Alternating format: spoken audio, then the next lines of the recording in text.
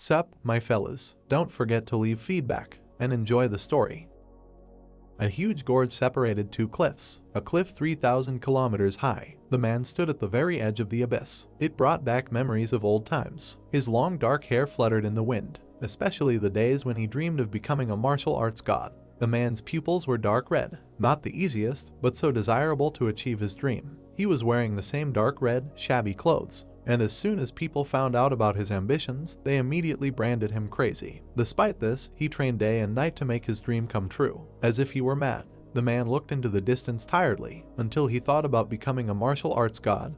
He considered his training excessive, but now he realized that it was not enough. Another man appeared behind him, and he shouted that he was a mad demon. The man with red eyes turned his head, the left hand of the demonic cult of the guiding light. There were several warriors behind the newcomer. He galloped to make him stop their time, demanding the return of the heavenly pearl that he stole from the cult. Shining Light, officer of the demonic cult. The hero looked into his eyes. Didn't Shining Light understand what he was telling him just now? The officer looked at the man. What would the story he was telling change? His end had already come. He had been running from them all this time, but now there was nowhere else to run. The hero took a small red object out of his pocket and put his hand out over the abyss holding it. So this is the heavenly pearl. Holding it in his hand, he looked at everyone, asking if he could throw it to him. Shining Light apologized and asked him to continue the story. The man turned to face the cliff and squeezed the pearl in his hand. He is an expert in mind games, tricks, strategy, traps, and lies. Therefore, it is simply impossible for him to take the bait.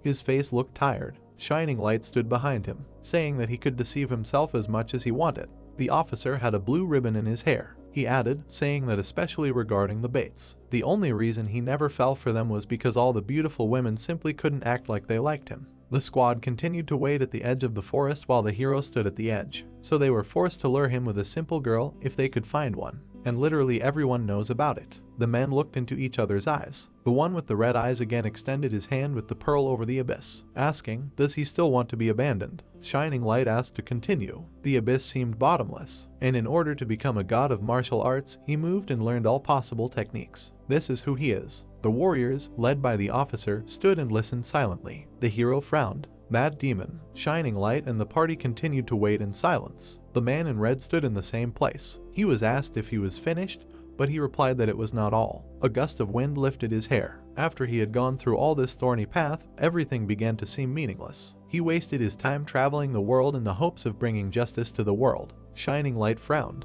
Justice, so this is him, the most wanted enemy of the Muram Union. He is even higher than Shining Light on the wanted list, even though he is a member of a demonic cult. Wasn't this orthodox sect the first to call him Mad Demon? The hero silently raised his hand with the heavenly pearl and frowned. Maybe he should abandon it after all. Shining Light sighed, apologizing if this angered him. Mad Demon only looked at him thoughtfully. He stood in front of the party with one hand behind his back. He said that he found it quite entertaining to see how he, as Shining Light, controlled his anger. The man with the blue ribbon in his hair bowed his head. Mad Demon said that he had killed hundreds of elite soldiers of the demon cult while they were chasing him, but he still controlled himself. Shining Light frowned, replying that just because he had a mouth, it didn't mean he could use it as he pleased. Silence fell between the men. Mad Demon seemed to smile slightly. This bloodlust. Of course he wanted to kill him. The man respected his decision and would finish it with a fight. He extended his hand over the cliff again, making the officer nervous. But first, he should throw the pearl off the cliff so that it wouldn't interfere with their fight.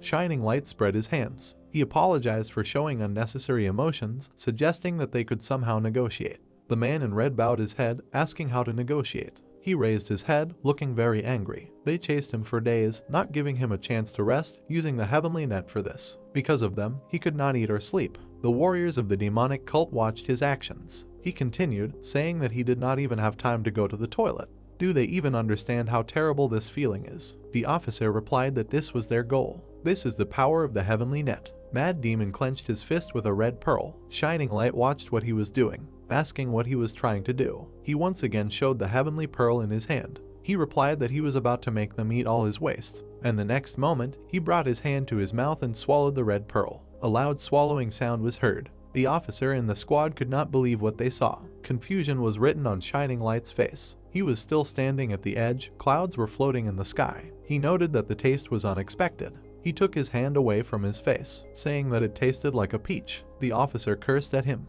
Mad Demon looked at him silently, then he just smiled slightly. Looking at his reaction, it seemed that this decision was correct. Shining Light frowned, veins appeared on his face. He screamed in anger, ordering to kill him without giving him a chance. The man put out his hand, the rest of the warriors rushed to attack. He would personally grind him into dust and present him to their leader. The warriors drew their swords and ran at Mad Demon. He spread his legs wider and took a fighting stance. The first warrior raised his blade and attacked, but the man in red dodged and counterattacked with force, hitting him in the stomach. From the blow, he flew back, but the other one attacked. Mad Demon was behind him and hit with his elbow. At that moment, the rest of the warriors surrounded him. The hero was able to dodge several attacks and was about to deliver his own. One of the attackers noticed this and became nervous. He spread his fingers wide and quickly struck several enemies. The attack was so strong that it threw them back, raising a column of dust. They fell to the ground with a crash. Mad Demon stood in front of them with his hands down. Raising his head, he looked at the new enemies in front of him and turned to Shining Light. Their gazes crossed. How long does he plan to let his subordinates die? He spent whole days trying to discredit the hero. Doesn't he think it's time to come up with something new? The officer frowned, answering that he would personally kill him. He began to walk towards Shining Light, giving the order to his men to retreat. The hero looked at him tiredly, saying that he was so self-confident. Why didn't he fight him earlier when he was full of strength? Shining Light rushed at him, charging an attack in his hand, demanding that he close his mouth. Mad Demon bent his knees. A bright yellow glow appeared on his hands. He held out his hand with his fingers spread wide, shouting for him to show himself. A barrier surrounded the officer. The blue glow in his hand became even brighter. Blood flowed from the hero's mouth. Gathering all the strength in his torso, he opened his old ones from earlier. A bright glow also appeared in his hand. He shouted that he would take it with him to the next world. The men almost came together in an attack. Having touched their hands, a bright light appeared, so bright that it blinded the warriors standing nearby. A cloud formed, the edge of the cliff crumbled. Mad Demon flew out of the cloud. As he flew, blood flowed from his mouth. Was the officer so strong that he was unable to deal with him in such a state? A lot of blood gathered under Shining Light's feet. He stood holding his mutilated hand, thinking that Mad Demon was much stronger than they thought.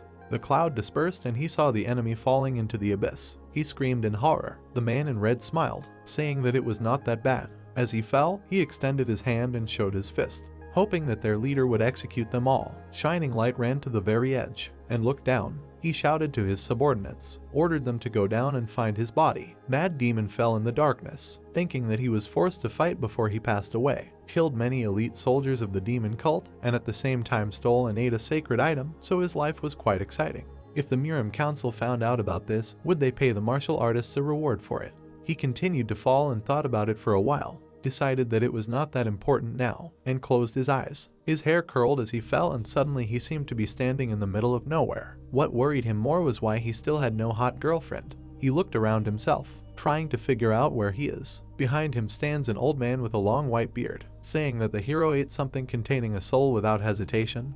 He must be completely abnormal. His feet did not touch the floor. Mad Demon looked at him in amazement, saying that the old man was incredibly strong. He smiled. It was not that important now. The heavenly pearl he had just eaten contained countless souls of the greatest martial artists. They were standing opposite each other. Now, the souls that could not ascend would merge with his own soul. The old man looked at the hero. If he fell asleep, the souls would immediately wake him up, and if he ate, the souls would share the essence of the food with him. The old man frowned his thick eyebrows. They would also cling to everything he did not touch. Mad Demon looked into the old man's eyes. He said that his Kai would always be rampant. He happily raised his hand, saying that he liked it. The old man looked at him strangely, thinking that this guy was completely stupid. He really thought that Kai overload was a good thing. The white-haired man kept his hands behind his back, just asking him to ask. He tilted his head and glared at him. Why did he swallow the heavenly pearl? The guy was shocked. He felt like he could kill him with just one look. He looked at the old man with a confused look, who was glowing. His power was beyond his senses, and if he didn't give him the answer he wanted, he would be crushed into dust. The old man frowned, demanding an answer without any tricks or lies. Mad Demon looked into his eyes, saying that he didn't want to eat him, but only wanted to make sure that the head of the demonic cult wouldn't eat him. He looked carefully and asked again. The hero still tried to hold on confidently. He hated their leader. He didn't perceive other people as such. If someone like him were to gain such power, Mad Demon didn't even want to think about it.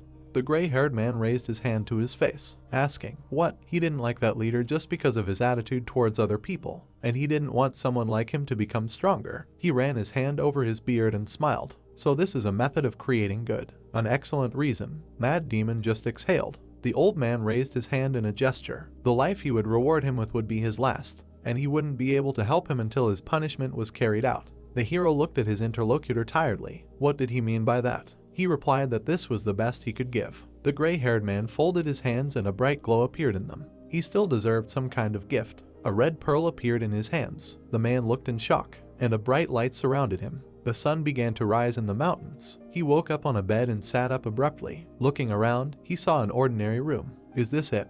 Next to the bed there was a cabinet with various things. The hero looked down and thought, the hotel where he lived as a child. The man put his feet on the floor and inhaled. The room looked completely ordinary. On top of the cabinets there were vases and scrolls. This was really his room and it didn't look like a dream. He put his hand to his face and thought, what happened? The hero raised his head. He was about 20 when he lived here. Suddenly he realized something.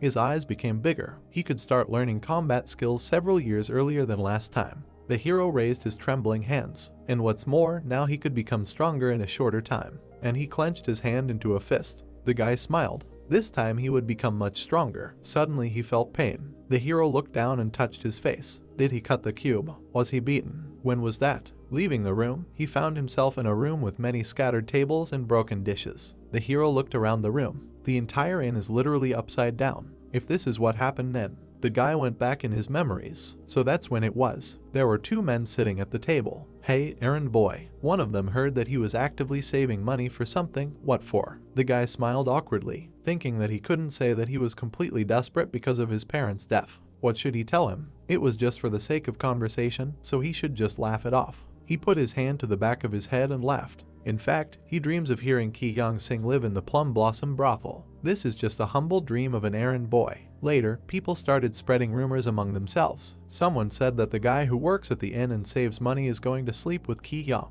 Another person whispered to his friend, said that he was crazy. No wonder he's always looking for ways to make money. What a loser. Lee Jaha stood there, lost in thought. He'd just joked about Ki Young, which was popular in Ilian Prefecture at the time. And then rumors started spreading. Lee Jaha put his hand on the table next to him. Looking at the current state of the inn, he could definitely tell that he'd been transported to that time period. Everything was in pieces. The hero bowed his head. Just remembering this made him furious. They beat him up and looted the inn just because of this. The guy moved on, deciding that he'd first study his body thoroughly and then decide what to do next. Lee Jaha returned to the room and sat on the floor. He folded his hands at his stomach and closed his eyes. Well, he should study the art of the steel lands he used back when he was Mad Demon again. A yellow light lit up his face. A bright ball appeared in his hands. Kai, the guy frowned. Where did his body get the Kai from now? At that time, he had no Kai. Lee Jaha kept his eyes closed, and immediately a huge amount of Kai energy flowed from him. He did not know why, but he thought that he was very lucky with this. Still, he decided to hurry up and quickly learn the art of the steel lands. Sweat began to appear on his face. The sun was setting behind the mountain range, until it was completely invisible. The guy opened his eyes, and looked at his hands. He could not believe it.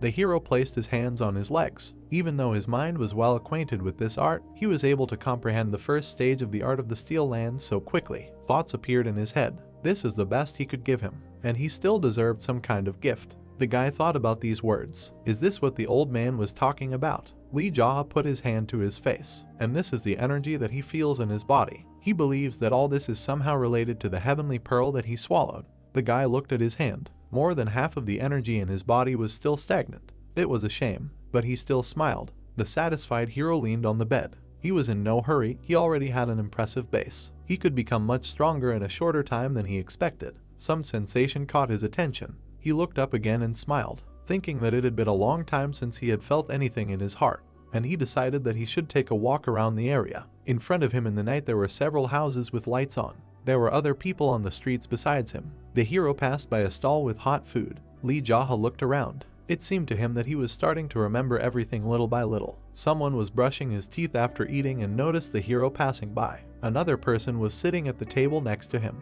He asked if this was the guy from the hotel. The second was surprised that he was still alive. Other people also paid attention to him. Someone heard that he had been beaten up a couple of days ago, but he is quite strong to walk around so freely. Another said that he is a loser. Lee Jaha passed by the old woman with his hands behind his back, thinking that he was like that before. Everyone neglected him just because he was an errand boy at the inn. Lee Jaha frowned. The more he thought about it, the more irritated he became. The hero stopped abruptly. In front of him stood a house with white walls. He raised his head and looked at it. This place, wasn't this the Plum Blossom brothel? Lee Jaha remembered lying on the floor while 4 men kicked him.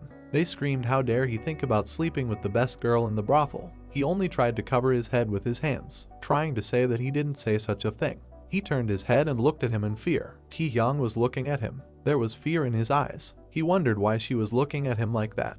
He didn't say such a thing. They continued to beat him. Later, he returned to the hotel and opened the door, and powerlessly fell to his knees. The people behind him were discussing that he had recently been beaten. Tears appeared in Lee Jaha's eyes. He did not understand why. What had he done wrong? Remembering this, the hero put his hand to his head. Even Mad Demon had such times, and he smiled, thinking that he had returned at the perfect time. He looked at the red lantern above his head, deciding to put everything in its place. He heard someone's voice behind him. They asked him what he was looking at. He turned to the guy who had approached him. He asked if he was really planning to set fire to the Plum Blossom brothel. The interlocutor frowned. Lee Jaha looked at him questioningly. He asked if such a cur was capable of even lighting a match. After all, the hero was not capable of anything except crying. The man came close to the guy. He said that he had recently been beaten, but he saw that he was completely fine.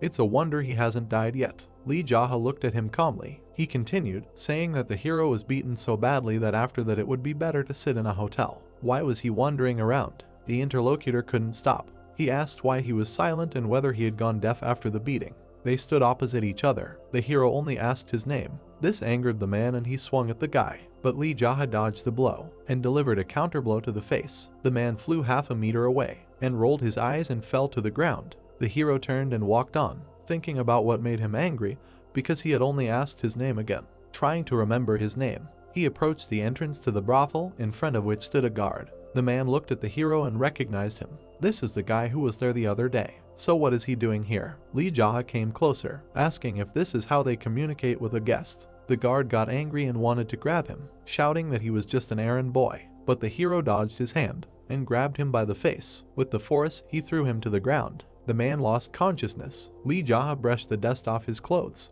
He walked past the lying guard, saying that this is terrible guest service. Doesn't understand they're thinking about service. The hero grabbed the door handles. The guests were sitting at the table. They were being served food and drinks. He opened the doors wide and smiled. Everyone turned to face the entrance. He shouted what they were doing and demanded that the visitor be served. People looked at him in confusion. Someone with white hair was watching him from the stairs. The hero was pleased with himself. He stood at the entrance with his arms wide apart. Someone asked if he was the one from the hotel. The waiters were talking among themselves. Did he lose his temper after being beaten up a couple of days ago? 2 guards approached Lee Jaha. One of them asked him if he knew where he was. The hero smiled, looking at him. He replied that he was in a place where he could afford to drink. Did they think he would come in here without realizing it? This answer angered the guard. He had already raised his hand, but someone's voice stopped him, telling them to let him in. The men turned around in surprise. The voice added that it remembered this guy. The man with white hair looked at the hero with a smile. Cha Sung-ti, the manager of the Plum Blossoms. Leaning on the railing, he pointed with his other hand towards the bar. He said that they couldn't throw out a customer who came to them for a drink. A guest is a guest. Lee Jaha raised his head and looked at him. He turned his head towards the guards. They moved away. The hero walked further down the corridor. Cha Sung-ti ordered that they bring him a good drink. He walked to the stairs and climbed the steps. When else would he have such an opportunity to visit such a place? Let him be well served. The waitress behind him bowed. The staff replied that they understood everything. On the top floor, a guy met him and gestured where to go. It was a private room with a table and a sofa a little further. The waiter folded his arms across his chest and asked what he would like to drink. Lee Jaha replied that he had never been to such a place and asked to bring the most expensive thing they had. This angered him. He demanded that the hero watch his language. The same one sat comfortably at the table and asked why he should watch himself.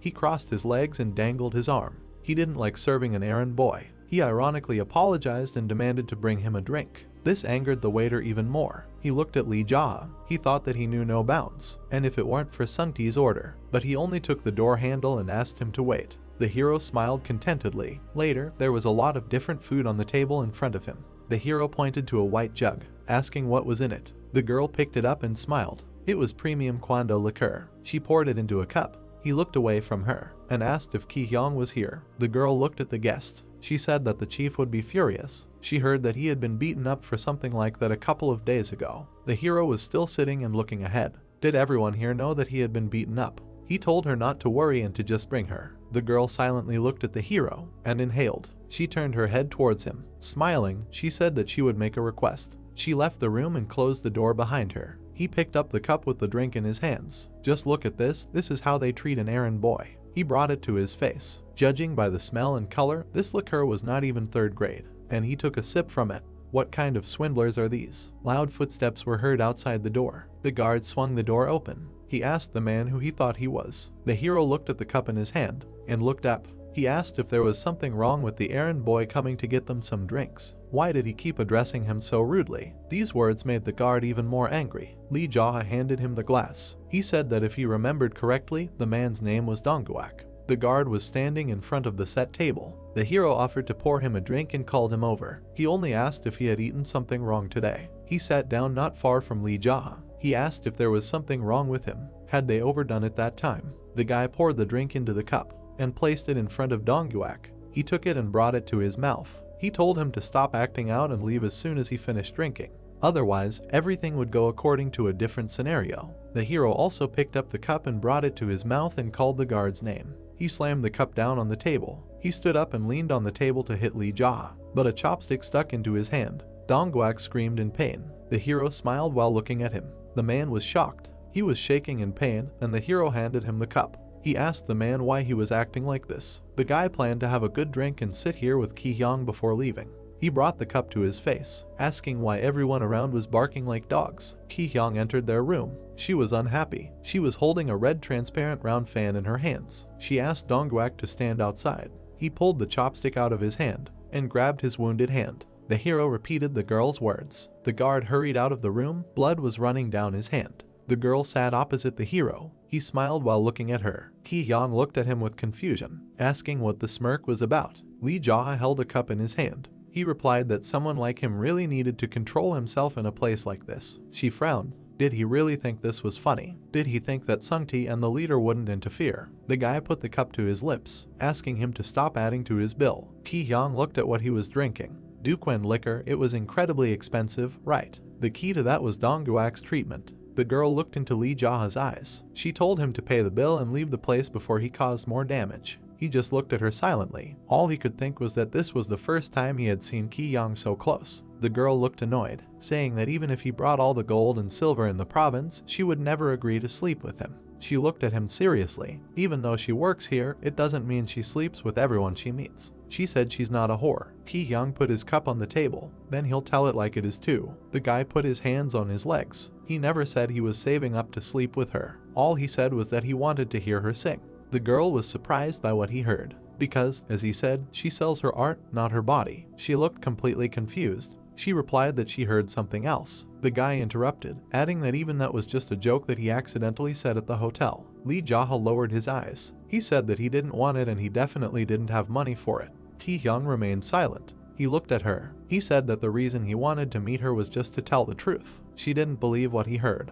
He pointed to the exit. He picked up another cup and repeated for her to leave. Her eyes widened at these words. 3 guards rushed into the room. One of them looked at the hero and said his name. The girl stood up from the table and looked at the men. One of them said that he came here for his death. The other frowned and suggested taking him outside, so that later they wouldn't have to wash his blood off the walls. The liquor poured into the cup in a thin stream. Lee Jaha held the jug over the table, asking to finish the drink before they started. The men were surprised by such a reaction. The guy brought the cup to his mouth, asking what manners and saying that he was sure that they could kill him at any time. Isn't that so? All 3 froze in shock and laughed loudly, telling Ki-hyung to stay outside. They sat down at the table with the hero, noticing that this was his last cup. The guards laughed looking at the hero. One of them said that Lee Jaw had a lot of courage. He came here with his head held high and even called Ki-hyung. If he had known earlier, he would have been rude to him last time, and he regrets it. The 2 men sitting on either side leaned towards each other, but now that they know this, they can give him a good beating.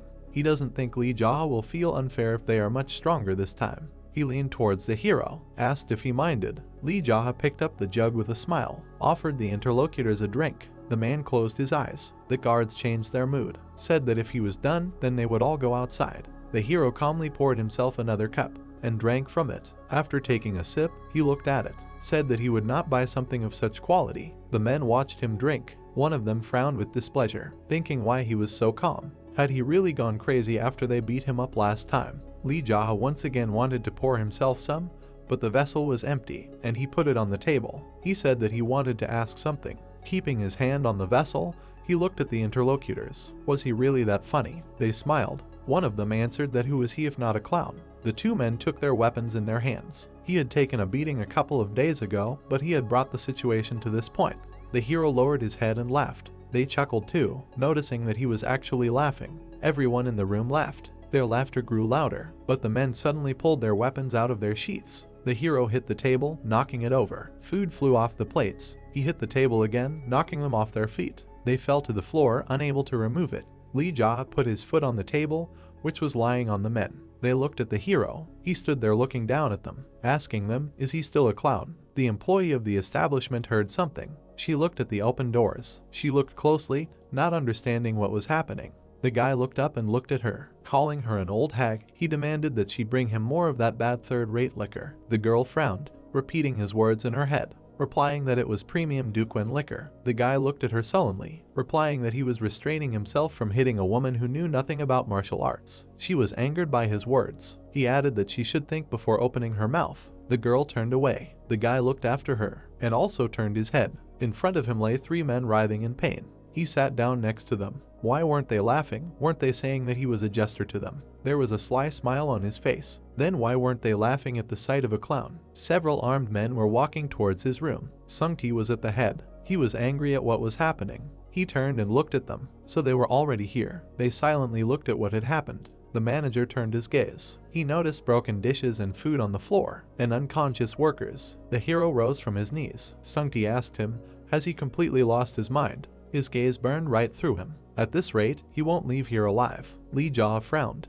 Will he die? The blonde looked him in the eyes and answered positively. They stood looking at each other. The guy smiled. What angered the manager? Is he laughing? And he rushed at the guy. He tried to hit him with his palm, but he dodged the attack. Lee Jaha was holding a jug from his drink in his hand. Sung-Ti managed to notice it, and it immediately smashed on his head. The shards flew apart, hitting other people. Blood flowed onto the floor. The blonde covered his face with his hand. The employees were worried about their boss. Lee Jaha stood and silently looked at them. He looked at everyone and asked if anyone else wanted some. A gleam appeared in his eyes. The other guards began to get nervous. Drops of blood fell on the floor. Sung-Ti covered the wound on his face with his hand, saying that the hero really wants to die. He grabbed the sword and started to take it out of its sheath. But he stopped when he heard the guy's words. The guy told him to think before he acted. He looked into his eyes, adding that if he completely bares his sword, he will die. The blonde was visibly nervous. He held the sword, thinking that this guy was not joking. What happened to him in the past couple of days? Lee Jaha put his hand on his belt. He asked if the most socially adapted person in the prefecture could hush up everything that happened here. There were shards of broken dishes and furniture around him. Did he think that these three were lying here in food and drink because they were just unlucky? He looked at the blonde seriously, and did he seriously think that his eye was in such a state because he was lucky? Sung-Ti closed his eyes and thought. The guy did not take his eyes off him. If he doesn't want to die, then he should think about his actions. His voice became lower, or he can draw his sword and die here. Sung-Ti opened his wounded eye and looked at it. He still held the sword without taking it out of its sheath. These are not empty threats, he thought. His movements were not even visible. Sung-Ti sighed heavily. The staff stood behind him. He ordered them to go down and wait. The blonde put the blade back and put it in his belt, asking what Lee Jaha was up to. It didn't seem like he would leave after finishing his drink. Sung-Ti adjusted his clothes. Does he want to get an apology from the owner for what happened a couple of days ago? The hero put his hand to his chin, saying that it sounds good. If he wants an apology, Joga, will the owner come himself? Sung-Ti nodded and extended his hand. He will call him himself. The guy looked at the wound of the interlocutor, asking how his eye. He wiped the blood with his clothes. He replied that it looked like he could see with them. Really? But he thought he was going to die when they were beating him. Sung-Ti looked at him silently. He went out into the hallway and ordered the employee to prepare a table in the next room. The blonde turned to the hero again, saying that if he was not going to kill these three, then let them heal. The city people are ready to kill each other for the slightest movement, right? Lee Jaha looked at him silently. The manager stood there with blood smeared on his face, thinking that his expression changed when he did something like that. The hero turned away, saying that he did not mind. Other guards picked up the wounded and carried them away. Later, they were sitting in another room at the same table. Sung-Ti put a cloth to his face, wondering what kind of mess just came out of nowhere. Lee Jaha looked down. The interlocutor asked if he had been lucky anywhere else. There was a vessel on the table that was different from the one he drank from. The hero looked at him. Sung-ti took it and smiled, said he would fill his glass. It was top quality Daquin liquor, so it should taste very good. The drink filled the glass. The guy looked up, asking if this was the liquor they had brought him earlier. He frowned, said that they had brought him some nonsense earlier and called it top quality Daquin liquor. The blonde looked down and said nothing, but he smiled and poured the drink into the glass. They must have bought third-rate bottles by accident. He should understand, this is business, they must profit one way or another. Both took the glasses in their hands. The hero demanded that the blonde drink it. He assumed that he wanted to know whether it was poisoned or not, and said he would drink first. Sung-ti drank the entire contents at once. Lee Jaha watched calmly. Putting the cup on the table, he exhaled. He raised his hand and addressed his interlocutor, asking if he was always so good at fighting. Never heard of his style. The hero silently brought the cup to his mouth and sipped the contents. He just always held himself back. His father told him never to fight. Sung-ti smiled slyly, thinking it was a lie. He smiled back and asked for forgiveness for everything that happened earlier. Since his subordinates were mocking him, the actions were understandable. The hero hid the cup under the table and looked into the eyes of the interlocutor, thanked for understanding. He bet on the blonde, who constantly smiled at him, said that he was starting to get annoyed by how arrogantly he apologized to him, and reached for the vessel with the drink. Maybe he should break a few of his bones to change his attitude. Sung-ti looked carefully and went down to the floor, resting his head on it, loudly saying that he sincerely apologized. His face almost seemed like the floor. He kneels in front of someone for the first time in his life. He is really sorry. Ki-hyung saw this as she entered the room. He stood up and turned around. She looked at him with fear, not understanding why he was so scared that he fell to his knees and bowed his head in front of the errand boy. And the wound on his face. The girl put her hand to her chin. Did he really lose to this kid? Lee Jaha noticed her, and she was here. The blonde looked at her sideways, telling her to pull herself together, asking if she could handle it. She silently approached the table. Sung-ti shouted and pointed his finger at a specific place. Is she stupid? Who said this was for him? Demanding that the vessel be put in another place. The girl approached the hero and trembled with excitement. She opened the bottle and began to pour the contents into a glass. Ki-hyung turned to her and called. Ki-hyung continued to pour the drink into the glass. The hero took the glass and brought it to his face. Raising his head, he looked ahead. Did she know that even an errand boy was capable of true love? These words surprised her, but the guy frowned and looked into the glass again. But this love had nothing to do with her, so let it go. The girl was shocked. She was ruining his mood. The confused girl looked at him holding the vessel in her hand. Sung-ti looked at her, telling her to get lost. The girl bowed and clenched her hands into fists. She left the room. Sung-ti looked after her with longing. She burst into tears only after hearing this, and again turned to his interlocutor. He pointed his finger at him. He had enough of this respectful tone. Moreover, because of the slit in his eye, he was becoming uncomfortable. He grinned and nodded, saying that he understood. Lee Jaw frowned. The blonde also frowned and smiled. They looked into each other's eyes. Sung-ti stood up and bowed. The hero said that he knew how to use a sharp tongue. In response, he thanked him. The drink was poured into the cup. The hero looked at the interlocutor, asking when the owner would come. Sung-ti took the cup in his hands, answering that he was currently serving experts from the Black Cat Association, so it would be difficult for him to come here right now. The hero took his cup and brought it to himself. This union, a gathering of swindlers. Sung-ti poured another drink. Yes, this union will establish itself here with the approval of the top. Therefore, the leader wants to show them his good side. The blonde looked into the mug. But because of what happened today, Lee Jaha drank the contents, asking that if he subdued his master, then Black Cat will have to break through to the local market themselves. The manager lowered his eyes. Confirming this, the guy put the cup on the table and looked at the interlocutor. What does he expect from him? Does he want him and the owner to drink and he will just quietly leave them? He frowned looking at him, asked if he thinks that this will solve everything. Sung-ti was still looking at the floor. He replied that he did not think so and asked what he wants. The hero raised another glass. If the owner and his workers serve the hero,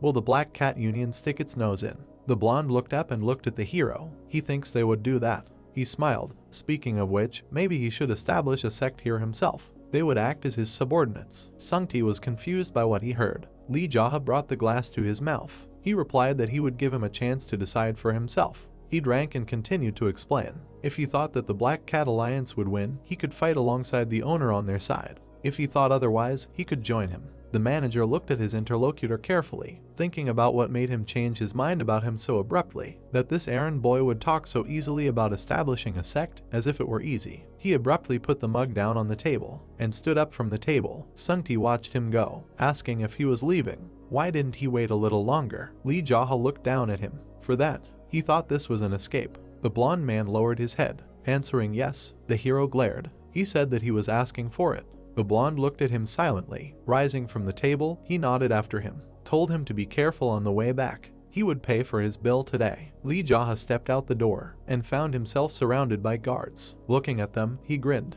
Everyone parted, making way for him. He told them to get out of the way, calling them cockroaches. The guards lowered their heads. The hero walked smiling. The guy went down the stairs, and some noise caught his attention. Where is that kid? One of the men was angry. How dare he raise his hand? The man turned around and saw the guy. He asked him if he was awake. The guard pounced on him with his fists, but then he got hit in the face. Having lost several teeth, he flew to the side and fell on the table, breaking it. The others who were there were surprised at what happened. Lee Jaha turned to the others. He said that they should seriously explain to him how things were going here. Otherwise, he would have to beat him up again. The other employees looked at him askance. He added that he shouldn't have expected anything else from them. Pleased with himself, he walked towards the exit. As he left the building, the hero waved at them. He said that the errand boy had a lot of fun today. The employees walked out and looked at him angrily. With a smile on his face, he left the brothel. The night sky illuminated the streets of the city. Something caught his attention. He looked at the sign with the silver dragon. Ti Yong was standing in front of the entrance. He should get a weapon if he wanted to fight Black Cat. The hammer struck the hot iron. The blacksmiths were busy with their work. One of them looked at the hero, vice chief of the Gwakyonggi Dragon Head Forge. Ti Yong stood in front of him with his hands behind his back. The errand boy from the inn. Was he here to pay off his debts? The blacksmith stood up from his chair. The man replied that he wanted to buy something. Yonggi asked again, a sickle or a kitchen knife? The man frowned and folded his arms. He said that he was looking at weapons for war. The blacksmith pointed at him. He heard that the man had been beaten up a couple of days ago. He should not let a hothead take possession of him and push him to his death. Ti Yong stood his ground. He told him to show his selection. The hero wanted something like a one-handed sword or a whip or a razor-sharp dagger. Yonggi lowered his head. He asked if he was going to use them together. The man frowned and replied that these were just his preferences in weapons. Why shouldn't he respect them? The blacksmith called his colleagues. He demanded that they bring the black dragon sword, the white dragon whip, and the cloud dragon dagger. He turned to the boy again. He said he liked the chicken noodles his grandparents made. He asked why he was such a bad cook. His taste was terrible. Behind them, the blacksmiths were working on metal. Now is not the time to talk about chicken noodles, Lee Jaha replied. Yonggi asked what he was talking about. Perhaps uniting the Murim, an ordinary errand boy. The hero looked at his interlocutor intently. The blacksmith looked into his eyes. Footsteps were heard. They had brought everything. The blacksmiths were holding boxes in their hands containing weapons. He could take as much time as he needed to evaluate them. The hero looked at the weapons and said that he was in a hurry to buy them all. Yonggi looked at the hero. He replied that he owed 19 yong. The hero asked again the price. The blacksmith said that since he was a local, he was giving him a huge discount. Lee Jia crossed his arms over his chest, offering to give him 50, and he would let him borrow them for a while. He would return them as soon as he was done with everything. This angered the blacksmiths. He replied that this was literally stealing. Footsteps were heard behind him. A voice asked what the noise was. Oppa looked in the direction of the voice. In front of them stood a huge, strong man, the chief master of the dragon head Chuliang. All the blacksmiths bowed to him. Yonggi introduced him to Li Jia. This guy was planning to go to war with the three brothers and wanted to rent a weapon for 50 nyack.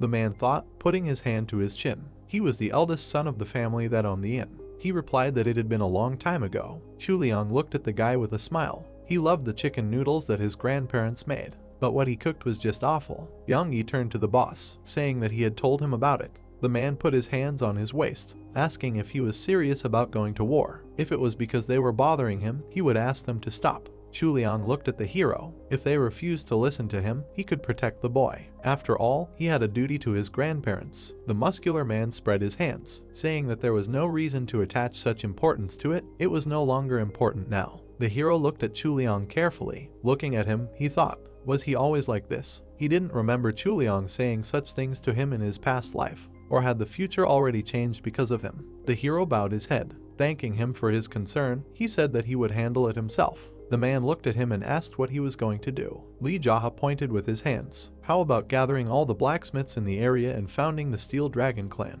Chuliang was surprised to hear that. Found a clan? What was he talking about? The boy looked into his eyes. If the brothers formed an alliance in the prefecture, they would extract a huge amount of money from them. And that was why he planned to establish a federation of clans in their prefecture and make sure that the Black Cat Alliance would have no power here. The man crossed his arms and asked again. The man replied that the brothels were going to form a clan. Chuliang frowned, and they, in turn, would ice the blacksmiths into the Steel Dragon clan. The guy looked extremely serious. The newly formed alliance of architects planned to submit to the brothers' sect. In return, he would unite all the labor layers into a clan to create an even larger union. Everyone silently looked at Lee Jaha. He clenched his fist. They would not have to pay him any tribute, and no clan would have to pay him or anyone else. Their goal would only be to ensure that no one stole from them. Chuliang scratched his beard. It sounded careless, but if you think about it, it makes sense. What did he plan to be called? The guy replied that it was possible to combine the place for the lower stratum and the dirty end. The guy frowned. It would be How Sect. The tall man stood silently. He put his hand to his face and thought. How Sect. He smiled after thinking. He was quite interested in seeing a simple errand boy trying to establish a clan. He is so loyal that he can take on his brothers on his own. The hero smiled. He replied that he would see. Chuliang turned to Yongge. He said to give him the weapon for free. He looked at the boy with a smile. He smiled back. They would continue this conversation if he survived. Later, he was sitting in his room. There was a sound outside. The boy opened his eyes. He looked ahead. Shovels were lifting the earth. In the yard, several people were digging the earth. A man in red was sitting at a table holding a dagger. The second brother, Cho Eagle. He turned to the hero. He said that he was going to call him after they finished digging a hole for him. He stuck the dagger into the tabletop. He frowned and looked at Lee Jaha. He ordered him to sit next to him. The boy frowned. The men were digging the earth behind the heroes sitting at the table. Eagle said that today was a good day for the Cho brothers. They had received approval from the Black Cat Union to settle here in Ouyang Prefecture. Jaha was silent, looking down. The man touched his forehead with his palm and continued that, however, a bad person who couldn't even cook chicken noodles properly had done something incomprehensible in their brothel, and what did he suggest he do about it? Eagle frowned and told the guy to give 3 reasons why he should stay alive before they finished digging the hole. Jaha closed his eyes, grinning. The brunette angrily asked, was he laughing? Looking at him, the hero calmly answered, why should he cry here? Eagle swung his sword, shouting curses, and then his expression became surprised. Jaha clutched the dagger with a slight smile. The man frowned, asked, what? The hero abruptly thrust the dagger into the man's palm. Squeezing the hilt of the blade, he asked to be allowed to ask something, to give at least one reason why he should leave him alive. Eagle sullenly pressed his lips together and thought that he was wondering what kind of guy had made a mess in the brothel. One of the men told the owner that they were almost done digging the hole. The man winced and ordered them to dig even deeper. In response, he heard agreement. He looked at the guy. Smiling a little, he said that apparently he had some kind of epiphany. He stretched his hand out to the guy, shouting congratulations. The movement of the white beam caused blood to appear on the man's hand. He looked at it splashing in surprise. Eagle looked ahead, amazed. Jaha pressed the blade deeper into his palm. Closing his eyes, the brunette screamed in pain. Trembling, he fell on the table, and the guy asked why he said he needed the hole. The opponent angrily exhaled and said that it was only to intimidate him. Looking at him, the hero said that he was lying. Eagle gritted his teeth as he pulled the blade out of his hand. Holding the bloody dagger, the long-haired man told him to tell him why he should be left alive. The man touched the bloody hand. Pointing the blade, the hero said that he could not think of a single reason. He knew it. He asked him, did he think there was a real reason why someone like him should be left alive? Looking sternly, Jaha continued that not only did he participate in the sale of people, but he also mercilessly killed when things did not go according to his plan. Among those he killed were acquaintances of the hero. Frowning, Eagle shouted that if he killed him, the brothers and the Black Cat Union would never forgive him. He coughed sharply in defeat. He looked down in defeat. A dagger was sticking out of the man's chest. The long-haired man who had thrown the dagger reminded him that he had asked for a reason to let him live, not to threaten him. Eagle fell face down on the table. Jaha looked at him. Then he turned away. The workers continued digging the hole. The hero said that they were still doing so. The man with the bandage on his face turned when the hero told them to stop digging. They looked at him in shock. Jaha pointed at the dead man and asked what they were so surprised about. He had been walking around here with a knife himself, and then he just went and died for no reason. The men looked at each other in shock. The one in front asked who he was. Jaha frowned at him and asked what he was talking about. He was the errand boy from the Zaha Hotel, of course. The man in front of him said what he thought. He knew that was not what he was talking about. The hero stood up, telling him to stop arguing, let them take off their masks. He wanted to see if he knew any of them. The men pulled their masks off their faces. With his hands behind his back, Jaha said that this was his first time meeting them in the prefecture. Were they from the Black Cat Union? The brown-haired man said no, they had only recently arrived in Ilyang Prefecture and had been working at the Plum Blossom brothel all this time. The hero frowned at them and told them to choose, either the three of them would die here and now. Pointing his finger downwards, he continued that either they would bury this corpse and return to their hometowns. The brown-haired man touched his chest and said that if he allowed them to live, they would simply return to their homeland. The bald man stepped forward and said that he could not return to his homeland due to personal circumstances, but he would never go near that brothel again. The brunette standing next to him said that he would too if he was allowed to live. Jaha waved his hand and told him to take care of the body and leave. The man looked at him and asked if he needed help in the kitchen. He fell to his knees, saying that he would have nowhere to make a living except at the Plum Blossom brothel. Jaha looked at the man and asked if he was a good cook, and when he heard that he was, he continued, could he make chicken noodles? Clenching his fist, the man said that it was easy, he was sure that he could make divine chicken noodles. Turning away, the hero said that it was okay, but for now, let him take care of something else. The brunette bowed, telling the departing hero that he understood and asked him to have a good rest. Jaha entered the room. He looked away. Standing at the door, he asked the man what he was doing here. Sungti smiled and said that he really was able to defeat Eagle. Crossing his arms, the brunette asked, did he seriously think he would die from someone like him? Did he hear that his eyes are okay now? The blonde pointed his fan at the bandage and replied that it was just a way to hide his face from the public. Waving his hand, he continued that he said that he hurt his eye, and after that, he ran away and immediately went to look for a doctor. Looking down, Sungti said that if he hadn't done that, he would have been buried next to Eagle, as he saw that he was quite useful and smart. Covering his eye, he asked, does he understand that? Jaha crossed his arms, exhaled, and said yes, good job. The blonde smiled and thanked him, saying that he had no other choice to survive. Then he became serious and asked how he planned to deal with the two remaining Cho brothers. Looking at him, the hero replied that he would kill them. He stood at the door, telling that if he continued to exist, the suffering of the prefecture would continue to multiply. Sungti nodded, saying that he understood. The main thorn now was Ilsum. He had to be especially careful when going to it. Jaha, without turning around, called Sungti. The blonde looked at him, responding. He was surprised to hear a request to buy food. They had liquor but nothing to eat with it, and asked what he was saying. They were just talking about Ilsum. The brunette turned to him silently. The blonde held a fan and asked excitedly, did the inn really not have snacks? He was surprised to hear the answer no. Sungti waved his hand, saying that this was a typical inn.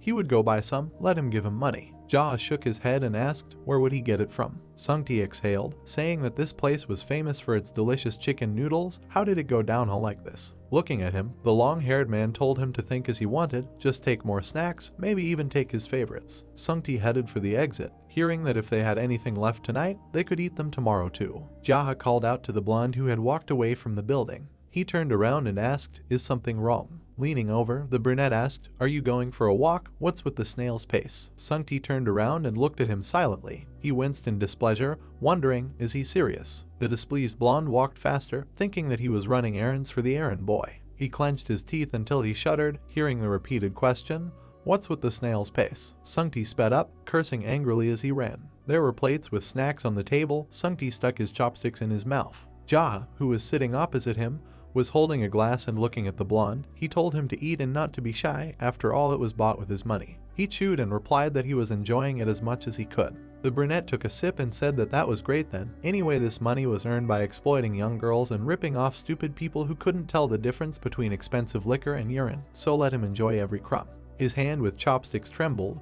Jaha looked up at the manager and asked, is something wrong? Is the food not to his taste? The blonde looked at him silently, then slammed his chopsticks on the table and took a sip of alcohol. Exhaling, he slammed the glass on the table. Looking at him, the brunette asked, is he angry? Sungti, who was sitting at the table, replied that yes, he was angry because the food he bought was just awful. The hero looked at him indifferently. The blonde took a piece and said that in any case, if Ilsum follows Eagle to the next world, the Black Cat Union will not ignore it. Looking ahead gloomily, the name said that if he is so worried about this, let him train to become stronger. He trembles over every little thing and does nothing, repeats the same thing, as if he has anything to do with it. Sung-ti looked at him silently and then closed his eyes, hearing the question, "What should they do?" The man winced, hearing the question, "No, what should he do? Stop talking nonsense." Angrily slamming his hand on the table, Sung-ti could not stand it and asked who he was. He did not believe that he was some kind of Jaha. This is all nonsense. He is definitely pretending to be a noodle maker. Looking at him gloomily, the brunette asked, "Did you want to die?" The blonde looked at him silently after hearing that maybe death would grant him enlightenment. Sung-ti stood leaning on the table. He looked ahead gloomily and then gloomily said that it doesn't matter, they will just kill all the villains from the Black Cat Union.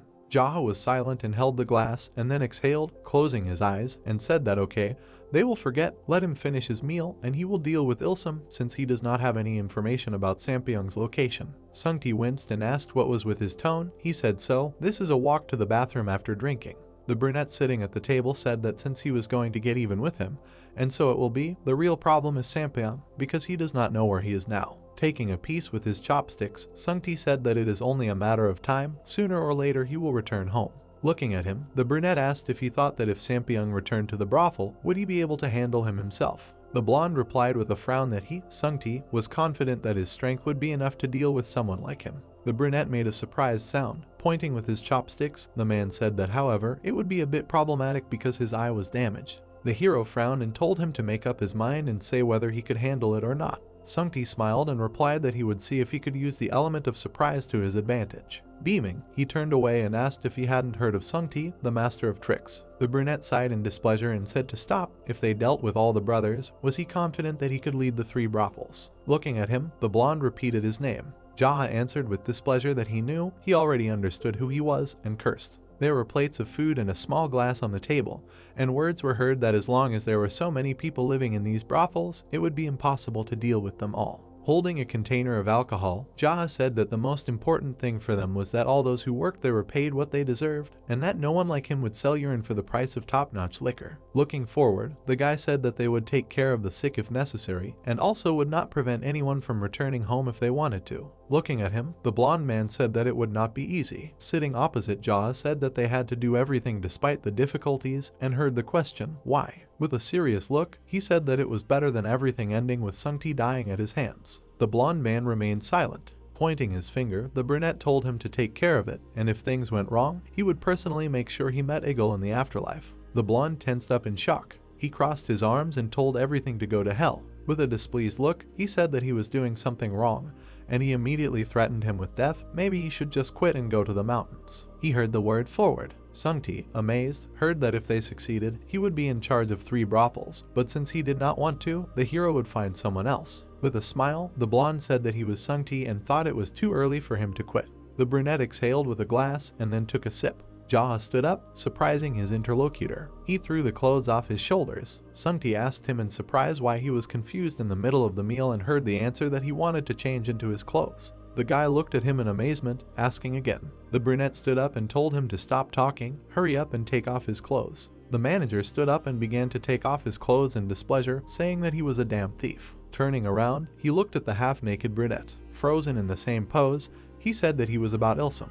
The brunette looked at Sung-ti, who clenched his teeth, who said that the damn thief should take his clothes and finish him off. Remaining in white clothes, he said that it seemed that Jaha was smarter than he thought. He turned away, raising his hand, and said that he did not expect that he would understand that he would not be allowed into the brothel in his rags, which attracted so much attention. In any case, he doesn't think they'll let him into the brothel even like this, they'll just stop at the entrance after seeing his face. The brunette's face was displeased. He silently glanced sideways at the undressing guy. Jaha tied his hair in a ponytail. Standing in his clothes, he asked how it was. Sung-ti clapped his hands and smiled, saying that he was amazing as always. Standing in front of him, he said that he looked almost like an errand boy. Looking at him, Jaha heard that it was better than he thought. The blonde ran around, examining him, and said that before that, he always wore old clothes and looked like a homeless person. If he were in his place, he would dress better. Jaha gave him a sharp slap on the back of the head, interrupting him, and then, standing next to him, told him to shut up. He replied that he understood. The brunette frowned and said that he thought he was being too kind to him, since his habits were showing. He hoped that the hint was understood. Sung-ti remained silent, displeased. Approaching the door, Jaha said that he would be back soon. The blonde asked to be careful with his clothes. He remained standing on the stairs while the hero left. The brunette walked away along the path. Sung-ti silently raised his head, then opened his eyes and wished him luck with displeasure. The hero approached a traditional building with a dark roof. The man bowed, greeting him. Jaha asked Ilsum here. The servant raised his head and asked if she was looking for the owner. He might want to know where he was from. The brunette looked at him and said that he was from the Black Cat Union. Let them take him to Ilsum. The man asked again in surprise and asked if he could find out his name. Jaha slapped him sharply on the cheek. Standing next to him, he displeasedly told not to waste his time and just take him to him. The servant lowered his head, apologizing. The doors to the room opened. The man pointed with his hand and asked to come in after him. Jaha followed the servant. He held his hands behind his back and walked up the stairs. The heroes entered the room. The man turned around and asked to wait here. He needed to notify the owner. The guy took a step and then sat down in the chair. He looked around the room and thought that it was impressive. Jaha rested his head on his hand and thought that he must have planned to host the Black Cat Union here so that the brothers could create their union in the world of Muram. The door opened. Ilsum entered the room, adjusting his clothes. The man frowned and said that he saw him for the first time. He stood in front of the hero and thought how dare he come to him at such a late hour. He looked at the indifferent brunette and thought how he laughed in his chair, not even thinking to greet him. Ilsum frowned and, apologizing for the question, asked how high his status was in the union hierarchy. Looking at him, Jaha asked who said that he was a member of the Black Cat Union. The man answered with displeasure that his subordinates. The guy smiled slightly and asked, did he really not know him? The man answered that it was the first time he saw him, and then his gaze became shocked when he realized that he was the guy running errands from the hotel. Smiling, Jaha answered that it was true. Ilsum clenched his fists until he trembled and asked, how dare he? Has he gone crazy with everything? And then he froze, shocked by the guess that he was still alive. He clearly remembered how his brother, leaving, said that he would deal with him. Jaha, sitting in the chair, asked his brother. He calmly looked at the man, saying that didn't he understand? He was here because his brother was dead. Ilsum looked at him in shock. Jaha sat in the chair and smiled. Ilsum stood in front of him. The man's face was distorted with anger. He growled, did his brother die at the hands of an errand boy? The hero indifferently opened one eye and said that the man had paid him a visit and ordered his men to dig a hole, so the boy decided to kill him. The man furiously rushed at the boy and told him to stop talking nonsense. The hero narrowed his eyes. The enemy swung. The boy extended his hand. Their palms touched. A huge force pushed the man back. Ilsum was thrown back. He flipped in midair and landed on his feet. The villain stared at the boy in shock. The man looked at his trembling hand and could not believe that he had lost in the aspect of Kai. The hero stood up and muttered that according to rumors, he was much stronger than he actually was. Ilsum gritted his teeth and frowned. He wondered how such a thing could happen. After all, the boy was just an errand boy from a local inn just a few days ago. Jaha looked at his opponent and asked why he was hesitating. He suddenly leaned forward and said that he would start himself then. The man shuddered and put both hands forward. The hero approached him, his hand outstretched. A glow appeared. The guy threw his enemy across the room with his blow. The man crashed into the wall, breaking through the doors. Blood gushed from his mouth. The guy stood with his hand outstretched. He was calm. There was still energy around his hand. The young man looked thoughtfully at his fingers. Blood dripped onto the floor. The hero approached the enemy, who was coughing, dropping to his elbows. The man tried to get up in rage. His body was shaking. He asked how the opponent used techniques like this. The guy looked down at him with disdain. Jaha grabbed the enemy by the throat and lifted him up. The brunette glared menacingly and said that it was really okay for bastards like them to learn techniques, and it was bad for an errand boy like him to do it. The neck turned blue from the hero's powerful grip. The man grabbed his hand and choked. The boy called him a scumbag and added that even after years of ruling this village, the way he chose to use other people's livelihoods to enrich himself made him scum. The boy looked at his opponent darkly. The man's eyes widened. He tried to stop the hero. Jaha pressed his enemy hard into the floor. The building shook. The people looked up at the ceiling in surprise. The servants went upstairs and found the battlefield. Their master was lying on the floor, and the boy was above him. The boy looked at them with displeasure and asked what they could do if they came when their master had already fallen asleep. He looked ahead carefully, then his face took on an ominous expression. The hero said that the leader of the Black Rabbit Alliance had changed his mind and it was decided to postpone the establishment of a sect in Ouyang Prefecture. The brunette stood up and said that he used Cho as an example if anyone was thinking of questioning the decision to establish a sect. The servants looked at him in shock and remained silent. The young man moved down the corridor. Everyone stepped aside. He demanded that they step out of the way if they valued their lives. The boy walked past confidently. Discussions and guesses were heard that he was the errand boy from the inn. The hero frowned. The men whispered. The young man stood with his back to them, holding a sword. He turned around abruptly. Jaha looked at them and said that he was the errand boy. The servants' faces distorted with hatred. The brunette looked at them darkly and asked if they were really angry that he was someone's lackey. The men sweated and looked at him nervously. The boy stood in front of them and said that if there were any here who wanted to join Ilsum in hell, he would send them. Everyone clenched their teeth and remained silent. The young man exhaled. They asked him why he killed the master. The hero turned and asked if he had a good reason to kill the people around him. He turned towards the exit. Everyone watched him go and remained silent. Sung-ti was waiting for him at the entrance to the hotel. The guy approached him. The man looked at the hero and asked why he had returned so early, because he was supposed to go kill Ilsum. The young man passed by. The blonde turned around. Lee Jaha replied that the villain was in heaven. Apparently, you can get there even if you committed crimes. The interlocutor exclaimed that this was a lie. The brunette turned to him and offered to see for himself if he did not believe. Sung-ti frowned and thought that only a moment had passed since he left. He looked at the guy's back and noted that there was not a scratch on him even after the massacre of Ilsum. The man narrowed his eyes and wondered how this degenerate had become so strong in such a short period of time. The guy walked through the hall. The interlocutor shuddered. The hero needed to make sure that everything was cleaned up before leaving, and generally keep the hotel clean. The blonde watched him go silently. He grimaced in irritation and thought how dare he order him to clean up. The man looked around in displeasure, looking for a broom. The hero was sitting on the bed in the lotus position. The guy thought that after settling urgent matters, he could train in peace. He closed his eyes and remembered the moment of the fight with Ilsum. The young man was becoming stronger much faster than he expected. He could not miss this opportunity. The brunette folded his hands and exhaled. Flames appeared in his palms, and his whole body radiated energy. Evening turned to night, and then the next day came. The townspeople on the streets were animatedly discussing the death of Cho Ilsum. According to rumors, he was killed by a boy from the inn. Cha Sung-ti passed by with a smile, covering himself with a fan. He reached the inn. The hero inhaled. He opened his eyes and looked at the energy emanating from his body. Finally, the guy conquered the tree kingdom. Now the young man is getting closer to the kingdom of darkness. Lee Jaha looked at his hand thoughtfully and thought that even if he had achieved this in his previous life, his comprehension was too quick and shallow. He clenched his fist and smiled. The brunette was sure that he could become stronger than he was then. His entire room was charred. Lee Jaha looked around and thought that it could be because of all the impurities that came out of the body during the advancement from the Wood Kingdom to the Dark Kingdom. The smell was also disgusting. The guy chuckled and noted that this stench was a sign of his progress. His body had become much cleaner than before. The young man looked towards the door. Cha Sung-ti's cry came from the corridor. He was perplexed by the stench. The man covered his face with his sleeve and said that it smelled like something was rotting.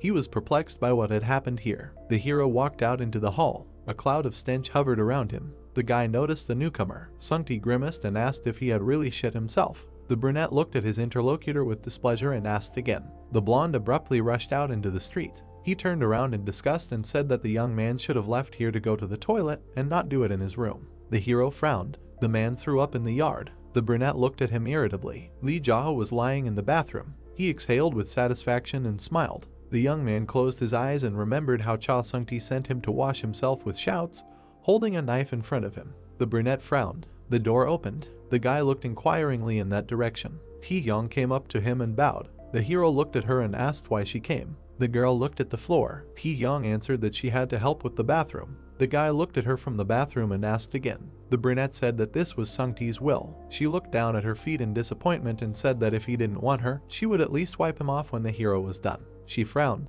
The girl looked at the young man in surprise. Lee Jaha said that there was no need to come here. The brunette calmly looked at his interlocutor and explained that she no longer needed to do such things, and he would explain to Cha Sung-ti himself. They looked at each other. The young man explained that she was not a prostitute who sold her body, but a hostess who met visitors. She needed to behave accordingly. The brunette turned away. He leaned on his hand and frowned. The hero thought that the blonde continued to force her to do something that the guy had not even asked for. The girl looked at him silently. She bowed and thanked him, and also apologized for what happened earlier. The guy did not look back at her and replied that it was all in the past. Ki-hyung raised her head and asked why he had turned a blind eye to the beating that time if he was so strong. The young man turned to his interlocutor and replied that it was necessary in order to use it as a pretext for revenge later. The brunette frowned and said that when it came to a gentleman's revenge, 10 years was a tolerable period. But when it came to an errand boy's revenge, the countdown began from the moment of the beating. The girl looked at him in surprise and asked if there really was such a saying.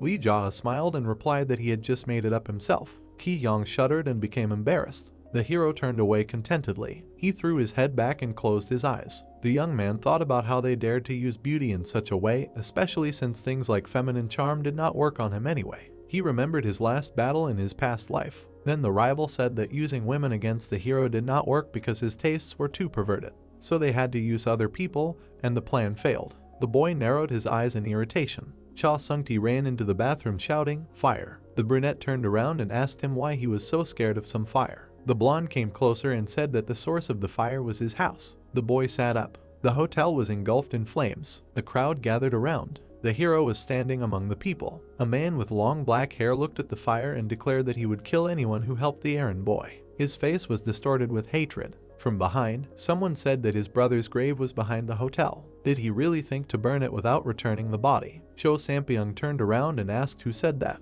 The hero came out of the crowd. The man looked at him in confusion and asked who he was. The boy frowned and asked what was wrong with the interlocutor that he dared to do such a thing. Sampyeong looked at the young man with confusion and asked if it was Lee Ja. A man in a hat approached him and asked if it was him. The brunette answered in the affirmative. The man in the hat looked at the instigator with displeasure and asked if he had been brought here to kill some errand boy. Sampyeong looked at him in surprise. The man stood in front of him and asked if his brothers were planning to establish a sect in Ilyang Prefecture, and they were having trouble with just one errand boy. The hero watched with interest. The man looked menacingly at Sampyeong. He was taken aback. The man said that if he had to swing a sword for some brat, the entire Miram world would laugh at him. He looked menacingly at his protege and ordered him to deal with him himself. The brunette shuddered and clenched his teeth. The man in the hat said that if the man's abilities were so insignificant and he was unable to deal with someone's lackey, then reuniting with his brothers would be the best option for him. Cho Sampyeong sweated and tried to object. The hero came closer and confirmed the man's words that he should have at least a bit of common sense. The boy looked at the enemy and demanded to fight him instead of forcing others to do his job.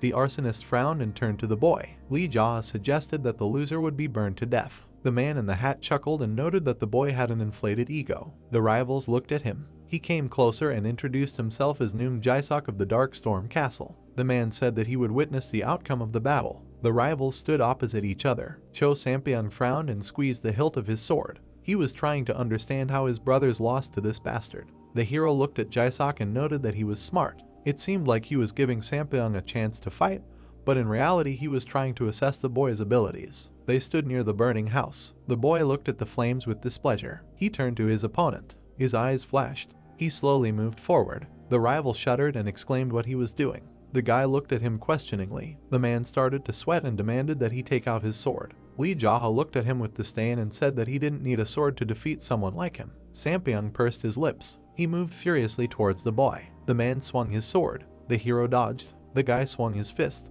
Then he struck the opponent in the side. He coughed. He was thrown to the ground. The man groaned. The guy looked at him and demanded that he not overdo it, because he wasn't even fighting at full strength. The enemy gritted his teeth and turned around. He made a sharp lunge with his sword. The blade stopped next to the hero's face. His eyes flashed. The guy said that the opponent was careless. The brunette grabbed the enemy's hand. He couldn't move. Lee Jaha looked at his opponent with disgust and said that his brothers were the same, but they were stronger. The man started to sweat. The boy's eyes flashed. He said that it would be best if neither brother returned to the village. The hero snatched his opponent's sword and quickly slashed. Blood spurted. The man turned pale and sank to the ground. There was a deep gash on his chest. The boy stood and watched as his defeated enemy fell to the side. His gaze was cold-blooded.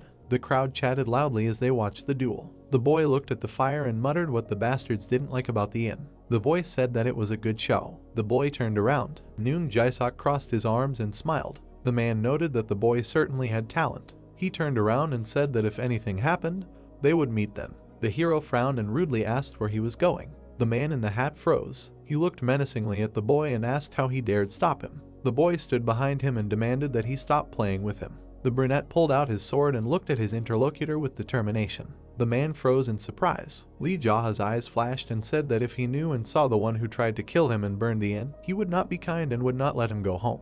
Jae-sok abruptly started to run. The guy looked at him in bewilderment. He pushed off with his foot. Several jumps. The young man landed in front of the fugitive. The man clenched his teeth and folded his arms to attack. Jae-sok lunged and exhaled, directing energy at the hero. The guy stood with his back, then turned around. His eyes reflected the approaching attack. He cut the air with his sword. A thin cut appeared on the opponent's face. The young man looked gloomily ahead. The man turned white and lowered his hand. A cut stretched across his entire body. Blood spurted from it. Noong Jae-sok fell to the ground. The hero stood above him and watched. Night. Flames rose to the sky. The inn was burning out. There were 2 corpses in front of the young man. The crowd was watching. People were terrified. Cha Sung-ti stood among them. He narrowed his eyes and pursed his lips. The blonde thought that Cho Sampyeong had now departed for the other world. The man looked at the body of Noong Jae-sok. Sung-ti frowned and tried to understand who it was. Cho's servants cowered in fear. The hero looked at them and asked who gave the order to burn down someone else's house. They stared at the young man. The boy was approaching.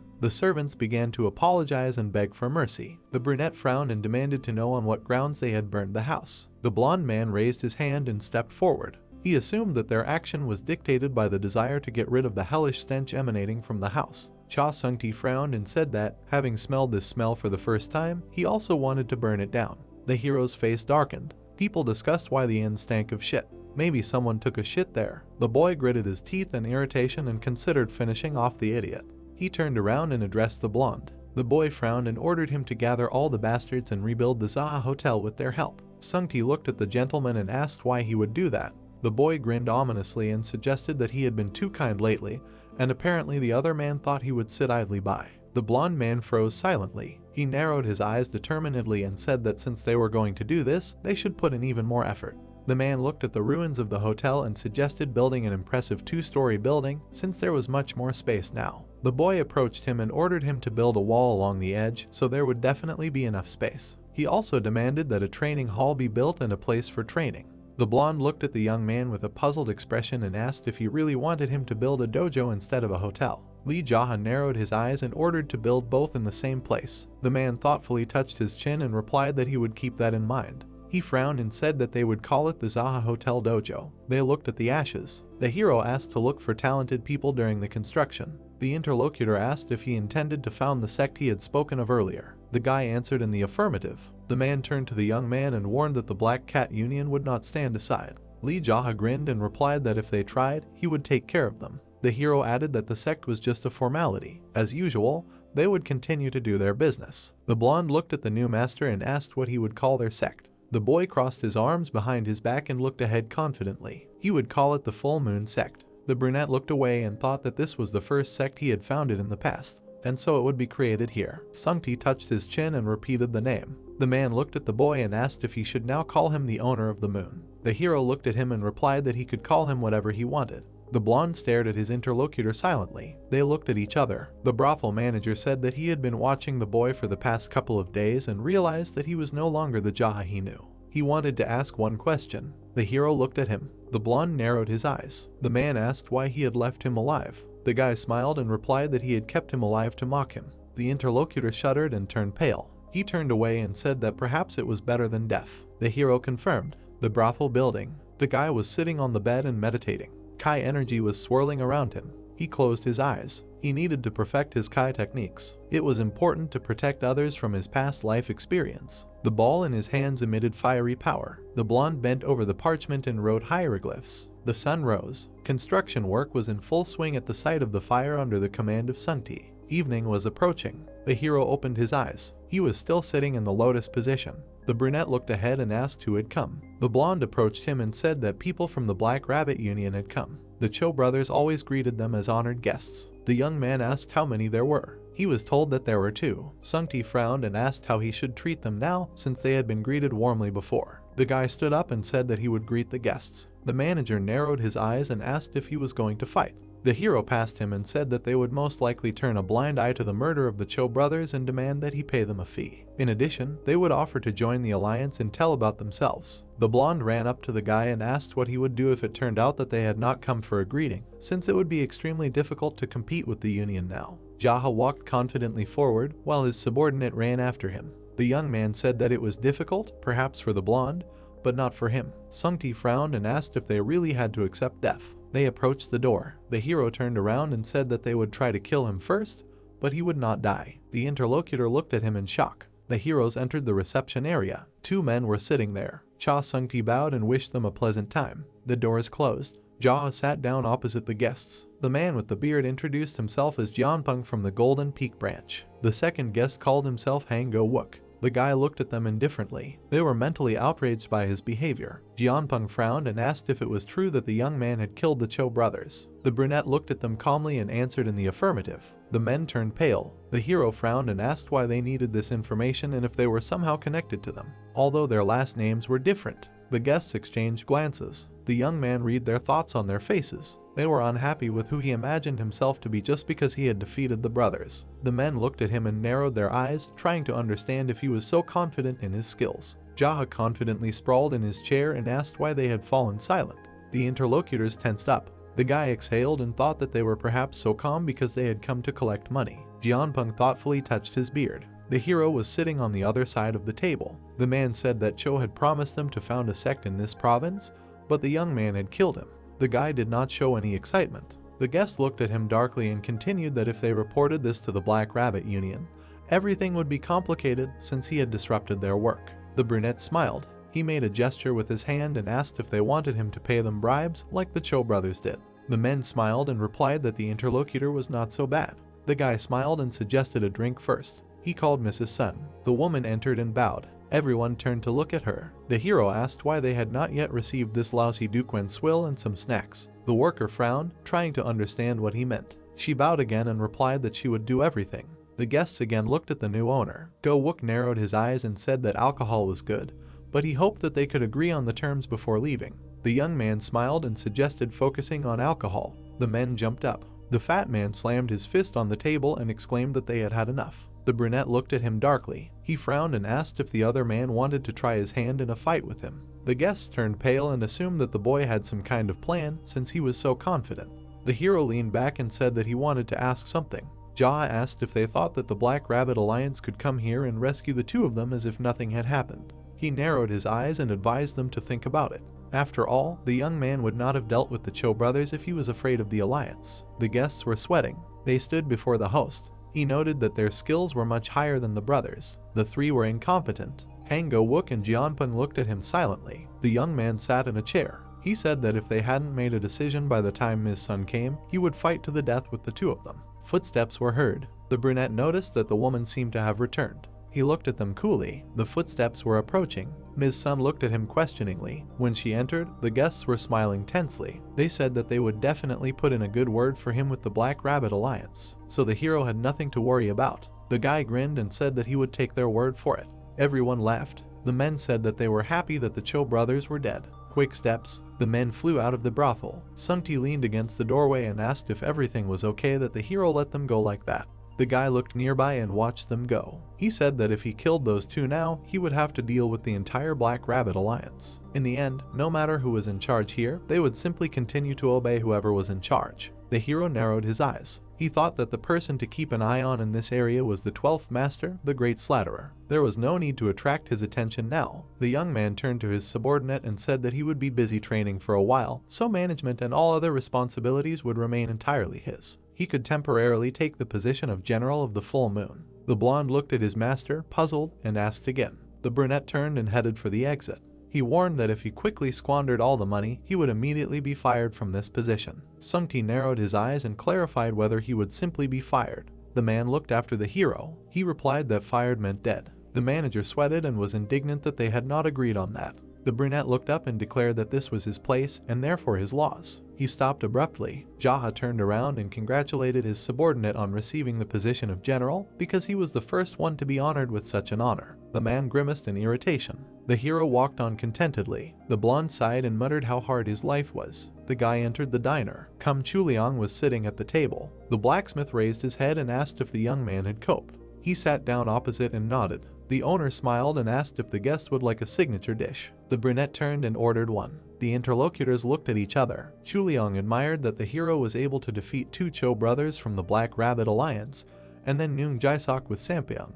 The guy looked at him calmly. The man wondered if the Black Rabbit should not be chasing him after that. If that's really the case, then wherever the hero goes, many people could die. The young man frowned and wondered if he had always been like this. Even in his previous life, he had had problems with the Cho brothers. He regretted not having returned the favor back then. The men sat opposite each other. Jaha said that although they were probably not in any danger now, one way or another, the conflict would surface in the near future. Moreover, he was going to attack them himself, so everything was fine, others should not be harmed. The blacksmith frowned and asked if the boy was really going to defeat the black rabbit alone. He answered in the affirmative, although he knew that it was hard to believe. The red-haired man tugged at his beard and said that he still couldn't get it, that the hero had defeated 3 brothers alone. He laughed and told the boy to remember the taste of today's cooksy so that he could definitely treat him to it later. The brunette looked at his interlocutor with displeasure and was indignant that he was forcing the poor man to treat him. The man crossed his arms and noted that the young man was the owner of the Zaha Inn. The cook put a plate of noodles on the table and asked if they were employees of that place. The hero nodded and added that he thought Dukesu's brother was too.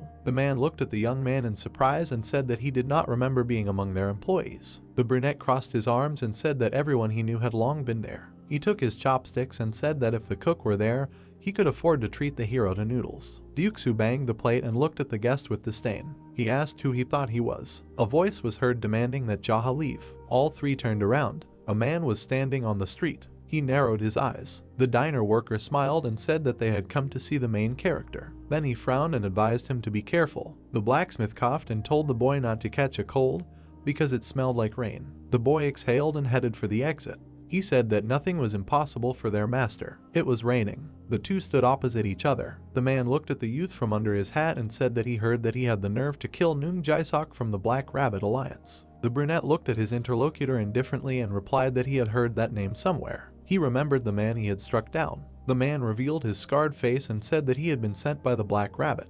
The boy frowned. It was the 2-eared phantom Seonwoo who had attacked and killed him in his past life. The hero stood opposite the man and thought that he was so young but already had a serious nickname. They looked at each other. The man asked why the boy had killed Noong Jae-sok. The brunette replied that the reason was that he had burned down his house. The interlocutor smiled and said that he understood his motive, but he had buried himself with it. The guy was holding a sword in his hands. He asked if the guest thought that by killing the young man, everything would be in his hands. His eyes flashed. Jaha said that the opponent had been deprived not only of hair, but also of brains. The man's face was distorted with hatred. He said that before grinding the guy into dust, he needed to teach him a proper lesson. Lightning flashed. The bald man drew 2 swords and rushed to attack. He cut the air with his blade. The hero dodged. He swiped his foot across the ground and sent a splash of water towards the enemy. The man covered himself from the mud and frowned. The boy was attentive. He thought that the 2-eared phantom was actually 2 people, not 1. Surely, if he was in danger, someone would immediately come running to save him. The brunette parried the attack with 2 swords with their sheaths. The bald man made another lunge. The boy jumped back. The hero took a few precise steps. He stopped and narrowed his eyes. Du Yongsu, who had been hiding all this time to deliver a crushing attack, was somewhere nearby. The boy would not let him hide any longer. Cha Sung-ti ran up to the boy. The hero asked him not to interfere and advised him to listen carefully. The blonde took off the bandage from his eye and threw it on the ground. Swing. Jaha dodged another attack. He frowned and warned his subordinate that there was another one hiding somewhere. The man shuddered and began to actively look around. There was a movement on the roof. A man with 2 swords and a scar on his face jumped down from there. He landed next to the bald man. The blonde frowned and noted that this was an unpleasant surprise. The hero smiled and thought that he had finally lured him out. Seonwoo looked closely at his opponent and said that he had known from the very beginning that there were 2 of them. The young man grinned. The bald man turned to his partner and warned that Jaha was not as simple as he seemed. They rushed to attack at the same time. Everyone carefully watched the enemy's movements. The bald man was called out. The villains froze. Sung-ti swung his sword and declared that he would be his opponent. The blonde frowned and asked if the enemy knew what his nickname was. The man gripped the hilt of his sword and added that there was no need for the one who was about to be cut into pieces to know that. He narrowed his eyes and exclaimed that it was time for him to get ready. The 3 of them looked at him silently. Sung-ti gritted his teeth and said that he might be sad, but after the blonde cut off his head, he would no longer have to worry about being bald. Seonwoo was furious. He cut the air with his sword. The brothel manager raised his sword to defend himself. An attack fell on him. The man was thrown back. The blonde was lying on the ground. The hero looked at him, dumbfounded. The subordinate did not move. The boy narrowed his eyes and demanded that the idiot get up. Sung-ti stood up in displeasure. The youth exhaled. The subordinate brushed the dirt off his kimono. Jaha looked at him and asked if he really thought that would work. The man was embarrassed and said that if it weren't for the rain, they would have definitely fallen for it. The blonde wiped away the dirt and muttered that the moment they let their guard down, he would cut off their heads with a precise move of the blade. The brunette silently condemned him. The villains grimaced with anger. The bald man hissed that they were fooling around right in front of them. The manager pointed at the enemy and noted that due to the lack of hair, it seemed as if raindrops were dancing on his bald head. Seonwoo was shaking with hatred. He cursed and swung his weapon. The blonde man flinched. The master parried the attack, shielding his subject. The enemies looked at each other. The bald man swung his other hand. The youth parried the attack again. The man bared his teeth. The hero turned and stood firmly. The killers watched carefully. The blonde man narrowed his eyes. Everyone stood in the rain. The guy was serious. Since he returned to the past, this was the first time he felt something like this. The young man smiled and thought that fighting was so fun. Yangsu frowned and noticed that his opponent was gritting. The hero touched the hilt and drew his sword. It was radiating energy. Jaha swung the blade. His eyes flashed. The sword was glowing. Everyone looked on in shock. The ward frowned and noticed a scarlet light enveloping the blade. The enemies stared at the energy of the sword. The hero stood in front of them. The bald man turned to his partner and nodded.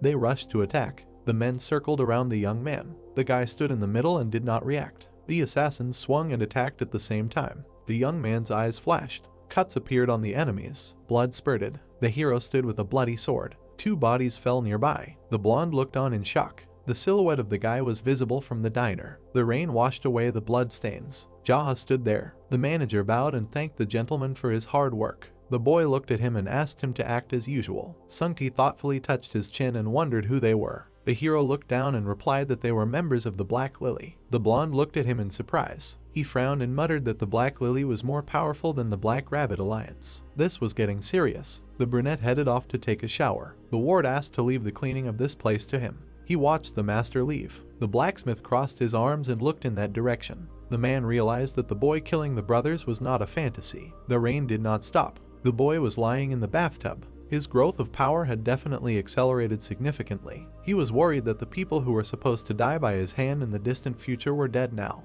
The boy closed his eyes. Now the list of groups to deal with also includes the Black Lily and the Black Rabbit Alliance. The boy lowered his head. Silence. The boy opened his eyes and thought that the sounds from the street suddenly died down. Someone was running down the hallway. 2 men appeared in the doorway. The hero turned to them. They were the owner of the Lee brothel, Song Wijiam, and the owner of the Shi brothel, Yun Jungu. The brunette narrowed his eyes and asked if it was Cha Sungti who had prompted them to do this. They rushed at the boy. The wooden bathtub cracked. Water splashed everywhere. The men closed their eyes. The hero jumped up and grabbed them. The men were thrown across the room. They crashed into the wall and collapsed. The boy looked down at them and thought that they had attacked him, knowing that he would not have a weapon with him while taking a bath. The brunette frowned and wondered if this was Sungti's doing. Quick steps. The guy approached the servant. He bowed tremblingly. Jaha asked where the manager was. The man replied that he was not here. The hero looked at him menacingly and said that he had better be completely honest with him. The servant was shaking. He muttered that he really hadn't seen the blonde since he left a little earlier. The young man frowned and turned around.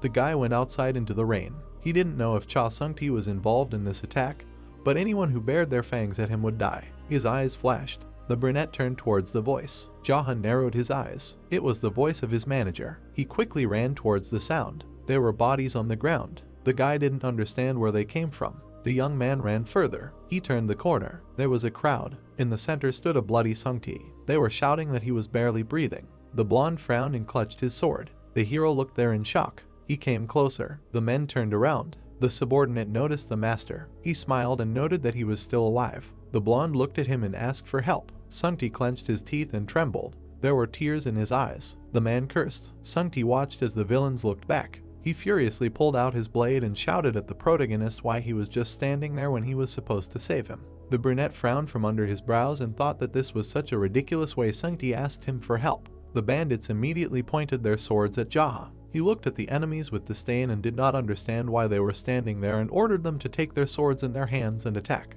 The crowd of bandits grinned furiously and understood that there was no need to be afraid of him because he was just an errand boy. They ran at him in a crowd, wanting to attack him all at once. The protagonist watched what was happening with cold blood. Then he thrust his fist into his stomach with a sharp blow. Then he powerfully hit another bandit in the face. Then he hit his body with his palm. He punched another guy in the stomach with his fist. The enemies ran at him from all sides. Then they all began to fall to the ground. The protagonist looked at the bloody bodies. Then he looked back at Sungti, who was screaming. His assistant leaned on his knee and tried to catch his breath, saying that the villains dared to attack him. The brunette looked at the blonde cautiously. The bloody Sungti looked at Jaha from under his brows and asked if he really came personally to save him. Jaha looked at him with disdain and refused, because he was going to kill him with his own hands if he found him. Sungti started screaming in anger, not understanding why he deserved such a fate. The blonde looked at the demon with anger, who said that he himself thought that Sungti was somehow involved in this matter. His assistant wondered if these bandits really came to him. The brunette looked at the assistant and said that he was enjoying the bath procedures when Junggu and Woojiam came for him. Sungti held his wounded shoulder and was indignant, noticing that these guys still did not understand, because even masters of the Cho brothers level died at the hands of Jaha as soon as they looked down on him. The bloodied blonde frowned slightly and wondered if the protagonist had seen the state he was in, hinting if they had cleared up the misunderstanding by saying he hadn't been hanging out with those bandits. The protagonist looked away and said that seemed to be true. Sungti at this time thought of him as a scoundrel after he was about to kill him. Jaha looked away and turned to his assistant. The blonde man looked at him intently. At this time, the main character stood behind the wall and looked away, noting that he was not even from the Black Rabbit Union and wondered how many more people he needed to kill. The brunette looked away with narrowed eyes and thought that they thought of him as an easy target, just an errand boy from the Zahayan. He then asked the question, how many more men of Ilyang County did he need to kill so that such useless things would not happen again? Sungti looked at him with narrowed eyes. The blonde man was about to lower his head in front of the brunette and stated that he would take care of it so that no one would even dare to think about such nonsense. Sungti stood with his head lowered in front of Jaha, who asked him to try his best in this matter. Sungti continued to stand with his head down as the protagonist repeated his words about his efforts. The brunette began to walk away across the square with bloody bodies, ironically saying that he just wanted to soak in the bath. Rays of bright sun illuminated the trees. Sungti walked towards the workers in the field. At this time, the protagonist was meditating with fire. Sungti, in the company of men, watched the workers in their construction. A month later, there was already a building in an empty field. Sungti walked behind the protagonist, who looked angry because he knew that a whole month had already passed, and this was supposedly all they had managed to do. His assistant objected that due to the scale of the project, it would take at least a year. Jaha asked if it was possible to do it faster. The blonde raised his hand in front of himself and answered with displeasure that it would not work, although he himself would like to speed up this process, but things will not go faster if you just throw a bunch of random people into production. The protagonist frowned and looked up. The two of them were standing on the field and looking at the construction. Sungti looked at Jaha and said that he had recently found a skilled leader, so he wanted to somehow speed things up. A guy in a blue cape was walking towards them from behind. Sungti pointed at him with his hand and drew Jaha's attention, saying that this guy would be in charge of the construction. It was a brunette named Yeon Yasung, who was smiling at them. The protagonist looked at him sarcastically and realized that this was a craftsman who was famous for when he was the head of the ignoble clan, and was surprised at such a meeting. Sungti pointed out Jaha to the craftsman and noticed that the guy had arrived on time and asked him to greet the demon, the head of their clan. Yasung introduced himself with a wide smile and said that he took on this job on the recommendation of Jiam Cholyang's uncle. Jaha looked at him sarcastically and said that he was glad to meet him. Yasung stood there with a puzzled look and said that according to this uncle, if he did a good job, they would be ready to give him the position of the head of the clan of builders, and as the uncle said, there would be no need to pay any contribution to the clan. The craftsman stood in front of the head of the clan and asked if this was true, to which he received an affirmative answer. Yasung began to smile widely and said that this would be enough for him, and he would be happy to work with Jaha and make something truly amazing out of the Zaha Hotel. Yasung extended his hand in front of the head of the clan and said that before that he wanted to ask him for something.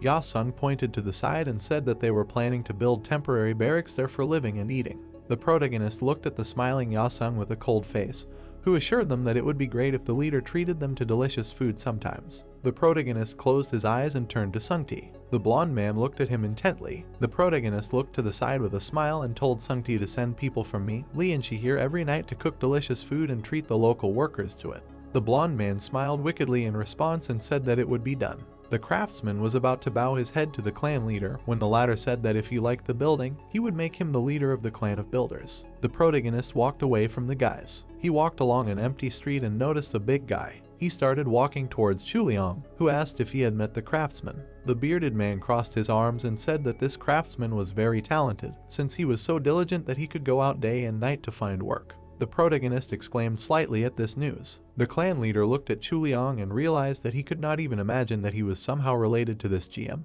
and was surprised that Yasung belonged to this clan since it was very profitable. Chuliang put his hands on his hips and smiled that he wanted to give a gift to Jaha as a souvenir. He extended his hand in front of the puzzled Jaha and added that if he had the weapon he wanted, then let him tell him. The protagonist looked tiredly through his bangs and asked if Chuliang had ever made anything that could be called a famous sword or a precious sword. Chuliang crossed his arms and answered with a dissatisfied refusal. He looked at the protagonist and said that he would not be able to get money from them, and if rumors spread, then such treasures would definitely come to steal, and it would be good if they did not kill him. The bearded man looked away and said that even if he was lucky enough to sell it, others would start threatening him to make them the same. The protagonist looked closely at the smiling blacksmith and assured him that he knew how to persuade, to which the bearded man replied that it was true. The protagonist touched his chin and was slightly puzzled. He stretched out his hand and imagined various blades, that in this case, let the weapon not be sharp and the weight was also not important, but it would be enough that it would not break or bend, so he wanted an indestructible weapon.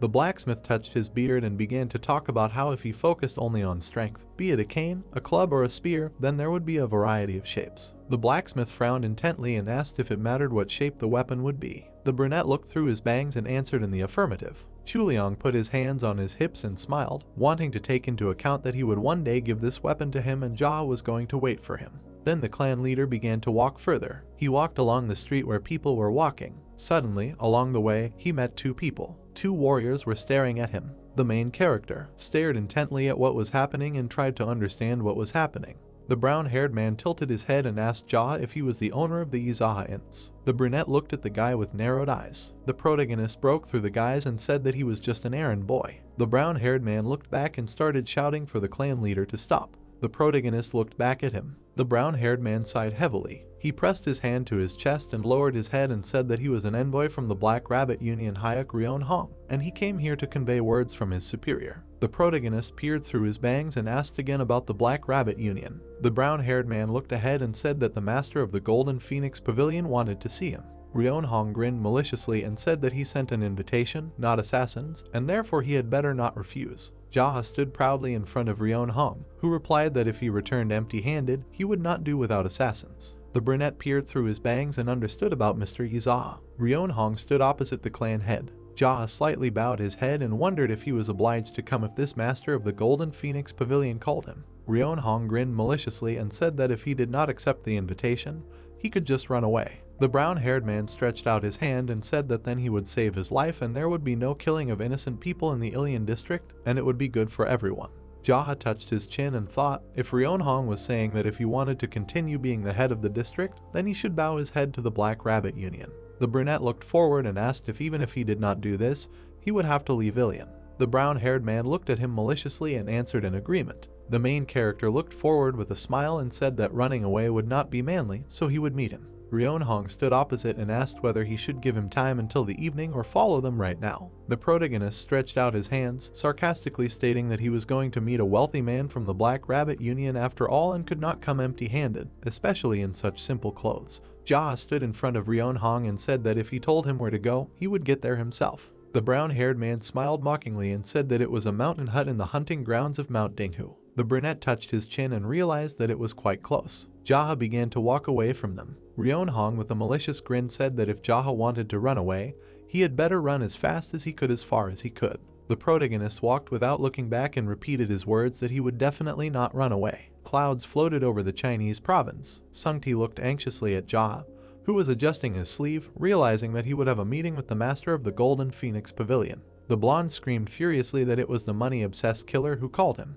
Jia looked at the assistant and said that it was not he who called him, but he himself decided to go. Sungti frowned through his bangs and said that in any case, he would immediately gather everyone and wanted to start a war. The protagonist sighed with displeasure and did not understand what kind of war was being discussed, as if Sungti was going to send all the young Ilian guys to their deaths, although he could handle it himself. His assistant began to shout angrily that Jia had gone crazy, because if he went alone, he would definitely die. The assistant continued to shout angrily, looking at the head of the clan and asked if he thought that this phoenix would just leave him like some errand boy had angered him, and now he had definitely come to an end. The blonde looked ahead angrily and asked to at least take him with him. Jia looked at him with bewilderment and did not understand if he was serious about this. The blonde looked at him intently. He immediately lowered his head and sincerely answered that this was not exactly what he wanted. The main character frowned at him and said that his mouth behaved as usual and said that he would return soon and wished him to work on his manners for now. The blonde followed his leader and called out to him. Jia looked back. The guy was holding out a red cape. He held it in his hands and asked Jia to put it on. Sungti held the cloak and looked at Jia, who did not understand what had happened to his assistant because it was the clothing he treasured so much. The assistant replied that it was. The clan leader looked closely at the assistant and said that it could have been torn because he was not going to have fun. Sungti grinned maliciously and said that he could have torn it to shreds. The brunette mockingly closed his eyes. The red cloak fluttered in the wind. Jaha put it on and went ahead, saying that he would return soon. Sungti bowed before Jaha and said that he would definitely improve. The assistant bowed before the leader, who was leaving. It was a mountainous area. 2 guards stood in front of the door. Ryeonhong crossed his arms and realized that he was only waiting here because of his master's order, but he thought that this errand boy must have run away. Suddenly, he became wary when he heard a sound. He saw Jaha walking along the path. He was slightly stunned and realized that the guy had not run away and thought that he had decided to bow his head and be subordinate to the Black Rabbit Union after all. The brown-haired man made a dissatisfied face and thought that the errand boy was too greedy. The protagonist stepped onto the ground. Then he looked at the 2 guys and said that he had come. Ryeonhong frowned deeply and realized that this guy had become overconfident because he had killed those 3 brothers and wanted to test how long his confidence would last. Ryeonhong pointed his hand forward and greeted the guest, saying that the master had been waiting for him. The door opened. The protagonist followed the brown-haired man. A healthy man was sitting in front of a fire. The protagonist was looking at him intently. It was the healthy master of the Golden Phoenix Pavilion, Ban Sa-woong. The brown-haired man bowed his head to the master and said that he would come to the owner of the inns. Sa-woong frowned maliciously and said that he should not be made fun of by this statement. Then the big man looked intently to the side. He saw the protagonist. Then he became slightly embittered and said that he was interested in what the guy looked like who grabbed 3 brothels for himself, but even more so he looked even younger and more ignorant than he expected. Jaha approached Sa-woong, who was sitting by the fire. The pavilion master said that since the guy did not run away and came to him, then he came to say that Jaha would like Sa-woong to take care of him. The big man frowned sullenly and assured that the guy did not know his place and was too greedy. The protagonist stood with an indifferent look. Then Jaha walked forward. Sa-woong noticed Jaha sitting down. The big guy immediately started yelling furiously about who allowed the insolent guy to sit down. The protagonist crossed his legs and asked if he needed permission to sit down. Sa-woong frowned angrily, wanting to hear such a statement again. Ryeonhong looked at Jaha sitting opposite the master. He frowned in sweat and thought that this errand boy had completely lost his mind, and even if he bowed his head and crawled, it would not be enough, because he did not dare to behave like that in front of the master. The Phoenix master grinned maliciously and realized that the guy had completely lost his mind. The protagonist answered smilingly that it was true. Then Sa-woong began to laugh loudly. He extended his index finger and noted that Jaha was funny and asked him how old he was. The brunette became slightly embittered and did not understand why this information was needed, because he understood that he had called him not only to find out his age. The Phoenix master frowned sullenly. The head of the clan assured that if this was all the master wanted to say, then now it was his turn. The protagonist sat opposite the big guy and told him to choose. Jaha looked at him frowningly and asked him to choose whether he would die alone or first send his subordinates to be slaughtered. Sa-woong began to grin furiously, not understanding how this impudent little guy could tell him such a thing. Sa-woong immediately reached for his blade and said that he wanted to spare the guy, but now it would be difficult not to kill him. He was about to pull out his blade. Jaha watched this closely. He immediately reached out with his foot to hit the master. The big guy managed to cover himself with his sword. However, he received a crushing blow to himself. Jaha saw the Phoenix master flying to the ground. His gaze was full of rage. The protagonist stared at him. The big guy managed to land on his feet. He tried to catch his breath, holding the blade in his hands. Then he bared his teeth angrily, not understanding how this happened. Ryeonhong watched what was happening in bewilderment. The people saw the protagonist heading towards their master. The brunette in the cape looked ahead coldly and asked a question about the master wanting to spare him and did not understand what to do. Jaha stared ahead and assured that he was not the one who needed his mercy. Sa-woong frowned in horror. Ryeonhong looked at all this with a downcast look. Jaha stood in front of the Phoenix master. The big guy bared his teeth angrily and pulled out his blade, not understanding how this was possible. The Phoenix leader looked at his enemy and realized that he had definitely heard that he was an errand boy at the inn.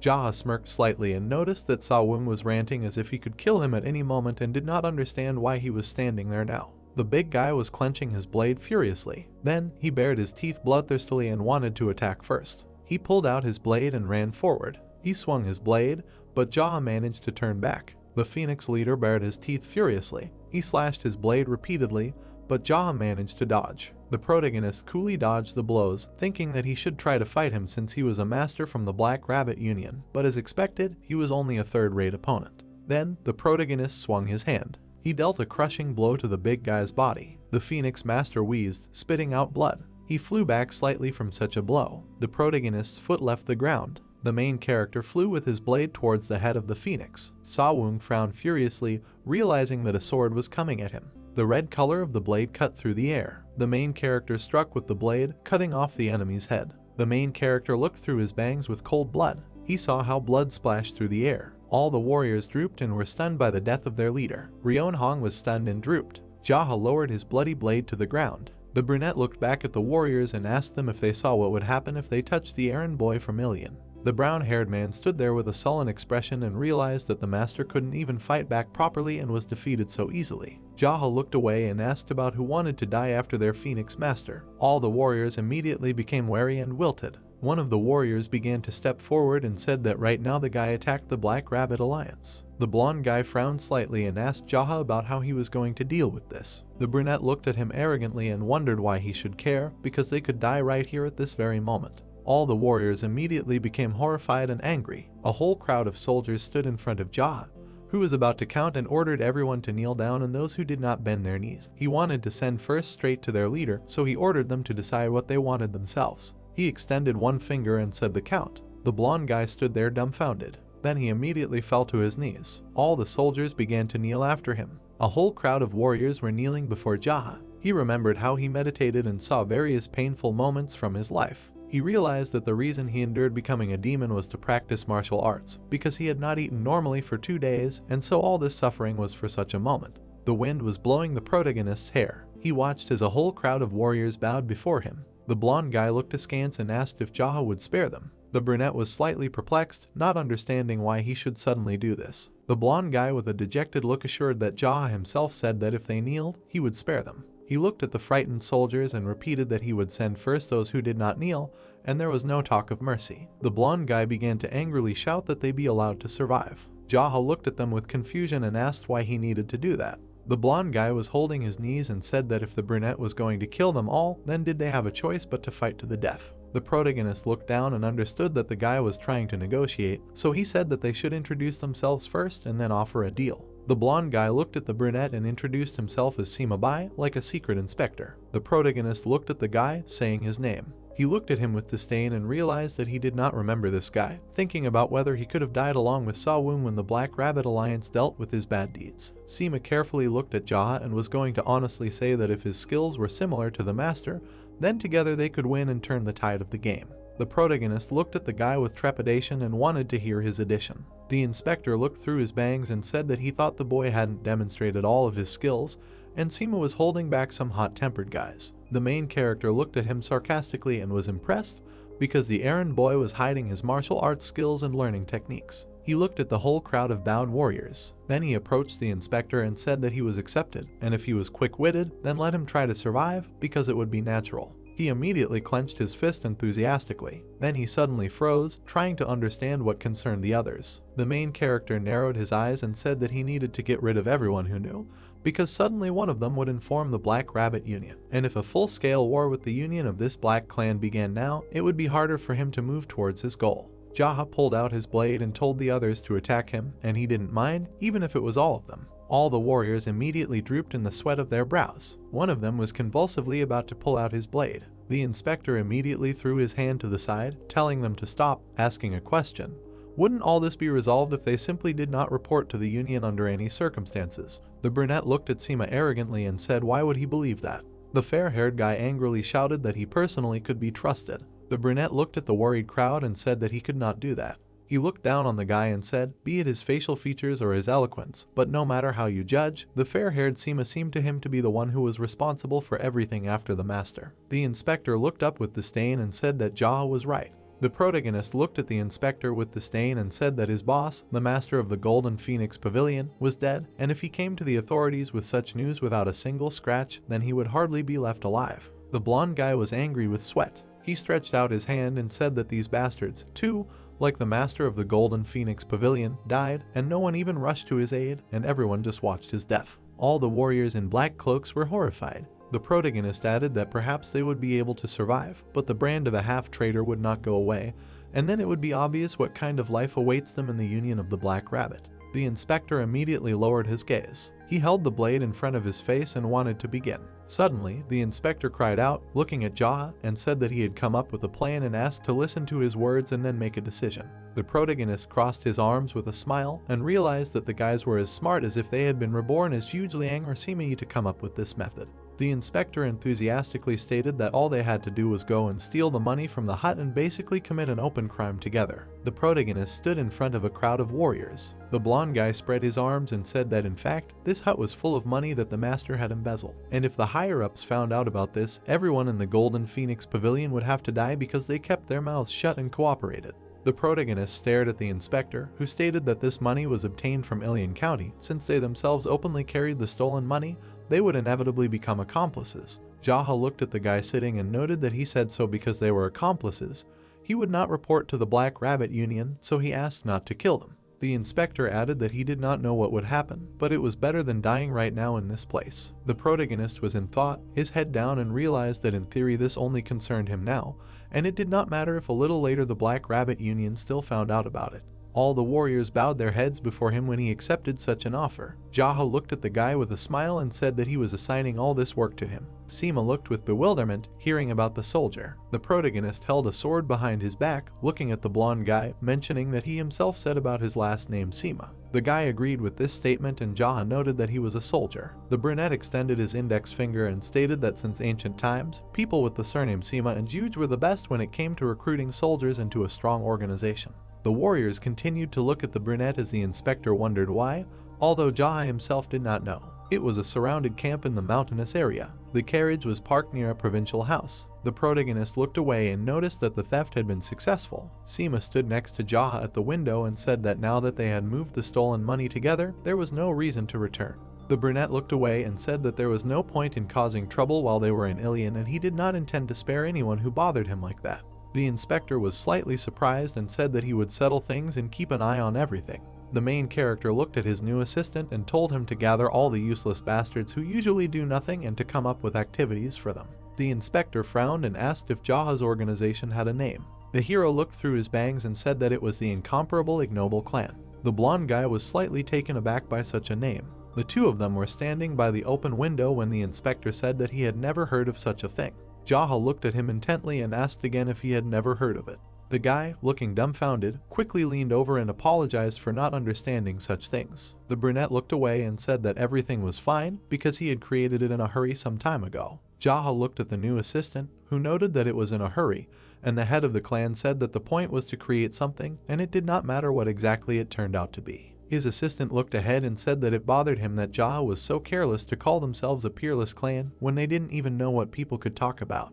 Jaha looked at the sweaty boy and said that it was okay because being peerless meant having a miserable life. Sungti's cry was heard, trying to find out what was being dragged outside. Sungti burst into the room and asked where they got all this, as if they were learning to steal. The brunette looked at him and said that it was the money stolen by the master of the Golden Phoenix Pavilion, as well as the funds for building their guest house. Sungti was slightly angry at this news. Sungti looked at Jaha with an angry look and asked him if he had brought money from the Black Rabbit Union here and for what. The protagonist looked away and said that he wanted it that way because it was the will of the errand boy and the will of the clan leader along with the will of the thief. Sungti continued to frown from under his bangs. He immediately said angrily that he, of course, understood the wish of the errand boy as well as the clan leader, but wondered what they should do if this became the reason for the Black Rabbit Alliance to attack their district. Sungti started waving his arms wildly, noting that Jaha himself knew that the Black Rabbit Alliance were people who stole money, not people who could be stolen from, and they were the very same scoundrels who would capture and beat up thieves and then take everything away. The main character looked at the angry assistant coldly and said that he had been doing well with everyone, so everything should be fine.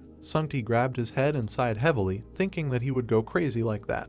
The main character stared ahead and told Sungti not to worry, because if someone from the Black Rabbit Alliance came, they would just beat the clan leader's face. The blonde man stood there with a dejected look and ironically noted that it sounded great. The dejected assistant looked at his leader, who suggested that it was possible to torture and torment the leader of the union, or depending on the situation, it would be good in principle if the leader of the union became a subordinate.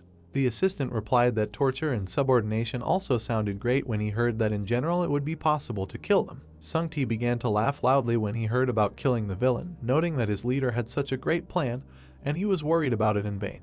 Jaha looked animatedly at the assistant and noted that he said that there was no need to worry. Sungti looked at the sky with an angry expression and ironically noted that it would be worth him to say something meaningful, then he would calm down. The protagonist looked at him indifferently, then he slightly bared his teeth and said that, looking at Sungti, everyone would probably be worried too, and he expressed his understanding of the feelings. The assistant bowed his head to Jaha, who gave him the order to tell all the clan leaders to gather at the inn's wasteland. The blonde looked up at Jaha, trying to find out who exactly he was talking about, since he himself was still unaware of the situation. The protagonist introduced Yuxu of the merchant clan, then Chuliang of the blacksmith clan, and a smiling Yasung of the builder clan to be in front of him. Sungti smirked slightly and said that it would be done. The protagonist sat at the wasteland with the boys by the fire. Chuliang crossed his arms and mockingly asked what their clan leader wanted to say. The brunette looked at him. He narrowed his eyes slightly and said that he wanted to inform them about the principles of the ignoble clans. Yuxu slightly grimaced, hearing about the principles. All the boys looked at the protagonist, who said that from now on, everything that happened in this clan would be his fault, and if there was a problem, they should say that it was all the clan leaders doing. The 4 boys sat opposite him and were surprised. Jaha extended his hand and said that if anyone came and asked them where the clan leader was, they did not have to remain loyal and silent, but simply reported where he was, and if anyone interrogated them, they should say that only the clan leader knew about it.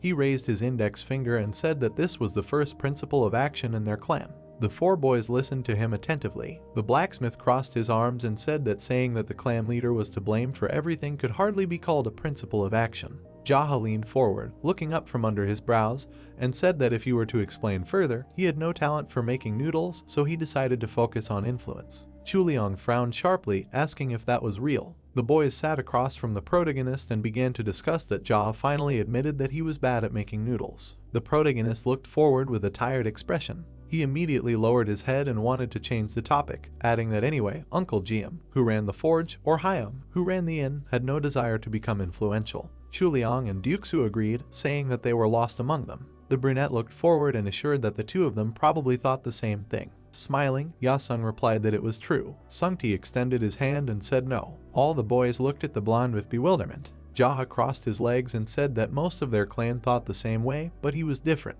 The protagonist glared and said that he wanted to reduce the number of deaths of those who were unable to defend themselves by using the ignoble clan. Chuliang looked forward along with a dejected Duxu. Sungti looked forward along with a smiling Yasem.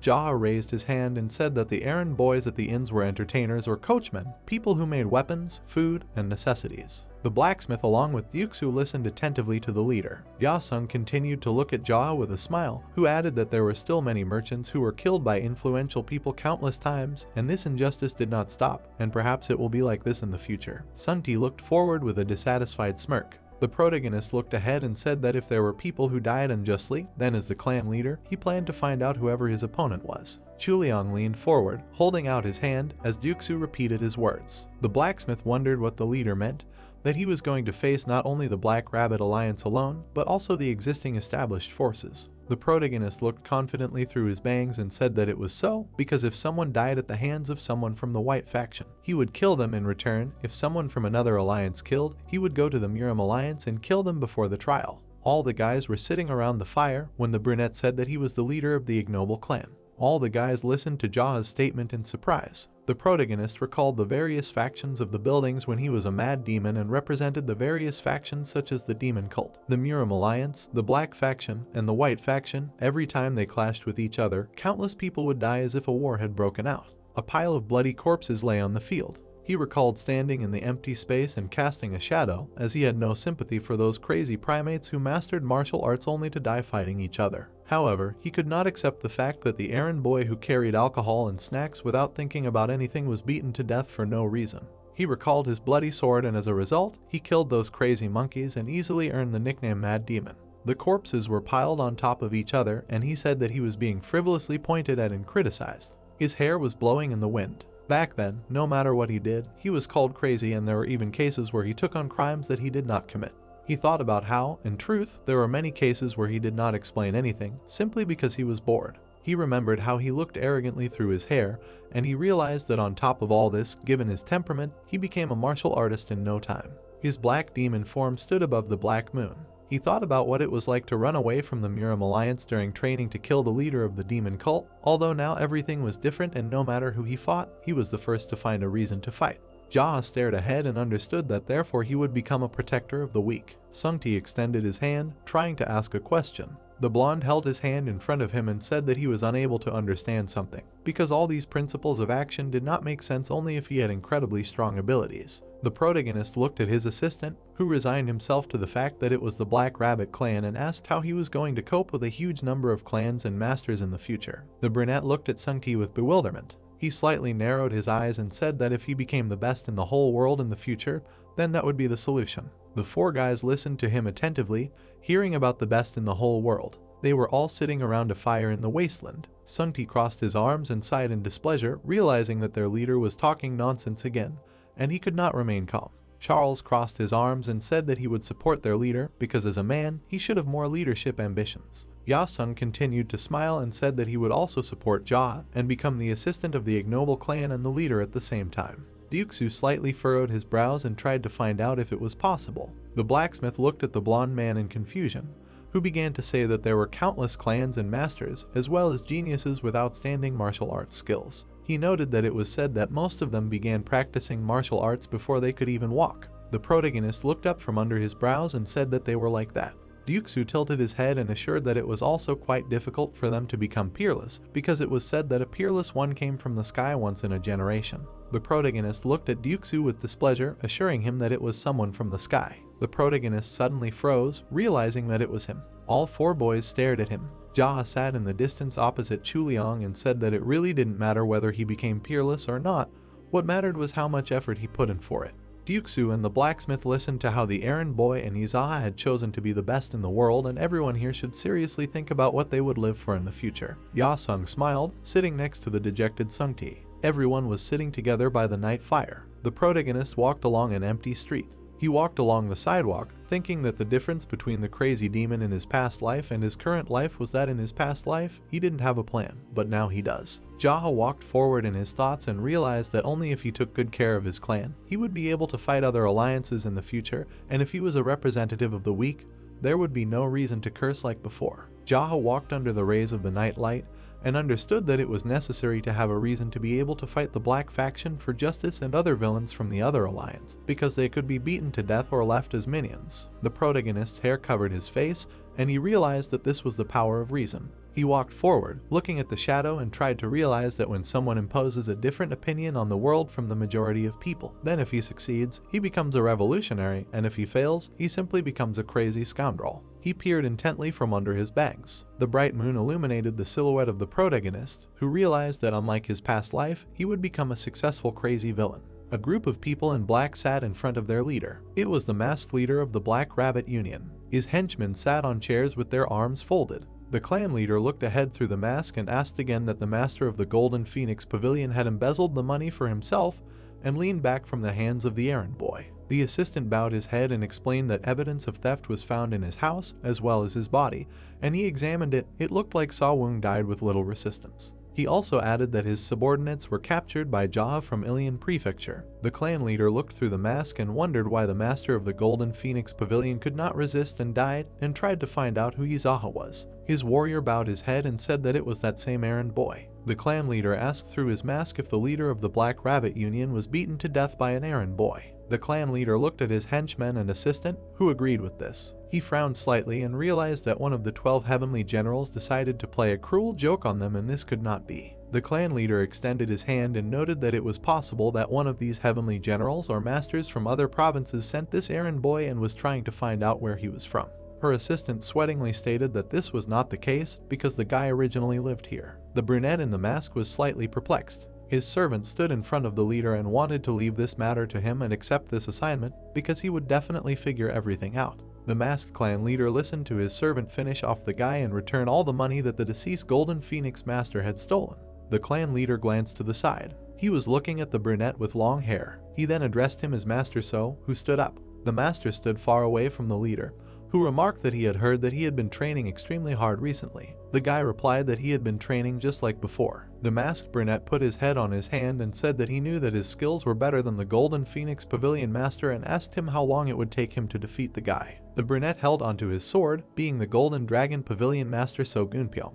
Gunpyeong stood there with a puzzled expression and understood that although they were in the same position, his strength was not that great and he would be able to defeat him in the time it took to drink a cup of tea, but there was no need to say it like it was. The swordsman bowed his head and stated that he was not sure about it since he had never fought the master of the Golden Phoenix Pavilion before, but he would find a way to defeat him. The clan leader frowned slightly and said that in that case, he wanted to hand over the matter to him and test his skills at the same time. Gunpyeong was suddenly stunned, realizing that the clan leader wanted him to fight the enemy that killed Sawung so easily and simply, and was trying to find out his intentions. The brunette with the sword immediately bowed his head and accepted this order. The clan leader stared at the master and stated that there was no need to bring subordinates and make a fuss in order to eliminate this guy, so he ordered him to take care of it alone.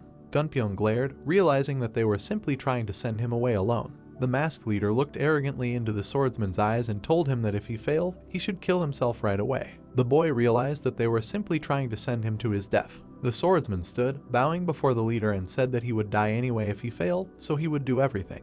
Gunpyeong bared his teeth angrily, realizing that they were simply trying to throw him away when he was no longer useful. The protagonist entered the house at this time. Ryuksu placed a bowl of noodles on the table. He held the bowl with a smile and stated that it had been a long time since he had last come here. Jaha sat at the table and looked at Ryuksu, saying that instead of rice soup, he wanted spicy noodles today. The protagonist sat at an empty table opposite Gunpyeong. He started eating the noodles with great appetite. The protagonist looked at the swordsman with confusion and did not understand who it was, because it was the first time he saw him in this area and he seemed strong to him. Then he saw his Japanese sword. The protagonist touched his chin and thought that the one who owned this sword was a 300-year-old man from the Black faction, and he received this nickname for his constantly continuing life, because in the future he will be a big figure in this Black faction, and did not understand why he suddenly ate noodles in a restaurant. Gunpyeong looked back at the smiling Ryuksu, who thought that he wanted to order something else. The swordsman looked from under his brows and said that he heard that a guy named Izaha lived in this area and he asked where he could have met him. Ryuksu mockingly smiled, asking about the guy. The swordsman looked at the cook, who said that he was not aware of it, since he had not been seen at all lately. Gunpyeong asked what had happened. The blonde continued to smile mockingly and said that this guy often got into all sorts of troubles. Maybe he had already fled somewhere far away and wondered why he was looking for a meeting with him, suggesting to ask others about him. The protagonist leaned back and realized that this was a very dignified moment for the head of the merchant clan. Gunpyeong frowned slightly, then lowered his gaze mockingly. Ryuksu looked at the swordsman, who said that he had heard that Ilian Prefecture was full of crazy people. From what he could see, it was truly a well-deserved glory when Ryuksu was about to approach him with sweat on his brow. The swordsman furiously frowned and shouted that Ryuksu dared to lie to his face when the guy was sitting in front of him. The protagonist looked at him coldly. Ryuksu furrowed his brows and frowned. The swordsman looked at the protagonist and asked him if he knew who was sitting in front of him. Jaha frowned slightly and said that he knew him as Gunpyeong from the Black Rabbit Union, and he also did not understand why he switched to informal speech with the clan leader. The brunette was slightly stunned, realizing that Jaha knew his name from somewhere. The swordsman tilted his head and asked Jaha who he was. The protagonist looked at him coldly and informed him that he himself had already said this and did not understand his repeated question. Gunpyeong frowned angrily and asked what he meant, who he was. The clan leader crossed his arms and smirked. He then touched his chin with a puzzled expression and began to speculate on who he was, although he had no answer to that, as he needed time to think about it for a while. He then looked at the guest and asked himself, who was he? Gunpyeong looked at him with a dark expression and called him crazy. He then began to eat the noodles with gusto. Ryuksu looked back at the protagonist, who wanted spicy noodles. The cook became tense and dumbfounded, realizing that this guy was still asking for food when they were about to be killed.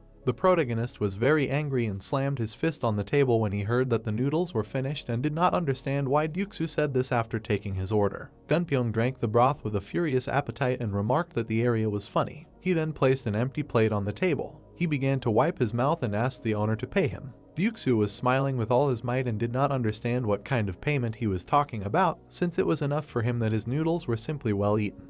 The swordsman showed the coins sarcastically and said that if he ate, he had to pay for it and asked Ryuksu to come to him and take the coins. The cook was grinning with all his might and realized that this would be a bad decision. Gunpyeong frowned angrily. He then placed the coins on the table. The swordsman was about to get up from the table and turned to Jaha, saying that this room was cramped and suggested that he go outside. Gunpyeong also looked back at Ryuksu and spoke to him. The swordsman looked at him with disdain and said that the noodles were delicious and he would come again.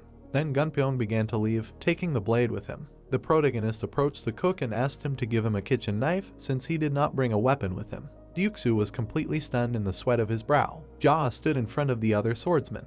Gunpyeong looked at him from under his brows and asked what he was going to do with a kitchen knife in his hands. The protagonist was holding a kitchen knife in his hands and said that he simply did not bring his weapon. The swordsman frowned angrily at this. He saw how the protagonist timidly held the kitchen knife. The protagonist brought the knife to his face and noticed that it smelled like garlic, and if this juice seeped into the wound, it would be quite painful. The brunette looked at him through his bangs and told the guy to get ready, because if he touched the errand boy, he would immediately get hit by a kitchen sword with the smell of garlic, and asked him to imagine how it would hurt when the garlic juice got into his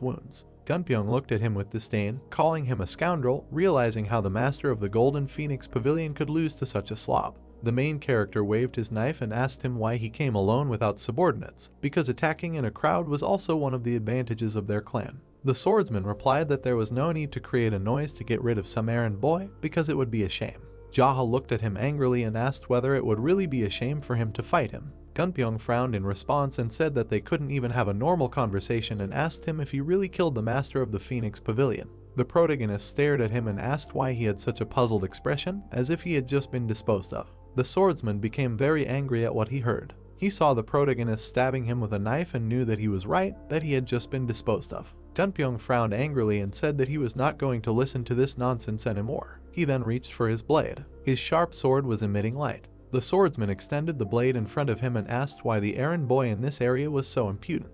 The protagonist calmly crossed his arms and replied ironically that he did not understand why some unknown guy was so self-confident.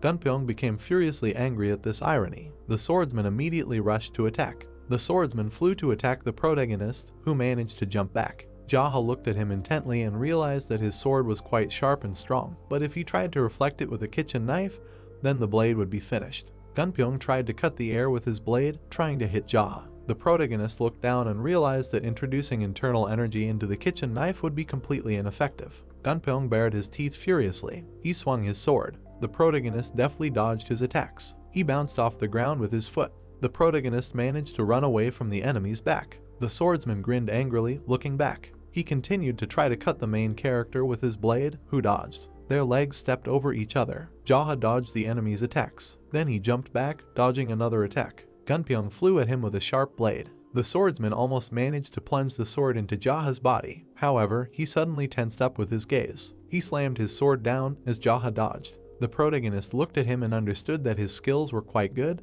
but he still had a lot to learn.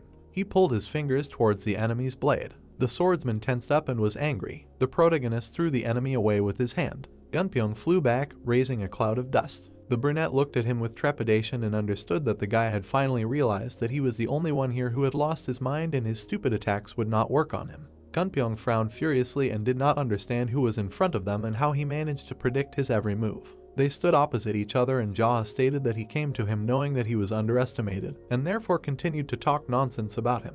The swordsman began to shout furiously for his enemy to shut up, because he knew perfectly well that he was asking about something else entirely, or whether he had some kind of status, like the head of the union, or whether he was one of the 12 heavenly generals. The brunette peered through his bangs and noted with irony that the guy first asked a question, and then told him to shut up. He added that what else could he do if his movements were so sloppy that he could easily follow them. Gunpyeong held the blade with his legs wide apart. The protagonist stood in front of him and did not understand why the guy was sharing, because Gunpyeong had mastered the useless martial arts that their clan's slaves were taught. The swordsman continued to grin and did not understand why he was suddenly calling his swordsmanship like a slave's. The protagonist sighed and said that all 12 heavenly generals were actually slaves of the great slaughterers. The swordsman tensed up in bewilderment. The protagonist stared at him and said that even calling them slaves was too much, because they were not just the black faction, but pawns of the great slaughterer's slaves. The protagonist looked at him with disdain. The swordsman was perplexed by such news, frowning. The brunette continued to look at him with disgust and called them slaves,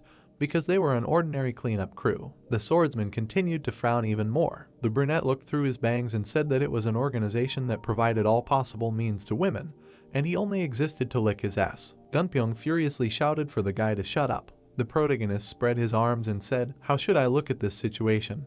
Even these 12 heavenly generals, they were also disciples of a slave." The guy crossed his arms and said that they were told to wear an ugly mask, and they wore it. They were told to kill, and they followed all their orders. The protagonist waved his hand. He said that to take over any organization, then immediately take for the entertainment of the great slaughterers, they organized everything, determining the ranks. The protagonist looked at the fighter arrogantly. He said that these are scum who pay tribute and give women to the great slaughterers just to suck up. Gunpyong angrily goggled his eyes. He bared his teeth, thinking that he wanted to say that he was wrong. The brown-haired man's hand was shaking. He did not understand why he could not object to a single word of that boy. The head of the clan looked intently at the fighter, asking why he was so surprised and that he thought that he was at least a little cool. The brunette grinned slightly, saying that there was no need to consider himself some kind of loser and that the great slaughterers was just an old pervert who would later also die at his hands. Gunpyong looked at the clan leader with displeasure, asking what else he would say. The brunette looked at the guy with a serious look. He smiled slightly, thinking that he could only take a look at him.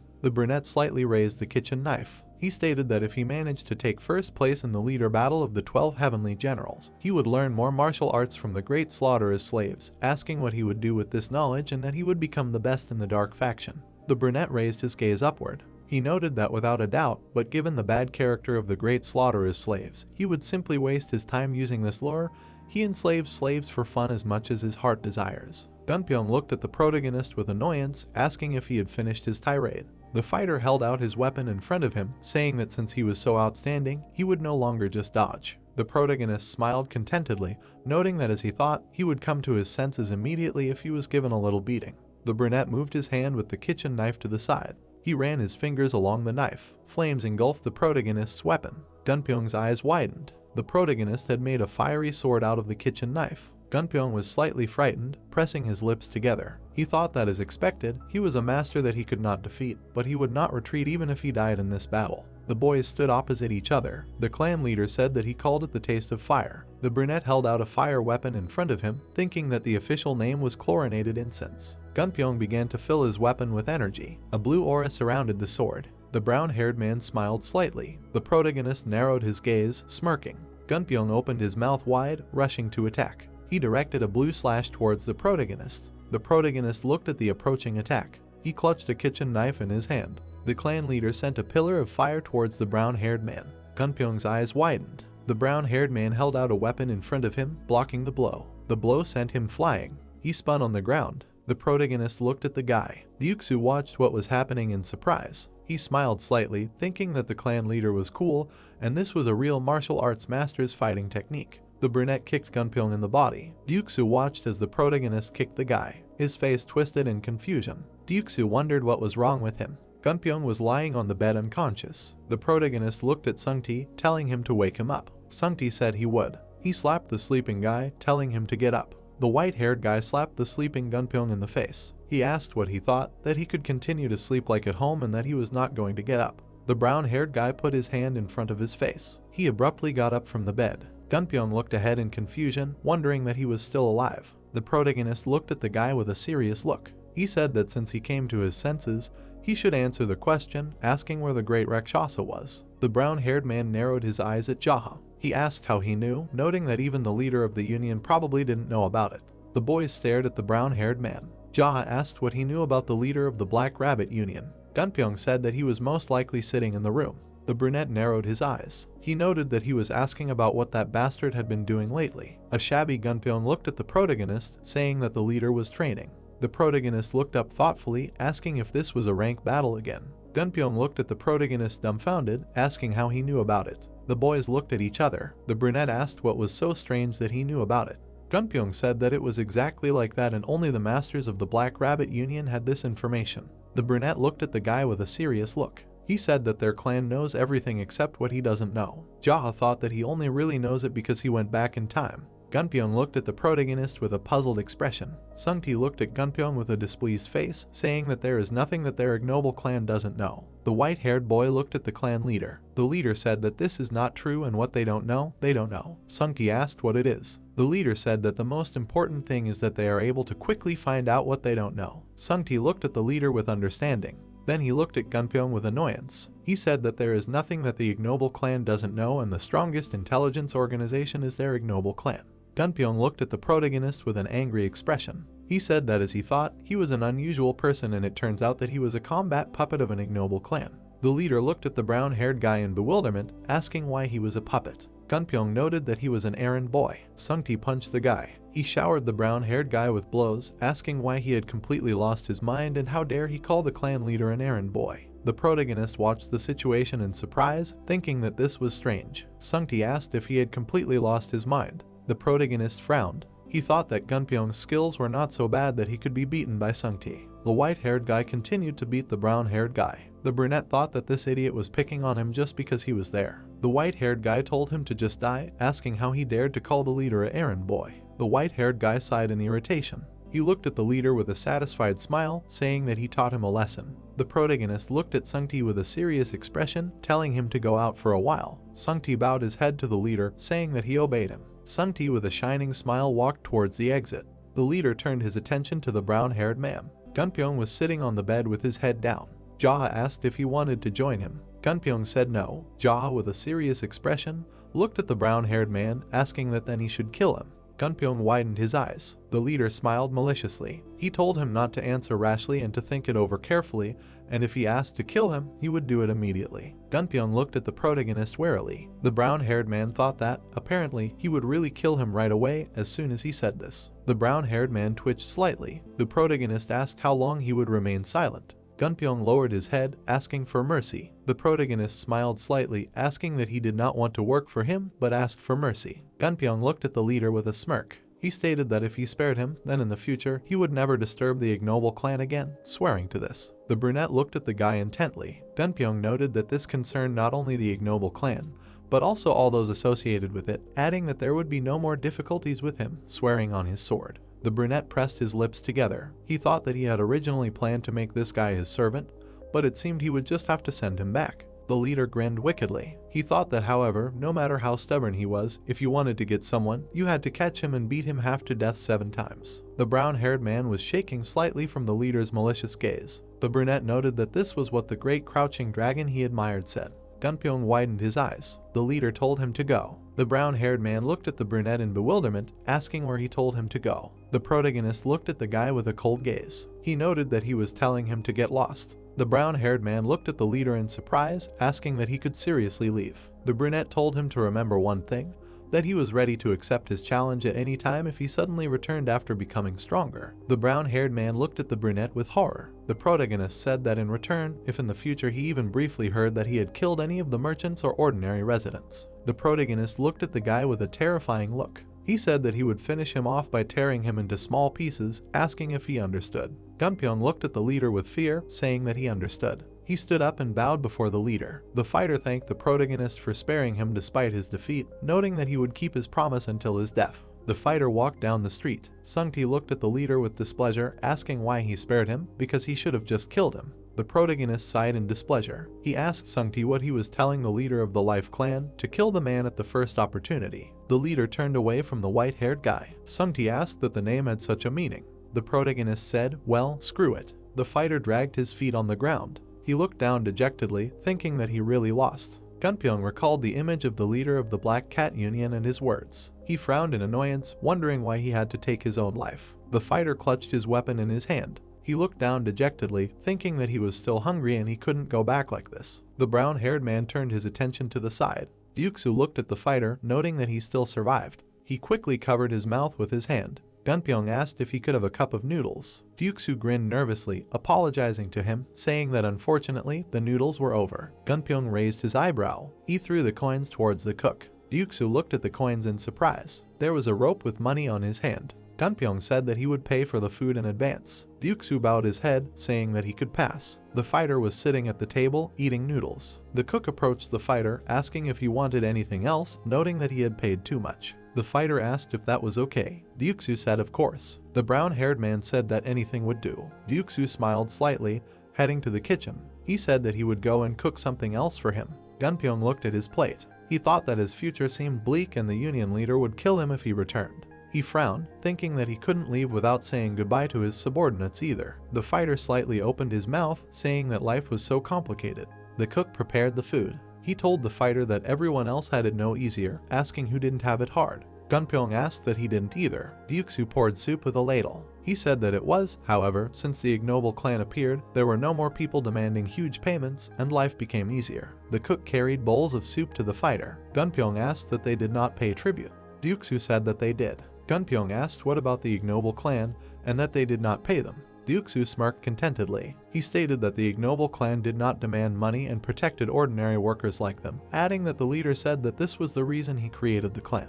Gunpyeong looked at the cook with confusion, wondering if the protagonist was crazy. Deoksu placed the bowl of soup on the table. The fighter asked what it was. He looked at the cook. Deoksu said that it did not have a special name, so it was just pork bone soup, noting that it was very delicious. There were bones visible on the plate. Gunpyeong asked if they were pork bones. Deoksu replied that they were. The fighter stared at the soup, thinking that it looked delicious. The cook slightly opened his eyes, smiling maliciously. He said that it seemed simple, but it was really tasty and it would be more convenient to eat with your hands. The fighter took the pork bone, opening his mouth. The door to the establishment slightly opened. The protagonist entered. He looked ahead with irritation. The fighter looked at the protagonist in shock. The protagonist glared at the guys, asking how they dared to eat pork bones without him. Gunpyeong held a pork bone in his hands. The guys looked at the evil leader with fear. The guys sat at the table, eating pork bones. The protagonist pointed the bone at the fighter. He said that he generously granted him salvation, asking what he meant by sitting and eating bones. Gunpyeong widened his eyes. The brunette narrowed his gaze, asking if he had nowhere to go, noting that he had been kicked out of the Black Rabbit Alliance. Gunpyeong looked at his plate, saying that he needed to think about something, so he decided to take a look for a while. The protagonist asked what was the matter with the subordinates who remained in the Black Rabbit Alliance. The fighter looked at the leader sadly, saying that they were like brothers to him. The leader stared at the fighter, wondering what it meant that he was very loyal to them. The fighter furrowed his brows. He stated that most of the people arriving in the Black Rabbit Alliance were subordinates of the former leader, who died at the hands of the Great Rakshasa, after which they surrendered, including him, adding that the Great Rakshasa killed the previous leaders and replaced them with others. The protagonist looked at the fighter curiously, asking how he survived. Gunpyeong said that he did not hold any leadership position at the time. The protagonist pursed his lips. He thought that if Gunpyeong did not return, then other idiots would show up, and maybe even the leader of the union himself would show up, and this would only cause him unnecessary trouble. The protagonist looked at the fighter, calling out to him. Gunpyeong asked what he wanted. The brunette narrowed his eyes, telling him to take him to the Black Rabbit Union a little later. The fighter looked at the leader in bewilderment, asking what had come over him so suddenly and whether he was going to attack the union alone. The protagonist looked at the guy with a confident look, saying that this is exactly what he wanted to do. Gunpyeong frowned, wondering if he was really crazy and was going to attack the union alone. The brunette held a pork bone in his hand. He stated that after he led him there, he must make sure that his subordinates did not die, adding that if he went there alone, he would definitely get rid of the leader, but it may happen that he would kill not only him, but also the ordinary soldiers of the Black Rabbit Union. Gunpyeong looked at the protagonist in confusion, asking how soon this little while would be. The chair suddenly moved to the side. The brunette stood up, saying that at this moment, Deoksu looked at the leader in confusion. He asked if he was in too much of a hurry, going there without any preparation. The leader looked at the guys menacingly, saying that a surprise attack is always done in a hurry. The guys looked at the leader in bewilderment. The brunette smirked slightly. He thought that he should attack first, and then Ilyang County would be safe, adding that even more so if Gunpyeong's subordinates were killed, he would definitely not obey him. The night sky was visible above the estate. Gunpyeong looked at the protagonist with a serious expression. The brunette told him to wait for a while, and when there was a chance, take care of his wards. The brown-haired man said that he understood. The protagonist stood near the gate. He put his hands behind his back. The brunette kicked the door with his foot. A small window opened in the door. Eyes appeared from the window, asking who he was. The protagonist looked at the eyes, saying that he was Jaha from Ilyang County. The guard asked who Jaha was. The brunette sighed in displeasure, telling him to stop asking questions and just open the door before he himself could break it down. The guard told him to stop talking and he would let him get away with it this time, so he should go and have a drunken rampage somewhere else. The protagonist looked at the window where the eyes had disappeared. He immediately jumped onto the wall. He touched the wall with his foot. The protagonist grinned contentedly. The guards noticed the shadow. The leader jumped off the wall. The leader walked towards the estate. The guard opened his mouth wide, shouting that they had an intruder. The fighters began to run along the ground. They surrounded the protagonist, asking who he was. The leader noted that he had already said that he was Jaha from the Ilyang district. The leader of the union asked that he was Jaha. A man came out of the estate. The leader of the union looked at the protagonist with a menacing look, asking that he was the same errand boy. The protagonist grinned slyly. He thought that during a verbal duel, answering a question with a question was a worthy decision of a strong man. The brunette narrowed his gaze. He asked that he was the same rabbit slave of the great Rakshasa, famous as an old scoundrel. The head of the union pressed his lips together. The head of the clan looked at the man thoughtfully. He asked if he was mistaken, and the correct one would be not a rabbit slave, but a slave rabbit. The fighters looked at the main character in confusion. The head of the clan looked at the man with a serious look. He asked that in any case, how dare the head of some backwater gang, whose duty it is to be a slave, send a killer to him. The head of the clan narrowed his gaze, asking if he had his brains with him. The fighters goggled. Jaw flashed his gaze. He asked why he was silent, and maybe the rabbit, who does not know his place, will finally open his mouth. The fighter opened his mouth, saying that he was a crazy bastard. The leader of the union narrowed his gaze, saying that since he had already come, it meant that Master Gunpyeong, who went to deal with him, had lost. The protagonist smiled maliciously, telling the rabbit that this was enough of this useless talk, offering to fight. The leader of the union looked at the protagonist menacingly, asking why he would do this. The protagonist stood in front of the leader of the union. He addressed the fighters, saying that if their leader were to stand against him alone, he would be a good leader regardless of his skills. The fighters looked at the protagonist carefully. Jaha said that nevertheless, he was sure that he had some guesses about his skills if he ordered them to attack him first. The brunette pointed his finger at the leader of the union. He narrowed his gaze, noting that he was not worthy of them serving such a degenerate. The fighters gaped. Jaha stared ahead with a menacing gaze. He stated that this was not all, and that he was a worthless scum and a cowardly worm of the black faction, adding that he was incapable of anything, and that he was a rat hiding behind a mask. The fighters looked at the protagonist in shock, wondering why he had not finished his tirade yet. The clan leader stared ahead with a cold gaze. He stated that the alliance leader was a useless idiot who controlled them by relying on the insignificant influence of the great Rakshasa. The protagonist stood with his back turned, looking at the alliance leader. The fighters turned their gaze to the side. The alliance leader stared at the protagonist. He noticed that the protagonist was talking about wanting to fight him one-on-one, asking that he thought there was a single master who would so easily succumb to the banal provocations of an errand boy. Gunpyeong appeared in the courtyard. He asked the union leader if he was going to send his subordinates to their deaths this time too. The union leader looked at Gunpyeong with disdain. He noted that he had made it clear to him that he would kill himself if he failed, asking why he was still alive and that he had begged for mercy, which was unbecoming of a master. Gunpyeong chuckled in displeasure. He asked who cared, since his life was his own, so he would decide what to do with it. Or did he really think that they were so close that he could decide whether to live or die? The man looked at the brown-haired man with displeasure, asking what he said. The protagonist looked at the man with a cold gaze, noting that Gunpyeong was right. The man looked at the brunette, asking why he spared his life. Jaha bared his teeth, noting that he was not a fool like him. Gunpyeong furrowed his brows, turning to the Golden Dragon Pavilion, telling them to come over to his side, and that he would bet his life on the victory of the ignoble clan chief from Ilyang.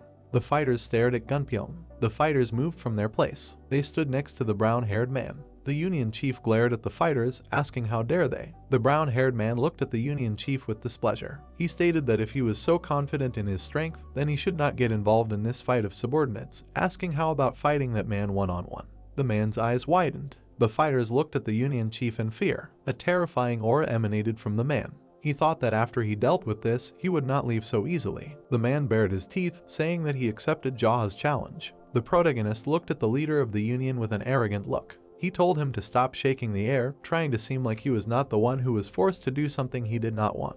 The leader of the Union bared his teeth angrily. Jaha turned towards the fighters. He told everyone that this was a one-on-one fight between him and that rabbit, and if they interfered. The fighter threw his axe towards Jaha, telling him to shut his mouth. The protagonist looked at the axe. He grabbed the weapon. The clan leader threw the axe towards the fighter. The weapon flew through the air. The fighter's eyes widened. The axe sank into the guy's head. He lay near the wall, splattering the wall with blood. Jaha's red eyes flashed. He noted that he was going to say that they would die if they interfered, asking why he interfered. The leader of the alliance looked at the scene with confusion. The leader of the alliance exuded a terrifying aura. He narrowed his gaze, telling the protagonist that he was too noisy. The protagonist grinned maliciously. He turned his head to the side. Gunpyeong held out his sword. He handed it to the leader of the clan. Gunpyeong told him to use his sword, noting that the leader's sword was certainly sharp, but his was no slouch either. The protagonist looked at the fighter with a serious expression. He thought that for a warrior, handing over his sword to someone was the same as entrusting his life, and besides, it was said that this sword was a weapon that Gunpyeong treasured very much. Gunpyeong held his sword in his hands. The protagonist closed his eyes and smiled. Jaha took the fighter's weapon, saying that he would use it and return it. Jaha drew his blade. He held the sword out in front of him, emitting a blue aura. Jaha told the rabbit that it was time to begin.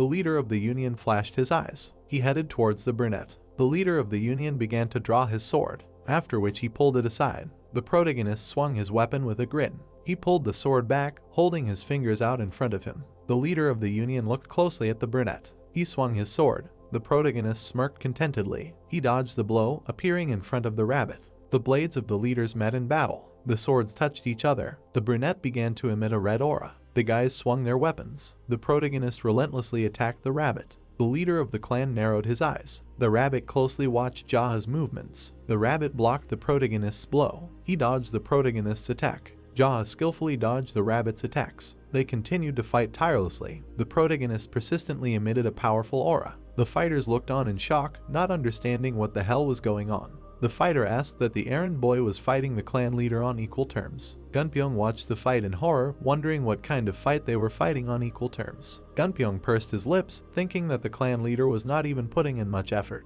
The protagonist dodged to the side. Brown-haired thought that he was deliberately allowing the collisions to discern the martial art of the alliance leader, the fighting techniques of the great Rakshasa. The protagonist looked ahead with an indifferent look. Brown-haired thought that apparently there was nothing else to see. The clan leader moved his hand to the side. He attacked the rabbit. The rabbit's foot hit the ground, causing it to crack. The leader's hand was shaking. He glared at Jaha, wondering if the bastard was hiding his abilities. The protagonist smiled bloodthirstily, asking what had finally dawned on him. The protagonist furiously attacked the rabbit. The leader of the union clenched his teeth angrily. The brunette grinned wickedly, noting that it was too late. He attacked the rabbit with a fiery aura. The leader of the union was thrown aside. The guys stood opposite each other. The rabbit held his sword in front of him, telling the fighters to kill him. Gunpyeong glared at the leader of the union. He noted that he himself told him to commit suicide if he lost, asking why he was acting so meanly. The rabbit nervously looked at the brown-haired man, telling him to shut up. The fighters pressed their lips together. Gunpyeong extended his hand forward, telling everyone to stand still, noting that if they ignored the leader's order and just stood there, he would settle everything. The fighters stood motionless. The leader of the union glared at the fighters, asking what the hell they were standing there for. The protagonist attacked the rabbit. The rabbit asked the leader to stop. The brunette smiled maliciously, asking why he called him the clan leader and not an errand boy. The leader of the union bared his teeth in anger. He immediately attacked the protagonist. The protagonist delivered a fiery blow to the leader of the union. Blood gushed out from the rabbit's fingers. The leader of the union glared at the protagonist, calling him a scumbag. The rabbit jumped to the side. He took a fighting stance, filling his sword with aura. The leader of the union sent a slash towards the brunette. The brunette looked at the approaching attack. He narrowed his eyes. The clan leader filled the sword with a fiery aura, thinking that if he dodged, Gunpyeong and his group of subordinates would suffer. Fire energy emanated from the protagonist and the sword. He directed a fiery attack towards the alliance leader. A slashing fire strike caught the rabbit. The attack sent him flying. Clouds of dust and smoke rose up. The alliance leader's hand was burned. He was slammed into the wall. The alliance leader spat out blood from his mouth. The blood flowed to the ground. The rabbit lowered his head, giving up his spirit. The fighters looked at what happened in shock. Gunpyeong gritted his teeth, thinking that he knew that the clan leader was hiding his true abilities, but he never thought that he was so superior to the alliance leader. The brunette stood with his back. The protagonist looked ahead with a menacing gaze. Jaha looked behind him, turning to Gunpyeong. The brown-haired man shuddered slightly. The night sky stretched out above the boys. The clan leader said that with his words, he saved many lives. The moonlight illuminated the courtyard. Gunpyeong bowed to the protagonist. He noted that thanks to his warning, he was able to save his comrades, thanking the leader. The clan leader turned his head to the side. He looked at the fighters. Jaha said that he was a man who respected the men's thirst for togetherness, and those who were deeply saddened by the loss of the union leader should step forward. He grinned maliciously, saying that with a pious heart, he would open the way to heaven for them to go there with the leader. The fighters widened their eyes. The protagonist looked at the fighters. He asked what no one wanted, noting that this was an ideal day to die, and it seemed that there would still be someone who wanted to go to heaven after the leader, and it was not every day that a chance arose to challenge an errand boy. The fighters looked at the protagonist with bewilderment. The brunette looked sadly ahead, noting how sorry he was, and this was the last chance to challenge the errand boy. The fighters looked at the brunette with confusion. The protagonist began to move on his own feet. The fighters looked at the brunette with curiosity. The protagonist reached out his hand to the mask. He put the mask on his face, telling the fighters to remember. The leader radiated a terrifying aura, noting that from that moment on he was the leader of the Black Rabbit. Blood from the mask flowed down the brunette's face. Jaha stated, whether they wanted it or not, he decided so. Jaha turned his attention to Gunpyeong. The protagonist put the sword back in its sheath. The brunette threw the weapon back to its owner, thanking him. The protagonist reached for the sword on the ground. He asked what the name of this sword was, noting that its memory was just like a fish. Gunpyeong presented an image of the sword, saying that it was called the Black Dragon's Fang. The brunette said that he understood that, noting how stupid the name was. He widened his eyes, saying that although no, he was taking it back now. The fighters looked at the protagonist in bewilderment. The brunette turned away, saying that first they had to get rid of the corpse of the former leader, who did not know his place, trying to resist him, and also wash the floors and walls. The clan leader looked menacingly at the fighters, adding that they should remember that if they wanted to succeed in the dark faction, they had to clean up well first. The fighters looked at the protagonist in confusion. Jaha narrowed his eyes, asking that they would remain silent. The clan leader looked at the fighters, who said they understood him. The boys looked at the protagonist. The brunette said that it was time to start the meeting of the leaders to celebrate the new beginning. Gunpyeong extended his hand in front of him. He said that he would go in as soon as he completely figured it out, and the other leaders should go in first. The protagonist watched as the leaders ran into the estate. The brunette moved his leg to the side. He extended his sword in front of him, noting that from that day on, he was the leader of the Black Rabbit Union. The brunette looked ahead with his red eyes. He thought that this was until the great Rakshasa revealed him. The protagonist swung his sword, emitting a golden aura, turning it into a fiery one. The fighters looked at what was happening, dumbfounded. Gunpyeong's eyes widened. He wondered if this was the sword technique that the former leader of the union used, and that he had mastered it in such a short time. The boys watched the protagonist. The protagonist sat at the head of the leaders. He stated that they should report on the current situation. Gunpyeong looked at the clan leader. He noted that as far as he knew, thanks to the leader's generosity, quite a few soldiers from the Golden Phoenix Pavilion managed to survive in Ilyang, adding that he should give orders on how to deal with them. The leaders looked at the leader. The brunette smiled contentedly. He stated that as expected, Master Gunpyeong was worthy of praise. They all should look up to him, adding that not only was he smart, but he also treated his comrades and subordinates warmly, and before that, he had shown courage in asking for the lives of the other leaders to be spared.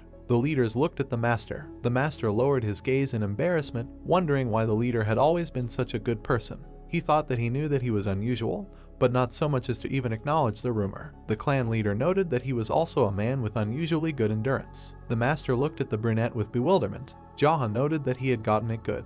Jaha looked ahead with a serious look. He told Gunpyeong that he would take care of those guys. Gunpyeong lowered his head, saying that he would do so. The leaders looked at the brunette. The brunette said that as a talented person and a sage of the Black Rabbit Union, as well as a representative of the leaders in the future, he should train, adding that he would give him a bonus that day. The protagonist pressed his lips together, thinking that it was not his money anyway. The master looked at the clan leader with a wide smile, saying that he would try even harder. The leaders shuddered in fear. The brunette asked why they were sitting and where the applause was, and that they were afraid of breaking their wrists. The leaders began to clap their hands, after which they put their hands on their knees when the protagonist stopped them. The protagonist looked at the boys with a menacing look. He said that by training and motivating each other, as well as fighting, they all become stronger together, noting that this is the meaning of the dark faction. One of the leaders lowered his head, while the others looked at the clan leader. The brunette said that if in the process of all this they develop a deep attachment through bad or good, they will certainly have brothers in spirit, which they did not have before. The protagonist looked at the leaders with a menacing look, noting that this is the strength of the dark faction, adding that it was like that in his time.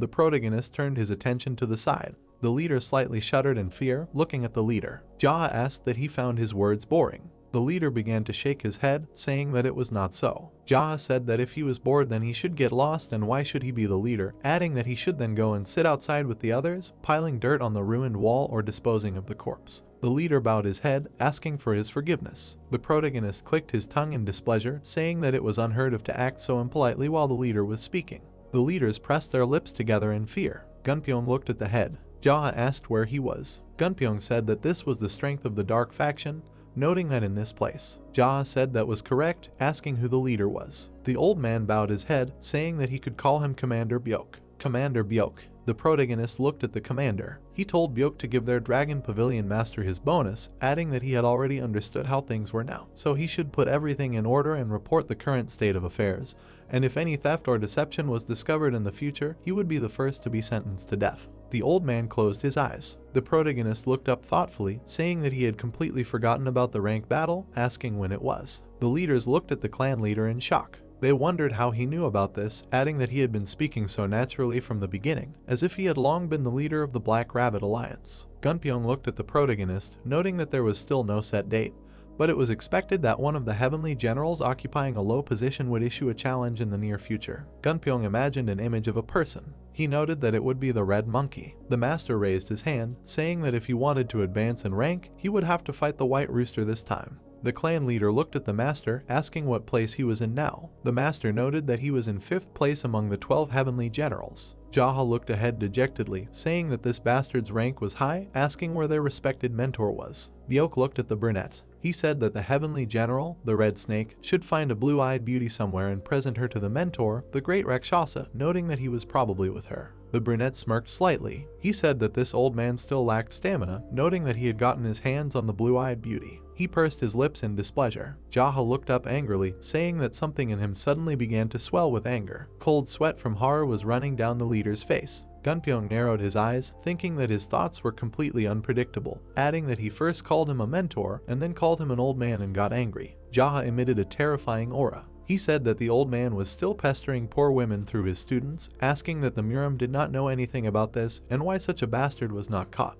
Gunpyong shuddered slightly. The protagonist asked what he said was wrong. The master said that he did not at all. The brunette noted that this would not do. He abruptly stood up from his seat, saying that although the great Rakshasa was his teacher, this old man was obsessed with alcohol and women, so he intended to rebel against him. The leader's eyes widened. The oak looked back at the other leaders. He wondered if the leader wanted to commit treason just because he was old and led a dissolute life, adding that he most likely wanted to rebel just because he was in a bad mood. Jaha looked at the boys angrily. He stated that meanwhile, if there was anyone who was holding on to the great Rakshasa or was going to stand in his way of leaving them alive, he did not intend to. The boys looked at the leader in horror. The protagonist stood next to his place, asking how things were going in the Black Intelligence. Gunpyong said that he knew that they were always busy with both gambling and auctions, noting that at this rate, it seemed that there was no force nearby that could fight their financial might. Jaha asked if they were still holding slave auctions. Gunpyong said that they were. The protagonist looked ahead with displeasure. He asked how they dared to hold such an auction in their time, adding that as the leader of the dark faction, he could not turn a blind eye to such an atrocity. The executives looked at Jaha in surprise. The brunette clenched his hand into a fist. He declared that their Black Rabbit Alliance would defeat the Black Intelligence Service to put the dark faction on the right path, and in the future,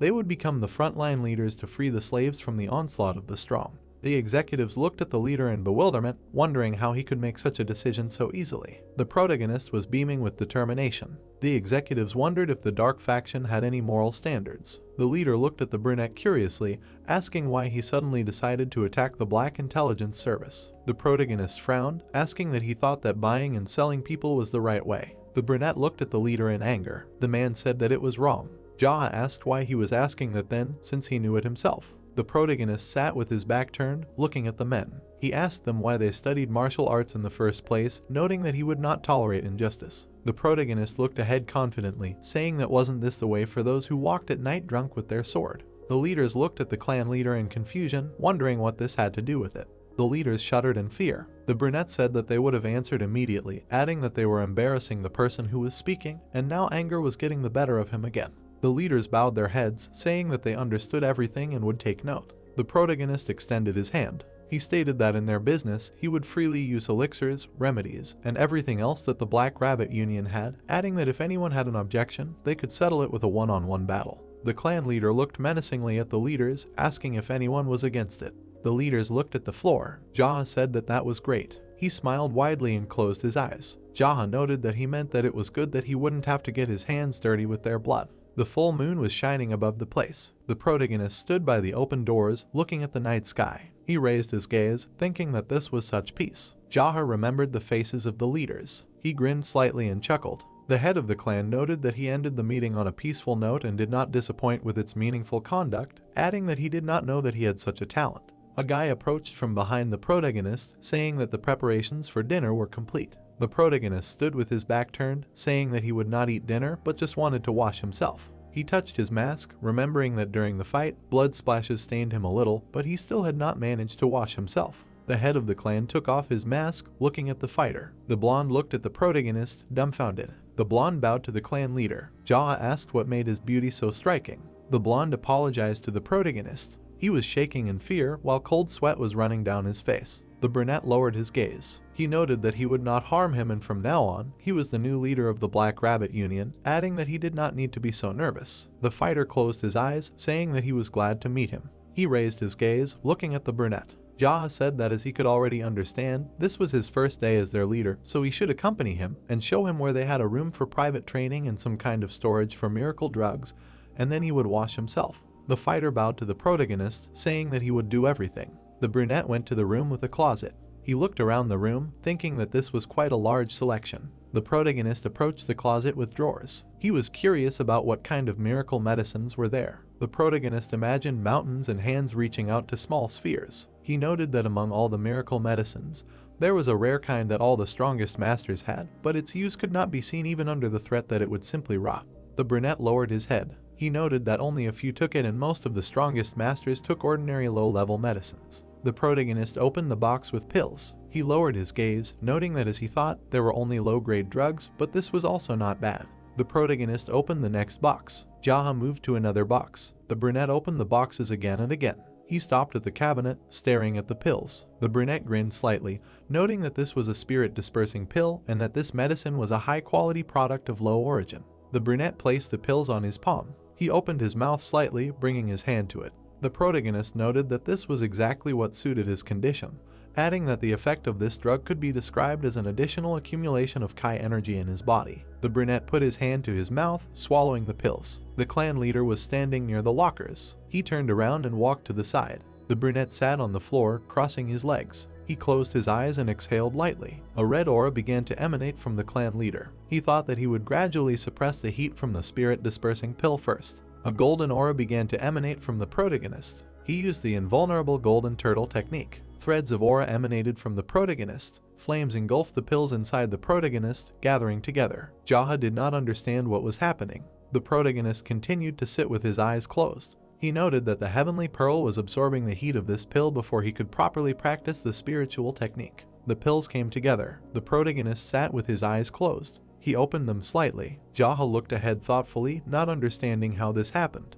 He thought that even before the circular flow began, the energy of the miracle medicine was instantly absorbed by the pearl. Jaha put his palms in front of him. An aura began to gather between his palms. A green sphere appeared inside the palm. The brunette used the Wood Kingdom technique, after which the sphere turned into flame. Jaha used the Flame Kingdom technique. A strong aura began to emanate from the flame. It filled the space around the protagonist. Jaha moved his palms away from each other. He put them on his knees, thinking that something was wrong that day. The brunette imagined the image of a snake against the background of people. The clan leader noted that usually heavenly pearls absorb things like spirit, life force, and martial determination, accumulating them, but it absorbed even the energy of the drug he took some time ago. The brunette narrowed his eyes. He wondered if the heavenly pearl had the amazing ability to absorb energy or the enemy's internal strength. The brunette smiled widely. He thought that it couldn't be, and he only wanted to live like a madman. He closed his eyes, smiling slightly. He noted that it was not really possible to be him and become some kind of monster like the founder of the demonic cult.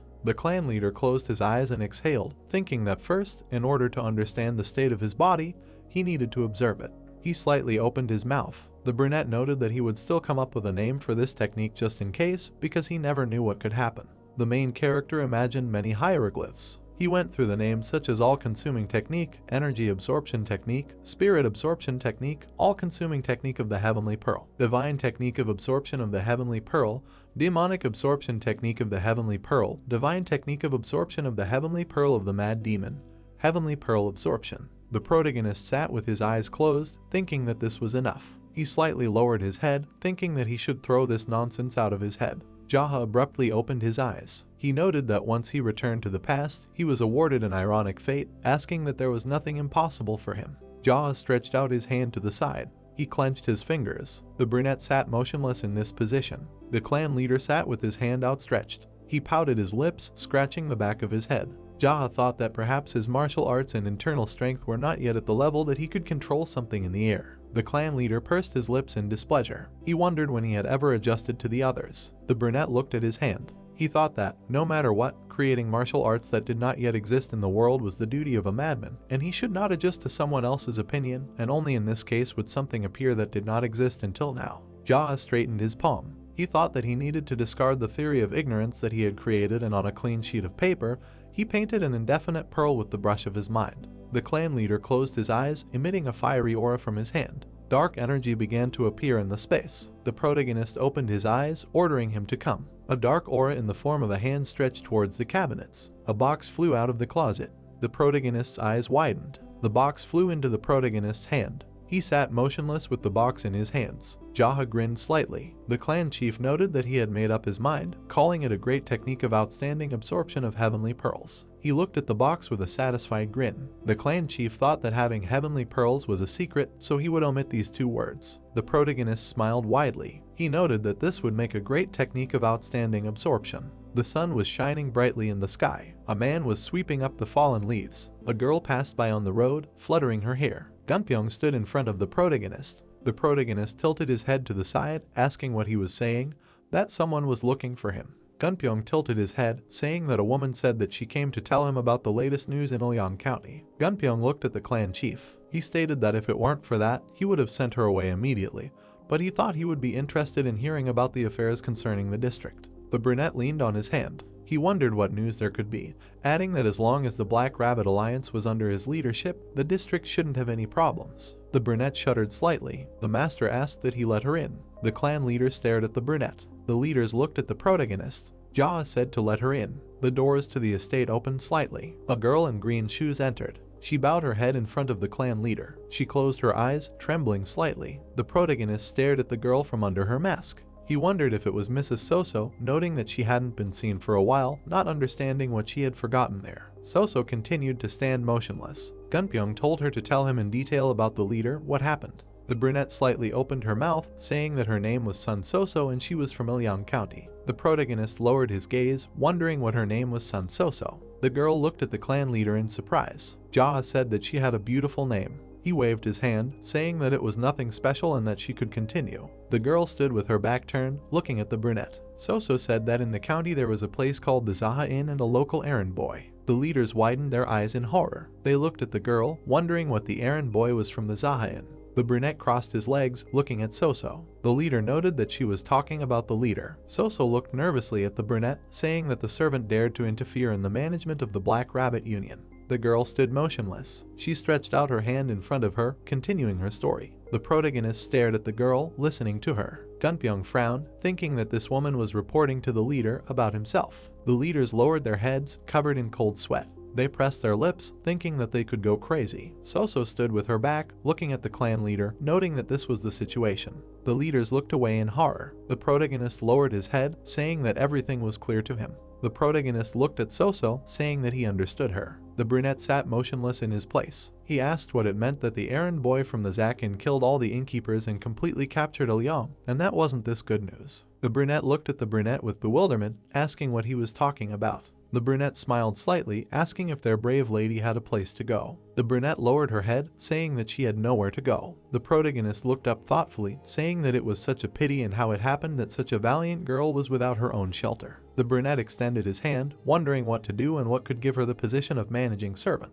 The brunette looked at the head of the clan with admiration, asking him if it was true. The brunette tilted his head to the side, saying that of course, because the girl was brave in spirit, very valuable, and if she did not mind, she could start working in the Union of the Black Rabbit. The brunette beamed with happiness. The protagonist said that she was of the right age, and besides, she worked at the Plum Blossom Inn, so she had enough experience, noting that it was perfect. Soso bowed to the protagonist, saying that if he left it to her, she would not let him down. The brunette leaned forward slightly, saying that in return, she would promise him two things. The protagonist raised his index finger, saying that if she betrayed him, she would die. Soso smiled slightly, tilting her head, noting that she would not dare. The protagonist lowered his finger. Soso looked at the brunette in surprise. Jaha said that she should especially watch her mouth well. Soso narrowed her eyes, thinking that she seemed to have heard this somewhere before. Soso bowed to the brunette. Jaha asked if it was really that difficult for her. Soso said that of course not, and she would always follow his will. The protagonist said that it was okay then. The brunette widened her eyes when Jaha said that she was accepted. The protagonist pointed his finger at the girl, saying that a woman with a brave spirit was accepted. Soso smiled widely, thanking the leader, saying that she would serve him wholeheartedly in the future. The brunette smiled widely. He stated that she should be grateful that he gave her another chance and hoped that they would work together. Soso looked at the leader in surprise, asking what he was talking about. The brunette touched his mask with his hand, saying that this idiot's mask always covers his eyes. His hair fluttered in the air. Soso widened her eyes in horror. The protagonist took off his mask, asking why his beauty was so stunning. The brunette rolled her eyes, falling to the side. She fell to the floor, gaping. Gunpyeong leaned over to the girl. Jaha asked why she passed out. Gunpyeong put his fingers to his nose. He looked at Soso with confusion, saying that it looked like she fainted from being so scared. The protagonist hissed in displeasure, telling him to tell the servants to take care of her. Jaha added that she fainted as soon as she saw the leader and how rude it was. The master looked at the brunette with confusion, asking them to take care of her. The protagonist narrowed his eyes. He asked if he was suggesting that they just leave the person who fainted outside, noting that she had nowhere to go, calling them empty-headed. The leaders looked at the clan leader with confusion. The brunette looked at the boys with a serious expression, telling them to remember well. He widened his eyes, noting how merciful he was. The leaders gaped. They stared at the clan leader, saying that they understood him. The man shouted that except for the Golden Dragon Pavilion warriors, everyone needed to do 500 basic push-ups. The man shouted to remember, Dark Faction is training first, training second, and war third. The guy was sweating.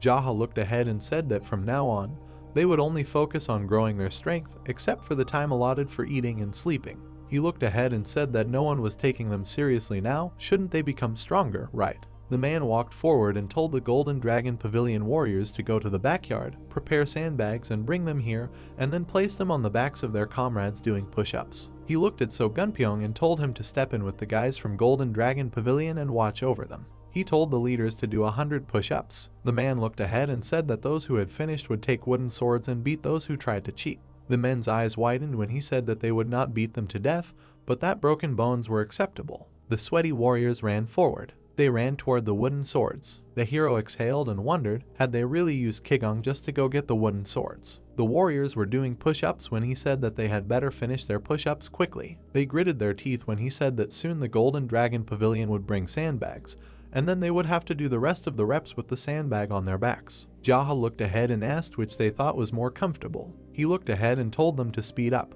The warriors shouted. The hero looked ahead. He nodded and said, "Great." He looked down and said he had just expressed the increasing pain well with sound. The man was hitting the other man with a stick when he said that he allowed such screams, so let them scream as much as they wanted. The hitting with the stick continued. The hero smiled and said that the 5 people who could do 500 push-ups the fastest would be rewarded with a day's wages, so they should work even harder. He walked forward. Jaha was holding a book in his hands. His face darkened and asked if this was a collection of characteristics of the 12 heavenly generals. Byok smiled and said that he thought it would be useful for him to know about the masks, physiques, martial arts, and weapons of the 12 heavenly generals. He looked to the side and said that he wrote down everything he knew along with the illustrations. The hero looked at the book and said that the illustrations were especially impressive. He frowned. The man thought that there was a lot of information about the 12 heavenly generals in it that he didn't know. He looked at the book and asked if the red monkey was a woman. The manager looked down and said that she was a special disciple who stole items for the great Rakshasa, a woman who asked him to teach her martial arts as payment for the theft.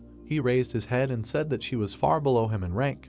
Because of her outstanding Kigong skills, there was no general who could easily see her. The hero looked at him and asked, "Is she really that good at Kigong?" Byok looked at him and said that every now and then a genius is born in some field. It seems she has a natural talent. He asked if he had by chance also organized the information about the great Rakshasa. The manager's eyes sparkled and he said that she was at the very end. The boss was always left for last. The man smiled. He looked at him and said that their commander was really worthy of praise.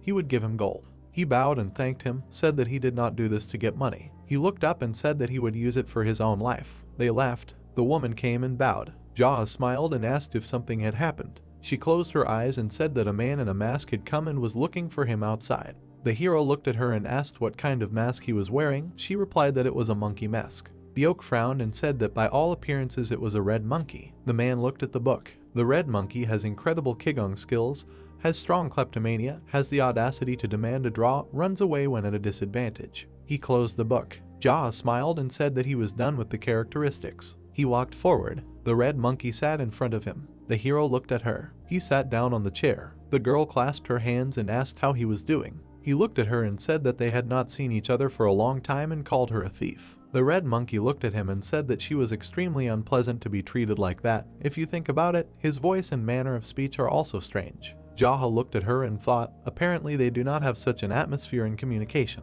He said that recently, it seems that due to fatigue from training, he often says something strange. In addition, recently, while studying one of the complex martial arts, he was unable to control the Kai energy in his body, his throat suffered, and his temperature was quite high. That is why his voice became like that. She looked up and thought that it was perfect since he had internal injuries. The girl looked at him and said that she had come to greet him. If he just gave her some extra money like last time, she would just leave without challenging him. Jaha looked at her and thought that she knew that he shouldn't overexert himself before the decisive battle with the White Rooster and was specifically asking for money. He exhaled and thought that extorting it like this was, as expected, a complete mess. The Red Monkey crossed her arms and said that he would have to fight the White Rooster soon, but if he got hurt fighting her, his efforts would be in vain again.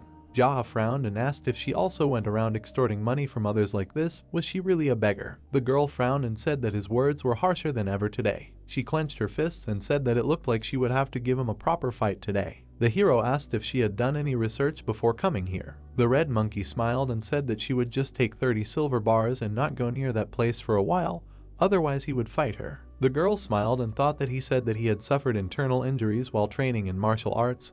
He would probably try to avoid her challenge, maybe raise the price. The man smiled and asked if she would allow him to make an offer. He looked at her and said that if she gave him all the money he had embezzled, he would let her go safe and sound. The Red Monkey looked at him in shock. The girl clenched her fist and said that he was just joking. She frowned. Jaha raised his hand and said that he would not accept her challenges anymore until she brought him money. He frowned and said that if she managed to defeat him even once, he would return all the money he had taken earlier. The girl widened her eyes and asked what he said. Jaha smiled and suggested that they duel for money. He looked at her and thought that the desire for easy money is essentially the root of theft. She simply cannot refuse his offer. The Red Monkey crossed her arms and asked what the conditions of this duel were.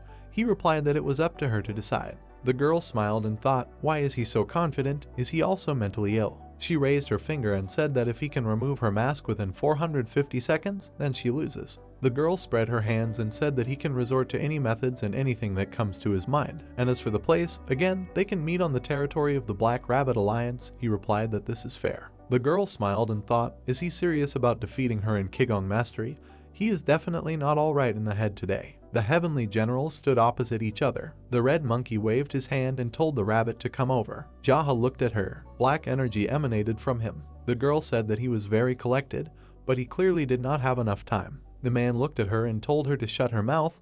How dare she lecture him? He looked away and said that he would teach her a lesson today, so get ready. He said that he had told her without a doubt that after the battle she would leave here safe and sound, but it seemed that someone forgot their place. The girl spread her hands and said that these were her words. The hero rushed forward. He grabbed her mask and pulled it off. The Red Monkey looked at him and asked what they were doing here. The man turned around. He lunged, and the girl jumped back. She was looking at him. The guy frowned and said that the Red Monkey's Qigong skills were good. The commander replied that even the leader of the alliance with his skills would have a hard time catching her. The hero pushed off and ran forward. The girl closed her eyes and thought about what she could buy with her winnings. Jaha approached her. She jumped back. The Red Monkey frowned and thought about what was going on. Suddenly he became even faster. Jaha appeared behind her. She jumped back. Smoke was coming out of the man's hand. It filled the entire space. The girl landed on the ground. The hero appeared out of nowhere. He extended his hand. The Red Monkey jumped. He extended his hand, but he couldn't reach it.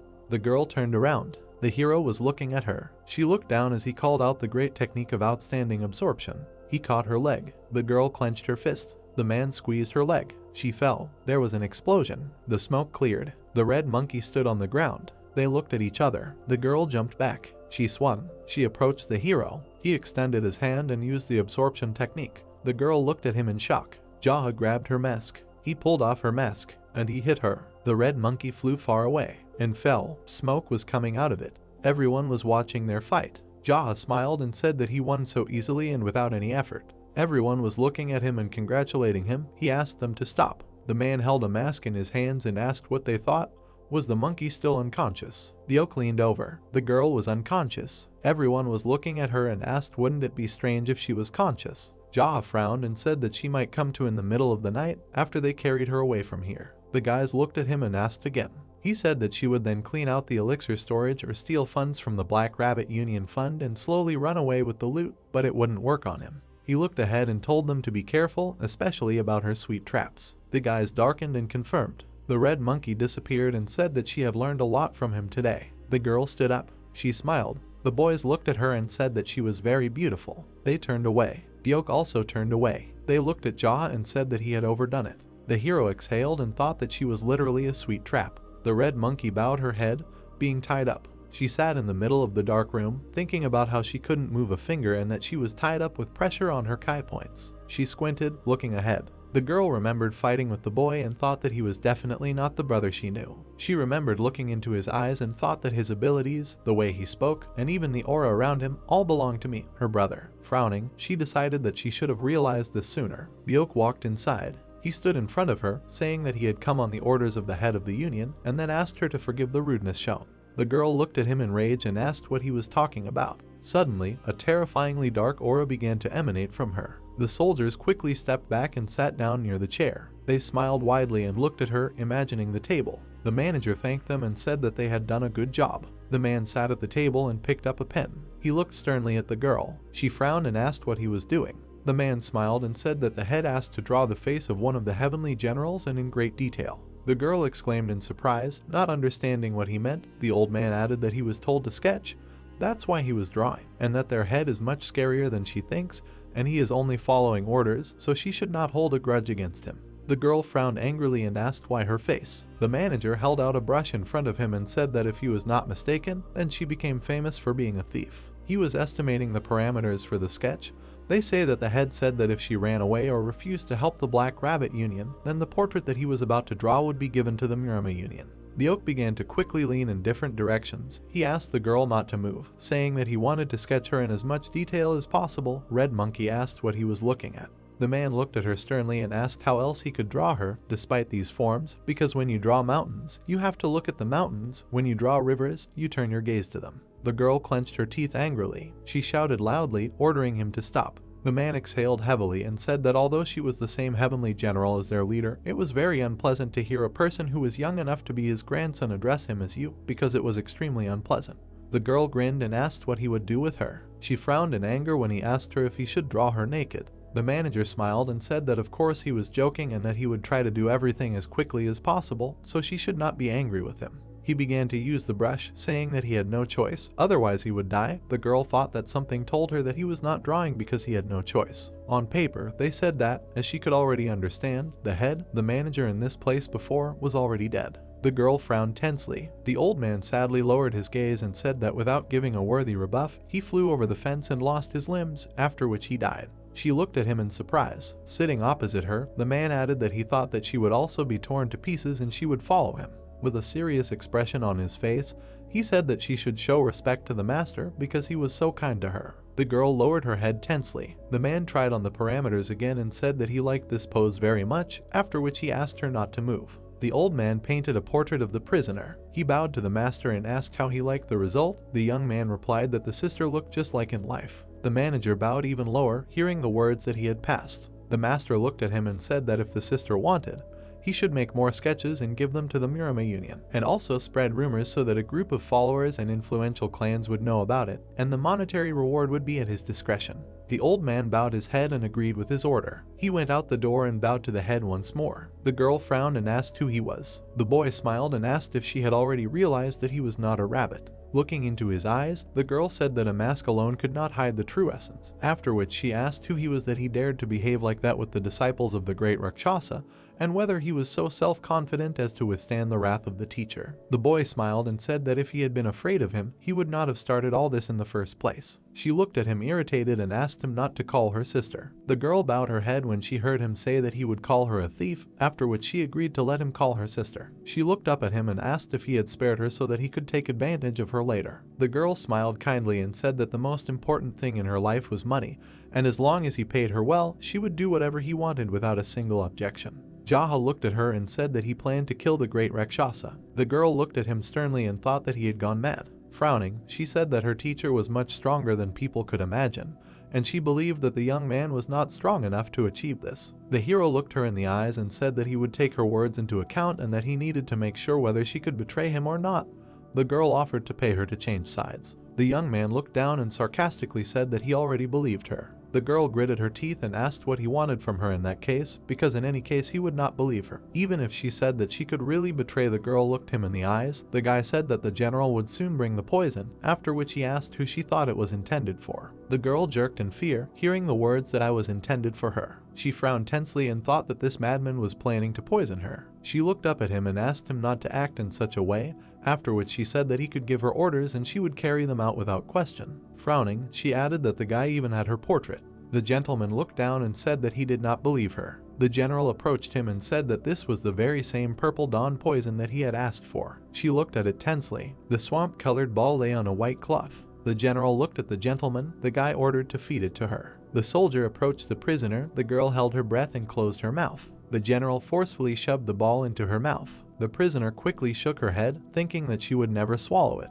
The general looked at the gentleman and asked what to do if she did not swallow. The guy replied that he should beat her until she swallowed. The girl closed her eyes and swallowed the poison with effort. She exhaled heavily and said that she swallowed it, after which she asked what was needed from her. The Lord looked into her eyes and said that he would give her 10 days to kill a white rat, a yellow horse, or a green dog, and after that he would give her an antidote. Then he added that duels to the death were common among the 12 heavenly generals anyway, so she would not anger the great Rakshasa in any way. The red monkey frowned and said that these three brought evil to people and were bandits, murderers, and robbers. The Lord extended his hand towards her and said that she was very perceptive. He hit her on the back of the neck. The girl rose to her feet, stretched her shoulders, and asked who he was and if he was a former member of the Mirama League. The Lord looked at her and easily replied that he was a friendly neighborhood errand boy. The general frowned tensely and thought that the Lord had laid all his cards on the table so easily. The girl looked into his eyes skeptically. She closed her eyelids and said that he probably wouldn't tell, then added that she would return as soon as she killed one of the three, and then they would talk. The general quickly turned to her and thought that she hadn't taken these words seriously. The gentleman called out to the girl as she left. She turned to him. The young man said that even though she had swallowed poison, the choice was hers, because she could tell her teacher everything and get an antidote from him, and then lay all her cards on the table. Red Monkey looked into his eyes and asked what she got out of his victory. The young man put his hands behind his back and said that there wasn't much to gain, because she herself was tired of silently following the teacher's pathetic orders, doing all the dirty work for him, and giving all the money to such a young girl. The interlocutor looked at him silently. She turned away and said that she was leaving. The general approached the gentleman and said that he had prepared the so-called poison, but very carelessly, and then asked if it would do. Gunpyeong looked at the gentleman. The young man asked what the poison was made of. The man replied that he had simply mixed a laxative and stomach stimulant, and then molded it into a ball. He frowned and added that he would not be surprised if a car pinned her down while she was running.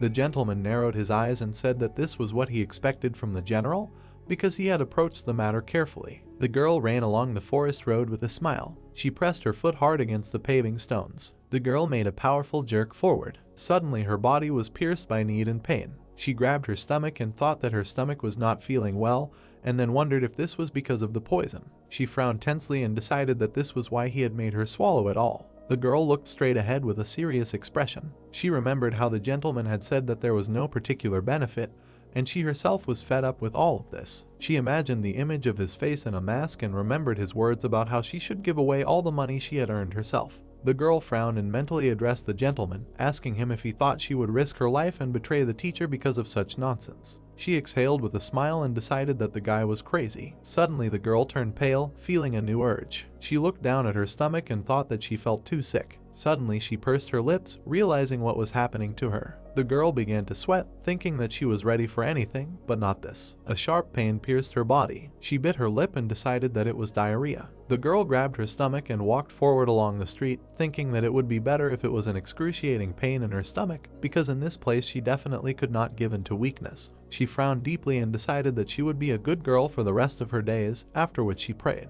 The image before her eyes began to shake. Her vision was becoming increasingly clouded. The girl quickly looked around. There was still a way to go. The people around her were looking at her suspiciously. The girl quickly turned away from the man. She bit her lip and decided that she was unlucky that it happened in this particular place. She swerved and walked forward down the street, thinking that she needed to get to where there was no one. She pushed off the ground. Her body was again gripped by pain. She thought that she needed to concentrate all her internal energy in her sphincter. She came out into a forest clearing. The girl quickly looked around, holding her stomach, and thought that the feeling was similar to her inner demon being released. Suddenly she felt something in the distance. The leaves on one of the trees rustled loudly. The girl turned around and noticed that someone was quickly approaching, at the same speed as her, after which she thought that it was her teacher. A man in a white robe flew over her. He landed softly on the clearing. The girl looked at him in surprise. The man turned to her and asked if she was okay or not, because she looked so pale. The girl stuttered and replied that it was the poison. The red monkey frowned tensely and thought that she shouldn't so recklessly tell just anyone that she was poisoned. The girl bowed her head and timidly said that she was looking for the restroom. The man touched his chin with his hand and replied that this was a very unpleasant situation. He took a step forward. The man sat down with his back to her and told her to climb on top of him because he was just heading to his favorite shop, and if she didn't want to relieve herself somewhere deep in the forest, he could quickly carry her there. The red monkey looked at him in surprise. Her body was again struck by pain. She asked him in a trembling voice to take care of her. The red monkey climbed onto his back and concentrated. The man smiled slyly. He took her legs and rose from the ground. The next second, the man rose into the air with explosive force. He smiled slightly. The girl clung to him in fear. The man asked her to remain calm, because she would be able to overcome everything as long as she remained calm. She looked at him in surprise and thought that judging by the speed, he was definitely a master, and besides, he had a pleasant voice, after which she wondered where such a young master like him came from in this place. The guys rose high above the settlement. The man landed on the street. The girl quickly ran to the backyard, hearing words about the fact that there was a toilet there. The stranger watched his running companion. White doves rose into the air. The girl sat in a field full of red flowers, biting her hand. Bitter tears flowed down her cheeks. She thought that everything had happened too loudly. The girl walked tiredly down the street. She smiled softly and thought that she did not know how to look this guy in the eyes now, because he had definitely heard all this. She walked up to the entrance of the shop. The girl opened the door and looked inside. Jaha and if somewhere else in the region met her and asked if she was okay. The girl folded her hands, bowed and said that everything was okay, thanks to him, after which she would thank him heartily. Duke put the pork ribs on the table and said that the guy was definitely lucky when it came to food. He smiled widely and added that he was going to use them in rice soup if the young man had not come today. The guy replied that he should be lucky at least in food, because in everything else, luck had definitely abandoned him. The girl looked at the dish with a wide smile and asked what it was, because it looked very appetizing. The cook smiled widely and said that these were pork ribs. Red Monkey repeated these words incomprehensibly. Jaha looked into her eyes, took a bite and again said that these were pork ribs. The girl's chin was dripping with saliva. She said that she understood everything. Suddenly she jerked in fear. Hearing the chef say that she should not stand there like a pillar and try a piece, the girl replied that everything was fine and that she had some stomach problems. Duke put a small portion on the table and asked her to try his dish. The girl looked at the plate temptingly and thought that it looked delicious, after which she decided to eat a small piece. She scratched the back of her head and said that he shouldn't have done that. The man was annoyed but told her to take the bone with her hands and just eat it. The girl began to eat. The chef was beaming with joy. She bit off a piece of the bone with great appetite. Suddenly the girl frowned in surprise, then thought that it was incredibly delicious. The man leaned over and whispered in the guy's ear, asking him about the relationship between them. Chewing the meat, the guy replied that it was his sister. The girl froze tensely in place. She looked at him in fear and thought that now that she heard that voice, she remembered how she had relieved herself and remembered the appearance of the young master. Then she imagined Jaha handing her the fireball and noticed his eyes. She jerked in fear and began to stutter. The young man wiped his face with his hand. He smiled softly and asked if she was speechless from his incredible beauty. Blue lines began to spread across the girl's face. She thought that not only had he deceived her, but she had also relieved herself in front of him. Suddenly her body became paralyzed. The girl fell to the floor. The guy waved the bone and said that this was absurd, because she had fainted from her own brother. He looked at her and wondered if it was possible that she had fainted from the delicious taste of pork ribs. The men looked at her silently. Duke looked at the gentleman and asked if he was now the head of the Black Rabbit Union. The guy confirmed it.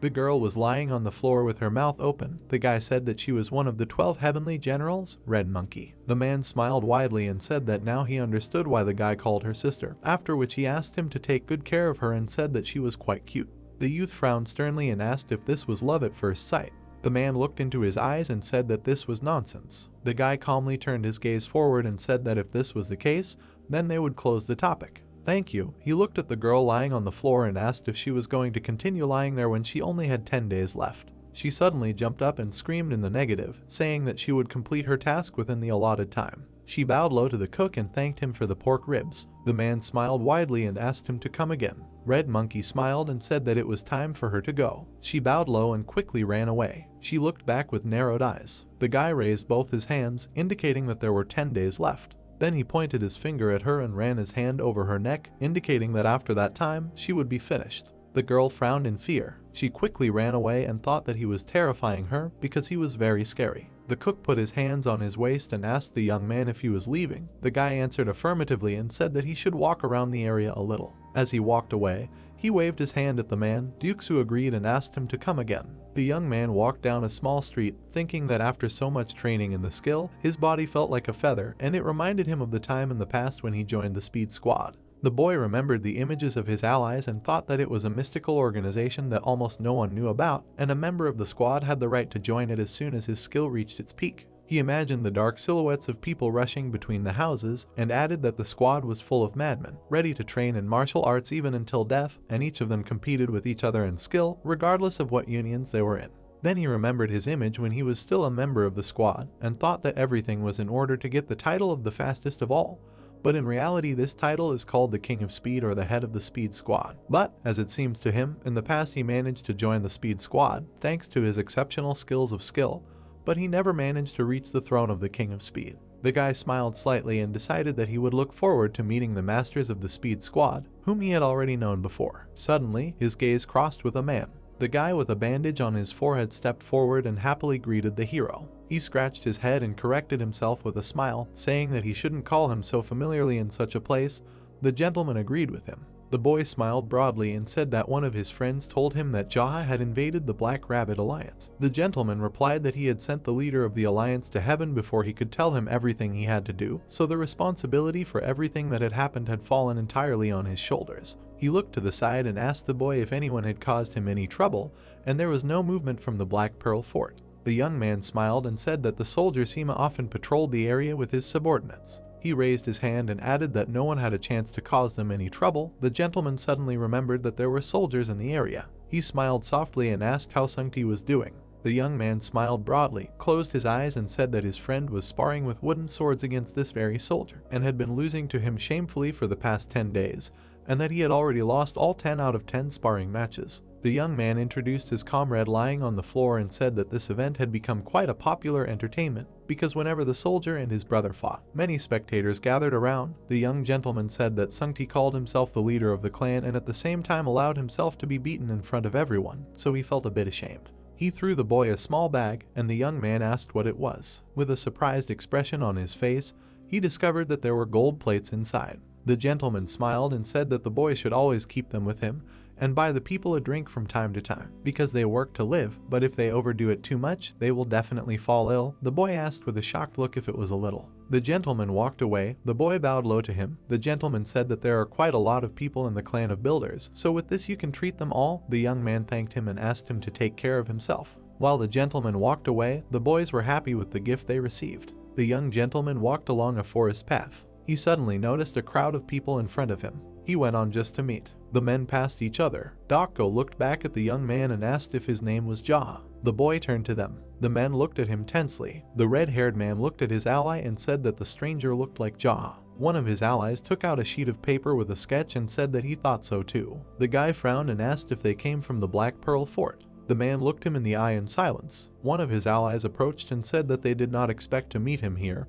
and that he heard that the guy had recently left this place. Jaha looked at them silently and thought that they came to sow discord in the land as soon as they heard that he was not there, after which he added that dark groups often resort to such methods because they get to the person's surroundings, not giving him the right to escape. Dokko firmly stood on the ground. He looked at the interlocutor and introduced himself to him. Without taking his eyes off the boy, he asked if he had finished off the 3 men, and then told him that the head of the Black Pearl Fort had put a reward of 30 gold plates on his head, and that it was done on the orders of the Tiger Roar Alliance and the 3 Swords merchants. He looked at his ally. It was said that they were on their way to the prefecture to place the document about the hunt for his head, but he could read it himself. The dark-haired man stepped forward and held out the document in front of him. The boy looked at it serenely and thought that this was a banal politeness, and considering everything that the dark faction was offering, it was better for him not to accept anything. The boy did not take any action at all. Silence hung in the air. The people behind Dokko were thinking about why he did not take the scroll, because he needed to take it.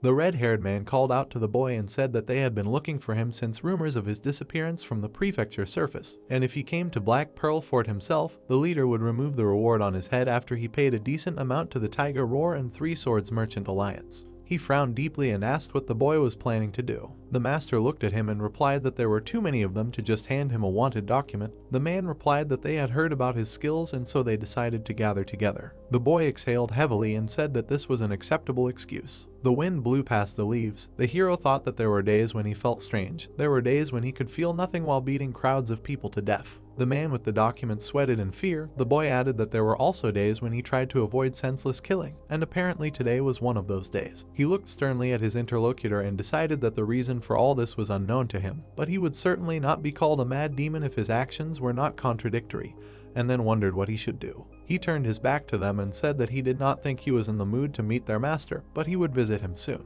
The red-haired man frowned angrily and said that it would be better for him if he went with them right away. The young master suddenly stopped and asked him if his name was Dokko. He looked at him angrily and asked if he was really impatient to go to the next world with his subordinates. The man looked him in the eyes and said that he could not react differently, because he had killed 3 men and now declared that he himself would choose the date when he wanted to appear to them in the fort. His allies prepared for battle. The man raised his hand and added that it made no difference whether he killed them all right now and then went to the Black Pearl port later, or whether he followed them there right now. But if he continued to delay his visit, he would have to face the people of the Tiger Roar Union and the 3 Swords merchants face to face. Without taking his eyes off the gentleman, he added that no matter what he chose, it was all just like a stone on his soul. The guy smiled and thought that the enemy was not afraid of death at all. He turned his back to him, agreed, and said that it was time for them to go to this Black Pearl port. Walking in front of the mercenaries, the guy thought that he was sad, because in this life, while he was wearing the mask, who is the head of the Black Rabbit Union, which develops the powers of the Dark Faction.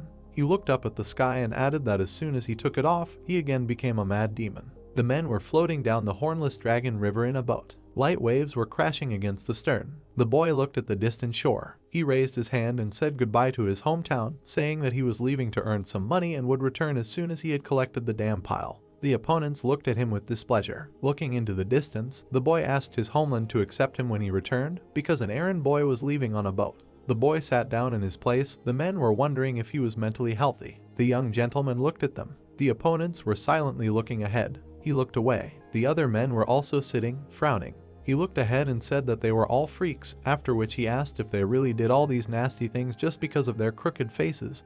The boy noted that he could not understand how this world even works. He touched his chin and looked down. The boy remembered the left hand of the messenger of light, the sex demon, and thought that there was a handsome man he knew, and at the same time he did many nasty perverted things. The young man put his hands on his knees. The men lowered their heads in annoyance. He said that he thought the nasty actions had nothing to do with their faces. He raised an eyebrow and said that he did not understand why they were so ugly, and then asked if he could think that it was because they were literally mired in vile deeds that this affected their faces. Dokko frowned and asked what that meant. The gentleman looked him in the eye and gave the example of the slave auction trade, saying that he had heard that the Black Pearl Fort dabbled in such things. The man with the protruding jaw frowned and asked him to close his mouth. The young gentleman looked at him with annoyance and said that he was not finished yet, then insulted the men with a few swear words, and asked what was going through his head when he saw slaves at the auction. The man smirked and said that he was thinking that he needed to earn some money so that he could have a slave himself. All the bandits laughed loudly. Dokko frowned in anger and ordered them to shut their mouths or he would kill them all.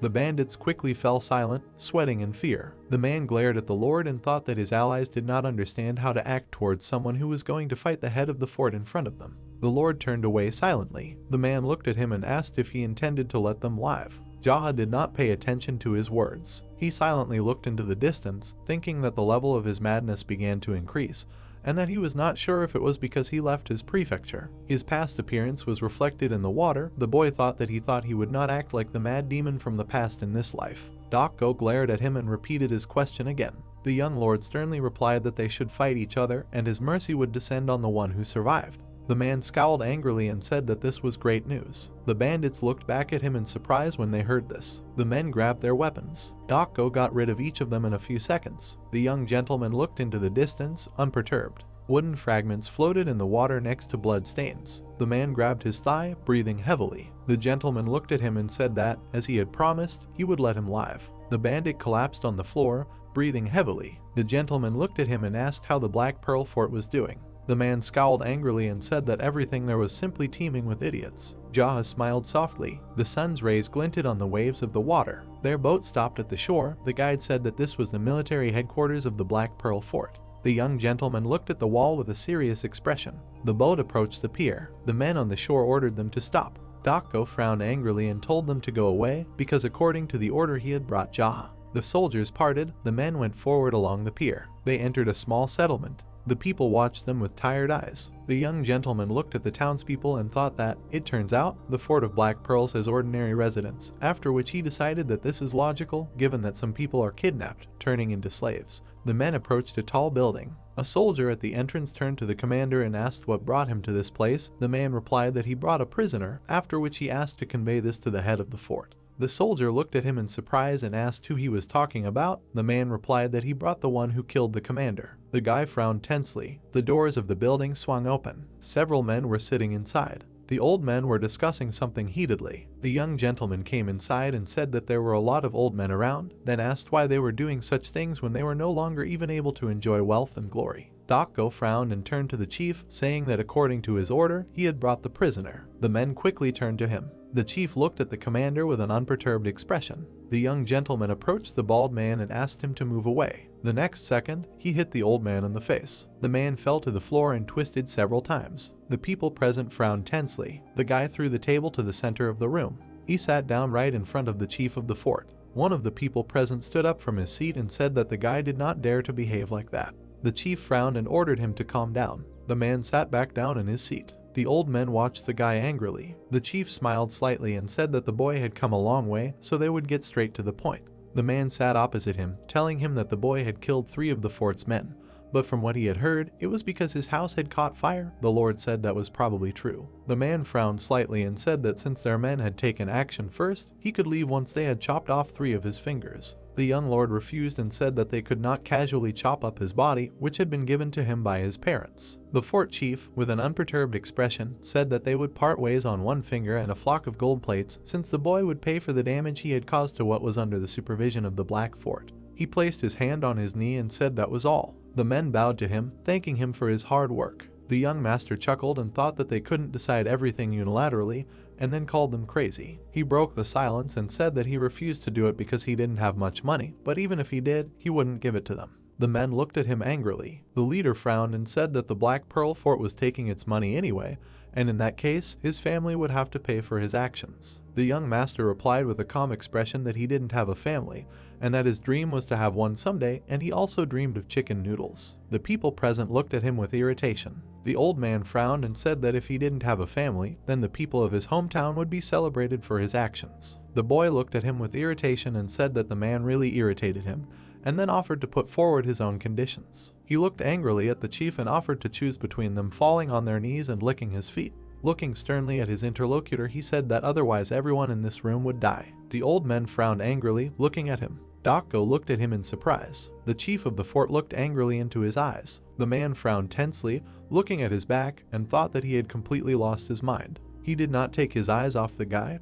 I continue to think that he provoked not only the chief of the fort, but also all the elders. One of those present looked angrily at him and called him an impudent bastard. The men jumped up from their seats and grabbed their weapons. The guy looked at them serenely. He calmly got up from his seat. The leader looked him in the face and said that he was a fool because he was given a chance, but despite everything, he thirsted for bloodshed. The guy looked him in the eyes and said that he was the only fool in this building, because he was the one who gave him a chance to survive, and they thirsted for bloodshed. Dokko looked at them tensely. The leader lowered his head onto his hand and ordered to kill the guy. The men quickly rushed into battle. The young master easily dodged the first blow. He slightly tilted his body and counterattacked the man. The bald old man flew back a few meters. His sword flew into the air. The dark-haired man directed an attack at the guy. The young man parried his blow, blocking his hand. It pierced the old man's body. The next second, the young man dodged a spear strike. He lunged and threw his opponent back. One of the elders threw his shells at the guy. The hero waved his arms, lowering his head. With one movement of his hand, he parried the flying sticks. Metal shells stuck in the floor. The 2 men rushed into battle. The blade, spinning in the air, began to fall to the ground. The young man quickly grabbed it. With one movement of his hand, he cut the bodies of the attackers. Scarlet blood gushed onto the floor. The men fell lifelessly to the ground. Jaha looked at them angrily. He looked up at the surviving opponents. The leader sternly watched what was happening. The old men stood in a stance, looking tensely at the guy. Dark energy began to emanate from the guy's body. Dokko pursed his lip, watching what was happening. The young master took a step forward and asked why they did not approach him. The old men were scared, but turned pale. He frowned angrily and decided that he would approach himself. The next second, he approached the opponents. The man attacked him with his spear. The guy quickly dodged. The next second, he hit the man on the shoulder. The bald old man lunged forward to attack the guy. The hero tucked the blade of his blade into his armpit. He turned around and hit him in the stomach with his palm. The young master quickly turned around on the spot. He turned to the other opponent and attacked him with his sword. The surviving opponents rushed into battle again, running past the slain ally. The boy looked at them angrily. He made several blows, cutting the bodies of the men. Scarlet blood and fragments of weapons scattered on the floor. Dako frowned in fear. The head of the fort watched what happened carefully. The hero stood in the middle of the bodies of his opponents. The edge of his sword was covered in blood, and the man lay on the floor and groaned in pain. The head silently looked at his face. He lowered his eyebrows and said that the man did a good job. The young man frowned and asked him to stop acting so pompous, after which he said that all he did was just watch his subordinates die, waiting for the guy to run out of steam. The man frowned angrily. He pulled out his blades. The man swung his arms and attacked the guy. The young man made a sweeping blow. Their attacks clashed with each other. Suddenly, a huge amount of dust and smoke rose into the air. The guy quickly approached his opponent. The old man attacked him. The young man blocked his blow. The man made another lunge. The boy ducked back from the blow. The old man continued to attack without stopping. The boy blocked each of his blows. Their swords suddenly crossed. The lightning-fast blows of the opponents met again and again. Streams of smoke rushed through the room. The old man frowned angrily. The boy confidently looked into his eyes. They attacked each other, creating a powerful flash. The abundance of smoke hid their images from prying eyes. Dako closed his eyes from the fragments. The dust began to settle. Little by little, the bodies of the defeated opponents began to become visible. The men stood in the middle of the room, crossing their weapons. Sparks emanated from the place of contact. Suddenly, the boy's blade cracked. He jumped back, dodging the blow. The boy looked at his opponent with displeasure. The blade on the hero's sword broke off and flew to the side. The boy frowned. The old man grinned. He swung his blade and exclaimed that the young man was now unarmed. The brunette dodged it deftly. He gathered scarlet energy in his palm. The sword was back in his hand. Gosing looked in shock as the weapon simply pulled itself back to the hero. The opponents crossed their swords. The guy grinned and said that the blade was gone, but now it was here. The fort leader frowned. He made a sharp lunge and cut the air. The young man parried the attack. They continued the battle. The ringing of metal could be heard. The wooden flooring changed. Energy emanated from the enemies. The hero swung his blade. The brunette narrowed his eyes and thought that the old man was not bad. His strength was comparable to Gosing if he had trained in the art of the sword for another 40 years. -1 point of respect for Gosing. The old man swung and attacked again. The blow was parried. Another block with a blade. The old man did not give up his position. The hero's eyes flashed. He squinted and thought that, apparently, his opponent was ill with something. The old man swung. Because of his weakness, his movements were constrained and his breathing was uneven. The leader raised his weapon above his head. The enemies rushed towards each other. The man frowned and breathed heavily. The young man was focused. He parried the attack. The guy sharply extended his hand towards his opponent. Energy emanated from his fingertips. The old man shuddered and jumped back. Jaw pushed off and quickly approached the enemy. The man shuddered. He covered himself with 2 blades from the hero's blow. His knee rested on the floor. The leader was breathing heavily. The weapon trembled in his hands. The young man continued to press. The brunette swung his hand again and released energy. He delivered a sharp blow to the enemy. A powerful beam threw the old man back. The guy's eyes flashed menacingly. The young man launched the blade. The old man stared at the oncoming attack. The sword pierced him through. The leader was slammed into the wall. He grimaced and coughed. There was blood everywhere. Gosing turned pale and opened his mouth in shock. The surviving elders watched in silence. The young man approached the old man. The leader frowned and asked to let his subordinates heal him. He then promised to appoint the boy as the next leader of the fort. The brunette stood in front of him. The man continued that if he killed him now, he would not be able to completely subjugate the Black Pearl Fort. The old man turned pale. He muttered that since all these guys were nothing more than imbeciles, a man should lead them. The hero looked down at him and noted that his speech was filled with horror. Apparently, he did not want to die. The leader's eyes widened. The young man's expression darkened and he asked if he had lived a good life with the money he had earned from kidnapping people, selling slaves, and making everyone's lives a living hell. He must have killed countless people who were begging for mercy like he was now. The old man tensed up. The young man extended his hand, radiating an aura. He looked at his opponent with disdain and declared that such trash was better off dead. The man watched in horror as the massacre approached. Blood gushed. Gosing looked on in fear. In front of the young man, there was a bloody mess on the wall. The hero turned around. The elders turned pale. Gosing frowned and said that Jaw should be the next head of the fort. The young man beckoned with his finger. The man came closer. The brunette hit him sharply in the face. Gosing fell to the floor. His face was covered in blood. The hero grabbed the man by the hair. The young man looked at his interlocutor with a predatory expression and asked why the hell he was still pestering him. Did he really want to go after the fort leader? The man clenched his teeth in anger. They looked at each other. Gosling looked at the young man angrily and exclaimed, "What else should he do when he killed the leader?" The guy looked at him carefully. He narrowed his eyes and remembered the old man's words. Jaha let go of the man, who collapsed on the floor. The hero ordered them to return to the hall as soon as they gathered everyone under their command, and also healed all the old people who were lucky enough to survive. The young man turned around and headed for the exit.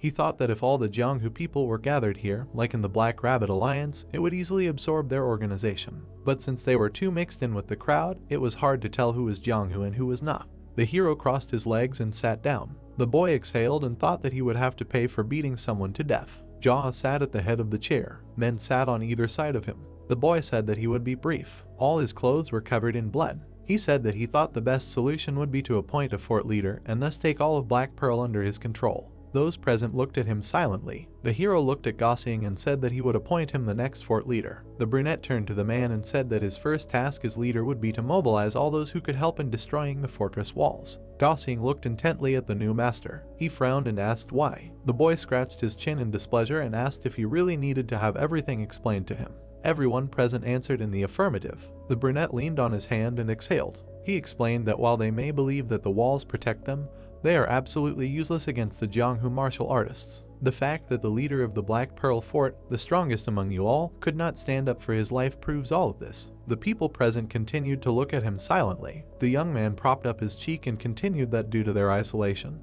they could not even negotiate with anyone outside the walls. Don't they think that they need to understand all of this for anything to begin to change? The men of the Leo looked on emotionlessly. The hero assumed that they did not buy what he was saying at all. Jaha sighed heavily and muttered that he was tired. He closed his eyes and waved his hand. The boy suggested that they start by tearing down the fortress and also advised going out more often.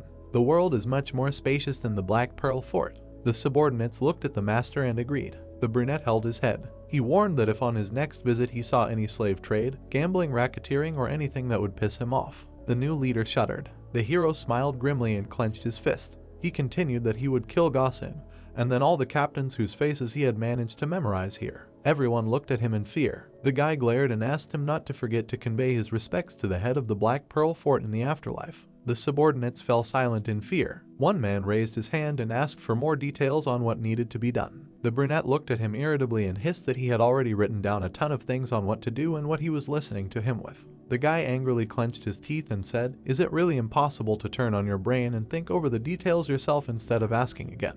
The man turned away and sweated. The hero continued to grumble that if he couldn't even do that, then he should go clean up the bodies and dismantle the fortress with the rest of the mercenaries. There was no point in sitting around on his ass, calling himself a captain and asking about what needed to be done. The subordinate awkwardly looked away. The brunette continued to complain that it was because of such morons who became captains that their organization had sunk to this point.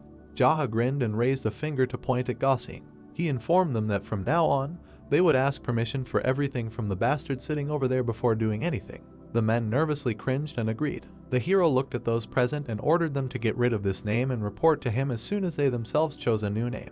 He asked not to use the word black, because they could come up with something that would clearly show that they were from the dark faction. Someone raised their hand. The man with round eyes suggested using the word white. The young man turned to him irritably and asked if he really thought that they were from the white faction. The interlocutor calmly looked at the gentleman and answered negatively. The hero looked at him displeasedly and wondered what he had forgotten here, if even renaming his forces caused so many problems. The brunette looked at the interlocutor with hatred and demanded no more questions until the meeting was over. He gloomily lowered his head. The young man put his hand to his forehead in displeasure and ordered them to reduce the number of their rules to 3. One of the captains looked at the owner and clarified that he wanted to reduce more than 100 rules to 3. The guy exhaled and was surprised by their number. He repeated that they should start with 3. If they really needed to add more, they should discuss the pros and cons among themselves before adding anything. The hero extended his hand and added that the taxes should be eliminated and all captured people should be released, and all documents related to the bounty hunt should be burned. Also, the captains were not allowed to take money from the fort leader's vault. The men looked at him, puzzled. The boy ordered that they use it to help the people in dire straits and build proper houses here. He gave the task of involving people from outside and building a couple of buildings. The young man looked at the audience and clarified if everything was clear. The captains watched silently. The boy frowned and asked what kind of atmosphere was in the air. One of the men raised his hand and noted that Captain Gossing had already said much of this. He looked at the other men, who confirmed his words. The brunette turned. Gossing frowned and looked at him. They stared at each other silently. The guy narrowed his eyes and told him to try. The man agreed. The young man asked him to get him a change of clothes because his current ones were too soaked with blood. Night. The man stopped in front of the gate. The guard turned in that direction and asked who was coming. The hero came closer to them and answered that he was their leader. The men shuddered. One of them sweated and looked at the young man. The guards bowed sharply. The guy passed by. He looked around and muttered that it was too quiet. Are these bastards really shirking their training, even though he only left it for a moment? An old man ran up to him and greeted him. The guy narrowed his eyes and asked why no one was training. The interlocutor answered that it was not like that, it was just that the golden boar was here. The brunette frowned and clarified that one of the 12 heavenly generals was here now. The old man sweated and answered in the affirmative. The guy walked down the corridor. According to the collection of conquests, no one knows whether this man became the golden boar because of his gluttony or whether his gluttony is related to becoming the golden boar. His martial arts level is somewhere between 7 and 8 Ragna, and it is known that he became the strongest disciple of the great Rakshasa due to his physical strength and body condition. Presumably, he is the young leader of a rich group of merchants who brings huge amounts of money to the great Rakshasa. The young man entered the hall. A fat man was sitting at the table and eating. There were many dishes in front of him. It was Gold Boar. He noticed the hero standing in front of him. They looked at each other in silence. The guest straightened up and ordered the young man to bring water. The guy looked at him gloomily. Silence fell. The man frowned with displeasure and repeated. The brunette took the jug and went to him. He poured water into a glass and thought that he was just wandering in without an invitation and putting on such a show. Apparently, Gold Boar wasn't afraid of the black rabbit at all, who could very well be the hero. The guy studied him carefully. The man took a sip and muttered that he had never seen him here before. He asked where their leader had gone. The young man looked at the guest and mentally replied that he had gone to heaven.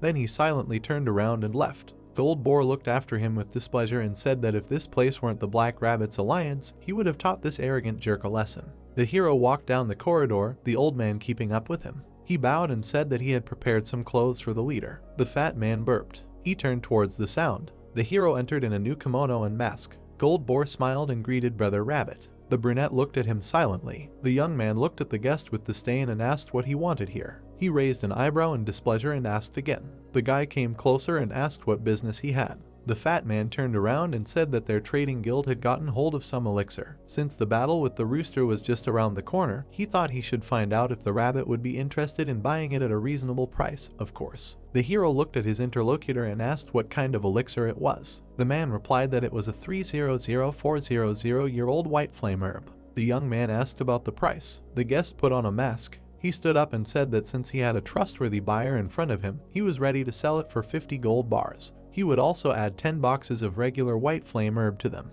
The guy looked at his interlocutor and demanded that they be brought here. The man happily turned around and noted that he had made the right choice, because he had planned to make the same offer to the white rooster if the boy had refused. The brunette watched Gold Boar walk away and noted that he would immediately change sides as soon as the situation required it. He had forgotten how shitty interpersonal relationships were here. The boy was left alone in the hall. He reasoned that the more useful the elixir, the higher its value, hence the 50 gold bars. The hero closed his eyes. From that moment on, he forgot about all the possible assets of the Ilyang prefecture as well as the assets of the Black Rabbit. The guy mentally said that he did not have any money and was determined not to give it even if he had it. He opened his eyes. There was peace in his mind. The heads stood opposite each other. The goods were on the table in front of them. Gold Boar made a hand gesture and said that it was quite difficult to get such elixirs, and even just storing them was difficult. Therefore, the guy should use them as soon as possible. The young man took the root and put it in his mouth. The interlocutor looked at him in surprise and replied that it seemed like the hero had eaten white flame grass before. The brunette chewed and thought that in his past life he had a whole bunch of them. The problem was that it was a 100-year-old grass, and it was impossible for a fat man like him to eat one so easily as he had just done. Manager Byoke stood next to the hero. The guy ordered him to check them. The old man looked at the young man with puzzlement and replied that he would do so. Gold Boar looked at him and asked if he knew how to check elixirs. The brunette clarified whether the interlocutor really looked down on the manager. The fat man answered in the negative. The young man pointed his finger at his subordinate and declared that he was Elder Jianghu, who had dedicated 30 years of his life to Jianghu. The old man looked at his master in surprise. He bowed deeply. The boy called him an elixir expert, an elixir mage, a wise elixir master, and also an elixir genius. The old man exhaled and smiled. Jaha looked at the other man and told him how his ward could find an elixir hidden 100 kilometers above the clouds and could even smell it 100 kilometers away. He became one of Jianghu's men only because of his skill in appraising elixirs. The young man looked at the merchant with confidence. The servant bowed low and muttered that this was an incredible honor for him. Gold Boar scratched his neck tensely and replied that it was incredible. The old man put on his gloves and suggested that they begin. He looked at the box with the goods. The man sharply inhaled their scent. Manager Byok examined the elixir from all sides. The old man then bowed to the master and said that all three of the sprouts smelled the same, but upon closer inspection, a piece of the root had been torn apart carelessly. He squinted and noted that it looked like someone had already tasted the root. Gold Boar shuddered. The fat man clenched his fist in displeasure and exclaimed that he should just evaluate it and say whether it was real or not. The merchant was already showing his generosity by giving them away for only 50 gold bars. The manager bowed and apologized. He looked at the owner and said that the white flame grass was real. It would be difficult to obtain grass of this quality, even if he sent someone to Namling County to buy a few. The man looked at the youth carefully and added that due to the difficulty of transportation, if there were even one more route, the Heavenly General would ask for at least 100 gold bars. Gold Boar laughed and noted that the manager's knowledge of medicinal herbs was just as deep. The hero nodded at the chest and asked the interlocutor to accept the payment and take it.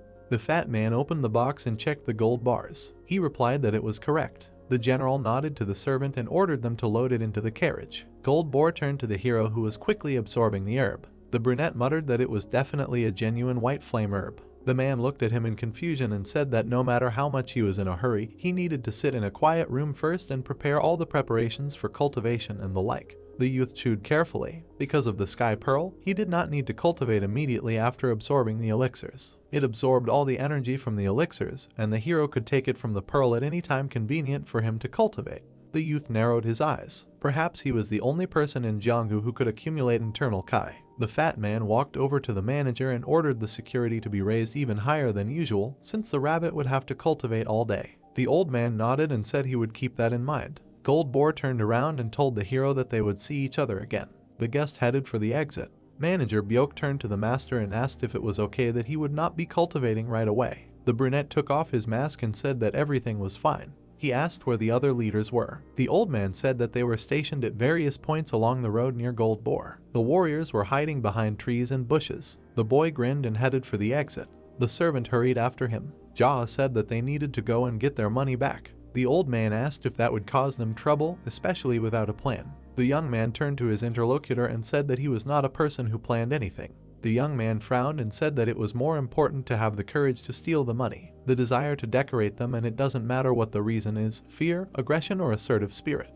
The old man looked at the owner with admiration. He bowed and said that he would remember it well. The boy went to meet Gold Boar. There was a moon in the sky. Manager Byok stood and looked at the gate. Earlier, he asked the gentleman why he suddenly decided to attack Gold Boar. The young man looked at him and said that there were many reasons for that. They looked at each other. The hero said that he took his money and also spoke to him condescendingly, ordering him to bring him water, and also did not pay for the food. The old man looked at the gentleman and agreed. He added that on top of everything else, this heavenly general does nothing but eat high-quality dishes. The brunette touched his chin and frowned. The hero said that the guest was rude to his brother in art. In any case, it turns out that there are many reasons for his death. The manager looked at the head with admiration. The sound of hooves. The cart sped through the forest. Gold Boar sat inside with the man. The servant thanked him for his hard work and noted that everything had gone according to his plan. The man in the hat smiled and said that they had sold 3 roots to the black rabbit, and then 4 more to the white rooster. Gold Boar grinned and said that he could gradually raise the stakes and take everything they had for himself. The fat man thought that the black rabbit did not even suspect that he had lost again. The horses went crazy. The driver shouted at them and yanked on the reins. The cart shook. A wheel ran into the mud. They skidded along the road and turned around. The fat man rubbed his bruised head and asked what had happened. The man in the hat looked out to the driver and asked him a question. The driver silently looked ahead. In front of them, people were changing a wheel on another cart. Gold Boar looked at the servant with displeasure. The servant went outside. The fat man exclaimed that if they needed to change a tire, they should have stopped at the edge of the road. The man promised to look into it. He approached the culprits. The man looked at the servant of the heavenly general and said that no one planned to block the road. He slapped him hard in the face. Then he slapped the other man. He swung his arm and asked how they dared to block the young master's road. A shadow flashed over him. The hero landed behind him and ran and kicked the man in the back.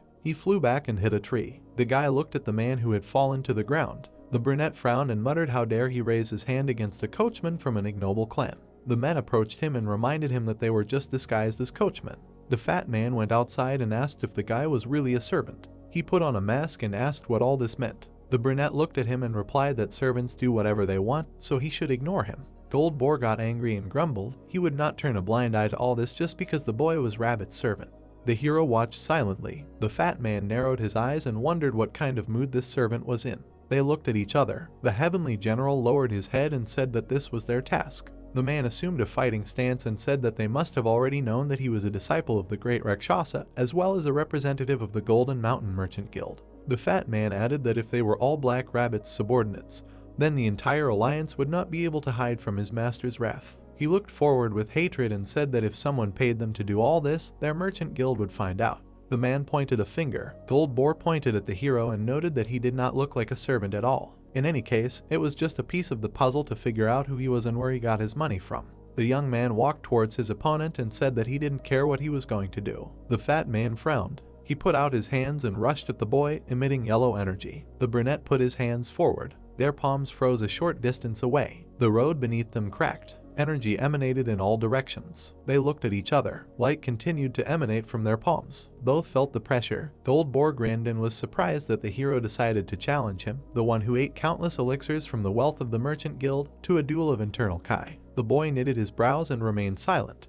The fat man stood and smiled. He declared that if this was a battle of internal Kai, even if he stood against any of the disciples of the great Rakshasa, he could not lose. The man shuddered in surprise. Jaha emitted scarlet energy. Ghostly hands reached out to his opponent. The brunette looked closely and thought that this must be the ability of the Sky Pearl. Golden light, the enemy's energy, penetrated his body. The youth narrowed his eyes and straightened his arms. Gold Boar was nervous. His Kai was leaving his body. He exerted more strength and shouted for him to move away from him. Waves of light and air emanated from them. The boar's mask split. The man sweated. He realized that his opponent was not pushing away. The brunette looked closely at the enemy and thought that it was absorbing the enemy's Kai much more mercilessly than the youth could have expected. The fat man closed his eyes and tensed up. The hero was focused. If the guy suddenly stopped this, he could receive many internal injuries from Gold Boar's palm art. Jaha frowned. The guy thought that if he did not stop now, the enemy would part with his life. His death would not be such a big deal, but he did not want his vengeful soul to be locked inside the Sky Pearl. The opponent turned pale. The brunette narrowed his eyes and thought that at this rate, he would be no different from the leader of the demonic cult. He exhaled. The guy broke the connection. His body was surrounded by golden and scarlet energies. The enemy flew back. The hero brought his palms together and concentrated his power in front of him. A ball glowed in his hands. Flashes of fire spread around. Everyone watched as the young man extinguished this energy. Gold Boar sat on the ground and stared at his opponent in fear. Jaha looked down at him. The guy wanted to steal some money, but stole some Kai energy. The fat man looked at the hero in shock and asked what he had just done to him. The brunette watched silently. He lifted his chin and declared that he had saved him out of his great kindness. The man began to sweat. Is this how his enemy sees the whole situation? The guy looked mysteriously into the distance and thought that he couldn't find any more noble warriors in the whole wide world than himself. Jaha approached his subordinates and ordered them to search the cart. Since he had started all this, he needed to get his hands on everything that was there. The fat man nervously leaned forward and exclaimed that there were things in there that would go to the White Rooster. He asked if the guy was sure he could handle the consequences. The hero glanced at him with displeasure and asked again. The young man demanded that his men make sure they would get everything out of there. The brunette noticed the chest in the hands of the servants. It was a box that contained 100-year-old roots. He demanded that they bring him this small box. The fat man shuddered and protested. The servant put the chest on the ground and opened it. Inside were roots. Jaha frowned and said that the enemy's way of doing business was unfair. Having sold 3 roots to the Black Rabbit, he intended to sell 4 to the White Rooster. The fat man frowned tensely. The young man looked at him and said that the other man was involved in gambling on death matches and had also been caught fixing matches. The hero asked if he wanted to completely eliminate the Black Rabbit from the game with these actions. Gold Boar looked at him with a smirk and asked if he had any evidence. The brunette came closer. The heavenly general recoiled. The guy slapped him and replied that there was, of course, no evidence. The fat man was shaking and holding his face. The young man leaned over him and said that if the head of the Black Rabbit clan had something on this matter, he would order all his subordinates to attack the Golden Mountain Merchants Guild. Gold Boar grabbed his cheek and said that the head would not tolerate this. Jaha's eyes flashed and replied that the great Rakshasa would most likely turn a blind eye to this.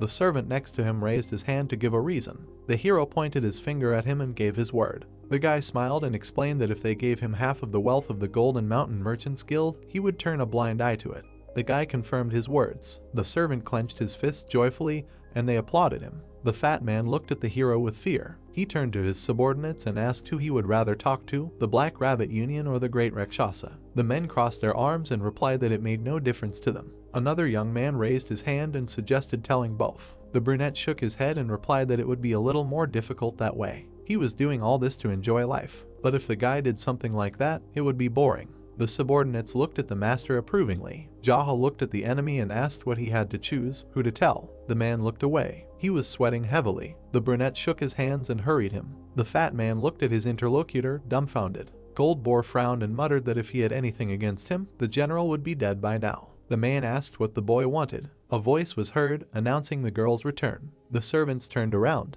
Red Monkey was walking towards them. The fat man turned around in shock and asked why she was here. The girl looked at him and asked if he had been caught too. She was holding a mask in her hands. She handed it to the hero and said that her ambush had failed. But she had fought him and now the ranks had been reorganized. Now her enemy was in heaven. The brunette smiled and took the trophy. He praised her for her work. Red Monkey folded her hands and asked for an antidote. The fat man looked at them in surprise and did not understand why she was calling the boy brother. The hero looked at his interlocutor. She complained that she could not fight normally because she constantly needed to go to the toilet because the diarrhea did not go away. Goldboar stared at her, dumbfounded, surprised that the girl could talk about diarrhea so easily in front of everyone. Jaha looked at her and said that he would keep his promise. They turned to the fat man. He exclaimed who he was. The brunette frowned. The girl flinched, noticing the hero's reaction. She slapped Goldboar sharply, then another. The fat man looked at her questioningly. The girl glared at him with displeasure and asked how dare he show such disrespect to his brother. The man held his face with tears in his eyes. He did not understand anything. Red Monkey bowed to the boy. He praised her. The hero turned to the servants and ordered that all the boxes be loaded back into Goldboar's carriage. The rest could clean up and return. The boy asked to take those who were unconscious and later he could be released. Jaha looked at the fat man and demanded that he call his coachman because the three of them had somewhere to go together. The interlocutor was about to protest. The brunette exchanged glances with the girl. She approached the heavenly general and swung her arm in warning. She demanded that he stop bothering their brother. They exchanged glances. The fat man received another slap. He grabbed his cheeks and asked what it was for. The hero approached them and noted that fighting brothers and sisters should not hit each other so hard. The girl nodded and replied that she would take this into account. The mask in his hands glowed. The young man put it on. Green energy emanated from him. The fat man stared at him in shock, trying to understand what he was planning. Red Monkey bowed and greeted Brother Dog. The hero narrowed his eyes and noted with satisfaction that she grasped everything on the fly. The girl looked menacingly at Goldboar. He winced and repeated her bow. The guy looked at them and said, "At ease." The interlocutors straightened up abruptly. The three of them were sitting in the carriage. The fat man looked at the hero and tried to understand who he was and how he managed to become such a strong martial arts master. The man glanced sideways. The girl smiled awkwardly in front of the young man.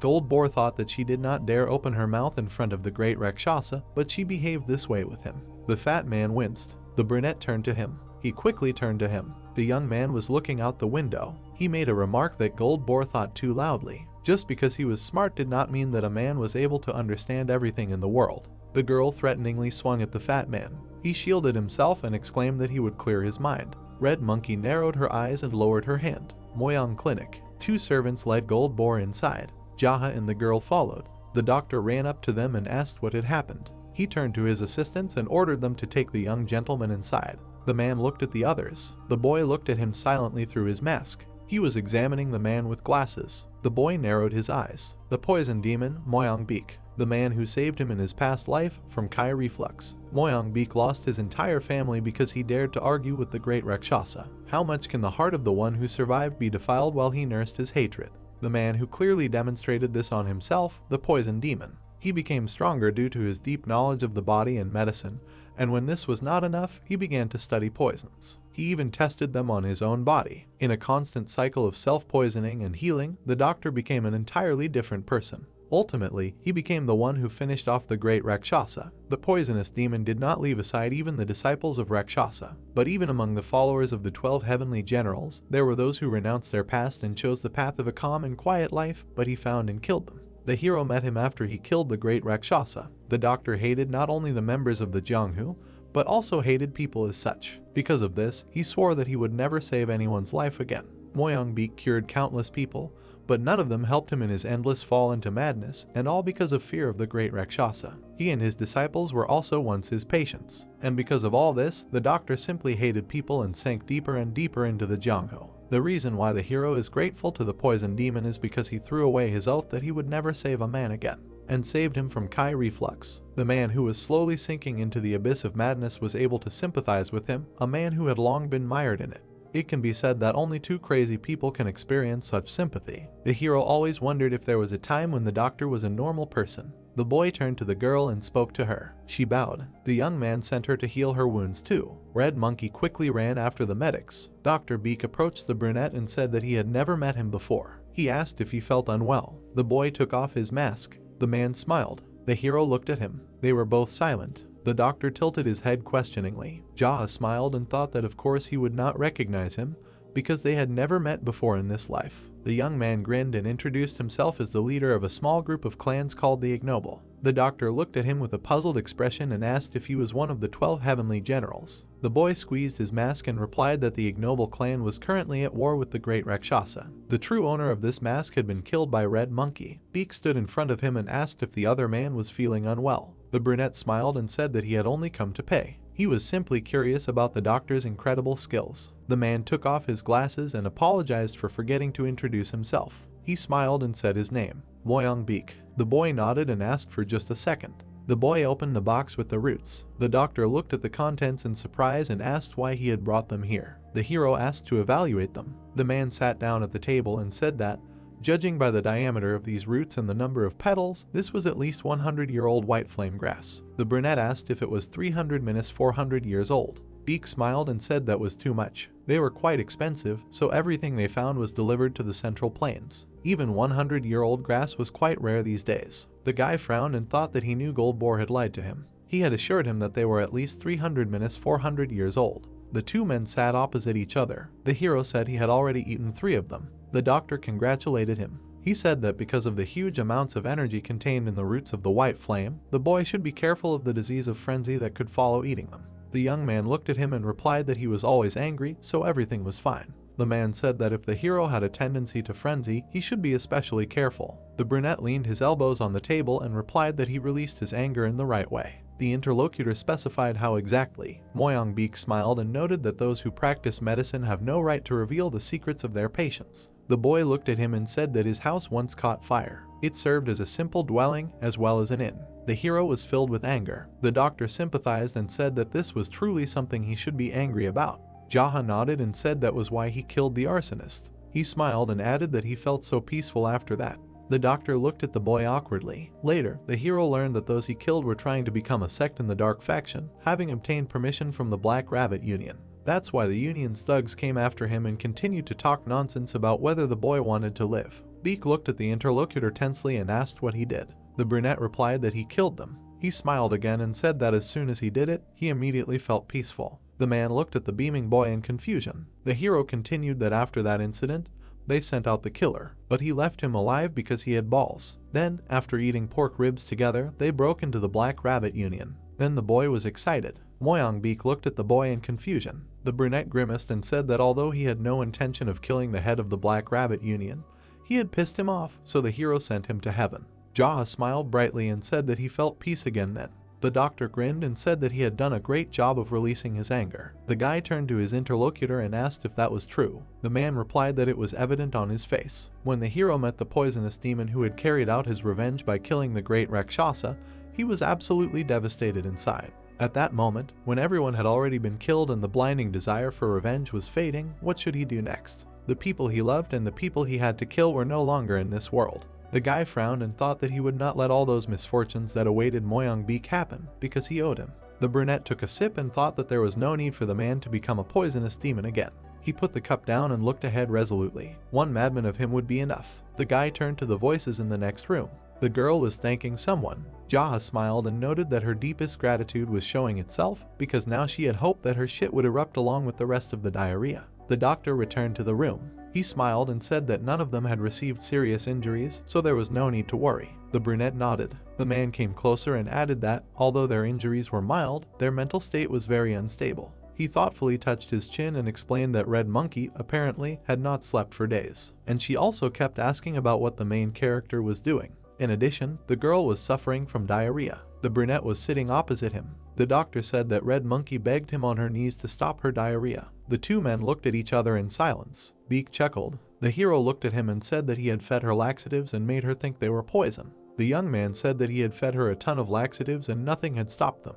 The boy had ordered her to deal with one of the three most vicious heavenly generals, the green dog, the yellow horse, or the white rat. The young man clenched his fist. He frowned and said that he would have had no choice but to kill Red Monkey if she had continued to resist him, just as the leader of the Black Rabbit Alliance had done. Therefore, only the laxative he had fed her was keeping her alive. Deke looked at him in surprise and asked again. The brunette frowned. He clenched his fist and declared that he called it the laxative theory. The doctor looked at him in shock. The man lowered his head and muttered that he had never even heard of laxatives saving people. The boy looked away and said that since she had already dealt with the green dog, let the doctor do as he promised. The other man nodded. He sat down opposite. The young man suggested changing the topic. Deke looked at the hero and said that Goldboar seemed to have suffered some kind of mental shock. The brunette looked at the man and explained that he had lost a huge amount of his internal money energy while fighting him. The doctor nodded and asked if the boy was an enemy of the great Rakshasa, then why did he come here to treat his students? The hero narrowed his eyes and muttered that he was hitting the mark. He tapped his fingers on the table and told her about a man in Jianghu.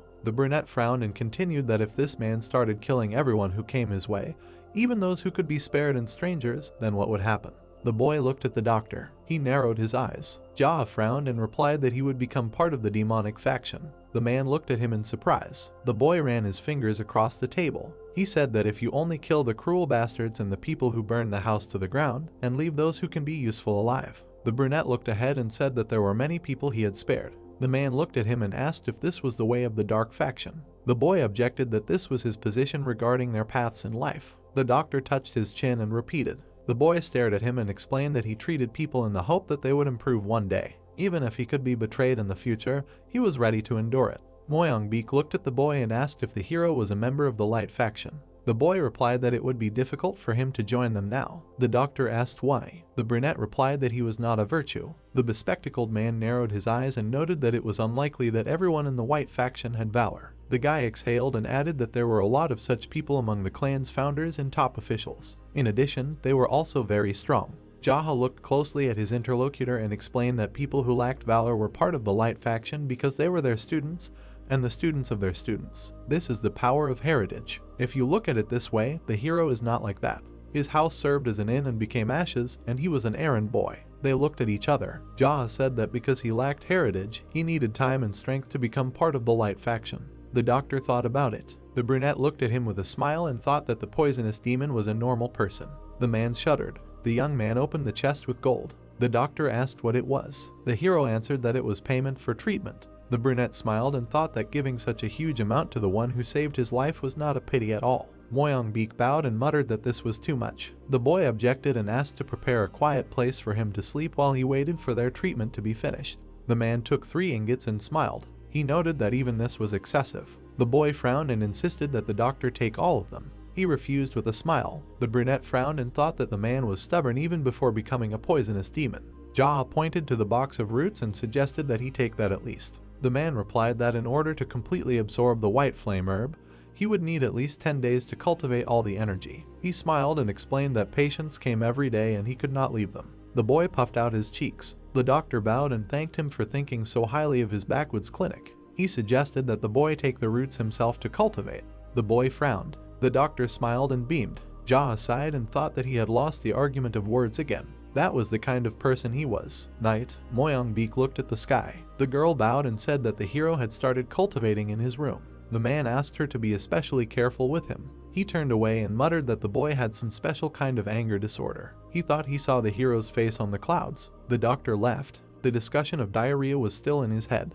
Petals fell on the water. Jaha was meditating. A voice behind the screen asked if he was awake. The man opened his eyes. He opened the screen. Moyong was holding a tray and telling him to drink some herbal tea. The brunette took the mug. Looking at his reflection, he thought it was dark medicine for a poisonous demon. The doctor smiled and said that it should be drunk in 1 gulp. The protagonist looked at him and agreed. He began to drink the decoction. The brown-haired man smiled and asked how it was. The man licked his lips and replied that he felt some relief in his chest. While he was putting the mug on the tray, Moyoung asked if this meant that his soul had become lighter. Jaha replied that it was something like that. The doctor smiled contentedly and said that he was glad, and then asked to visit them from time to time so that they could monitor his pulse, even if he was busy. The brunette, standing opposite, said that he would come with a light heart as soon as he killed the great Rakshasa. He pursed his lips and thought that only by doing this could he cross the line of misfortunes that had haunted Moyoung all this time. The men went outside. Standing in front of the brown-haired man, Jaw thanked him for these 2 days. The doctor smiled and wished him luck, asking him not to hesitate to visit them if he felt bad.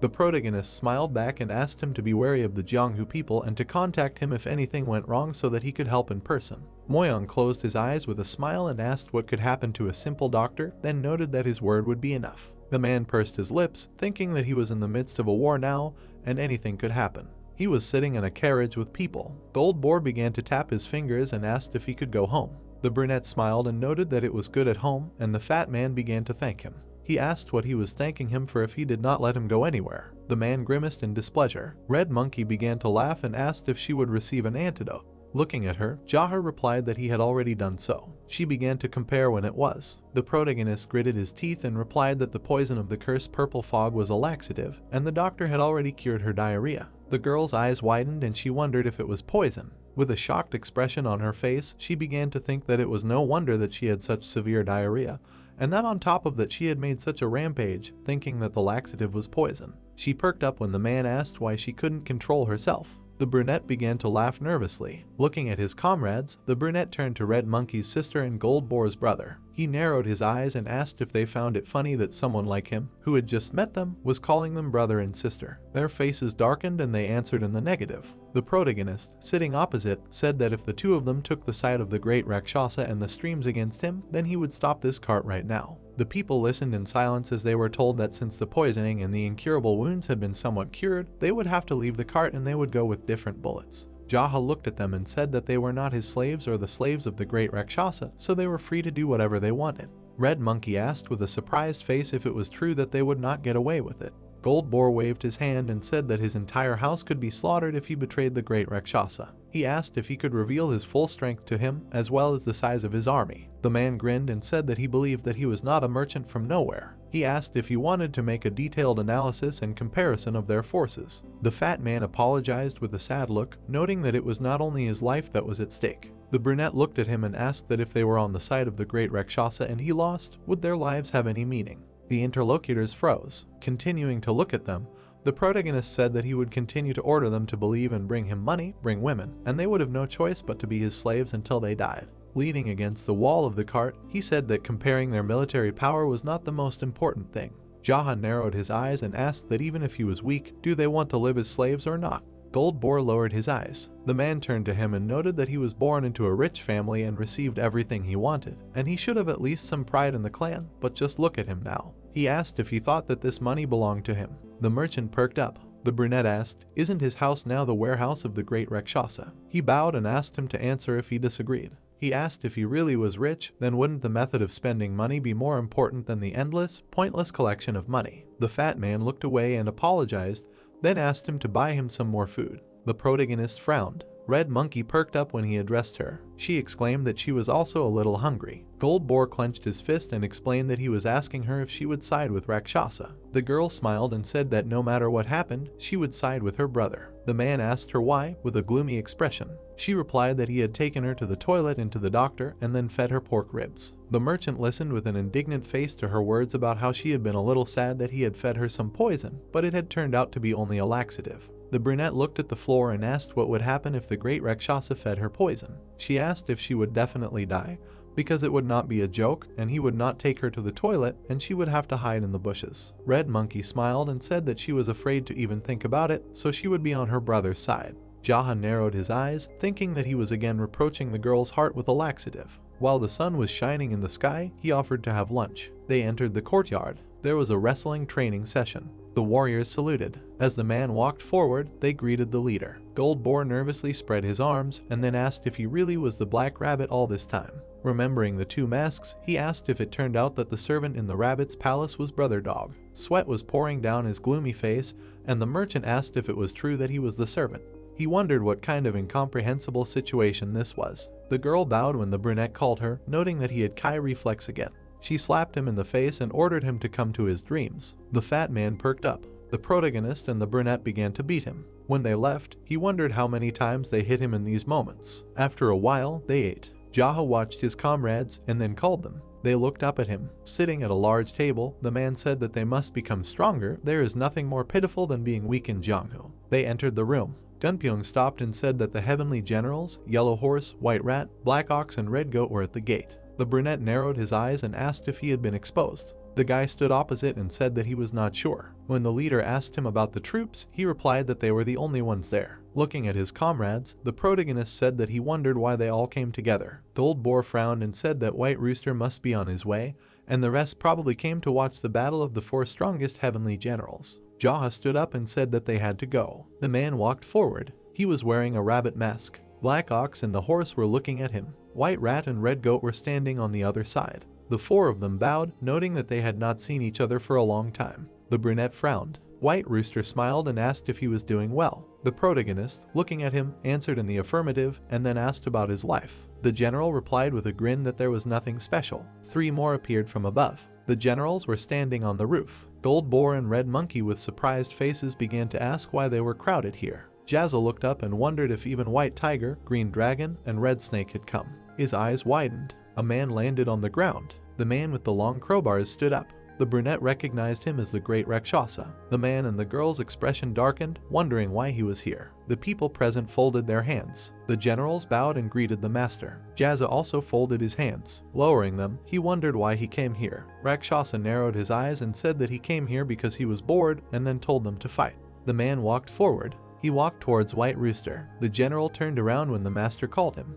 He shook his head and asked him to step back because he could not handle him. White Rooster was very surprised. He nodded his head, accepting the order. Rakshasa touched his chin and said that the strength ranking was wrong, and then told White Tiger, Green Dragon, and Red Snake to attack together. Gold Boar and Red Monkey were startled. The three of them were jumping off the roof. The master said with a dissatisfied face that today, 3 of the 4 strongest heavenly generals would be fighting shoulder to shoulder against the 5th, who seemed to have made an incredible breakthrough in martial arts. He said that the battle would be a razor to the death, so they all had to kill or be killed, and he forbade all other disciples from interfering in the fight.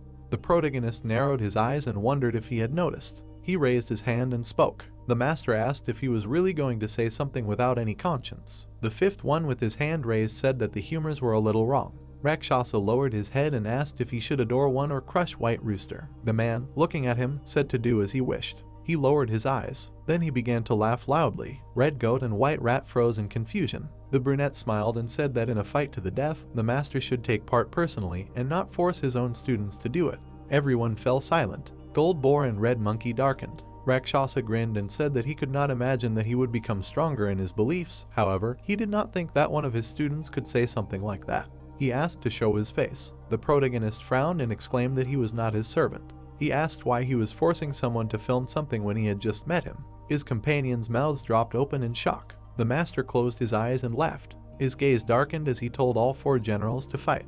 Jaha bared his teeth and asked if he was going to stand aside while his disciples fought. He asked if he was really doing his business that dirty. Rakshasa pursed his lips. The 5th one waved his hand and said that if the 4 heavenly generals attacked at the same time, he would simply run away. He pointed out that his knowledge of Kingong was much deeper than his fighting skills, and then suggested that they play tag across the globe.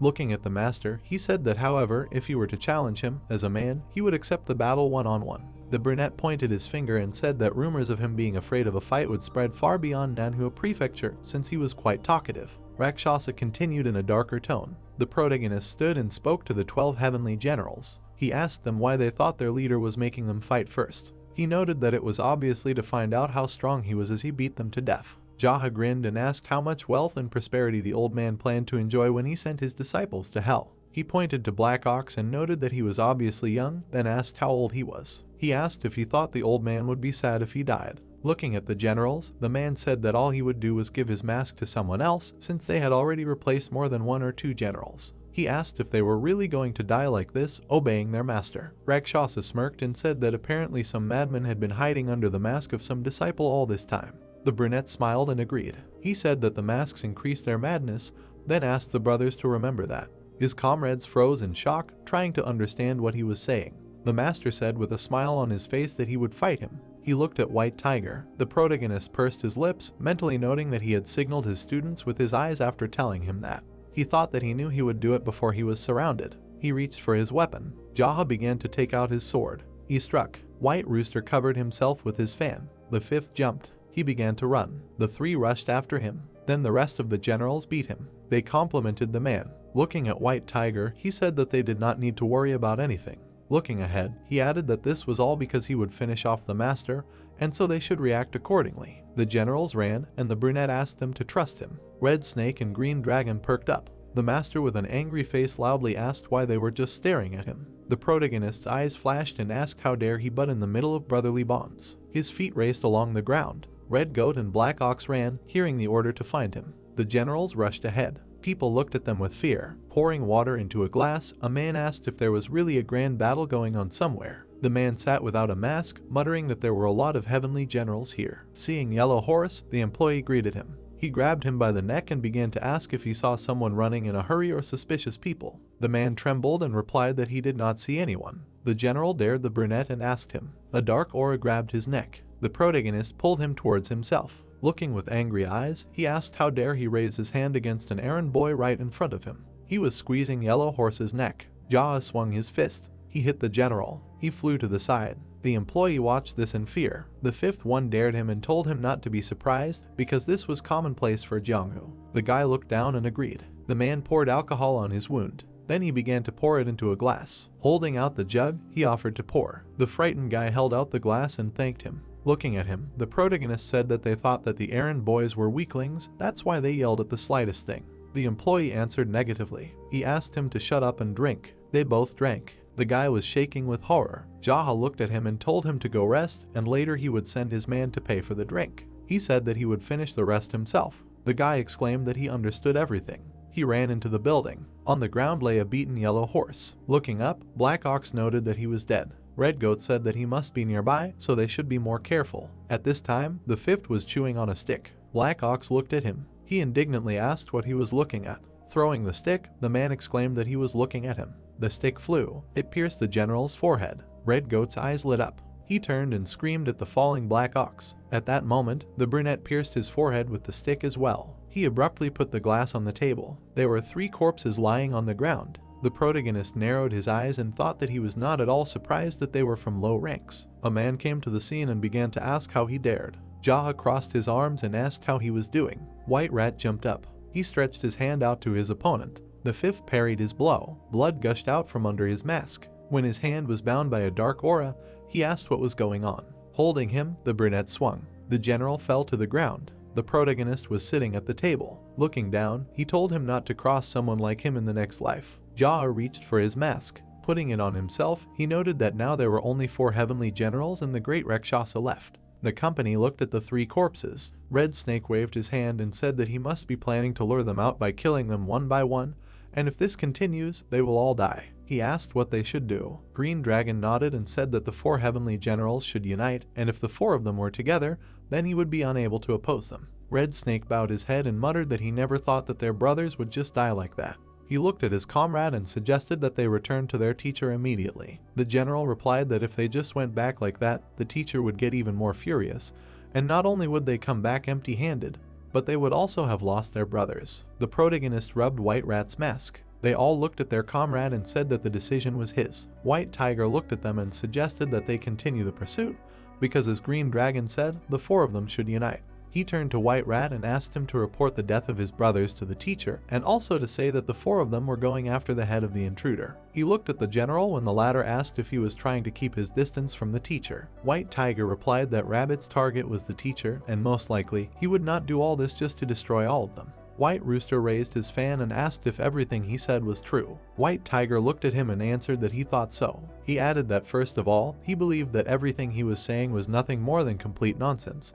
But sometimes a lie from a crazy person turns out to be the truth. The generals fell silent. One of them asked why he killed their brothers then. The man, his eyes flashing, replied that it was because he was crazy. The protagonist and the others nodded. He smirked and thought that, as expected of an elder, he was making a very reasonable conclusion. White Tiger turned to the others and said that he was sure of it, because he had told them from the beginning that he was only doing a personal duel with the teacher, and as long as they did not pursue him, he had no need to fight them, and he would only appear where the teacher was. The brunette shook his head and thought that the more he listened to him, the more he. The masked man gritted his teeth and said that if he killed the teacher, they could just start all over again, making White Rat one of the Heavenly Four generals. He looked at Green Dragon and asked, as he said, how long are they going to be his slaves? He added that, to be honest, he was already tired of watching him fraternize with the youth. Jaha crossed his arms. He raised his head and asked why in that case they didn't just kill the teacher themselves if that would be the end of it all. The generals looked at him silently, saying that he was no beauty. The fifth man's eyes widened.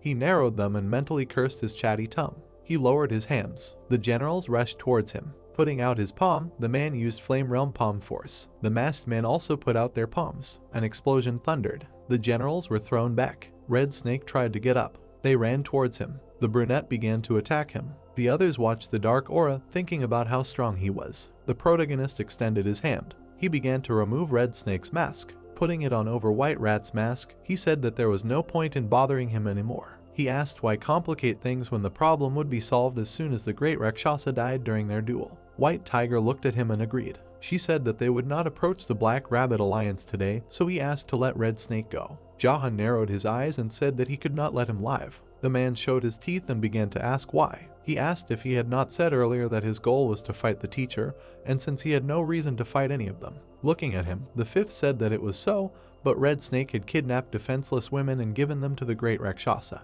The others perked up. The brunette turned his head and said that he had heard that he had recently given him a blue-eyed beauty, and then asked if it was true. The others became gloomy, sweating. They wondered if he was saying that he would kill him because he had kidnapped defenseless women and given them to the master, or because he had given the blue-eyed beauty. The protagonist swung his fist. The general was thrown back from the blow. He crashed into the wall. Looking at him, Jaw thought that Red Snake was the most loyal general of the great Rakshasa, and without a shadow of a doubt, he did everything for the great Rakshasa, and this was enough for him to finish him off. He turned around and said that from now on there were not 4 generals, but 3. The others stared at him silently. The fifth one turned around and said that he went to fight the great Rakshasa. He noted that if they did not value their lives, they could fight him 4-on-1 in the alliance of the Black Rabbit.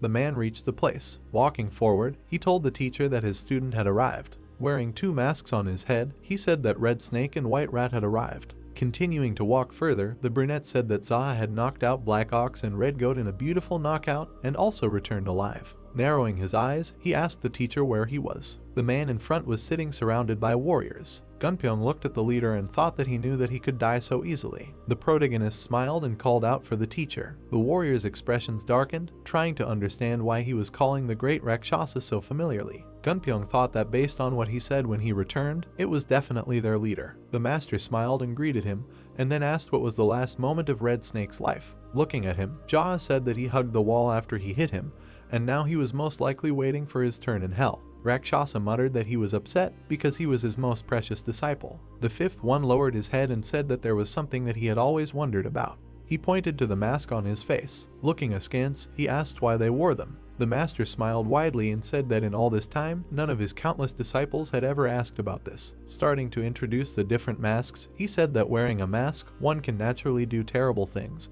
and regardless of whether it is they or the mask doing it, the concept between them is becoming more and more blurred. With a smile on his face, the master said that since he answered his question, he wants to see his face because one of them will die today anyway. The brunette adjusted the mask and said that he did not want to do this. Looking with a gloomy look, he added that he could not because we were going to do something bad. Rakshasa grinned. He got up from his chair and said that he was sorry because someone like him had to become his student.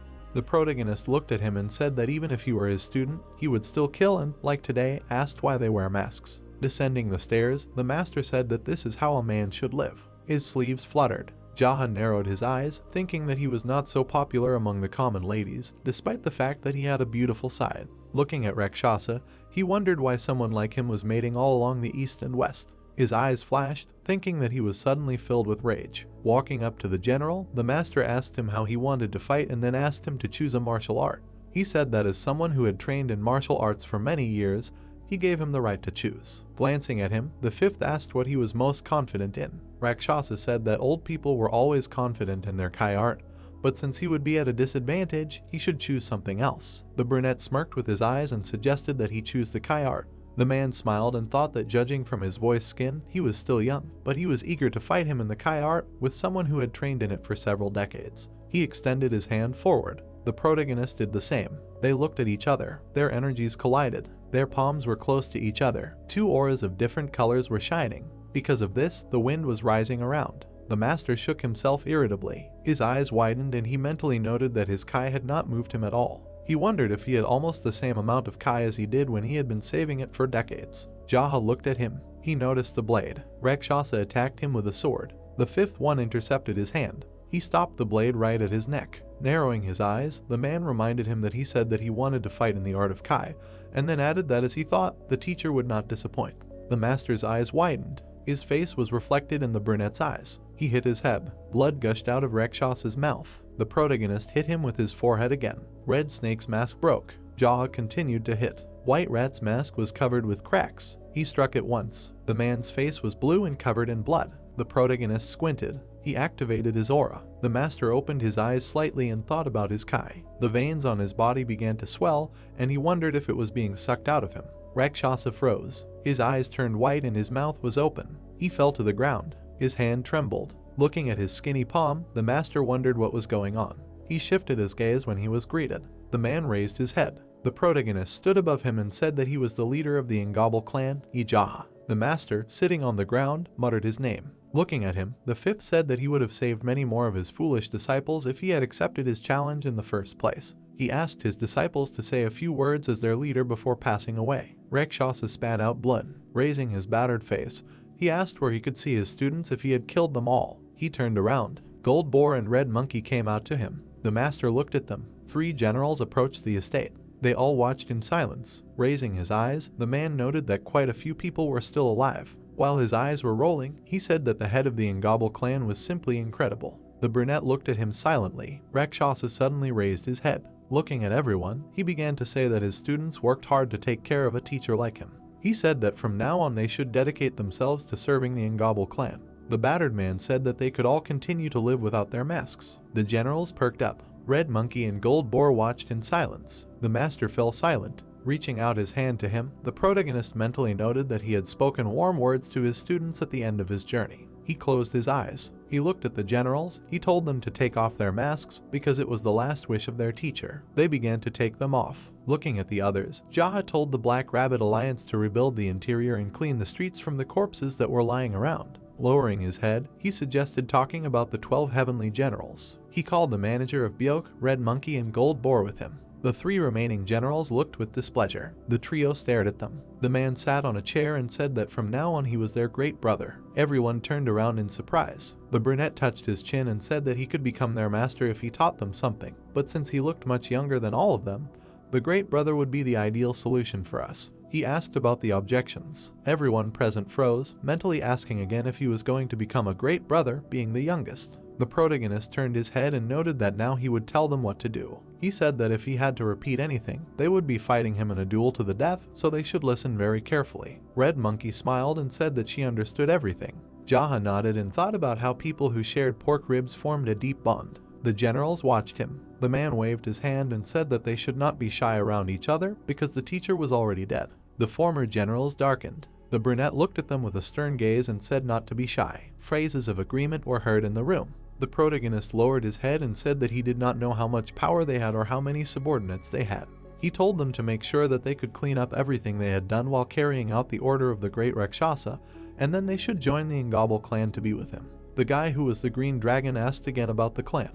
Jaha looked at him and started to tell him that the Ingabal clan was formed by the union of the common working class, and it was a secret, lousy, complicated, chaotic organization. He asked what they thought they should do first for the clan. Silence reigned in the room. The man also fell silent and thought that of course they did not know this, just like he did. Looking at his comrades, he said that they could report to him from time to time what was happening and could come with problems in the future. The brunette added that he would leave them now and they would be on their own. Narrowing his eyes, he said that they should clean up everything that the dark faction had done. The man, who was White Tiger, replied that everything would be done. The protagonist nodded. Looking at those present, he said that there was no point in giving orders to adults, and since they had taken off their masks, they had to change. Sitting on the chair, Jaw said that he was not a good person, and also not very patient, and it was 10 times harder for him than for an ordinary person to restrain himself from killing someone.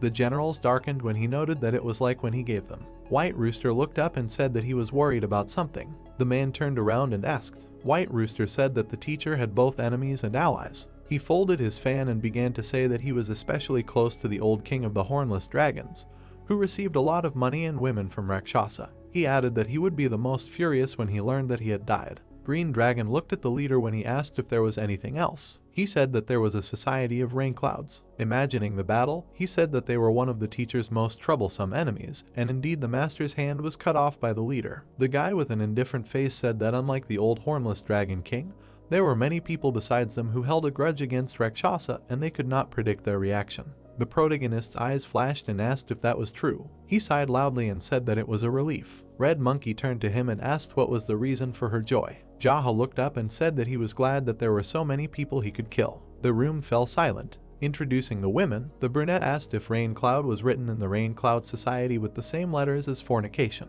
White Rooster with a tense face answered in the affirmative. The protagonist looked at him and said that it was a very provocative name. He bowed down and addressed the manager, telling him to send a letter to the Rain Cloud Society in the name of the Black Rabbit Union and write that they should live chastely. The old man smirked and asked if they should send a declaration of war under the guise of a letter with good intentions. The protagonist looked at him and called him resourceful. The manager smiled sheepishly. White Rooster frowned and said that there was no reason to mock the forces of the Rain Cloud Society. He asked if it was really necessary to provoke them first. Looking at him, Jaha called out. With a serious face, he told him to shut up. The man gritted his teeth and agreed. Sitting on the chair, the brunette asked what the problem was with declaring war on the Rain Cloud Society. He said that they were already at odds with them. He thought about it. The protagonist slammed his fist on the armrest. Everyone in the room tensed up. Jaha, with an angry face, started shouting that he could not leave a clan with such an indecent name alone. He told the manager that there was no need to disguise the letter as a sign of goodwill and he should just send them an obvious declaration of war. Everyone in the hall darkened, and Goldboar wondered if he was going to declare war on a clan just because he didn't like their name.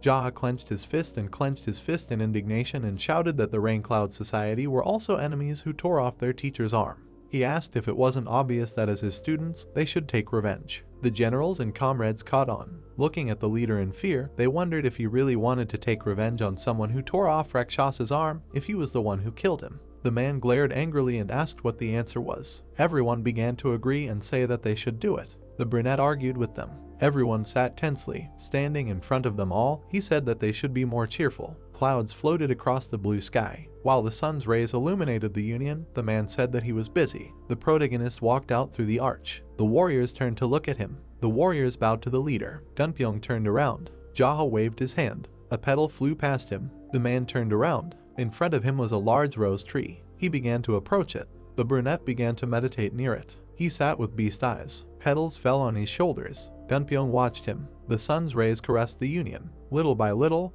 the sunset began to descend. The protagonist, strewn with petals, was still meditating. The warriors looked at him. He opened his eyes. Jaha began to rise. He reached for the sword. Everyone froze. The man began to wave his hand. He looked at the blade. The brunette looked back. He looked at the falling petals. His eyes widened. The blade began to move. The protagonist spun the sword. He struck. Then the leader swung again. Gunpyeong clenched his teeth, and the others looked on in surprise. The man moved like a falling petal. Energy oozed from his body. Gathering the petals into a pile, he controlled them. The brunette stepped to the side. He turned around. The wind blew to the side. The protagonist raised his sword. He lunged. There was a pink petal on the tip of the sword. Jaha looked at the same one that flew past. The blade passed through it. The petal was cut into 2 parts. A stream of petals followed the sword. The man struck with the sword. He waved his hand. The wind hit the warriors. They stood with shocked faces, asking what they just saw. Looking at the protagonist, they asked if it was possible that he had just created a new sword technique. Turning to the trunk, the brunette asked what kind of tree it was. He froze, and from behind they answered that it was a blossoming plum tree. Jaha put his hand on the bark. Smiling, he said that in that case, they would call it the blossom plum technique. The warriors stood there with surprised expressions. Red Monkey perked up when she was addressed. The leader narrowed his eyes and noticed that she had sneaked a peek at his own martial art, as expected. The girl frowned and asked if he was implying that she was a thief. The man pursed his lips. The brunette spread her arms out to the sides and asked if the name sounded too weak for a sword technique. The protagonist asked if he should call it the Rakshasa sword technique then. Red Monkey pointed and said that Plum Blossom would be more memorable. Jaw suggested that she go eat. She raised her head to the sky and said that she wanted to enjoy the view a little longer. The girl smiled. Gold Boar was eating a piece of meat. The leader sat next to him and asked if he had become a heavenly general before Red Monkey. The man looked at him and answered in the affirmative. The brunette chewed and asked why he had let her hit him so many times then. Holding the meat in his hands, the fat man replied that he had also thought about it, whether it was normal or not. He frowned and said that it was unacceptable in a famous Orthodox sect. While his eyes were filled with anger, he said that she would be expelled for slapping her elder brother. The old boar shook his head, saying that they were not a famous Orthodox sect, they were from a dark faction, and then asked, in a close faction, is it okay for a junior to slap an elder? He said that he thought deeply about it after the first slap. The man, looking dark, indignantly asked how she dared, and later noted that he would teach her a good lesson. Frowning and gritting his teeth, he said that the brunette stole his internal energy. Turning to him, the fat man said that the girl's internal energy is also not something to laugh at. He said that this was the easiest problem to deal with. The protagonist ate calmly. Gold Boar called him. He raised his head and asked again. Sitting at the table, the man said that he was probably exhausted. Jaha confirmed this and suggested continuing the dinner. Putting a piece of food in his mouth, he asked if he liked Red Monkey. The fat man grimaced and asked if he had been sleeping all this time. The leader chewed and asked if he didn't like something. The man's body sighed. He lived to eat. The brunette smiled and said that he filled his mouth well. Gold Boar took a bite and said that since his internal energy was stolen, he needed to eat to replenish it. The protagonist said that his fat man's logic was unbreakable. The man glanced at him and said that then thank God he was fat. Introducing the man with the fan, he said that he was a member of the Golden Mountain Society and had countless riches and was also the youngest of the sons. He said that he had money, he knew martial arts, and then asked to imagine if he were also thin. Sitting at the table, the brunette asked if he was the youngest child and received a positive answer. Holding the chopsticks, he said that he really did look like the younger one, and it was no wonder that it was normal for him to get slapped. Gold Boar's expression darkened questioningly. Turning away, he asked why they were acting like this. From the room, there was a video of the street. There, warriors were practicing with swords. They were practicing near the plum tree. Red Monkey was practicing with them. Watching them, the fat man said that they were all crazy, swinging their swords at the falling leaves. The brunette propped his face on his fist and said that they were doing everything right. The man looked at him and said that the Black Rabbit Alliance was more like the Smart Rabbit Alliance. The protagonist looked ahead and said that they were doing everything very well. He was watching carefully. Watching the warriors, he mentally noted that they were inspired by his training. Looking at Gunpyeong, Jaha thought that they were trying their best to get on the path of martial arts that they themselves were doing. The tree was swaying in the wind. The leader smiled and said that they smelled the scent of plum blossoms in the falling leaves. He tapped his finger on the table. Gold Boar noticed it. Red Monkey and Gunpyeong were trading. The plum petals continued to fall. The man watched with a smile. Then night fell. In the morning, the courtyard was strewn with petals. Everyone gathered in the hall. The manager frowned and said that in the surrounding area, they had received reports of the silver ghost Yu Sashing.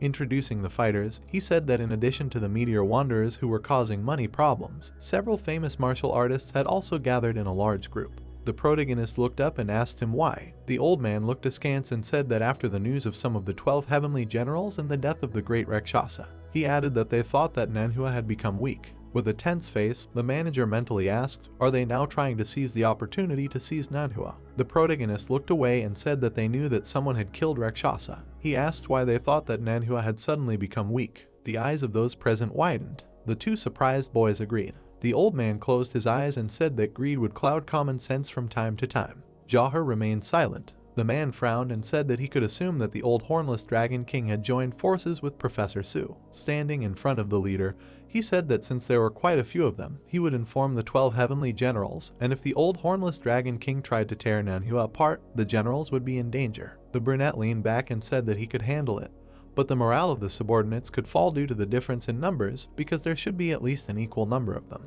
Looking at his comrades, he said that one of them would go to Ilyang Prefecture and talk to Sima Bai and Chao Sung-ti, who would need to be told to gather the people who were bored and send them here. The protagonist looked away and said that someone else would need to go to the Black Pearl Fort. Gunpyeong gritted his teeth and asked again. Looking at him, the leader said that he needed to tell a man named Doko Singh to bring about 700 elite soldiers. The guy asked if they would really come. The man narrowed his eyes and asked to tell him that the leader of the ignoble clan was calling him.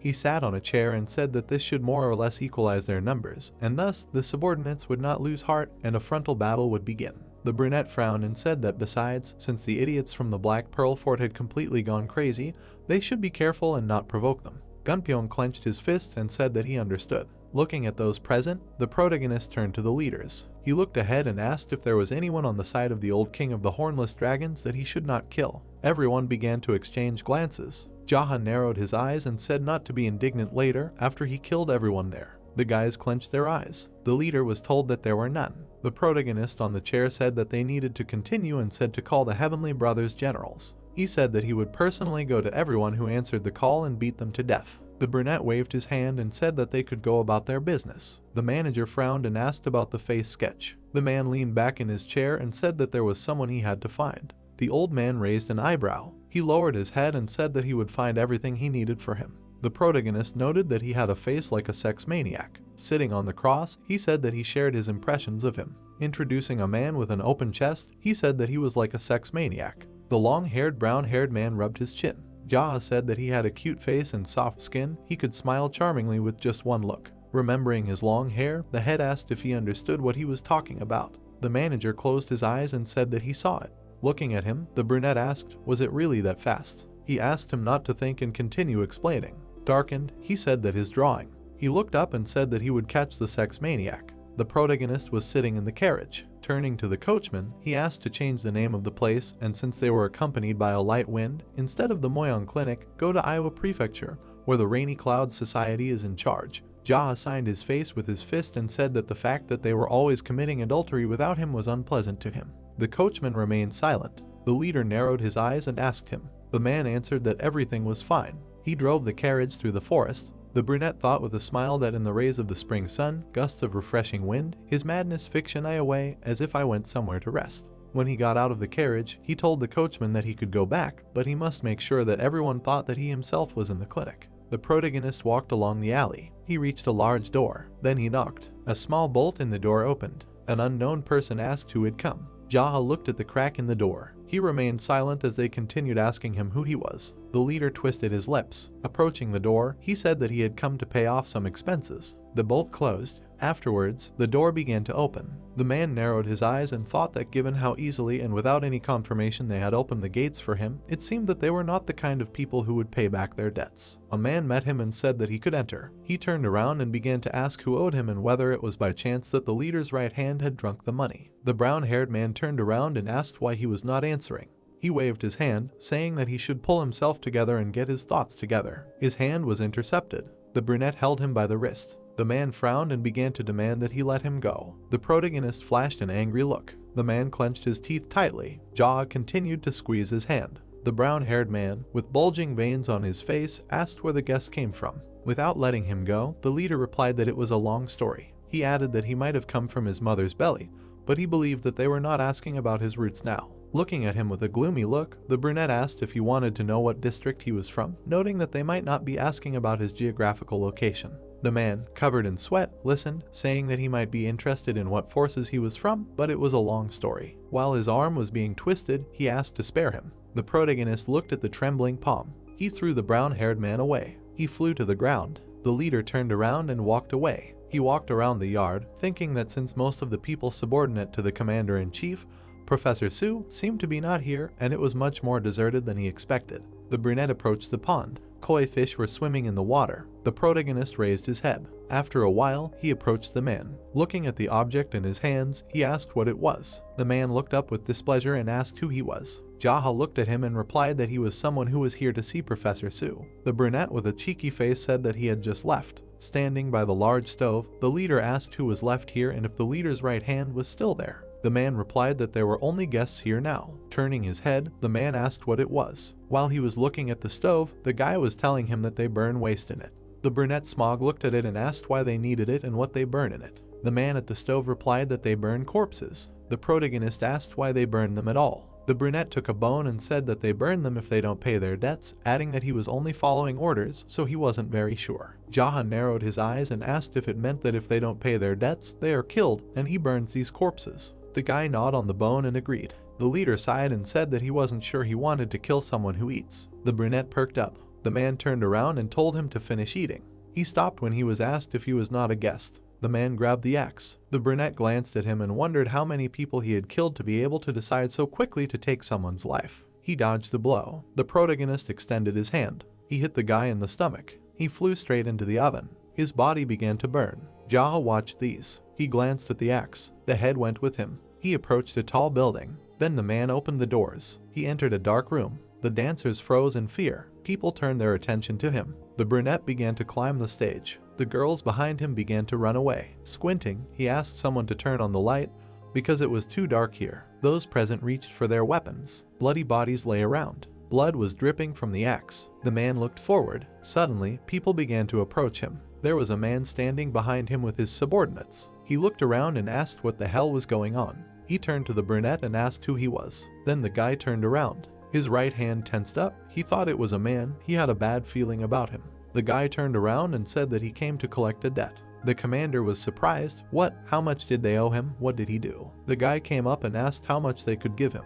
The captain frowned and asked if 300 gold plates were enough. He simply remained silent in response. Then he came closer and said that it was amazing, but the head of the Black Pearl Port asked him to pay exactly the same amount, and he heard the answer that he needed to pay a debt to the head of the Black Pearl Port. He raised his hand and said that then he could take his 300 and pay him. The brunette raised his head and said that he didn't need to pay anyone, and he asked why, and said that he was sure that he was crazy and demanded that he pay the debt back from the moment he owed him. The guy lowered his eyes and said that the dead don't care. Dolgov most likely doesn't even remember who's in their debt, and that person should be no less grateful to him if he was in his debt. The commander tensed up. Did he really want to say that he killed the head of the Black Pearl Port? Then it dawned on him. There were corpses of people lying around. The men tensed up, didn't know what to do. The brunette turned around and said that he shouldn't even think about running away. He would put the bolt on his subordinates and follow him. There was also no point in ordering his people to attack him. The bolt would continue to lie on them, and they would only kill him. The head's right hand lowered his head and asked what they wanted from him then, to bring him money. The young man came closer and said that they should forget about it. It was useless, their forces were just regrouping while he went for the money, so they just needed to stand here. Why don't they take some time to confess? He ran up and asked again with shouts. The young man explained that he was talking about grief for the dead. As the man approached him, he added that he needed to think carefully about how they had ended up like this. He looked them in the eyes and said that they should not have been weaklings from the moment they were born, so how did it all turn out that they had become so weak? There were many doors in the room. Some warriors were watching him from around the corner. The guy lowered his head and asked if his opponent was serious about continuing to behave like this, not even saying a word to him. The man was thinking, completely out of his mind. The sick bastard grabbed him. He looked at the dead men again and thought that he had been confused and had not noticed earlier, but all these people had died from one blow of an axe. Then he frowned and ordered his subordinates to all go outside. The doe stood nearby and did not understand what was happening. The man added that this must be done right away. After that, they all left, and so the men stood opposite each other, left alone. The right hand of the chief raised his hand and said that he had sent them all away, so it was worth telling him what he wanted. It was necessary to have a proper talk about it. He was ready to cooperate with him, hand over someone. He was even ready to beg for mercy on his knees. At that moment, the brunette looked at him and ordered him to kneel. The man did so. He knelt and looked down. The young man looked at him. Then the man raised his head and said that fortunately, the chief was absent now, so he could ask him for whatever he wanted. He was sure that this man was not interested in money or women, but at least he should share with him what he wanted. The brunette came closer and asked when Professor Su would return. He answered that it might be closer to evening. The young man got angry and asked the man if he thought he could handle murder. He was surprised. And then he looked at him and thought that he would persuade him like this, said that it would not be easy for him, but he would be able to finish him off by using all his subordinates at once. He would come back drunk, so it would be easier than it could be. He would cope and kill him. The brunette came up and said that this man was a traitor. Blood was dripping from his axe. The man got scared and began to ask to believe him. He could just kill him if he couldn't cope. In any case, he planned to kill him, and he would also be able to kill them all at that moment. The young man leaned over, put his head on his hand and said that he had heard that the professor's strength was comparable to the great Rakshasa. Well, the man thought that he could cope with him. He looked at him and said with a smile that this was only in an official duel. The guy looked at him carefully. Then he swung and struck right on the head. Blood flowed, the man fell to the floor. The brunette looked at him and said that if you think about it, none of the Rainy Cloud Society would be useful to him. Soldiers ran up to him and shouted that the leader's right hand had been killed. He looked at them, how many more had to be killed, and began to go down the steps. After some time, he approached the building. He went inside. The doctor met him and said that he was glad to see him. The guy raised his head and asked if he had come late. The man replied that everything was fine, besides, he had fought with someone again. The guy gritted his teeth and replied that he had fought quite fairly. This was a daily routine. Then the doctor raised his hand and offered to drink tea. The young man did not refuse. They were sitting at the table. Tea was pouring into a glass. The doctor raised his hand and asked who they were fighting with this time. The guy looked at his reflection in the glass and asked if the man had heard of the great Rakshasa. He also looked at his reflection and said that he had. The brunette leaned forward and said that it looked like all the dark faction societies had united with each other after his death, so first he needed to visit the Rainy Cloud Society. Then the doctor lowered his head and asked, did they do things in the company of rainy clouds, to which he received an affirmative answer, with an explanation, with an axe. Beak raised his head and asked how. That's what he heard, that he divided their firebrands into halves. After which the man looked him in the eyes and said that everything was clear. Murder is murder, no matter with an axe, a sword or a fist, then asked if the young man killed someone who could not have been killed. The guy looked at him and answered that no. Then the doctor laughed and said that it was good. A strange silhouette appeared behind the young man. The man said that it looked like his inner demon was standing right at his gate. The brunette smiled and said that this is exactly why he came to visit him. From time to time, willy-nilly, he becomes his patient. The young man put the mug back. He looked up and thought that if he joined forces with the professor, he felt that he could really become an unstoppable crazy demon, so he restrained himself and returned to hang the doctor. The man was just drinking tea at that moment. The guy raised his mug. There was a demon behind him. He thought that he wanted to become a reasonable mad demon who strives to correct his mistakes, and not a mad demon driven by the thirst for slaughter. He lowered his head and thought that his goal was to become a slightly better mad demon. Deep night, the guy entered the building. He passed by his subordinates and thought that he felt much better, and after talking to the doctor. Then he smiled and thought that communicating with someone to whom you can open your heart gives a feeling of peace. He went inside. It was light. Others met him. For some reason they were surprised. The companions were glad to see him, and in his place sat Subjugating. The man looked at him attentively. Then he stood up, greeted, bowed. Everyone else did the same, greeted the master, the great brother. He sat down in his place, and looked around at his and ordered everyone to sit down. Then he asked his assistant if everyone had introduced themselves to each other. He answered that they had. The leader looked at him and asked why the man had suddenly sat down in his chair. He smiled and said that after all, he was the general of the Hao clan. The guy turned away and said that that was also true. The blonde looked at him and said that it was so, he was a general. The leader lowered his head and did not want to answer that yes, a general. The girl looked at him, turned and said that this man claims to be his right hand. Is it true? The master asked again. Then he looked at him. The assistant's face twisted at that moment. She mentally prayed for them to say that it was so. And the chief turned away and thought that it was obvious that he had raised the cunning fox with his own hands. After which he replied that no, the words spoken had broken the man. The master put his hands on his knees and said that this man was only a clan general. They had no such thing as a right hand. However, the position of the general was very important one way or another, so he should be treated as expected. Then she added that they themselves saw that the man would immediately jump back from one or two of their blows, so it was worth protecting their fragile boy. Everyone began to laugh. The generals lowered their heads and decided to leave. The master called out to him. The man turned around. And then he turned to him and said that if there were objections, it was worth becoming stronger. The blonde looked at him and said that he himself would not mind. Everyone here met a strong teacher, became even stronger due to eating elixirs and studying the strongest martial arts. Then he lowered his head and added that he had no master, not even elixirs. He raised his sword only to survive. He frowned and said that therefore, he believed that he would have a chance if they fought without using internal energy. The brown-haired man got angry and suggested fighting without it, right now. Then the general looked at him and asked if he really thought that now was the time. He didn't know how to read the atmosphere at all.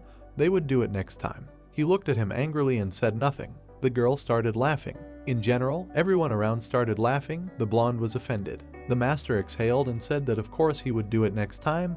It would be better that way. The general bowed and said that he would do as he was ordered. Jaha looked at the others and said that now, since everyone was gathered, they needed to discuss something, how best to crush them, so that rumors would spread more effectively, follow them or take defensive positions. There was no need to be shy.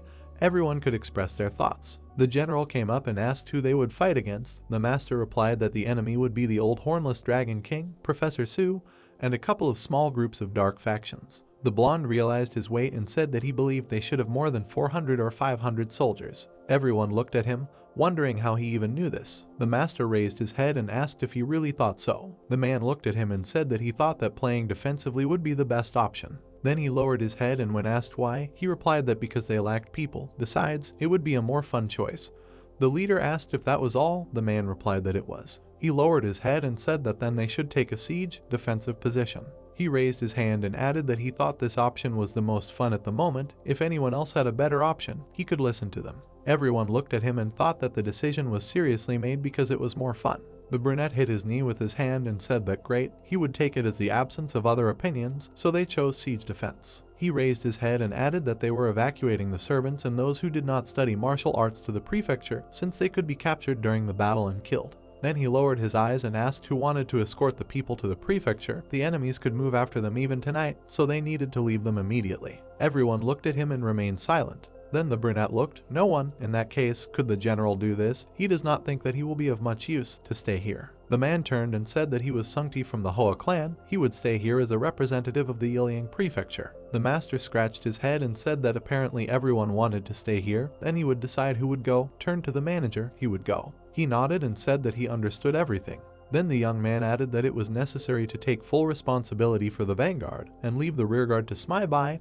The guy should send someone with quick feet ahead to scout their way. The men unanimously answered that they understood everything, after which they were removed from the room. Then the brunette turned around and told the young man to get out and follow them to the very end. If something happened, whether to report to him or not was at his discretion. The man stood up, folded his hands and said that he understood everything, after which he also ran out of the building. Then the head smiled and said that since they had nothing else to do, they could have a little drink. Everyone was happy and agreed. Night, headquarters. Everyone was sitting inside, eating and drinking. The guy was holding his tea. Then he looked to the side. People entered the room. A man with red hair entered and said that his older brother had arrived. The log looked at him and said again, "This sick son of a bitch." The man pointed back and said that as ordered, he took reinforcements with him. Everyone turned. People greeted them, said that they noticed that there were many masters here. Then the man sat down. He took a glass. He held it out and asked to pour him some. The general looked at him. Then he jumped up and said that this man could pour himself some. He got very angry. I added that, by the way, who is he to be called the senior of the head? Apparently he has completely lost his mind. The man looked at him and also got angry, but said nothing. They poured a drink into the mug. This man was sitting and taking care of himself. The general was sitting next to him, angry because the man decided to ignore him. Suddenly, someone from the side asked if this man decided to change his name. He looked to the side and said that although they were once a port of Black Pearls, now they are part of the Hao clan. In response, the question came, what kind of nonsense is he talking? Then the man stood up and said that they were a bunch of idiots and therefore couldn't choose a name for themselves. He should have expected this from people like them, so they just decided to remain the Hao clan. He frowned and added that the number of rules they were making had already exceeded 10, and that the head would be a heavy burden. The blonde was very surprised. He sat, looked at the man and thought, a port of Black Pearls, and also a head, are they someone there, this bastard? The blonde looked at him, then suddenly turned away and was surprised. The leader turned to the man and asked how many of them he had brought with him, and in response he heard that they had asked for at least 100, right? He smiled and said that he had decided to only want the elite and had brought 30. They would work for 100 soldiers, so there was no need to worry. The master looked at him and said that this was a great job. The man suddenly put down the glass and said that this alcohol was kind of weak. Could you really get drunk with it? They were funny guys though. Everyone looked at him silently. Then the guy rolled his eyes. He turned to the leader and asked what the plan was. In response to the fact that there was none, he asked how come they just need to kill them and that's it. The brunette replied that yes, they need to kill them all. The man just looked at him. Then he stood up and said that great, they need to wake him up when the enemies appear, and for now he will go sleep. And he lay down on the floor right next to the place of his head. He fell asleep. Everyone around was in shock. The brunette turned and asked if the moon was bright today. Gunpyeong looked at him and said that yes, perfect conditions for a battle. Then the master asked if there was anyone on the old Dragon King's side who practiced poisonous arts. The guy replied that from what he knew, no. The master raised his hand and asked among everyone, the strongest are the old king and the professor, right? Shat frowned and said that most likely so. Then the brunette looked at him and asked if their strength was comparable to the great Rakshasa. Then the guy raised his head and said that everyone has their own strength and weakness, but they are not testers who will just give in to the great Rakshasa. The leader thought about it, said that he would personally deal with the two of them, so the rest should also fight the enemies. According to their strength, everything will turn into a massacre, so if they meet an enemy much stronger than them, they should retreat. Everyone looked at him and said that they would do as ordered. A soldier ran into the room and shouted that the enemies were at the gate. Everyone turned around and was surprised. Horror was red in their eyes. The brunette turned around, ready for battle. Then he stood up and said that he needed to bring his mask. The brown-haired man came up and handed over the mask. The leader took it and put it on himself. They set out. The time had come. They went out into the street and followed them to the very gates. Then they approached the gates and opened them. There were people standing in front of them. The old man raised his head and said, "Well, the 4 junior heavenly rulers couldn't do anything to him, even when the great Rakshasa was with them, so he still couldn't understand why they suddenly decided that they could resist him now." The man smiled and said that if he killed the one who killed the right hand of the head of society, so be it. He would be generous and take them under his wing. The head looked at him and asked what kind of amazing prankster he was. The other one came closer and said that they hadn't seen Professor Su for a long time, the man to the white tiger, which was true. Then the white tiger looked at him and asked why he suddenly submitted to the old dragon king. The teacher would be ashamed of him if he found out about this in heaven. After all, he was one of the few whom the teacher recognized. The man smiled and said that it was a provocation. Where was their little red monkey? Did it really die? The girl stood aside and spat demonstratively. Then she came forward. The man noticed her and smiled, said that he would spare the red monkey. The old man came up and said that only the one who killed his old friend was obliged to take all the rage. It was better for them to leave all this foolishness to the hills. He frowned and added that those who wanted to die could come up. If they had already thought about why the great Rakshasa did it to him under the relationship, the choice for them would be obvious. The brunette rubbed his hands with a smile and said that there were so many people who could be killed. Then he turned to his comrades. They looked at him. The man said that it was better for him not to betray him today. Today he was not in the best mood. The moon was shining brightly. His madness turns into frenzy when he fights according to the colors of such a beautiful moon. He raised his head and added that he could completely lose his mind, so he shouldn't give in to the words of this weirdo. He won't be able to sit with them today. The others got scared and said that they understood everything. Then the brunette turned around and said that he needed to fold his fingers into a lock in his palm and put them here. The brown-haired man folded his hands and stretched them out in front of him. Jaha put his foot on his palms and told him to use his internal energy to throw it as hard as he could. He wanted to enjoy the full moon. He didn't quite understand what was happening but agreed. The leader looked at him and told him again to throw it as hard as he could. "See you later." The man looked at him and I responded in kind. The young man smiled and flew up to the very top. He hovered in the air under the moon. He raised his head and enjoyed the view. He looked at the moon, smiling before his eyes as he fell down. He bowed his head and flew like a bird. Then he pulled his fist back and began to accumulate energy, and with all his might he sent the kingdom of flames down. The enemy was scared. People didn't know what to do. Smoke rose. His comrades began to cover their faces with their hands. The smoke began to clear. The brunette stood and looked at them. Then he took a step forward. There was no one around, and he left, smiled and looked down. The burnt bodies of the enemies lay around. A huge palm was literally imprinted on the ground. The opponents were in shock. Then the young man took out his sword, looked at them and ordered them to listen carefully. The old man was furious. It was about him. The brunette came closer and said that because of this decrepit old man, who only does what he eats the handouts of the great Rakshasa, everyone will die today. We must remember this. The old man was scared. He stood in the crowd. The soldiers began to look at him. After that, he screamed, ordered to kill them all, and the battle began. Heads flew in different directions. People in masks began to attack. They fought valiantly. There was blood everywhere, and the brunette stood in the middle and said the moonlight is so beautiful, the spirit of his subordinates is beautiful, and his mood is also beautiful. Suddenly the man shouted what everyone is doing.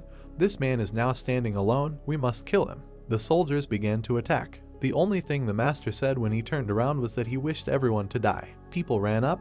They were scared. His sword was literally blazing with flames. The man smiled and said that he would only kill the leaders. They got scared, turned around and started to run away, and the head began to run after them. The soldiers shouted that he was going to kill only the leaders, but he no longer heard them. His eyes were filled with madness. The young man continued to run after them. He swung his sword and killed one after another. Even those who tried to attack died instantly. They screamed in pain, bled. The master looked at them and asked where they were running. One of the soldiers tried to hide, but at that very second he lost his head with one blow. The man smiled and asked if they thought they had a chance since the great Rakshasa was dead. He grabbed one of them by the neck, pulled him close and asked why, in their opinion, he suddenly died. Fucking bastards, why should they tell him? He squeezed so hard that the man started foaming at the mouth, and they watched the commander and told him that this man was absolutely crazy. The brunette threw the warrior aside. Everyone around was in shock. They started throwing their balls and weapons on the ground. Then they tried to run away, but from the other side, the commander met them and killed them. The leader screamed what was happening. Everyone who dared to run would die by his hand. The soldiers fell lifeless to the ground. Jaw stood in place, looking up. Then he grinned. His sword was covered in blood and flames. The leader raised his hand and ordered to kill him immediately. The young man looked at them. Those who ran towards him suddenly began to be covered in some stripes. They stopped, as if their minds were clouded. They began to look at this man with horror. Then they looked at their hands, and their bodies began to cut atso on their own. There was fear in their eyes. The man stood in the middle. Everything was shrouded in some kind of magic, a kingdom of flames, an excellent trajectory of the sword, after which a huge column of blood rose to the sky. And now the leader was left alone in a pool of blood. The subordinates turned and looked at him in surprise. They were all terrified, as were the opponents, who were in shock. The brunette stood under the bloody moon and smiled. One of the leaders frowned and asked who this man was. He bowed his head and asked where the man named Usashing was. Everyone around stood and looked at him. Then the young man bowed his head and said that he assumed that this man was the one who set all this up. But no one said anything. The general stood in the crowd and shouted that it was him. The soldiers started to turn around. Then the man raised his hand and pointed at someone. A man with black hair stood on the pole. This man was the silver ghost Usashing. He looked at him angrily. The brunette turned around and asked why the general thought it was him. The man frowned and replied that in all this chaos, this man had done nothing, just like him. The master lowered his head and said that his comrade was an excellent detective. Then he looked at him and said that even shit can be useful, good job. The blonde smiled and thanked him. After that, the chief turned his head and looked at that man. In the crowd stood a man.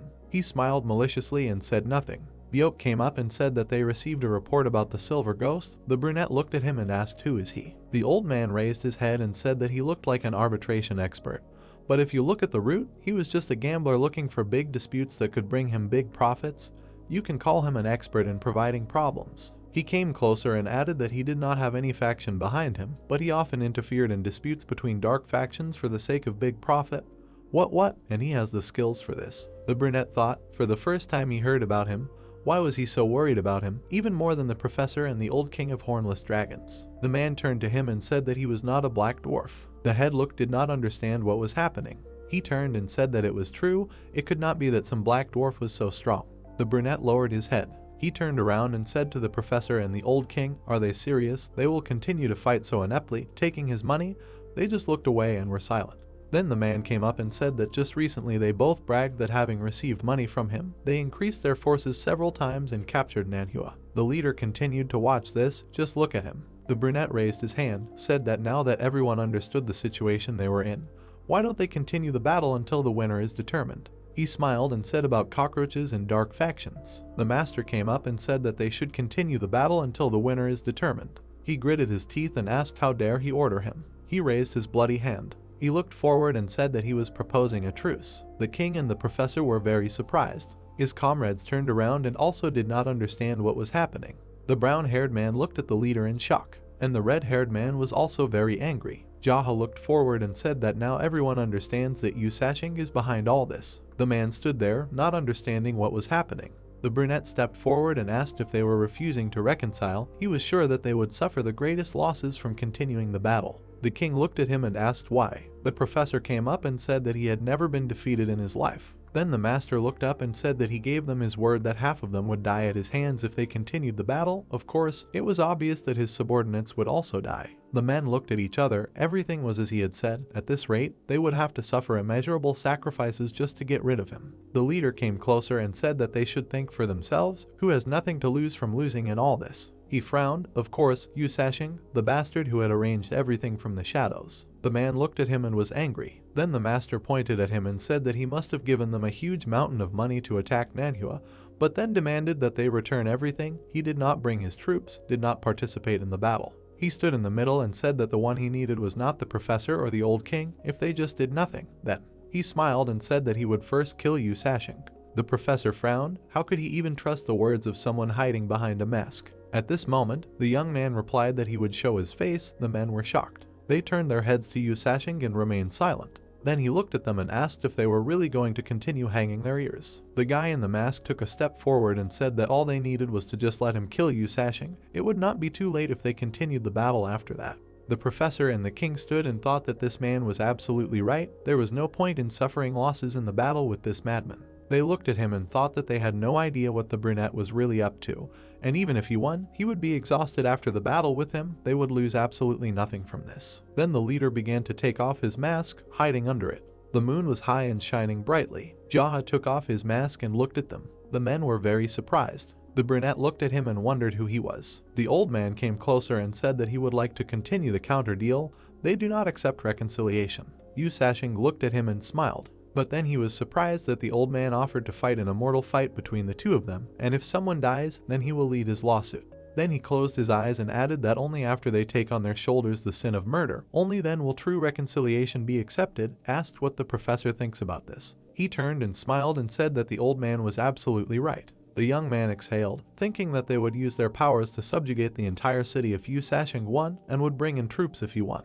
He came closer and said that it was worth doing. He was always happy to have a one-on-one fight. Then his subordinate came up to him and turned to him. He whispered in his ear that the people were planning to analyze his abilities by watching the fight. The brunette smiled and said that he knew it. The comrade was very surprised. He folded his arms and asked him to be careful. The old man frowned and ordered to weave nets around so that no one could escape. The men stood opposite each other. Yu Sashing smiled and asked if everyone had gone crazy. The king turned to him and asked again. He just needed to win. If he was really that strong, then he needed to prove it with deeds and not words. The man frowned and said that that was the whole essence of the trash from the dark faction. At that moment, the master approached him. They were approaching each other. Then the man took out his sword and rushed straight forward. The duel began. The opponents looked into each other's eyes. Their blows bounced to the side, raising dust. Yu Sashing was angry and struck again and again, but the master stopped his blows. Then the brunette got angry and swung with all his might. He screamed, threw several swords forward. With incredible speed he struck. Jaha parried it. Another blow, again missed, after which he tried to plunge the sword into his chest, but the young man was able to dodge again. He looked at him and thought that this was not some kind of sword technique that he learned on the street. It was obvious that he had been training only this one technique for at least 10 years. Yu Sashing was determined. Jaha looked at him and came to the conclusion that this man was from the light faction. The brunette smiled and swung. He struck again, but it was all in vain. The master dodged the blows very skillfully. After that, the man asked where his confidence had gone, and the young man jumped. He looked at him and said nothing. Yu Sashing struck again, screamed, and once again the leader parried him. The brunette continued to fight and thought that he could not understand what kind of martial art this guy was using. He decided not to keep him in suspense, and I will shout, what style does this man use? He looked at him and thought that it was not surprising that he could not recognize his martial art, since it was not like any other. He imagined himself on a mountain of corpses. His entire path from the bottom to the top is the root of his martial arts. He frowned and thought that of course, someone who relies only on our templates will not understand him. The battle continued. The man frowned, did not understand what was happening. He continued to talk, but he understood that the young man was parrying them all. Then the master laughed and said that this was very slow. He needed to attack faster. The man got angry and struck. He sent a few balls forward again, but this time he still couldn't do anything. Jaha smiled, looked at him with wild eyes and asked him to go faster. He screamed, and he struck again, even harder. Everything around was shrouded in smoke. The brunette turned around. His opponent stood in front of him, unharmed. Then he looked at him from under his brows and said that this was the third time they used the same technique differently than before. Then he jumped back. He raised his hand and sent a magical blow forward. With the help of black magic, he grabbed the brunette by the neck. Then he approached, looked straight at him, and he stuck his hand right into his neck. Yu Sashing began to soak in fire, and now they stood opposite each other. The professor and the king watched from the side. The subordinates also watched the battle. The brunette lowered his head and thought that the blood in him seemed to have frozen. His body did not obey at all. Jaha turned, raised his head and told everyone to listen carefully. From now on this man is his prisoner, his slave, his servant, the prisoner of his subordinates. Everyone was shocked. Torture, the young man added that to torture him or kill him, now only he can fulfill his fate. He raised his sword. People were surprised and thought, is it really possible that a murder will happen now? But the master simply spat on the sword and began to jump around the man. His comrades did not understand what was happening. They watched as the guy ran around the enemy, asked what he was doing. It was unclear. Was this really a victory dance? It looked like it. People watched as the brunette continued to dance. Why this happened so suddenly, no idea. His hair fluttered in the wind. His eyes sparkled from the color of the moon. The sword was covered in blood. The moonlight was reflected in the pools of blood. The young man continued to dance. It looked strange. The girl raised her hand and turned to him and apologized for interrupting the dance, asked if he was going to kill the enemy. He replied that he did not know. Then the girl watched him and asked what this madman was dancing for. In response, she heard that he was doing it only because he wanted to be even crazier. He continued to move and said that the sword dancer in the moonlight, the madman under the moon, the master from Ilion, the owner of the Black Pearl sport. The people around were shocked. Then the young man raised his head and said that all this was him. This surprised them even more. Then the general raised his hand, pointed at them and said that these people, apparently, were going to run away. They turned around and tried to leave. The brunette turned and looked at them. He came closer. They were very scared. And the king just continued to look at him. After which the master came closer and asked why the old man was so quiet. Maybe he wanted to tell him something. In response, he heard that this was a temporary truce. The masked man came up and said that the leader should just kill him. The old man got angry, but instead, the master waved his hand and agreed, temporary, so temporary. After that, the men decided to leave, but in the end they said that they would see each other again. Jaha smiled. Was this really the leader? If you can finish it now, then why put it off until later? He watched the people run away. He would only agree to visit those who would come in person and be ready to surrender. He had to think carefully whether they would have another chance to save their lives. They stood and watched them go. Then the master turned and said that they needed to take care of the wounded. And it was already night. It was time to go back. Everything had to be cleaned up, but first they had to replace the people who were on duty. After that, he looked at the brunette. He looked at him with Lin's forehead in his face. The young man raised his hand and slapped him with all his might, so much so that the man flew to the side. Then he came up to him and said that it was not easy to be a prisoner. The night air was very cold. They had to go back. He turned and addressed the general. He raised his hand and asked him to come over. He silently came up to him. The young man put his hand on his shoulder and said that it was time for them to go back. The blonde man answered with a smile that he agreed. After that, they entered the building. Sungti walked and thought with a smile that he was now responsible for the rehabilitation recovery. The master was sitting in his place. People around were enthusiastically discussing something, and the prisoner was sitting on the floor. A man with red hair came up to him, and with all his might he slapped him on the back of the head. Then he stepped aside. The man was sitting and shaking. The master raised his head and asked if anyone was injured. In response, he heard that no, everything was fine. The general raised his head and said that he was also fine. Then the young man looked at him and said that of course he was fine. He was just standing to the side and watching. The blonde man simply decided to remain silent in response to this. The brown-haired man came up and asked what they were planning to do with the old king and professor in the future. The brunette drank his drink and replied that they would simply cross over. The damage to their sides was much greater. After seeing the demonstration of their powers, they would be puzzled, and their subordinates must all be in shock. White Rooster turned around and said that his dance was incredible. He simply had to dance with him. The young man smiled and said that then they would dance together next time. A subordinate came up and addressed him. The sword technique is something that a person cannot learn in the dark faction. At this moment, Yusashin glistened. The leader asked to explain to the others why, because among them there are people like Sancti. The guy was offended by this. The brown-haired man raised his hand and explained that he had the feeling that in his attacks, first of all, there is an emphasis on training his stance, and only after. The sword technique, I remember how consistently and smoothly the movement of his sword began. One can say for sure that his sword technique is clearly spontaneous. Jaha turned and agreed with him. Then the man with the scar got angry and asked if he was a member of the light faction. He walked up to him and hit him with the club with all his might. The girl turned around and said if she understood correctly that they pressed his silence point. He didn't say a word from the very beginning. The brunette turned around and said that it was possible. Then the girl raised her hand and asked if she could restore it, to which she heard that she couldn't, and he couldn't either. Then he raised his hand and said that he had pressed it so many times before, but it was problematic to restore it, so he didn't even try. He didn't put much kai into it, so it would soon restore itself. The girl stood up and said that the silence point was very dangerous. Perhaps a person wouldn't be able to speak for the rest of his days if he didn't return to normal soon. The leader tensed up a little and said that he missed the part where it should be his problem. She smiled and said that everything was correct. Then a soldier entered the room and said that the head of the Muak clan had arrived at the gate. Having laid down all his weapons, what would he order to do? The guy raised his head and said what else, since he had come himself, then let him in. Everyone began to whisper, why did this man come? And the master sat and thought, could it really be the head, who immediately understood what was happening? The door opened. A man entered, followed by his subordinates with some kind of chest. They put it at the feet of the master. After that, the man folded his hands and introduced himself, the head of the Muak clan, Young Ijo. The guy looked at him and greeted him. The man gritted his teeth and said that they came here today to tell him that they would never again consider him their enemy. They made an unforgivable mistake because of their ignorance. The brunette looked at him and agreed. Then the head raised his head and said that he was grateful to him with all his heart for his generosity. He would never dare to listen to the orders of the dragons and the professor again, so he asked him not to worry about it. He opened the chest and asked to accept this token of goodwill. There was gold in it.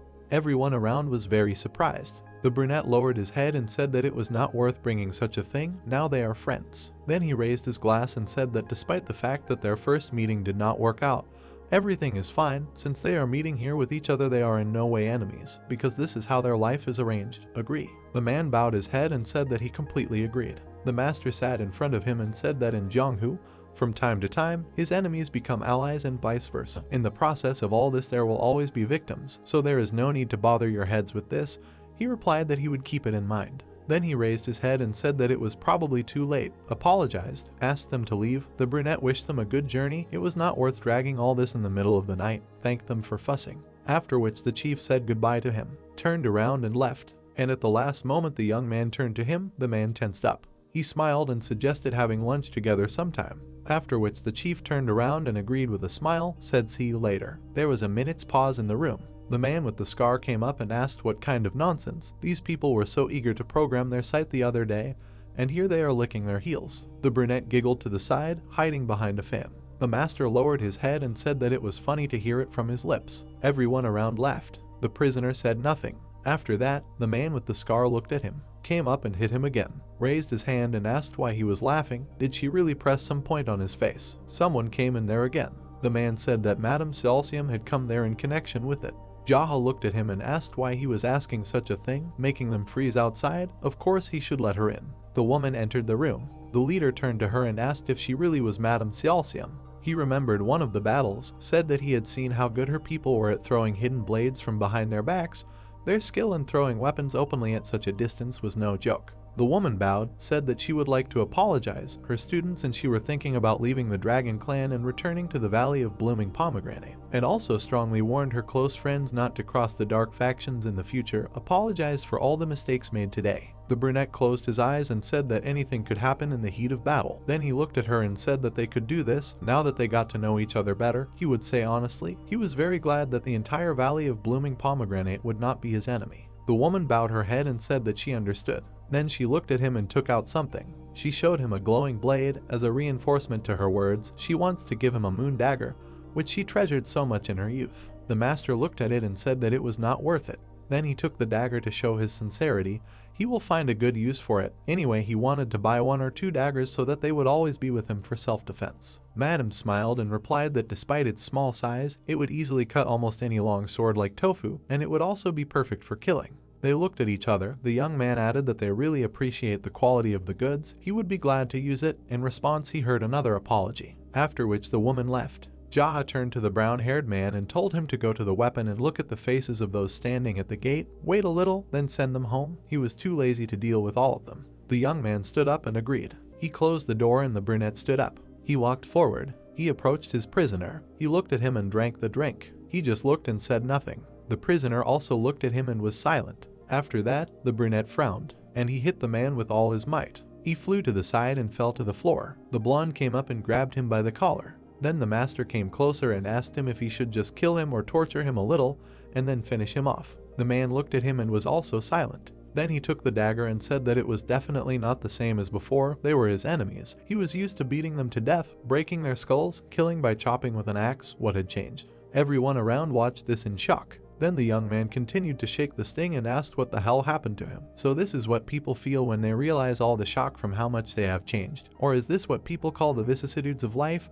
Or are both options true? He fell silent and put the blade to his chin. Then he looked at the prisoner and said, to kill or not to kill, that is the question. He stood over the prisoner and asked to kill or not to kill, that is the question. He looked down. What kind of look was that? Does he see idiots in him? Does he think he is ignorant? The man looked at him and got angry. Then the brunette came closer and said that he could not speak since his point of silence had not yet been restored. He grabbed him by the chest. He lifted him up and threw him aside. After that, he plunged the dagger straight into the table. The master came closer and said that when he was young, there lived in the village one brother. He believed he had met such a brother that there is in every yard, happy, cheerful, who spied even on those like him, and on top of everything solid, was courageous. He listened to him attentively. He sat him down in front of the chief again.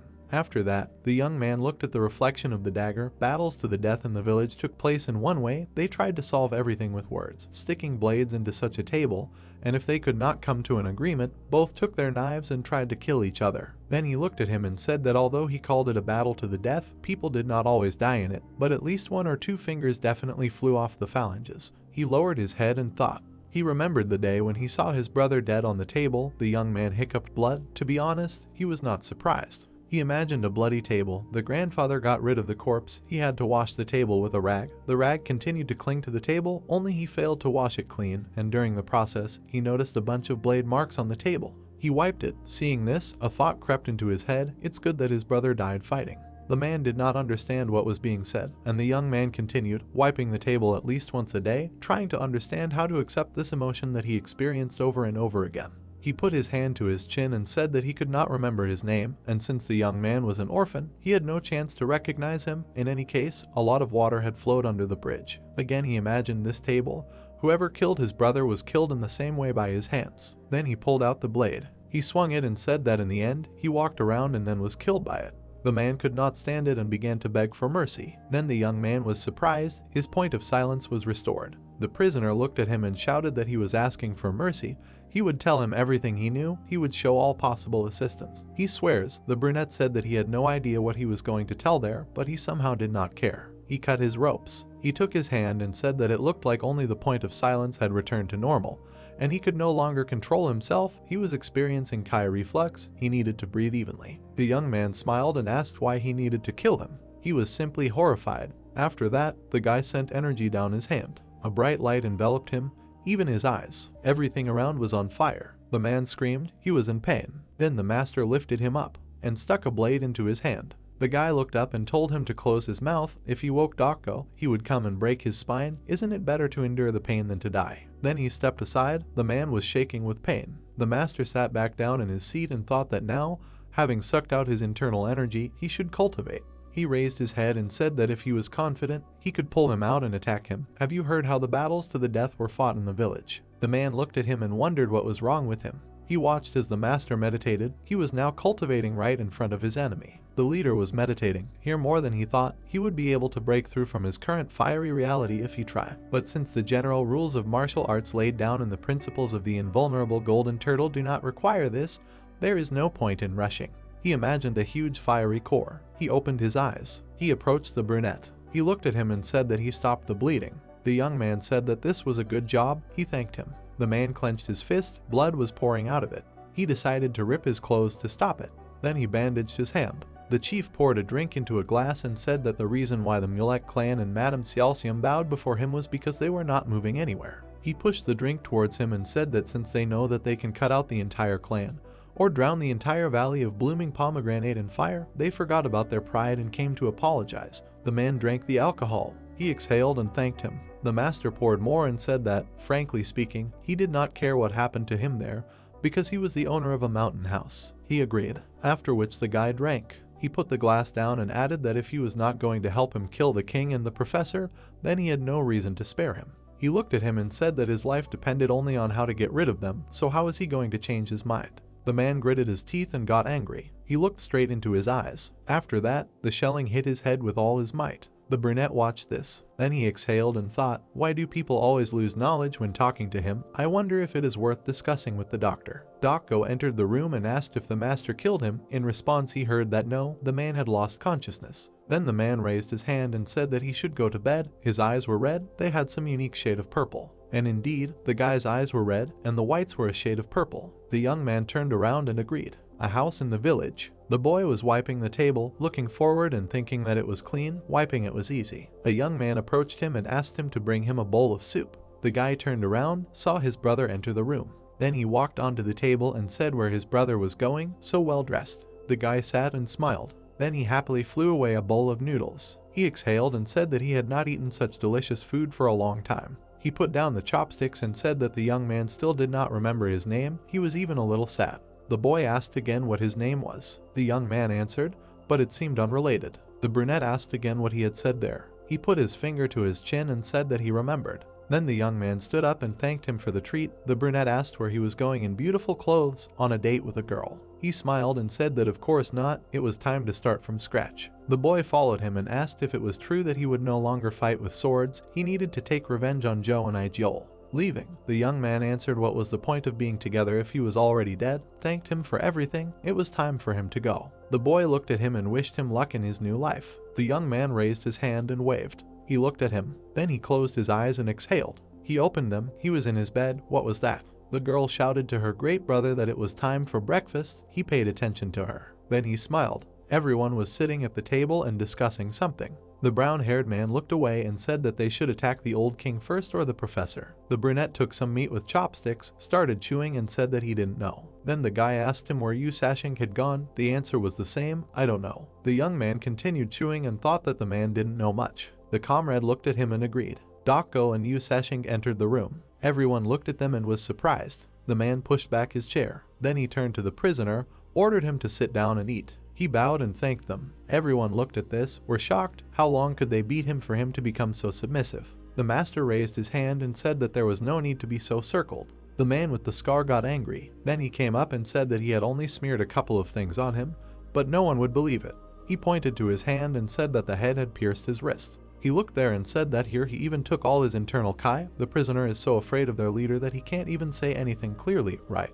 He ate and answered that yes, that's right. The man smiled, everyone else was shocked. After that, he put his hand on the brunette's shoulder. He leaned over and told him to eat. The general looked at him and said that he seemed to have been through a lot. Everyone turned to look at him and froze. They continued to look at him and thought why this guy continues to pick on Dokko. The man exhaled and answered that it seemed that the blonde had also been through a lot, stuffing his face. The girl couldn't help but laugh, and the general looked at him angrily. After that, the prisoner turned to the leader, who was chewing, and asked what he wanted. The man looked at him and said that if he was allowed, he would gather troops and move forward, together with Dokko. The brunette looked at him, ordered him to close his mouth and eat. He began to eat immediately. The leader looked at everyone and said that now that they had run out of food, explained their plan, so they had to listen more carefully. A huge board was brought into the room. The old man knelt down and said that they were ready, and he had already stood up and walked towards him. He began to draw on the board. He drew a dot and said that this was the Black Rabbit Union. He drew the professor on top, a triangle between them.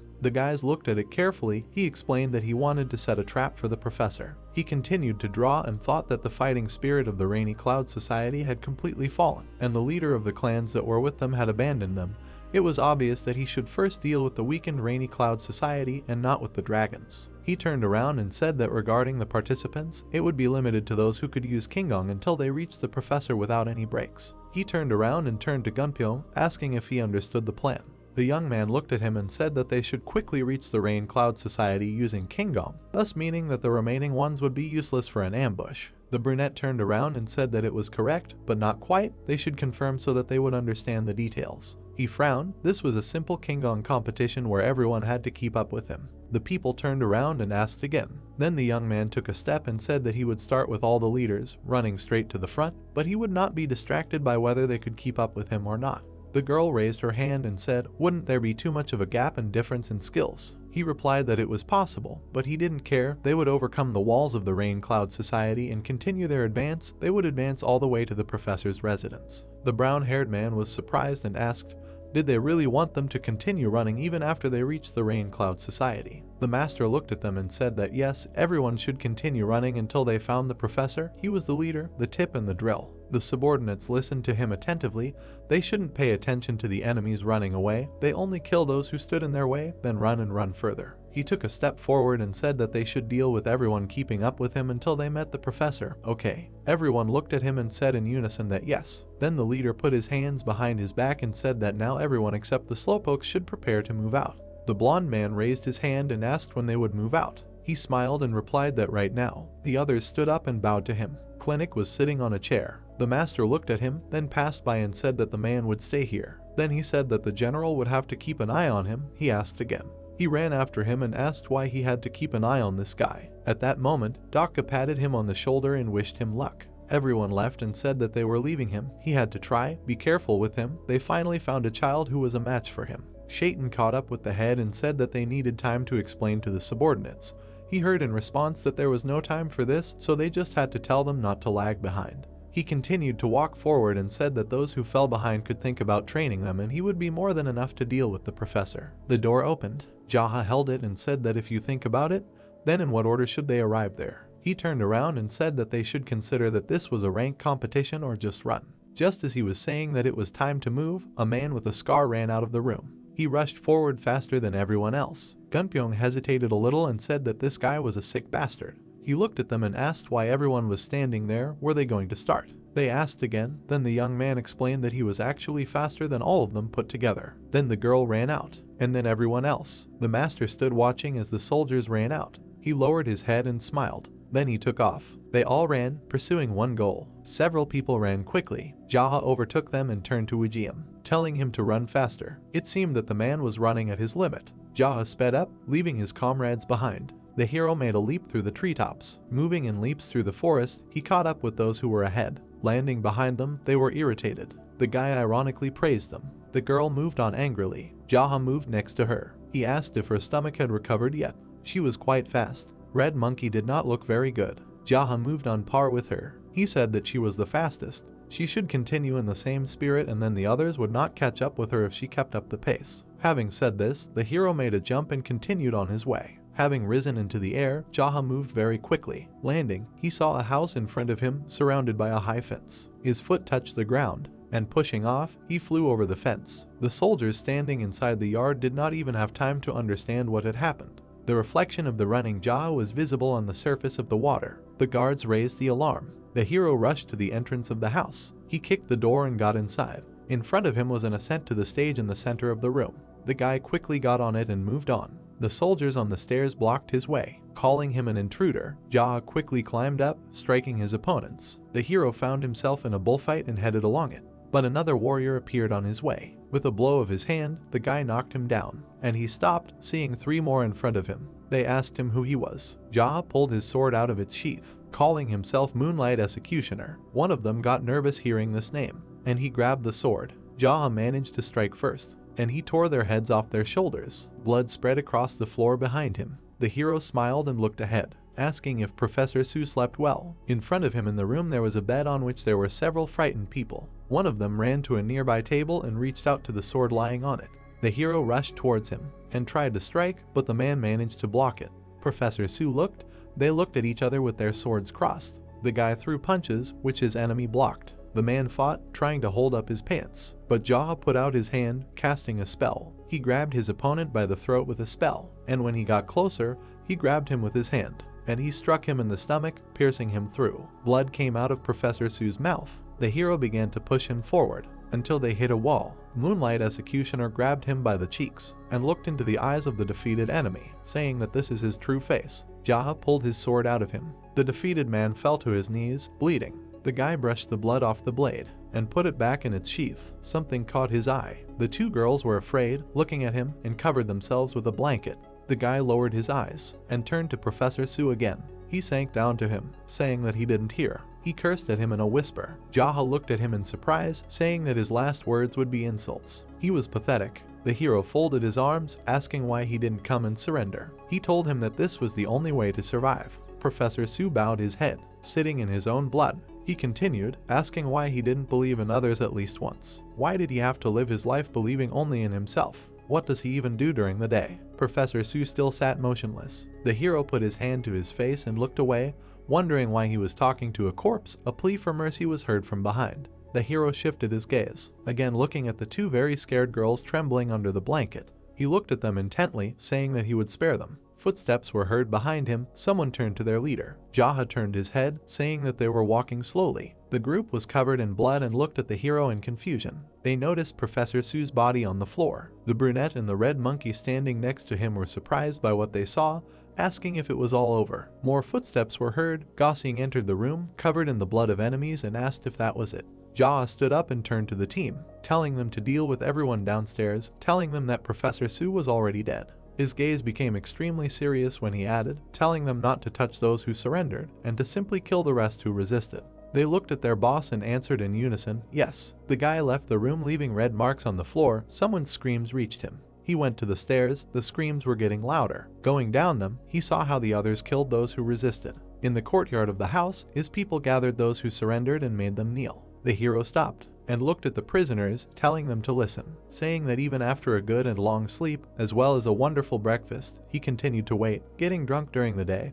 But Professor Su still did not come to bow before him, so he came here himself to personally kill him. If there are still those among them who do not understand what is happening and are still in the mood for battle, then their leader is waiting for them. And those who do not want this, let them listen to what his subordinates say. That's all. The prisoners listened silently with their heads bowed. Jaha turned to one of his said that from now on they are part of the Rain Cloud Society. Wujian was very surprised to hear this. The hero looked at the dissatisfied, telling them to change clothes. If they do not have enough clothes, they can take them from corpses or the wounded, or just look inside. Someone caught his eye. He turned to Gossing, telling him that he does not have to change clothes. He asked why. The red-haired man was dissatisfied with the answer, hearing that he already stood out too much and that it was useless for him to change clothes. Turning to Wujian, he told him to stay here and clean up the area with his subordinates. The hero looked him in the eyes, adding that he should understand about division and power.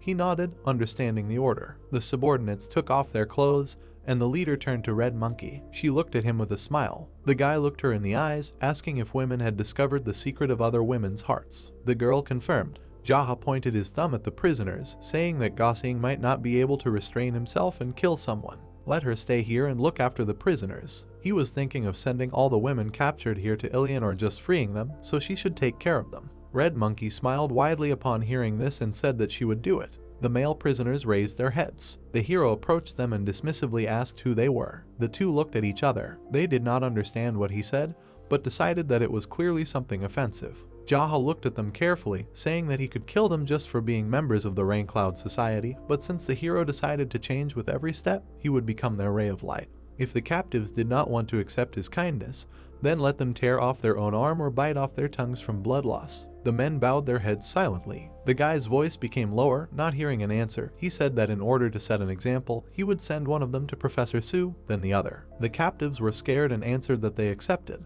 Jaha pointed his finger at them. From that moment they all, together with him, are part of the forces whose goal is to kill the old king of hornless dragons. He stood looking at them, remembering that they were all heralds without for the local women, waving them, forcing themselves to entertain, and then selling them to others. Or was he wrong? One of the captives answered in a trembling voice that it was so. The hero's eyes glowed red. He looked mad and grabbed his sword, noticing that he had gotten out of himself and was thinking about just killing everyone and going to hell after them. Wujian ran behind him and grabbed him, trying to hold him back. He asked him to calm down, but the angry leader said that he would cut everyone into pieces and send them to burn in hell for eternity. His friend leaned closer to him, suggesting that he could kill them after they served as cannonballs, although that was too many casualties. Since Professor Su was dead, he could show them what it was like to start over like they once did. These words surprised and brought Jaha to his senses. He turned around and looked at his comrade in silence. The hero sheathed his sword and exhaled, saying that burning in hell for eternity was not Kamail Faut.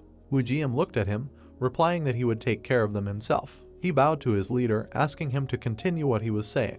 Jaha turned and asked him to remind him of where he had left off. His friend said that he had cursed at them, calling them unworthy. The hero folded his hands behind his back again and addressed the prisoners. He had an assignment for them. They were to be informed that Professor Su was dead and then they would unite. Their reward would be a bloody victory by infiltrating the old hornless dragon king on his pervert mountain. He looked at the people carefully, asking if they understood everything, but noticed that they were silent again. Wujian addressed the hero, saying that he fully understood the plan and would explain everything to the others in detail. The hero turned and walked up to Gunpyeong, addressing him. Looking into his eyes, he gave the order for the beautiful subordinates of the Black Cat Union, who had run all the way here, to rest for a while. They did a great job running all the way here, so they deserve a rest. Gunpyeong looked at the leader and replied that he understood the order. Jaha continued to look at him, saying that they would only burden themselves if they joined in this state. He sighed heavily, noting that the more troops there were, the weaker they were. He asked if that was strange. The subordinate looked at him silently. Someone was quickly approaching the leader. A servant ran by holding a blue robe in his hands. He said that he could change into this. The guy took it and opened it to see a blood-stained outfit in front of him.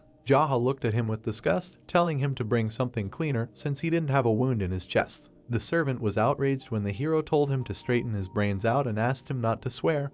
He was only trying to help. Jaha looked at the servant leaving, thinking that it was the guy from the Black Pearl Fort who could not understand the sarcasm or innuendo, and he exhaled, saying that he was curious how he was still alive. The disguised heroes turned to their leader, saying that they were ready and it was time to move on. He nodded silently in response. He led them, saying that it was time to go. Someone was walking along the forest path. The beaten warrior was staggering, holding his hand. The heroes were looking at him from behind the bushes. The victim's eyes rolled back and he fell to the ground. Jaha and Wijiem were watching him. The hero noted that he would have made a good actor. The second replied that these were all his subtle instructions. Sitting in the bushes, the subordinate added that he had also stabbed him. The guy was lying on the ground in pain.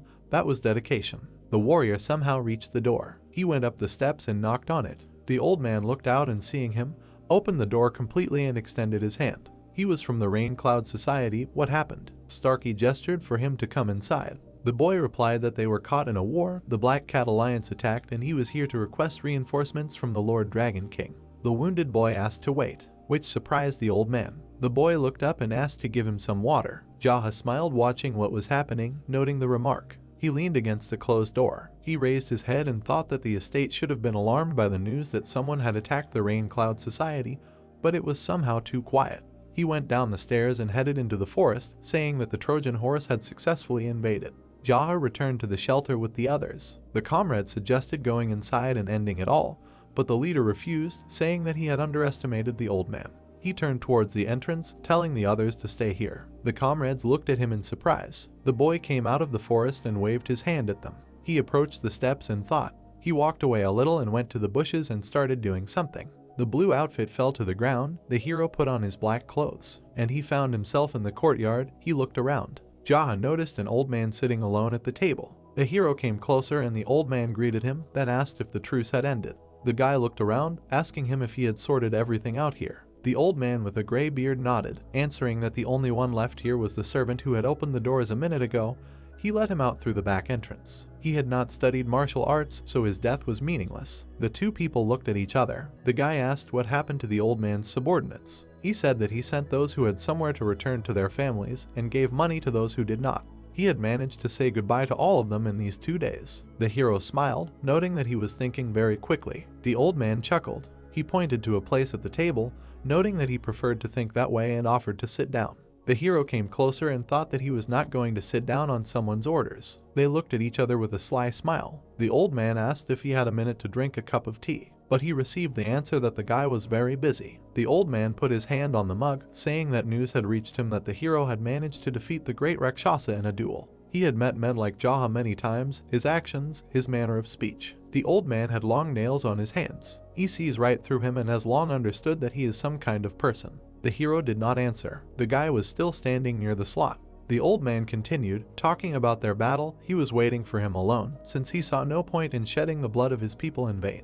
The hero looked and said that he knew that the great Rakshasa was his good friend. The old man's hand tensed. At that moment Jaha felt something and jumped back, seeing how the stones lying on the ground near the table disappeared. He landed next to him. The old man frowned and smiled evilly. The hero looked down and saw sharp spikes on the bottom, turned his gaze to the man. The old man became nervous when he heard that he had scared the guy. He reached his hand to his mug and pressed it. More stones on the ground began to move, and the one that was under the leader rose up. The stones turned out to be pillars. Some of them disappeared, leaving a hole in the ground. Jaha calmly watched what was happening, thinking that everything around was one big trap in which he would have lost more than half of the army if he had entered with them. The old man got up from the table leaning on a cane in the form of a snake, having said that everything was as it should be and offered to fight. The hero smiled, answering that now he understood why he was not as famous as the great Rakshasa. These words angered the man. Bowing his head, he continued, saying that the old man had been dumping everything into these pits for the last 40 years. No one could understand anything about him. He ate, drank, and slept on the corpses of people he had killed with his own hands. There were several raised pillars between them. The boy understood why Stark was so pale, but the gray-haired man only looked at him, saying that he liked to talk. The hero calmly moved between the pits, saying that he had met many people like him. A coward who was afraid to leave the safe path that he had created. His feet touched the surface, doesn't come out, like a beast, does not make a long journey in search of strong opponents. The hero jumped again, saying that he wasted his time here, rotting and burying his subordinates, friends, and those who got in his way. He looked at the old man with disgust. Every time he dug and closed the pits, the hero smelled rotting bodies. The old man laughed, asking why he was running. The hero continued to move, saying that it was uncomfortable for him to stand there. He extended his hand, saying that this was not the way out. Jaha noticed something and looked behind him. Behind him were impassable thickets. There was no way out. He stopped on the pillar, saying that he was an interesting person. He even learned the arrangement techniques, imitating the master of the Ghost Valley. The old man frowned and asked how he knew about the master of the Ghost Valley. The hero watched silently, thinking that although he looked young, he was much older. The light illuminated his face. He was a child of heaven. Jaha shook his head, deciding that it was not worth saying such a thing out loud. The dark silhouette of a man with red eyes hung over the houses. The master of the Ghost Valley is an eccentric martial artist who lives as a hermit.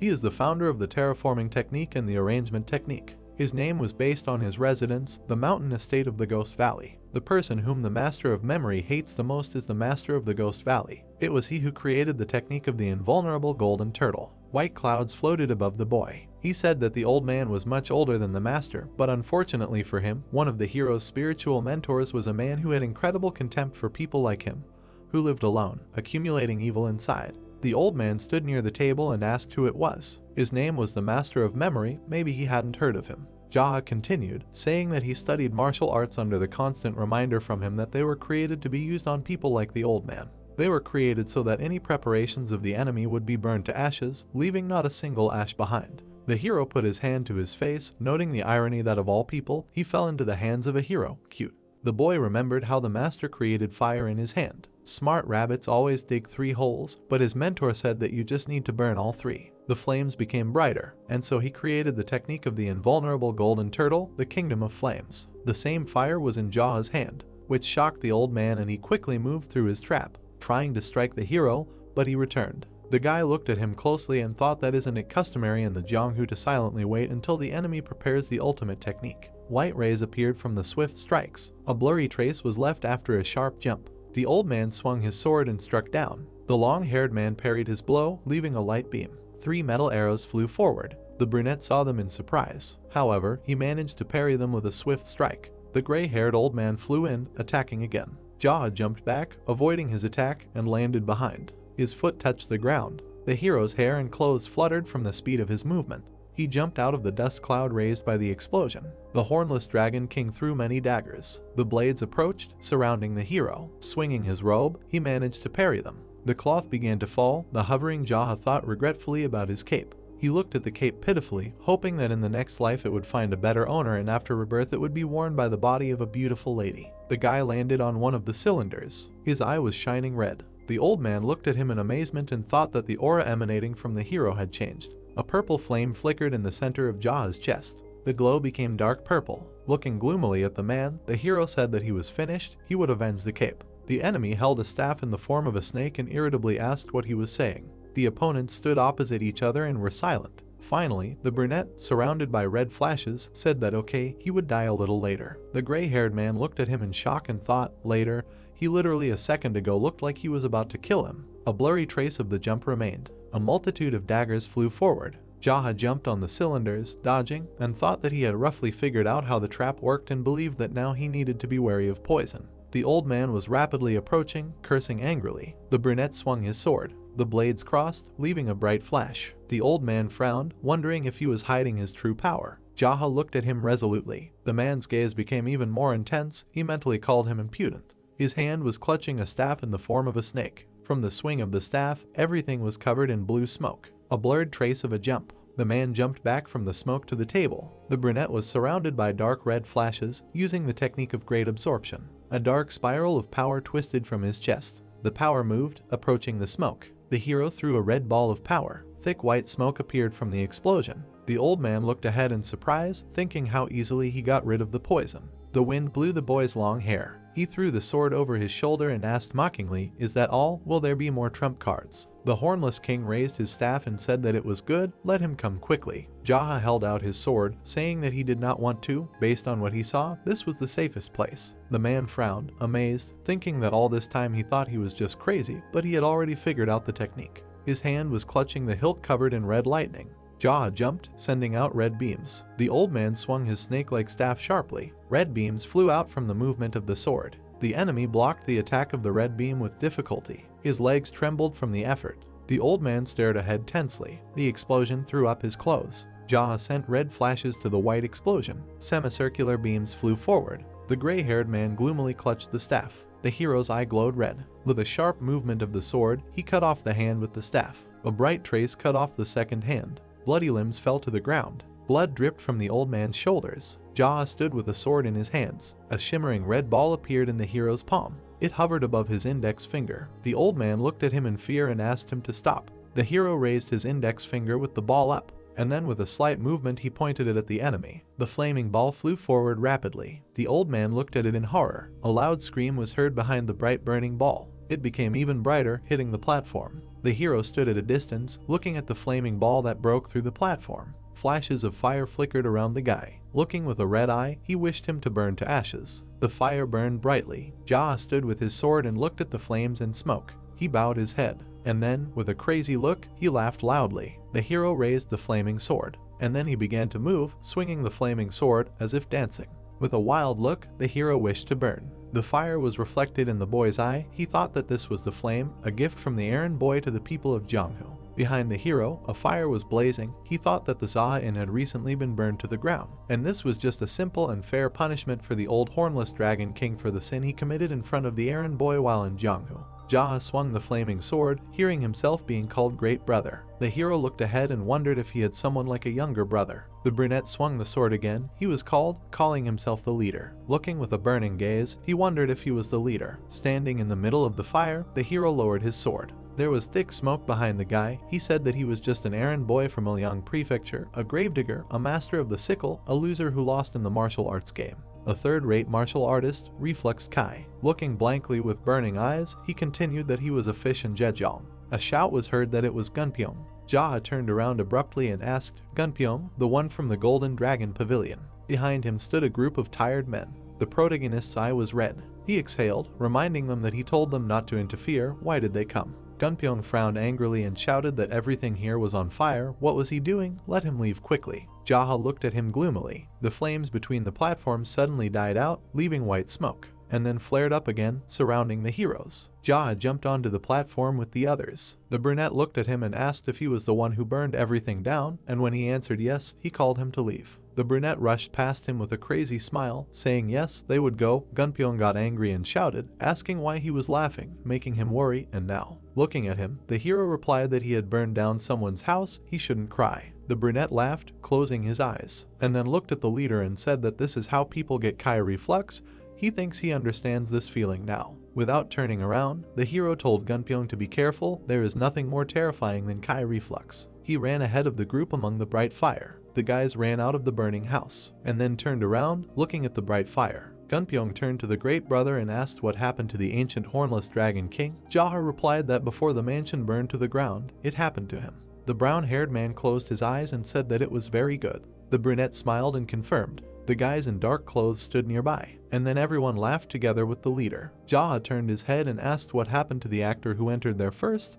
He was a great actor. The beaten man raised his hand and said that he was here. Gunpyeong turned his gaze and said that he came out through the back with a servant, who let him out, and then said that a big massacre was planned inside. Standing in front of a group of guys, the hero said that it was wonderful. The great actor was almost killed. There was a confirmation. Looking forward, the brunette said that there were many mechanical devices inside. With his hands clasped behind his back, the hero looked at the others. He continued to stand silently. Gunpyeong was discouraged and asked, and that was it. He would not tell anyone anything more about it. The hero indifferently confirmed. Then he turned his head, saying that he was not as good as the great Rakshasa. With a frown, the boy replied that he understood. Standing in front of the boys, Jaha said that the great Rakshasa, Professor Su, and the Hornless King had all fallen by his hands. Gunpyeong smiled, saying that was good. The boys nodded, confirming. With a determined look, the leader said that the Rainy Cloud Society was no more. If anyone wanted to leave, they could go. He would not hold them back. Those who remained would be listed as the Ignoble Clan.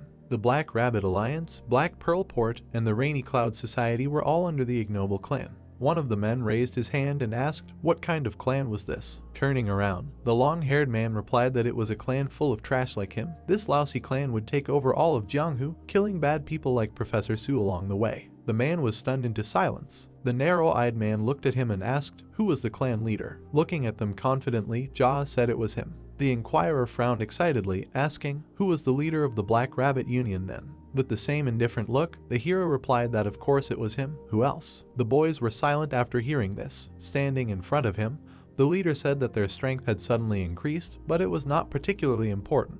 He would leave all the organizational details to the seniors and their juniors. He was not very good at detailed management of the organization. The guy's hair fluttered. He said that they should all do what they do to the best of their ability. He was going to become even stronger. Becoming stronger was the most important task of the clan leader. The brown-haired man looked at him and said decisively that they, the younger ones, would stay for a while in the company of the rainy clouds. They had some suspicions about the guests who were going to visit this place. They would kill them or spare them and send them back, depending on the situation. Looking at him, Jaw said that it was fine, let them try, and he would go ahead. He turned away, leaving, and his subordinates responded with agreement. The clouds floated above the house with a dark roof. A trace remained from the hero's quick movement. Jaha entered the room. Sungti with Sashing sitting on his lap looked at him.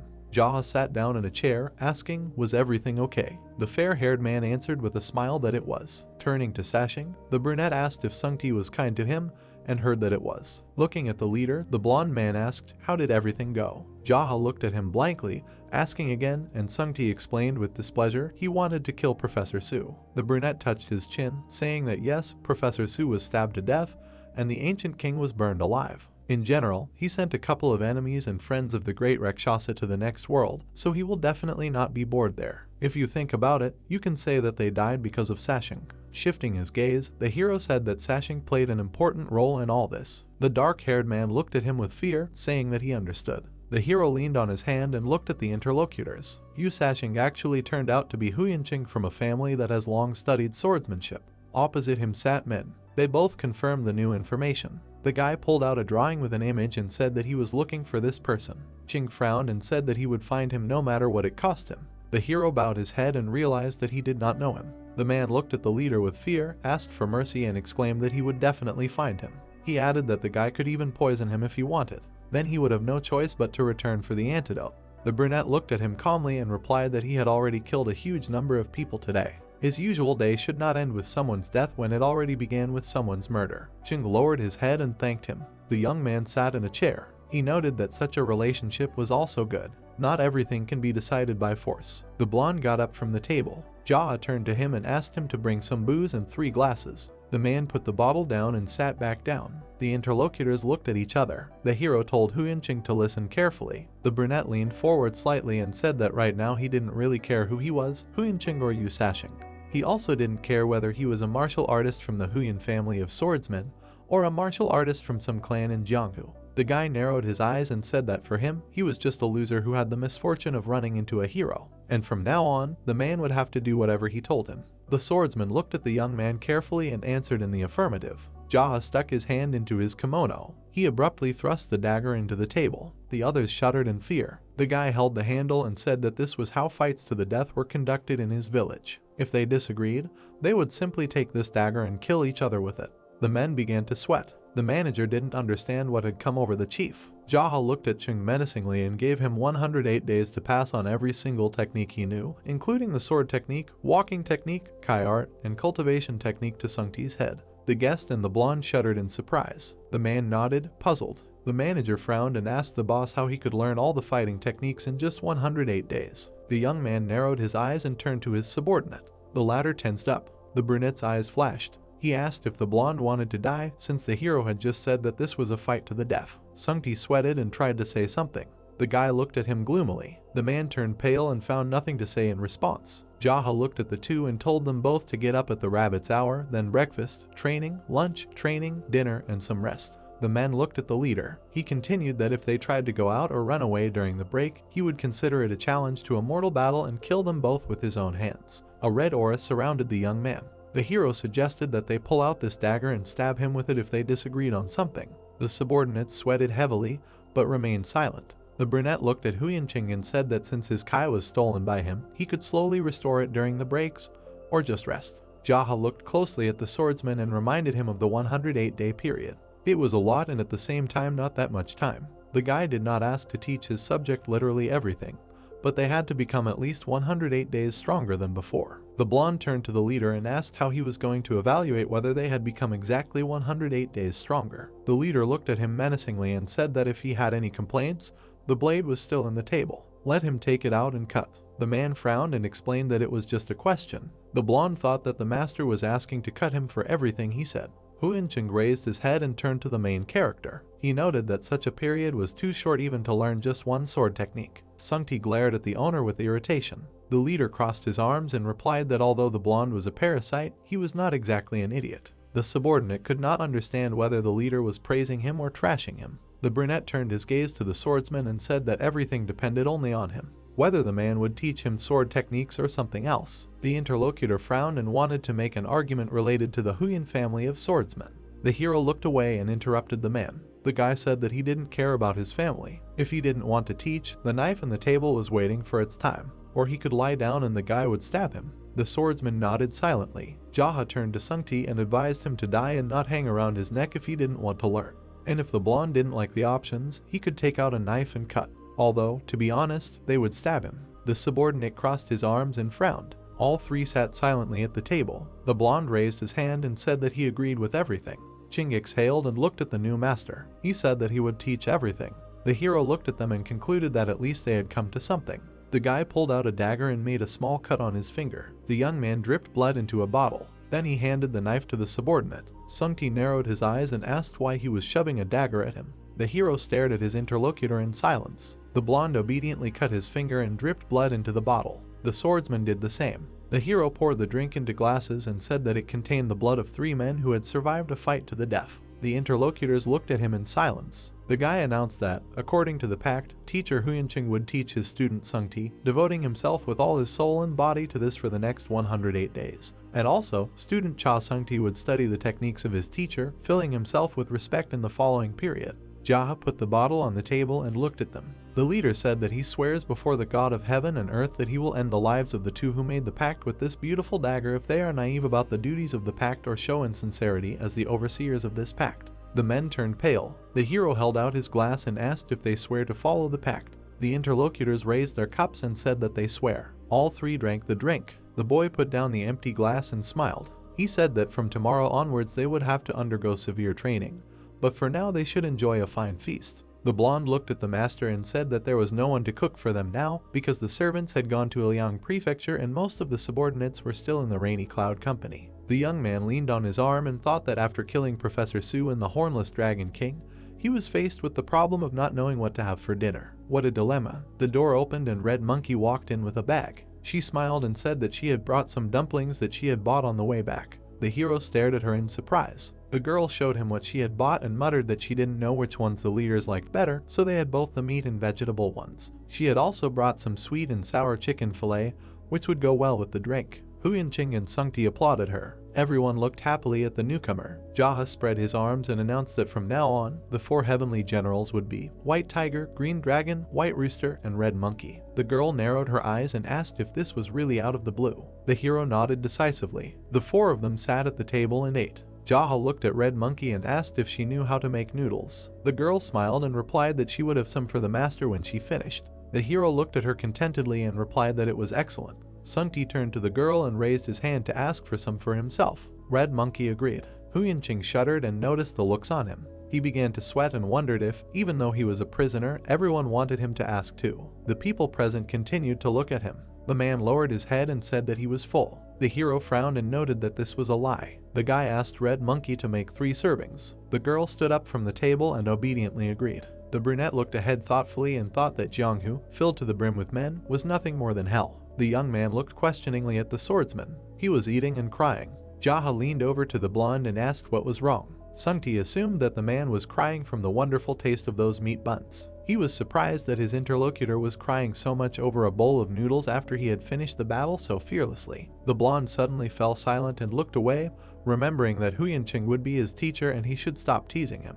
The swordsman rubbed his eyes and muttered that it was not like that. He would give his all during the training anyway. The hero looked at Sungti seriously and addressed him. The subordinate turned around. The guy was sitting opposite him and smirking. The leader asked what he would do now that his carefree days were over. They laughed. Red Monkey returned with bowls of noodles and asked what had made them so happy. She began to set out the dishes. The young man turned to her and replied that when he thought about what awaited his protege and how he would get beat up, he immediately wanted to laugh. The girl agreed that it was indeed funny. Jaha began to gobble up the noodles. The others ate with gusto. The men gestured to praise Red Monkey's cooking. The door opened. The hero raised his head and looked in that direction. Chuliang and Yanggi appeared on the threshold. The chief blacksmith smiled and noted that it was difficult to meet with the chief. Everyone rose from the table. The guy asked what brought the guests to them. The red-haired man grinned and replied that he had finished. The brunette looked at him in surprise and asked again. The blacksmith put the box down and opened it. Everyone present looked at the contents in amazement.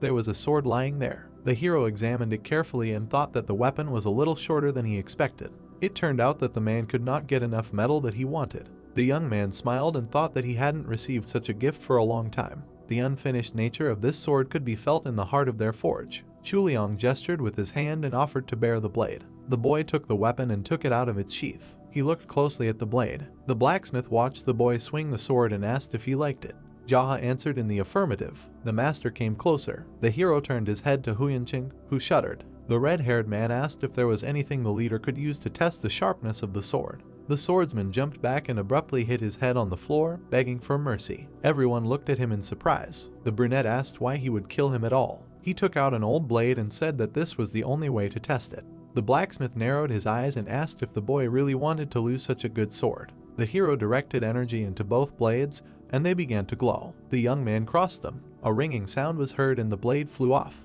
The people present looked on in shock. The swordsman turned around in fear. The hero silently looked at the broken and just given sword. The blacksmith frowned and exclaimed where the young man had gotten such a legendary sword. The brunette turned to him and replied that the head of the Black Rabbit Union owned this sword. The master lowered his head and muttered that he would like to know where he got something incredible. He darkened and said that he would go and do something else. Yonggi quickly picked up the remains of the blade and ran after the head blacksmith. The guy patted him on the back encouragingly. The hero watched them go. The blonde laughed, but Jaha quickly stopped him. The head looked menacingly at his subordinate and said that everyone makes mistakes, even him. The young man asked if Sungti had never made mistakes before. The man smiled and touched his chin. He replied that he understood the concept of mistakes and that only those who do nothing make no mistakes. The hero emphasized that this was exactly about him. The blonde closed his eyes in irritation. Red Monkey looked at him with a smirk. The leader turned around and went to bed. The others wished him a good night. Sungti frowned and asked where the leader was going. The young man left the building and replied that he was going to bed. The ward exclaimed why he needed to go outside. The brunette said that he wanted to and went into the garden. He raised his head and looked at the dying sunset. The young man lay down under a tree. The first stars were already lit up above him, and the moon was shining. A crazy monk, an abbot who practices esoteric Buddhism. If we consider the hero's past life, we can say that he was a crazy demon. One of the so-called disaster people, with whom Jianghu is better off never messing. The mad monk dragged him across the central plains to Tibet so that he could taste some white fire herbs. Every person from the dark faction and the heretics of the demonic cult that they met along the way died at his hands. If the monk had not achieved enlightenment and left the central plains for Tibet, half of the masters there would have died at his hands. Although the hero never called him teacher while he was around, the monk always called him his disciple. Looking back on it all, after he became a mad demon, the hero thought that he was his teacher after all. The boy remembered the monk handing him a staff and saying that he was leaving it to him because the teacher no longer needed it. The boy looked at him and asked how he could use something like that when he was not even a monk. The monk held a cane and a separate tip in the shape of a moon. The teacher explained that the student's thirst for blood was too great, so he removed the sharp tip. And the staff itself is already a great weapon. You could say that it is something like unshakable faith. They stood opposite each other. The hero clarified whether it would definitely not break. The monk replied that the student would be dead if faith faded, so there was nothing to worry about. The guy asked how to understand this. The man said that this is exactly how to understand it. The young man took the staff and asked where the teacher was going. The monk turned around and said that he was returning. The brunette narrowed his eyes and muttered, was he really just going to leave? The teacher said that a journey is called a journey because there is a place to return to. He was filled with many things, it was time to empty them again. Jaha asked what to do if someone like him had nowhere to return to. The interlocutor smiled and grabbed the youth by the head. He replied that he was ready to shave that awful hair clean at any time if he decided to visit him. The teacher asked the student not to die hanging around here and there and to find him if he was depressed. Then he left, and the hero watched him go. Eventually, the youth was left alone and wandered in the other direction. The brunette opened his eyes. Petals were falling from the flowering trees. The hero was lying on the ground. Huyanqing and Sungti began their training. The others in the dojo were also training. Jaha was sitting on the roof of the house in the lotus position, meditating. Then he took a bath, and then he meditated again in different places on the property. His servants and wards wandered around, attracting attention, but he did not react. The blonde diligently swung his sword under Qing's guidance. It began to rain, but no one stopped training. The youth sat under a tree and meditated. The sun came out. Scarlet energy was blazing in the hero's palms. He gradually extinguished it and opened his eyes. The flames were reflected in his pupils. He had reached the pinnacle of mastery in the Flame Rooster stage and had entered the Fighting Rooster stage. The warriors were doing exercises.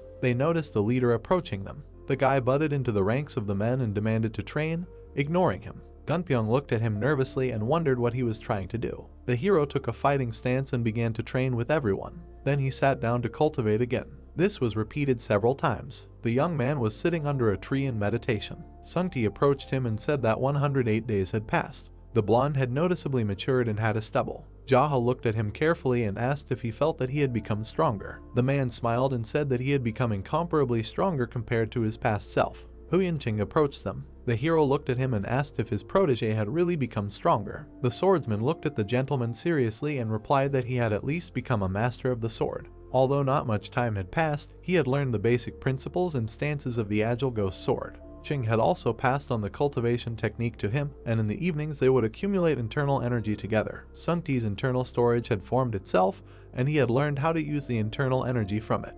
The guy thoughtfully touched his chin and asked what kind of swordsman it was to be a teacher. The man hesitated, then resolutely looked at the leader and asked to be allowed to continue teaching. The hero looked at his interlocutor in surprise. He was confident in his words. The brunette narrowed his eyes and thought that even Hu Yinqing had changed. Had he really achieved some kind of enlightenment while teaching the blonde? Jia turned his gaze to Sungti and asked if he wanted to continue teaching. The man answered affirmatively. The leader looked at them silently. He nodded and said that the pact they had made had been fully fulfilled, so they could do as they saw fit. The others thanked him. Jaha looked at the blonde and asked how it felt to step into the depths of the Jianghu. He smiled and said that it was quite good. The hero looked serious. He said that if the man had continued to eat and drink in the brothels as usual, he would not have had any risk of dying, since he was too weak. But now his life had become much more difficult because of martial arts. The boy sat on the ground in front of them. The hero concluded that this was how the Jianghu worked. Sungti grinned and said that he had just started, so he had nothing to regret. The feeling of becoming stronger was unfamiliar to him from the past, and this was wonderful. Jaha chuckled and thought that this was how martial artists thought. Most of them did not regret their past lives. Regret came only at the moment when the blade plunged into their hearts. There is a great charm in becoming stronger. The brunette looked at the swordsman and praised him for his excellent work. Hu Yinqing bowed and thanked him. With these events, the first season ended. Sunny weather. Sungti noticed the main character leaving. The blonde looked after the leader and asked where he was going. The brunette replied that he would warm up a bit in gambling duels, and on the way he would drop by the Yihua district. The ward turned to Ching and asked what gambling duels were. The swordsman replied that you just bet money and fight there. The interlocutor was surprised why the gentleman went there. The men looked towards the exit. Ching frowned and said that he did not know. It would be much stranger if someone knew about the hero's thoughts. The guy left his territory. The guards bowed to him at the end. The young man frowned and remembered that in the past his face looked terrible precisely because of gambling duels. After beatings, the expression on the face changes, and he was beaten pretty badly. He learned a lot in that place. Even after his first defeat, the hero realized that he could learn a lot. While he was being beaten, he learned to counterattack. Jaha also learned to analyze the strength of his opponent based on his appearance, aura, and eyes. The reason why people who had fallen to the very bottom of their lives came to gambling duels is that even for lost fights you can get money. He went out onto a busy street. Poor people were drinking and eating around. The brunette grinned and noted that this place was still the same. The hero went into the building. The boss sat down at a table and ordered a bottle of Dukan liqueur from the waiter. The guy looked around. The patrons of the establishment were looking at him greedily. Jaha frowned and thought that the atmosphere was, as always, shitty, and they were all probably fighters participating in gambling duels. They brought him liqueur. The young man poured and took a sip. A man came up to him and grabbed the bottle. The hero watched as he drank his drink without asking. The man grinned and sat down opposite. He said that the guy was a new face here and asked to buy him some liquor in exchange for telling him about this place. Jaha laughed. The man laughed too. The young man extended his hand and demanded that the bottle be returned. The interlocutor handed him the vessel in bewilderment and said that he had already finished his drink. The brunette grabbed the bottle and abruptly smashed it on the man's head. Then he grabbed him by the hair and slammed his face into the table. Those present watched in shock. The head of the clan lifted his opponent by the hair and looked at him indifferently. The man's face was covered in blood. The hero glanced at the waiter and ordered another bottle. Then he looked at the offender and ordered him to get lost. He jumped up and quickly ran out into the street. The waiter wiped the table and asked if the young man was okay. After all, the man was the owner of a brothel in the red light district and would probably bring his own people with him. The brunette looked at the worker and asked how many he usually brought. He was told that 10 or more people. Jaha took the cup and asked if it would bring him money. The waiter leaned over and asked if the boy had been there before since he hadn't seen him. The boy explained that he had. The worker ran to the center of the room and rang the bell. Everyone turned to look at him. The waiter asked if anyone wanted to take part in the hotel duel. He pointed in the hero's direction and added that the young gentleman would be fighting the owner of the Black Whale brothel, whom he had just beaten up. He would have at least 10 subordinates, and there would be no participation fee. He set out 2 baskets, the left one for the young guest, the right one for the Black Whale. Their hotel would sponsor the winner with an additional 500 nines. The waiter walked around the room, and the visitors placed bets. The number of coins increased. An old man and an old man approached the main character. They asked where he was from. The boy calmly replied that they should pay first and then ask any questions. The boy took a sip. Memories of the past surfaced in his mind. A man entered the establishment. He stopped near the head of the clan and demanded to go outside. The brunette smiled and said that he would drink first. The ill-wisher hurried him. The hero emptied the cup in one gulp and stood up. The man turned to go outside. Jaha squinted and smashed the bottle on his head. The man fell to the floor. The customers exclaimed in surprise. The young man went outside to the sound of contented shouts. There, a group of men led by the owner of the brothel were waiting for him. The guy looked at them and clarified that they were unarmed. The attackers threw their swords on the ground. The man grinned and replied that they were unarmed. The hero chuckled and slowly moved towards them. People ran at him from all sides. He stopped and kicked one of the villains away. Everyone turned around in fear. The young man reached his target in a few leaps and dealt with several more men. The enemies quickly flew apart from his blows. The hero stopped in the center. The villains froze and picked up their swords from the ground. The brunette grinned ominously. One of the men grabbed his weapon and ran at the boy. Jaha deftly dodged and twisted the attacker's arm. He screamed. The others rushed towards them. The hero dodged again and twisted the arms of the next enemy. Time after time, he dodged the attack and left the villains crippled and defeated. The young man stood in the middle of people writhing in pain. The spectators opened their mouths in surprise. The brunette turned around and asked if that was all. The men shuddered. The old man quickly asked a waiter named Ilbo to bring money. The boy handed out the money to those who had bet on the main character. The visitors were delighted and decided to have another drink. The waiter ran up to Jaha and handed him a basket of coins. The guy took out some silver coins and asked to give them to the losers. The brunette smiled and handed the 2 coins to the boy as a tip. Ilbo was happy and thanked him. The hero asked him to stay there until the end. The boy agreed. The waiter wrapped the winnings in a bag and handed it to the head of the clan. He noted that since he was so good, he must know how to fight with weapons. The guy took the bag and asked who had the biggest reward for winning now. The boy looked at his interlocutor and replied that the man's name was Dongfeng Yon, and he had never lost. However, to fight him, he would have to pay at least 10,000. The brunette smiled and replied that he understood. In the past, he would never fight Dongfeng Yon, who was known as the king of gambling duels, and to fight him, he would need as much as 10,000. The guy threw his winnings over his shoulder and went on. He thought that he should collect this amount in order to meet him and reveal his past to the end. The young man passed by some people sitting on the ground sharpening their blades. In a duel with weapons, the winner is the one who breaks the opponent's weapon. The hero entered the territory. An old man stood in front of him and smiled. He asked if the boy really wanted to challenge him. It was Gu Jonggak. Jaha looked at him and answered in the affirmative. The man said that he would not fight for nothing and demanded to see what he had brought. The boy showed him the coins. Jonggak grinned and said that he did not remember asking for so much. The hero frowned and told him to step aside. He asked if the king of duels with weapons could not even get out. The old man rubbed his forehead and muttered that he had no idea where the boy came from. The man turned to the fighters on the other side and asked them to tell him for a gold coin if they knew him. The man replied that he did not know. The old man exhaled and turned to the boy. He suggested that he try lowering the sword first. Jaha narrowed his eyes and warned him not to try to trick him. It looked like a simple hand-to-hand fight, but in fact, he was showing off his swordsmanship skills. One of the reasons Gu Jonggak became the king of the exciting duels with weapons was because of his sharp and durable sword, but he also had exceptional swordsmanship skills. The truth is, he has a strong inner core, and he wants the hero to put his sword down. The brunette narrowed his eyes. The man grinned and said that it was easy to get hurt in a fight with a weapon, and he was only trying to protect it. The young man took the sword out of its sheath and held it out in front of him. The hero said that he would give the first move to his opponent. Gu Jonggak reached for the weapon on the wall and said that he would fight the boy using the zenith sword. He approached and warned the boy to hold the weapon tightly, because if it flew out, innocent people could get hurt. Jaha frowned and asked him to stop chatting and start fighting. The old man frowned and got angry at his rudeness. He swung his sword sharply and hit the sword. The young man noticed that his opponent was trying to split his blade with a side blow. The hero squeezed the handle harder and turned the sword. The man's hand flew off. He squinted and held out his weapon. Now it was the boy's turn to attack. The clan leader raised his sword and clarified that Gu Jonggak was putting his life on the line if he lost. The interlocutor frowned and replied that he already knew the rules. The brunette hit the sword. The blade split. The old man abruptly threw a dagger at his opponent. The boy parried the attack with his aura. His eyes flashed. The old man stared at him in shock. The hero abruptly pierced his opponent in the chest with his sword. Jaha leaned over him and asked how he dared to ambush him. The man was bleeding and shaking. He called for help. The young man grabbed him by the head and threw him to the floor. Everyone present watched in fear. The brunette sat on the table and moved the coins. The boy said that there was nothing to stare at.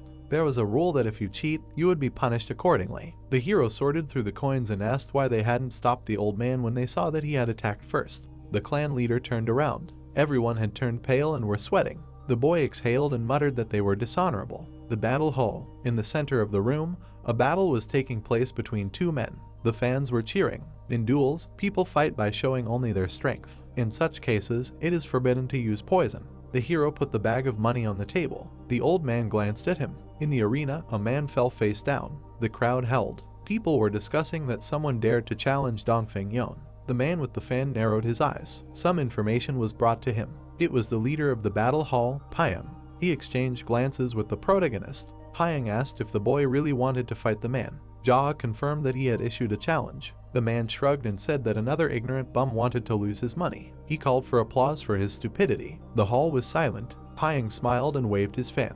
The man suggested that maybe today would destroy the myth of Dongfeng Yon's invincibility. One of the spectators demanded that they stop talking about boredom. The manager of the hall looked away and said that they needed to demonstrate their skills to challenge the king of duels. He looked at the boy and offered 1,000 yang for a one-on-one exchange duel. The brunette agreed. The man narrowed his eyes and complained that young people were so hot-tempered these days. He turned to the audience and asked who wanted to challenge the man who was going to go to Dongfeng Yon. 3 men jumped into the arena. The manager grimaced and said that 3 against 1 was not enough and that 2 could play snowballs in the background and then go into the forest. The men exchanged dark glances. Then the 2 of them left the arena. A man with a shield on his back remained. Pyang introduced him as a newcomer who often appeared at fights for 1,000 yang, named Banggeek. The hero looked at his opponent indifferently and thought that he had not seen him for a long time. This guy had once beaten and robbed Jaha. The manager gestured with a smile and said that the man had once lost a fight to Dongfeng Yon and was now training in the shadows to take revenge. The girl walked through the rows and collected bets. Pyang grinned and invited the hero to come out. The young man entered the arena. He and his opponent looked at each other. The man smiled and wished them a good fight after the countdown to 10. Banggeek took off his shield and glared at the boy. Pyang waved his fan and announced the start of the fight. The opponent quickly ran at the hero. He swung his shield, but the boy dodged. The young man swung his leg and hit the shield. The man rolled back and grinned. Jaha smiled and muttered that it was funny. The opponent swung his sword and ran at the hero again. The boy narrowed his eyes. A green aura appeared around him. He swung his leg. Banggeek managed to cover himself with the shield. He was thrown to the other side of the ring. The man froze in fear. The young man jumped up and furiously delivered another blow. The edge of the shield cut the opponent's forehead. He rolled back again. The hero approached him and began to kick him while the opponent hid under the shield. The spectators watched silently. The young man's face was expressionless. He thought that the key to this fight was hitting the lower level, to the point that he would hardly be able to see the hidden Master Ho in him.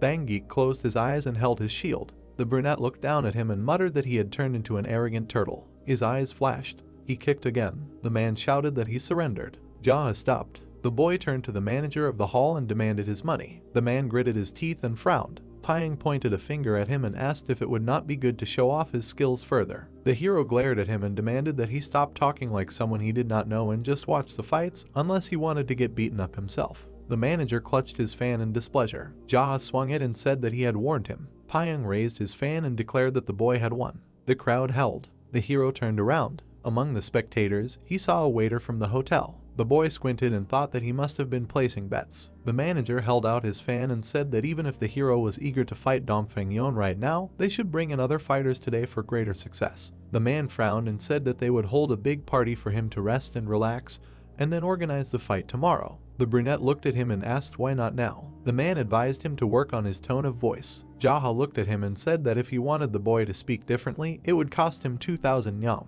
But since the manager looked older than him, so be it, the boy was willing to give a discount. Pyang spat, then turned to his subordinate and ordered him to take the fighter to the guest room.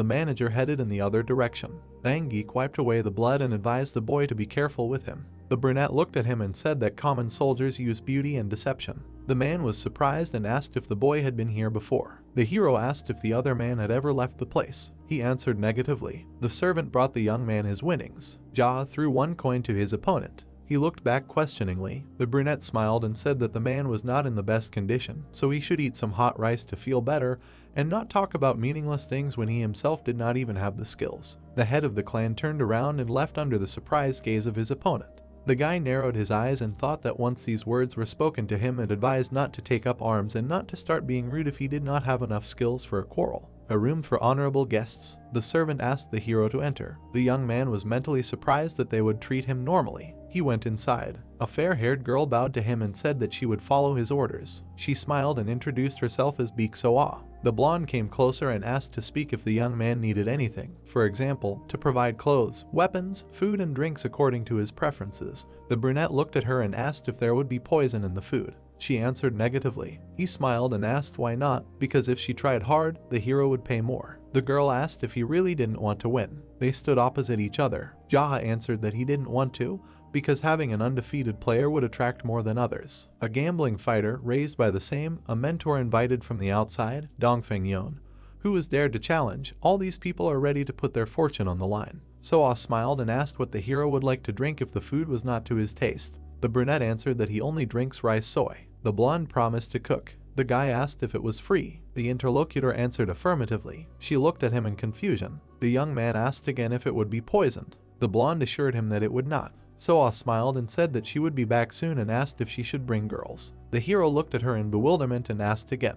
The woman explained that if he wanted, she would order him to have a glass of alcohol and he would enjoy it. However, most people would not agree to sleep with guests and would simply bring drinks. The blonde smiled and said that maybe there would be someone he would like. The boy frowned and demanded that she forget about it and bring someone who could drink well. The interlocutor looked at him in confusion, then nodded. The table was set. The hero sat down at the table next to the woman. She introduced herself as Hyuk Soryong. The boy leaned his elbows and asked if she knew how to drink. She answered in the affirmative. She poured a drink into a glass and placed it in front of the young man. Jaha looked closely at the cup. He closed his eyes. A ripple ran across the surface. The young man felt that there was no one around except for the women. The interlocutor looked at him in bewilderment and asked what was wrong. The brunette looked at her silently. He thought that even in his past life he knew that these two were famous as the most beautiful girls in this place, but he saw them in person for the first time. When the hero saw them training, they seemed to have mastered the same martial art. They also had impressive abilities. The clan leader sighed in disappointment.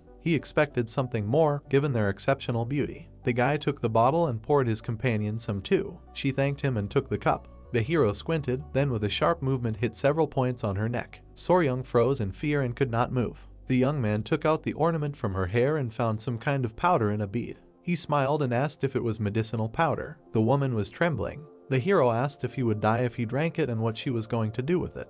Jaha poured the contents into her glass. The interlocutor began to sweat. The brunette smiled and offered her a drink. The guy grabbed her chin and poured the drink into her mouth. She swallowed. The young man crossed his arms and said that if it was a deadly poison, she would die, and if not, he would be happy. Soryong looked at him in horror. Time passed. The candle went out. The hero grinned and noted that it was not a deadly poison. The woman was crying. The young man squinted and thought how good it was that he noticed in time, otherwise it would have been bad. The silhouette of a girl appeared in the doorway. She called the gentleman. The hero quickly approached the entrance. As soon as the blonde entered, he quickly hit her in the pain points and paralyzed her. So all looked at him in fear. The guy abruptly pushed her to the table and sat her down. He also found powder in her hairpin. The brunette grinned, poured it into a glass and gave it to the blonde to drink. The girl also began to cry. The young man frowned and asked what kind of medicine it was that made them cry. The women blushed and breathed heavily. Jaha stared at them in surprise. They were red. The hero touched his chin and said it was an aphrodisiac, which was good because no one had ever died from it. However, even if they had died, it was none of his business. The brunette came up and said he just wanted a drink. He advised them to keep their eyes open. The guy went outside and looked thoughtfully ahead. This body didn't care anymore. Night. The hero was sitting at a table in a hotel, and the waiter put a drink in front of him. The young man happily thanked him for being able to earn money and giving his guest a free bottle. The hero squinted and asked if there was poison in it. Ilbo waved his hand and explained that if he had poisoned anyone, the gamblers would have beaten him half to death. The brunette looked at him and noted that anyone could make poison, so he was just testing it. The boy looked around and leaned closer. He told the boy that he was going to bet all his money on it tomorrow. Jaha looked at him and asked who he thought would win. The boy grinned and said that the main character would win. Of course. The clan leader asked why. The waiter rubbed his chin and muttered that he didn't know the reason, just intuition, and then maybe he shouldn't bet all his money. The brunette poured the drink and asked if the boy was going to do everything he said. Ilbo smiled and answered that he did. The hero narrowed his eyes and advised him to stop gambling. The boy looked at him puzzled and objected that if he won now, his whole life would change. They sat opposite each other. Jaha asked if a large sum of money would really change his life. The boy said that he couldn't stay like that for the rest of his life. The guy smiled and told the young man to be honest with himself because he just didn't have the courage to do anything else. The waiter looked away, embarrassed, and replied that he needed money to do something else. The hero filled the second glass and said that in order to do what you want, you first need to find what you like. Ilbo looked at his interlocutor and asked what he wanted. The brunette frowned and asked not to ask other people's stories. They were silent for a moment and took a sip. Visitors entered the room. The waiter jumped up and greeted them. The guest looked at the boy and slapped him. He grinned and called the young man an idiot who drinks instead of working. Ilbo smiled awkwardly and apologized for allowing himself to drink because luck smiled on him today. The men passed by. The boy turned to the main character, who smiled at him. The young man grinned and muttered that life sucks. The guest glared menacingly at the child. He turned around and asked if the waiter had told him that. Ilbo shuddered in fear. The man came up and asked in displeasure if the waiter had really dared to insult him. Jaha stood up from the table and said that it was he. The men surrounded him and asked why he was continuing. The hero passed two guests and grabbed the instigator by the throat. He looked at him menacingly and asked why he had hit the waiter. The brunette flicked him, and the man fell to the floor and screamed. The boy looked at him in surprise. The head of the clan approached the two men. The hero folded his fingers to flick. He folded the fingers of his other hand in the same way, and simultaneously flicked the two men. Everyone flew back from the blow. The visitors turned around, looking at the man lying down. The waiter standing opposite asked, "Is this hard to learn?" Jaha replied that it was very difficult. He exhaled, sat down at the table and said that it was always like this in this world. He couldn't learn anything overnight.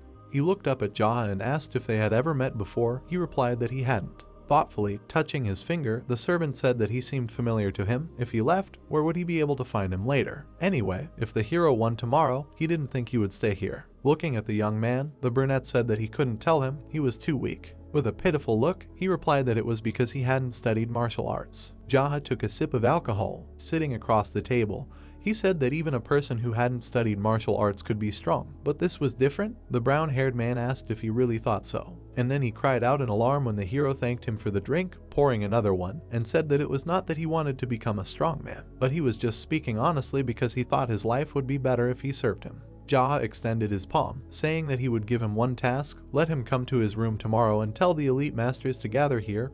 In particular, let him tell them to bring everything they can to collect money. Will he cope? The young man with a bruise on his cheek beamed and said that it was good. Jaha sat in the VIP room opposite the girls. Covered in sweat, they closed their eyes. The guy stuck a dagger into the table. Squeezing the handle with his hand, he said that the effect would soon wear off. The girls were silent. Leaning his head on his hand, he threatened that if they screamed or said anything other than what he allowed them to say, he would pull out the dagger. Once the aphrodisiac wears off, they can try to do something if their hands are faster than his. The brunette said with a stern look in his red eye that it would be a matter of life and death. Let them blink if they can't speak. The blonde looked at the guy, and the brunette said that they didn't mean any harm. With an indifferent look, Jaha said that now he would ask, was this the general's order? Soryong stared at him in fear and hesitated in her answer. The guy smirked and asked, were you completely crazy? Okay, this also happens when you can't decide who you're more afraid of. He touched the hilt of the dagger and said that he would ask again. With a stern look, he repeated, was this the general's order? Soryong, gray with fear, answered that it was. The hero removed his hand and told her to remember that she had no right to make a mistake. Even if he killed her, So-ah was still alive. Looking at the frightened brunette, he said that after her death she will be scared, right? She has no choice but to lay out everything she knows herself. Let her calm down. The tense girl answered that she is fine. So-ah was scared when the brunette turned to her. With a wet face, she answered that she also feels fine now. Jaha moved his finger, saying that great, now let her try to answer the questions in time, and even better at the same time, whoever doubts or is in a hurry to ascend to heaven, he will pierce with a dagger. With a joyful smile, the hero asked, do you agree? The girls were tensely silent. The hero rubbed his palms and said that he wondered who would die first. Sitting at a round table, the brunette said that the first question was who Pyong was. 1, 2, 3. The wet girls simultaneously exclaimed that he was the leader of the battle hall. Waving his hand, Jaha said that it was right, their lives were extended. Pointing his hand, he said this is the second question. The leader of the fighting hall is higher or lower than Dongfeng, they understand what he means. Raising his finger, he repeated, higher or lower, and counted to 3. Looking at him, the girls simultaneously answered that it was higher. The brunette looked at them and sighed. His gaze was serious, he thought that in fact this was the end of his knowledge, and he did not know the correct answer to the next question. The heroines looked tensely at the guy, who said that this time he would give more time to think, let them answer properly.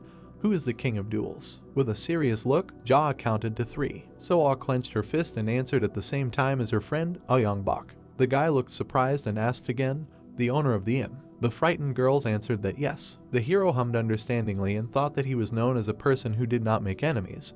He was generous and often treated people to alcohol and also did not require much payment. He also liked gambling, so he lost a lot of money. Looking down, Jaha thought that this was simply unbelievable. With a thoughtful look, he thought that then the confrontation between Za-in and Helen. Hiding the dagger, the brunette walked away, telling the girls that it was a great job. They sighed in relief, sitting at the table. The hero approached the Helen. There were many tables in the room at which customers were sitting. The man approached the table and asked the hero what he wanted. He replied that something with beiju. The waiter standing next to him replied that they didn't have anything like that. The guy said that it was boring, let him bring something at least. An old man approached Jaha and said that he had never seen him among the players. The guy looked at him. The man was holding a phone, it was the Duel King Aoyang. Jaha continued to look indifferently. Closing his eyes, the old man apologized for Soryung and So-ah. It seemed that Pyong had fallen for his own evil joke. The silent guy thought that he realized that he knew everything, but it was still surprising that he revealed his identity so quickly. Aoyang sat down at the table and waved his hand at the man. The rest of the visitors began to leave the room. In the end, all the tables except theirs were empty. The man looked and said that he was still young. I bet he didn't come here to ruin his business. A total of 50,000 yang, including the challenge fee of 10,000 and the player's dividends. Considering his generosity, let him just agree. The man held the phone, saying that there were often black sword masters at the inn who only took money without fighting, and he never returned the sword to them for free. The hero asked, 50,000.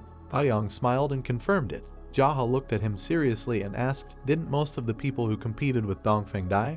He knew that often their winners die or disappear within a few days. The old man frowned and said that he didn't know why he was still bringing this up. He waved his hand, saying that he had killed his acquaintance or Dongfeng his mentor or brother. If that was not the reason, then he didn't understand why he was saying that. A man appeared near the man who was speaking, and the old man suggested that, despite the fact that he was doing him a favor, the man looked at the interlocutors sullenly. Jaha shifted his gaze, thinking that Dongfeng was the king of gambling duels. The chair moved along the floor. Dongfeng sat down, crossed his arms, and glanced sideways at the hero. Holding the phone, the old man said that he had not changed his mind, 50,000 yang.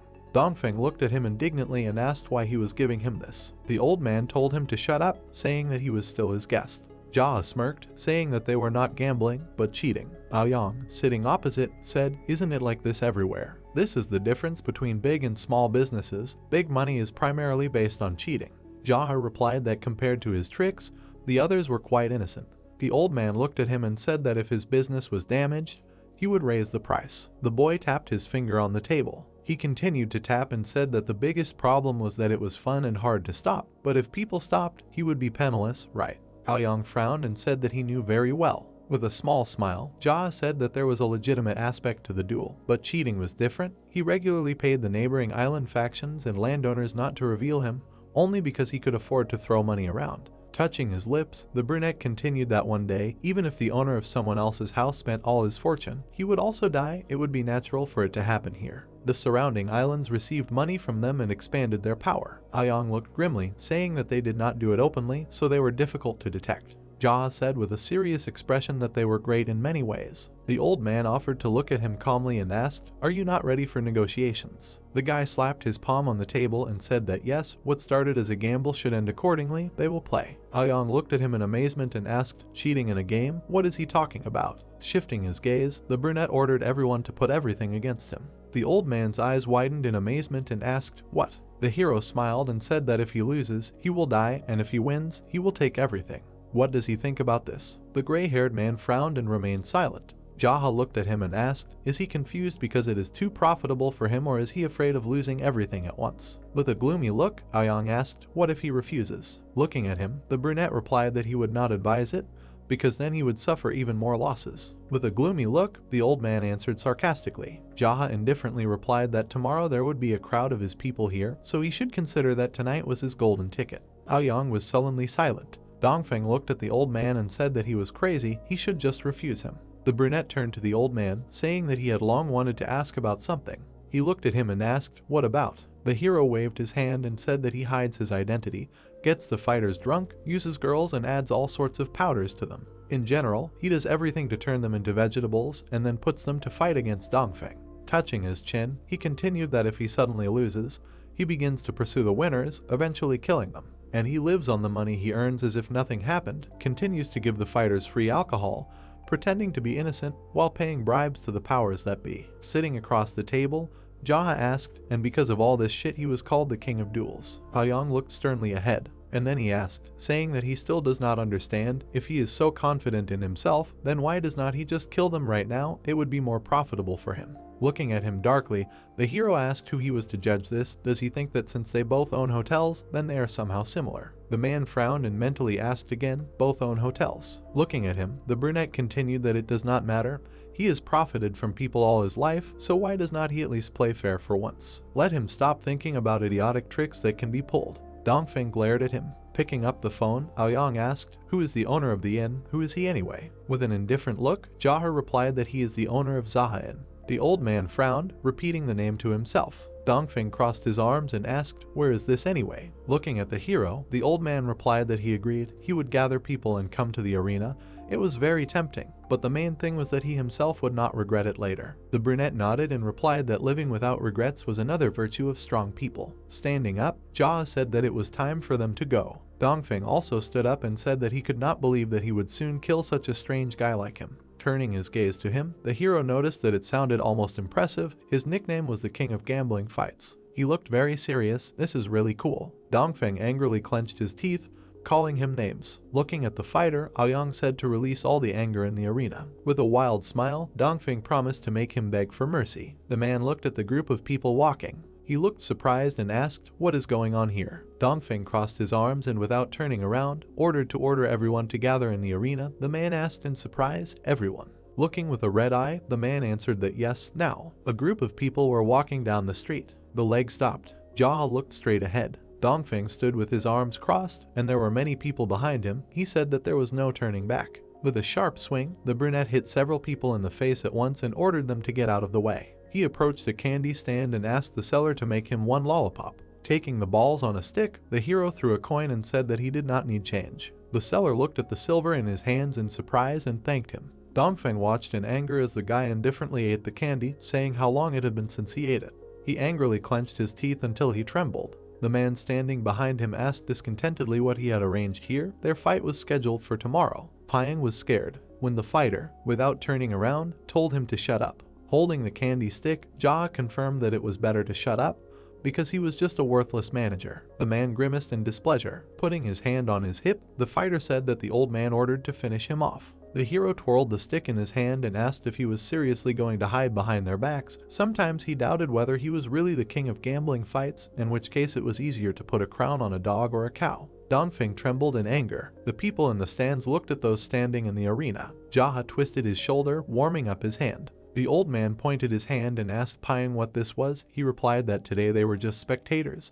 The fight was clearly not about money, the man asked. Then what was it about? The man clapped his hands. By clapping his hands, Jaha attracted everyone's attention, saying whether they knew it or not, this Duel King was ruling from the shadows here. The old man looked ahead gloomily. Dongfeng angrily shouted at him to shut up. Jaha looked at him indifferently. He should shut up because he said so. Why should he do this? The opponent frowned in displeasure. The hero put his hand forward, saying that the Duel King was actually the owner of the Hell Inn.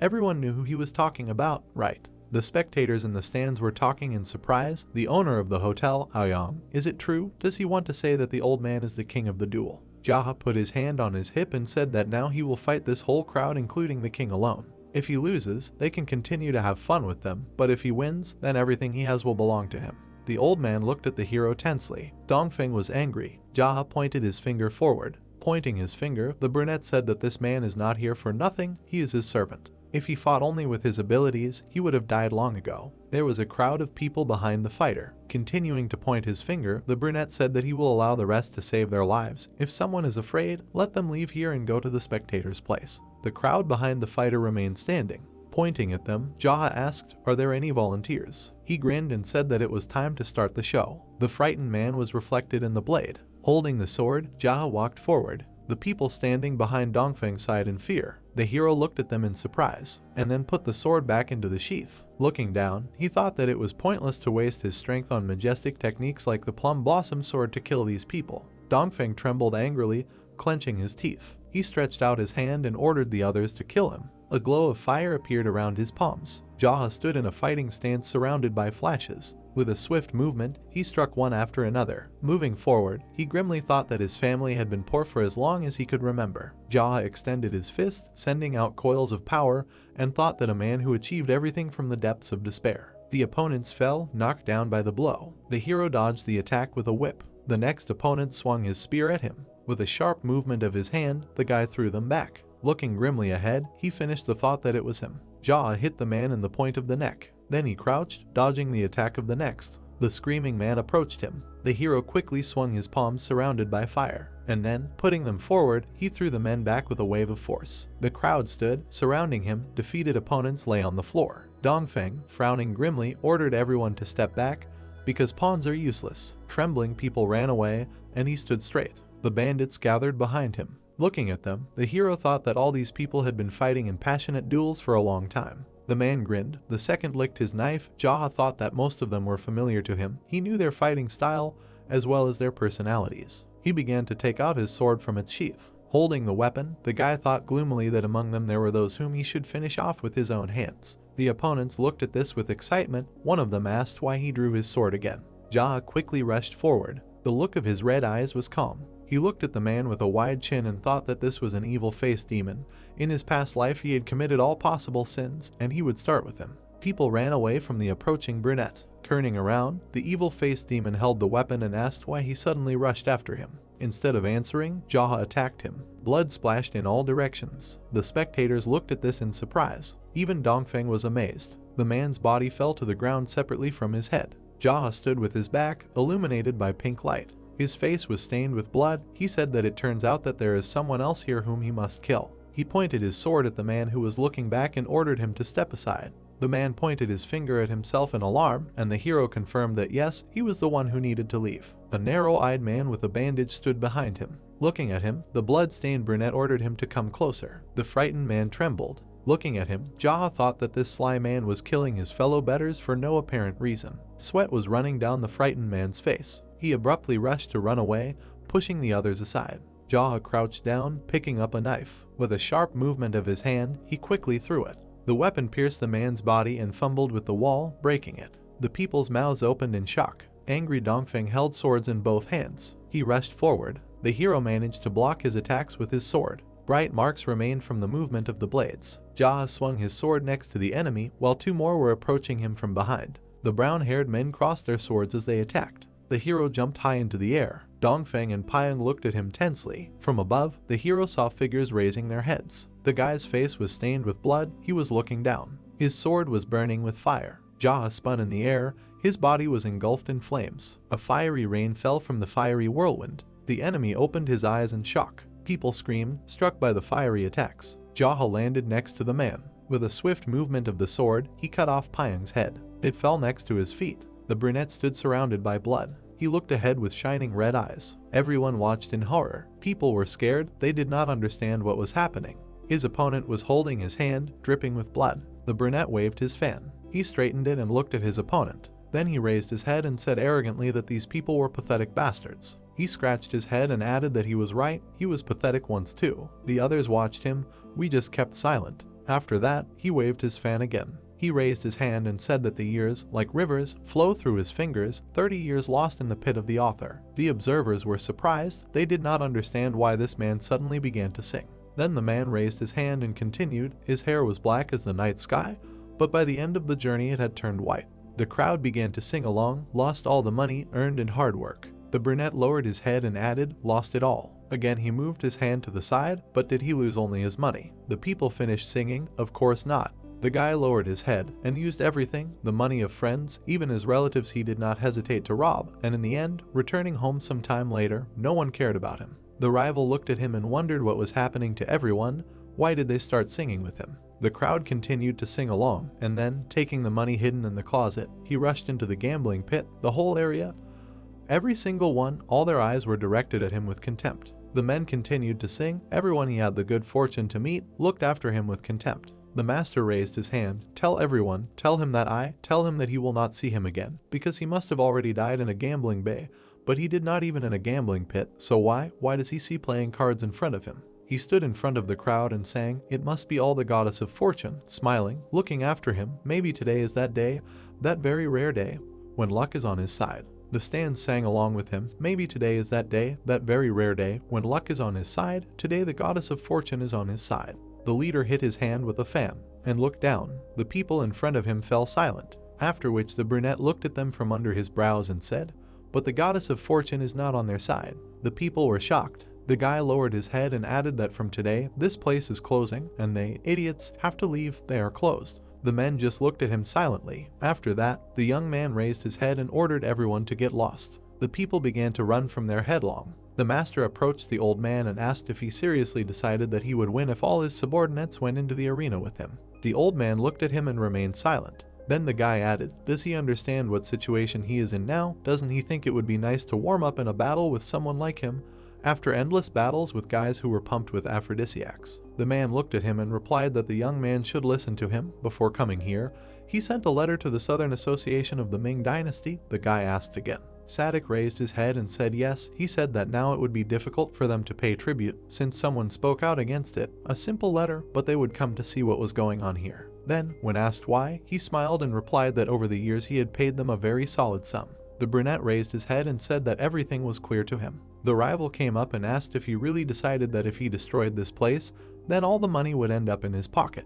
He smiled and said that the world is not so simple. Even if someone is making a thoughtless rampage, we must remember that there is always a bigger fish in the shadows, so he decided that it would be better to enjoy work in such a hole. The old man let off steam and said that this man was an ignorant boy. The brunette hit his hand with his fan again.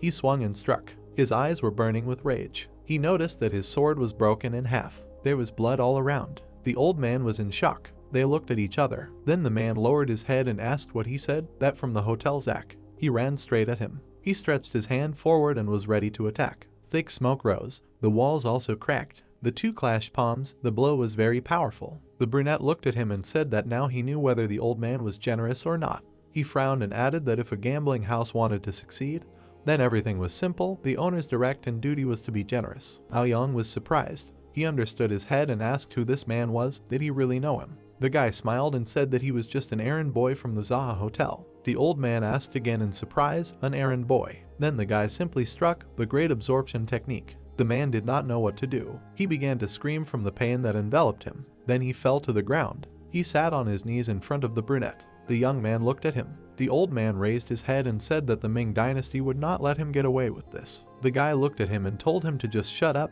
deal with his Ming Dynasty or whoever, stop talking about them already. He stood in front of the old man, who fell silent. After that, the young man came closer and asked what his last word would be. The man raised his head and said to leave him a tip for the prize money. The master struck and asked something else. Aoyang fell to the ground. Blood was everywhere. The guy looked at him and said no tip. He stood next to his corpse. Dead people were lying around. He turned his head and told him to listen to him here. This is his unconditional victory. Well, there was no one in the stands anymore, so the brunette decided to clap for himself, and he looked around and went forward. He went to the stairs and said that the years, like rivers, flow through your fingers, 30 years lost in the pit of excitement. He lit a torch, burned a piece of paper and continued singing. His hair was black as the night sky, but by the end of the journey it had turned white. He gathered all the pieces of paper in one place, decided to burn them, continued singing that he had lost all the money he had earned with hard work. Then he set fire to the canvas, but had he spent only his own money. And then he threw the torch at the old man and used everything, his friend's money. He did not hesitate to rob even his relatives. The young man came up and looked at the burning body. He frowned and looked away, and then he threw up his hands and continued singing that he had spent it all, but had he lost only his own money. He threw the torch onto the highest platform, used everything, his friend's money. He did not hesitate to rob even his relatives. The entire Colosseum began to burn. In the end, returning home sometime later, no one cared about him, and then, taking the money hidden in the closet, he rushed into the pit of excitement. He raised his head and sang. Everyone he had the good fortune to meet looked after him with disdain. Tell everyone, tell me that he will not see him again, because he will probably die in a gambling battle. The brunette took out his sword, but not even in the pit but in gambling, so why does he see playing cards in front of him? He waved his sword and sang, maybe today is that day, that rare day when luck is on his side, today the goddess is lucky on his side. He spun around himself, it was a victory dance. Everything around was shrouded in fire. The flames were literally everywhere. The guy stood in this fire and thought. Then he looked up. The power of the fire was so beautiful, strong and wonderful. How wonderful it would be if it belonged to him. Then he extended his hand. He clenched his fist and said that he wanted to grab the stars of the night sky, smash the skulls of the cult followers pursuing him. He looked at the starry sky and spoke of the hoof that silences the horses wherever he goes, in order to seize those who will move mountains for him, a man who knows what it is like to be a great disaster, who breaks the faces of martial artists. The master looked up and said it was him. The fire continued to spread. The guy jumped to the side and screamed that he was hot. He looked around and realized that everything around was burning. He raised his head and said that although he had been reborn, he almost burned alive again. He turned around and heard screams. People were screaming about a fire. The fire was flaring up. He listened and did not understand what was happening. At that very second, he jumped up and ran. He ran to some building. He came closer and started shouting, "Are Lady Beak and Lady Huke there?" He went inside and asked if there was anyone there. There was no one in the room. Then the guy continued to dance. When the sun goes down, the moon begins to shine. He heard someone asking to come here, turned to the side, went behind the curtain, and saw two women on the bed. They were crying and looking at him. At that time, a man ran down the street and shouted that there was a fire there, and the girls were still lying and looking at him. The brunette came closer and asked what kind of look that was it really that beautiful? At that moment, the women were a little surprised. They were lying half dead and did not understand what was happening. The fire was everywhere, people were trying to put it out. Allies were sitting on the bed and continued to cry. The master sat opposite and asked them to stop. Then he raised his head and said that they had better shut up, otherwise someone would fly straight into the fire. The girls raised their eyes and fell silent. After that, the young man looked at them and said that the mountain house no longer exists, everyone is dead. They were shocked by this news. The brunette moved closer and added that in general many are dead if they do not want to go to heaven and create a rainbow after the rain with all of them. Clearly answer their questions, asked if they understood him. In response he heard agreement. Then he lowered his head and said like a man, they gave each other their word. The one who wins takes control of the entire organization, so now everything here belongs to him. As they can see, the young man won. He raised his head and said that the man died after asking for a little tip prize money. He is afraid that even in heaven he will not lose his love for gambling. Then he looked at the girls and said that he would like them to remember a minute for the repose of his soul. The women were silent in response. The brunette reached for his sword and asked if anyone there would silently pray if they saw him. The girls answered that they would definitely pray. They closed their eyes and began to pray. At that moment the young man ordered them to open their eyes. The women did so and lowered their heads. The guy smiled and said that maybe this man was in a better place now. The girls looked up and said that yes, they were sure of it. The master looked at one of them and said that her confidence was in hell with him. While they were looking at him in fear, she added that if he had deceived just one or two people, he might have gone to heaven, but he didn't belong there. He looked at them from under his brows and asked if he was right. The women answered in fear that he was right. Jahar raised his head and said that he wanted the two of them to follow them and show them all the treasure hiding places. Then they could squeeze all the juices out of this shitty organization. The girls looked at him and agreed. After that, the guy nodded and said that it was great. Now that they could rest, if he dared to resort to escape, after releasing their internal energy points, he thought there would be no need to explain what would happen. He looked up and asked if that was right. The blonde asked embarrassedly, wasn't there a raging flame outside? The brunette asked again. Then he lowered his head and said that he would definitely put out the fire for them. The girl looked at him and asked if they should just leave. He ordered her to shut her mouth and said that putting out the fire was more important. The girls looked down in fear and thought that this man was crazy. Then the man stood up, walked forward, left the room and walked away from them. The flames continued to flare up. People ran with water, trying to put them out, and the young man entered the house. He looked forward and asked what the house of the king of gambling fights was like. He went into one of the rooms. He walked and looked around, and he came to some huge iron door. An incredibly strong steel door somehow stands out from the interior of the hotel. He pressed forward and extended his hand. With one kick, he knocked down this door. This blow was so strong and loud that it could be heard on the street. The man entered the room. He looked around. It was some kind of storage. He He walked forward and said that it seemed that his life was not filled with meaning. He locked himself in these walls for the sake of protecting all this. He approached the table, looked at some document. He picked up the paper. He stood and read what was written there. Their union was attacked by one abnormal bastard. His fighting skills were unimaginably high. He had many methods up his sleeve to find out everything about them. He never asked the Naman Association for anything. He only supported them free of charge. I sponsor. The brunette turned away and went to the door, directed his energy there. Then he turned around and looked at this letter again. He opened the drawer but realized that it was locked. He tried to lift the board. His hands trembled as if it was attached to the table. He lowered his eyes. There was some strange energy from there. He turned around and heard some sounds. He went to the door, pressed it with his hand. The door also opened for a second and 2 arrows flew out. They crashed right into the wall opposite. The guy was surprised. What was he hiding that he even had to install something like that? He looked in and saw strange things there. Some kind of dagger. She looked at it. Then the young man looked down at some fragment. He touched it with a knife. He began to examine it and said that it was black iron. He laid out all the pieces on the table. They resembled an old sword. The master looked at this and thought, a black iron sword broken into small pieces. Whose hands did this? He frowned and thought that even being a mad demon, there were martial artists stronger than him, incapable like him. Then he remembered their conversation with the man who said that if his faith is crushed, you will die immediately, so there is no need to worry about it. When asked what this means, he said that it means exactly what he hears. The young man thought about it.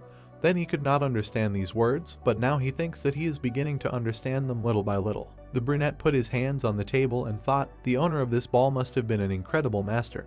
But when someone destroyed his sword like this, then the owner died along with him.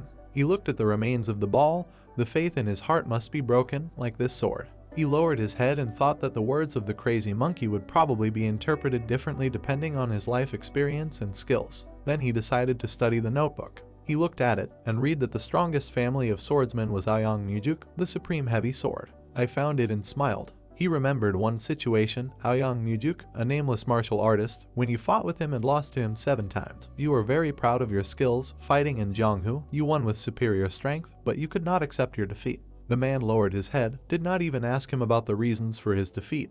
Knowing the feeling that martial artists experience, how can he tell him that he cannot advance to the next level? But when he pointed out his weaknesses, he only told him that it was too late for him to learn. The man did not agree. How can it be that it is too late to learn? The master looked at him, but realized that everything was not going as planned, and when he learned that he had only a couple of battles on his record, he immediately fell into incredible shock. But the deviations in his internal energy were not caused by him, because all this time, what he did was train for a long time on his own. His heart training was not as good as his sword training, and this applies not only to him. Countless martial artists did the same. The man meditated, having experienced such a shock, inevitably approached his death, which is why he asked him for a favor, then briefly wrote out the details of the supreme sword technique, which he himself fought. The master sat at the table. The next generation of sword masters must use this technique with good intentions, said that if someone uses it with evil intent, he will become unhappy. Wrote a book, A Master of Memory. The young man was surprised and thought that this book had the same kind tone as The Art of the Invulnerable Golden Turtle. It must be the manuscript of the Master of Memory. He closed the book to think that he fought 7 times against the Master of Memory who created the Art of the Invulnerable Golden Turtle. How strong was this man?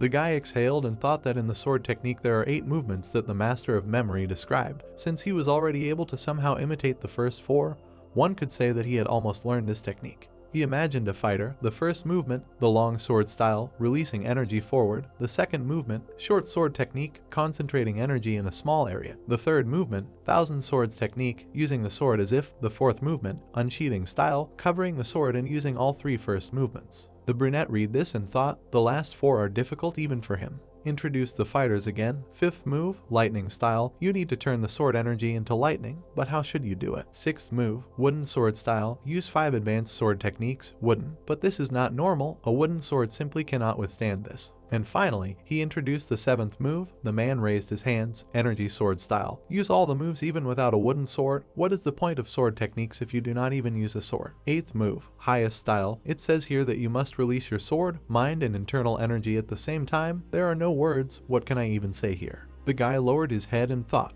He slammed the book shut and thought that he didn't care. Imagine that there were no moves from the 5th to the 8th. Then he raised his head and thought, a man who simply lowers his hands if something does not work out, that's who he is. After which he nodded his head and thought, why bother once again while he was chilling. He poured a drink into a glass. He sat at the table and thought, the sword technique looks cool, Well, he defeated him at least 7 times, so you can draw your own conclusion. But it turns out that he is the strongest in the world. No, from what is unknown, there are masters whose skill level is equal to his. He raised his glass and thought that people tend to grow up and die, so isn't it stupid to praise and proclaim yourself the strongest in your century? The young man sat at the table and thought, if he refuses to fight with these people and continues to take care of his health until the end of his years, will he then become the strongest, having lived for many years? But the very concept of the strongest in the world is meaningless. He poured himself another drink and thought, just having the opportunity to wander the world, meet strong people and discuss martial arts. This is what is destined for him and what will bring him happiness. Victories and defeats will not bring him more happiness than improving his own skills and knowledge of martial arts. The young man drank.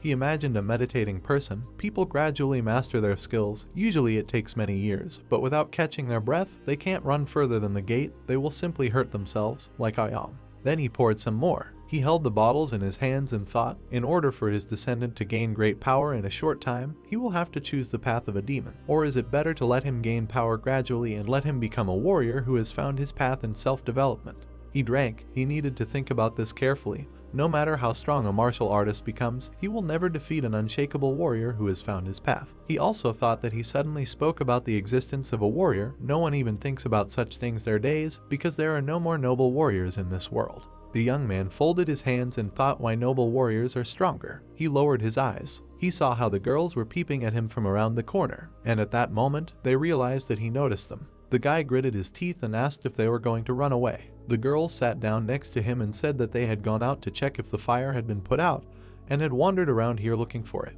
The man looked at them. Then he raised his head and said that they had sat down on the bench. The women looked at him. They were scared, and he said that they should tell him what they thought of noble warriors. The blonde and brunette asked again in fear. The young man looked at them. Then the blonde raised her head and said that when she was young, she always thought that noble warriors were really cool. The brunette also raised her head and said that she had thought so too, but after a while, she had never managed to meet them. The brunette looked at them and ordered them to drink. Then he exhaled and said that sipping wine while looking at the rising sun was wonderful, and that only by understanding the futility of life could one enjoy the taste of wine. They sat at the table and drank. After that, the guy smiled and added that he would call them both black and white smiles according to their new nickname, should smile brightly and widely, and would ask them to always have a wide smile on their face. The girls looked at each other. They looked at him and said that they understood everything. The young man turned away and said that he would go defeat the diggers before his subordinates arrived. Then he stood up and stuck a knife into the table. He looked at them and said that if they were guessing the moment, they could kill him. The women looked at him with fear. Jaw folded his hands and said nothing. Then he lay down on the chairs opposite and began to meditate. With one eye he looked at them. The brunette looked at him and asked him to have a good rest. The other said that she saw no possibility of attacking. The man closed his eyes and said that everything was right, and he fell asleep. The girls looked at him. Suddenly, through his sleep, he heard that it was time for him to get up, and opened his eyes. He stood up, wiped his saliva and asked if he had really been meditating for that long. They said yes. Then the guy asked again. The girl answered in fear that she had not said anything. The master stretched, and his subordinates appeared next to him. The man pointed his finger at him and shouted that this was the head. A young man stood next to him who looked at him and asked again if he was sure. The brunette pointed at the girls and asked them to stand on his left side. These were his people. They jumped up and ran there. The guy took the bottle and decided to drink straight from it. A man came up to him and asked if he was the head. The master looked at him and said that at least that is what he was called. After that, the men sat down opposite. He moved closer and said that his name was Yonpung from the Nanaming Association. Jaha raised his head and said that he was the head of the Black Rabbit. The man approached and asked if he was a disciple of the great Rakshasa, and the guy raised his head and said that he was the one who finished him off. The brunette folded his hands and said that everything was clear to him, asked what happened to Aoyang. In response, he heard that this man was already resting in the next world. The man frowned and asked if he knew that the man paid tribute in exchange for protection from the association. The master raised his head and said that he said something like that before his death. Then the brunette slammed his fist on the table and said that he demanded that he come with them to the association and apologize to their leader personally. This is the only way to hush up this matter. If he refuses, then this can be considered a direct confrontation with the association and a declaration of a full-scale war. The young man looked at him from under the lobby and asked if he really demands an apology. The man raised his hand and shouted that this is not just about paying for patronage or a gambling house. He must personally explain why he killed this man. Then he frowned and added that they, the association, don't care who they have to get rid of, no matter where, from the demonic faction, even from the white, black, they don't care. The young man put his hands on the table and told the man to tell his leader that he killed him because the man was running a dirty gambling business and it's worth telling him. He took his hand and said that he was returning to the Black Rabbit Union. Let him invite him with all due respect. In the name of the association leader personally, if he does so, he will visit them and personally reveal all the details of the incident.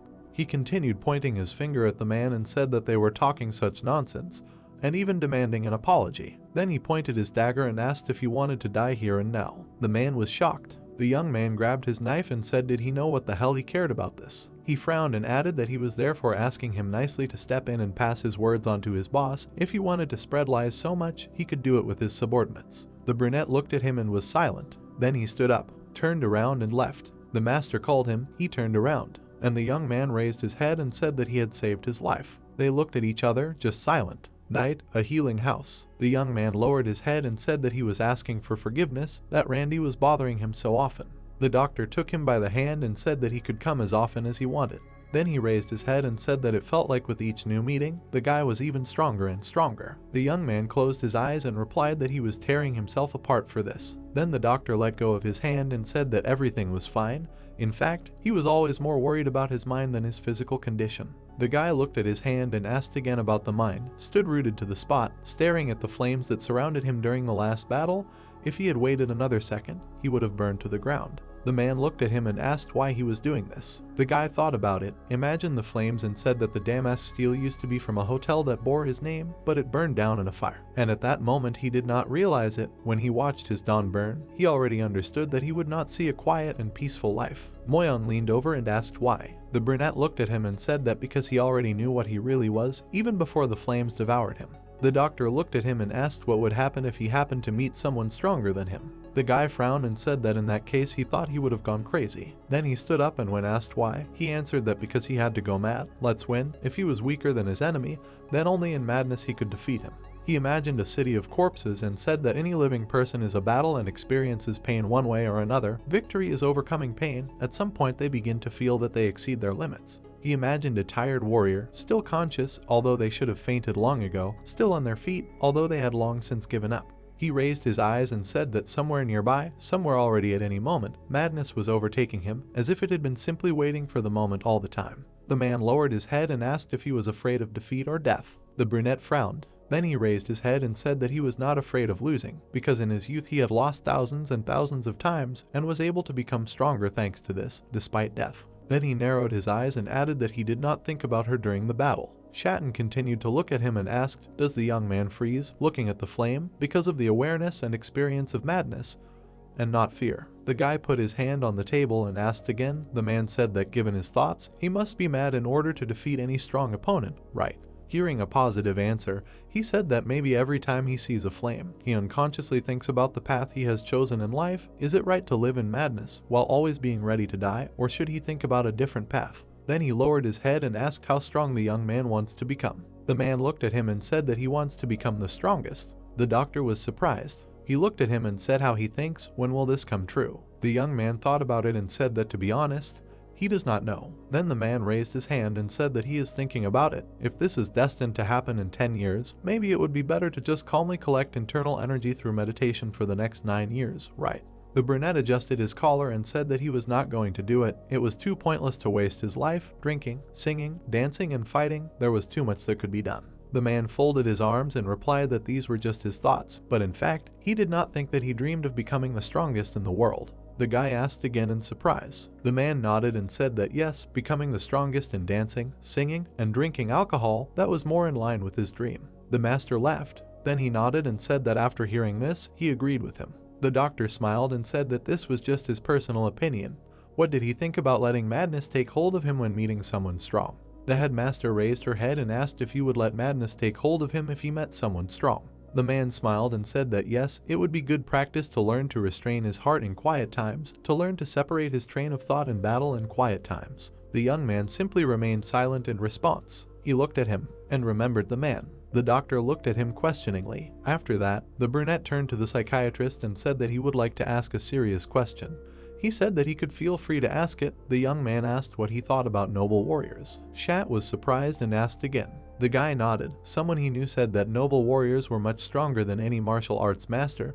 He could not understand what he was trying to say. The doctor thought about it. Then he raised his head and said that he thought noble warriors were just fools. If we consider that fools are those who are not able to take care of themselves, then noble warriors are exactly like that. The master asked again in surprise. The doctor confirmed what he said. Then he looked down and said that usually such are those who sacrifice their lives in Obloga, but in this world there is nothing more precious than life itself. He looked at him and said since they simply throw away the most valuable thing, they can easily be called the main fools of this world. The master today head and asked if it makes them strong. Then the psychiatrist lowered his head and said that if it is not about martial arts skills, but about human essence, then what can be stronger than this? True wealth is hidden not in martial arts. He thinks this simple concept to be a man. The young man folded his hands and repeated, to be a strong man. The doctor suggested just try. They looked at each other. The brunette asked what he should try. The man smiled and answered that he should be a noble warrior. The headman was surprised, asked again if it was really about him, heard a positive answer. Then the psychiatrist raised his hand and said that the noble warriors of the past did not care where they were, what their status, their origin, or how rich they were. They became them only because they did not care about it. If you think about it, then many famous ancestors, the founders of unions, in their youth were called noble warriors. The young man was surprised. He imagined these people. If you look at their early years of life, you can find out that in their youth they were called noble warriors, and as soon as they passed the eldership, they returned to the mountains, raised the next generations, and without noticing it, they became ancestors, founders, but at least that's what they were told. Then the man put his hand to his chin and said that now that he had told all this, a few other thoughts were creeping into his head regarding noble warriors. The leader nodded and said that he had decided everything. The man looked at him and asked again if he was going to become a noble warrior. The young man folded his arms and said no, he decided he would not become one. Who they were, he was not. Then he soaped himself and said that if someone with a pure heart and good intentions could be found who would help him become a warrior, teach him martial arts, support him in all material needs, if he supported his soul and body, and thanks to this he would become a noble warrior, maybe then that would be the answer to his question. The doctor was surprised. Then he raised his hand and said that it would not be better to do it himself if he was strong and had power. The guy smiled and said that this person had too good an opinion of him. His soul was more inclined to villainy. What was more important was that there were still many people he needed to kill. Then he lowered his head and added that he would kill the monsters, the great villains, preemptively, so that his future student, who had all the makings of a noble warrior, would not die at their hands before his time. He looked up and said that he would do it, and then his stupid student would be able to live a much simpler life as a noble warrior. The men left. The doctor started laughing so loudly. Then he smiled and said that he would also support his student, though with his own methods, but he would support him. He lowered his head and imagined this man, because then he too would be able to make his contribution to the return of the stupid noble warrior in this dangerous world. The brunette looked at him and said that it was worth a try. He would keep an eye on the right person. He looked ahead and said that first he himself must become stronger in order to raise a strong noble warrior, improve his martial arts, and he, in turn, must improve his medical techniques. We must start preparing for this from today. The doctor looked at him and listened attentively. Then he lowered his head and said that they would create the greatest depth in this world. The psychiatrist laughed and said that he no longer thought that noble knights could still be called that. The leader thought for a moment and said that he had thought it over well. Any sane person, having weighed all the pros and cons, would hardly do such a thing, and in response he heard that this was the main difference between a fool and a noble warrior. The man raised his head and said that with the flame we mentioned earlier, was it still burning in his heart? The young man looked at him and said that it was burning, but not so fiercely, because this was what would drive his enemies mad. Moyong listened to him attentively. The guy left the building. He walked and thought, blurring the old ones. New memories were maturing in his head. He imagined the man, and now a doctor instead of him. He looked up and thought that the question posed by the teacher in his memoirs regarding noble warriors could be solved using his own methods.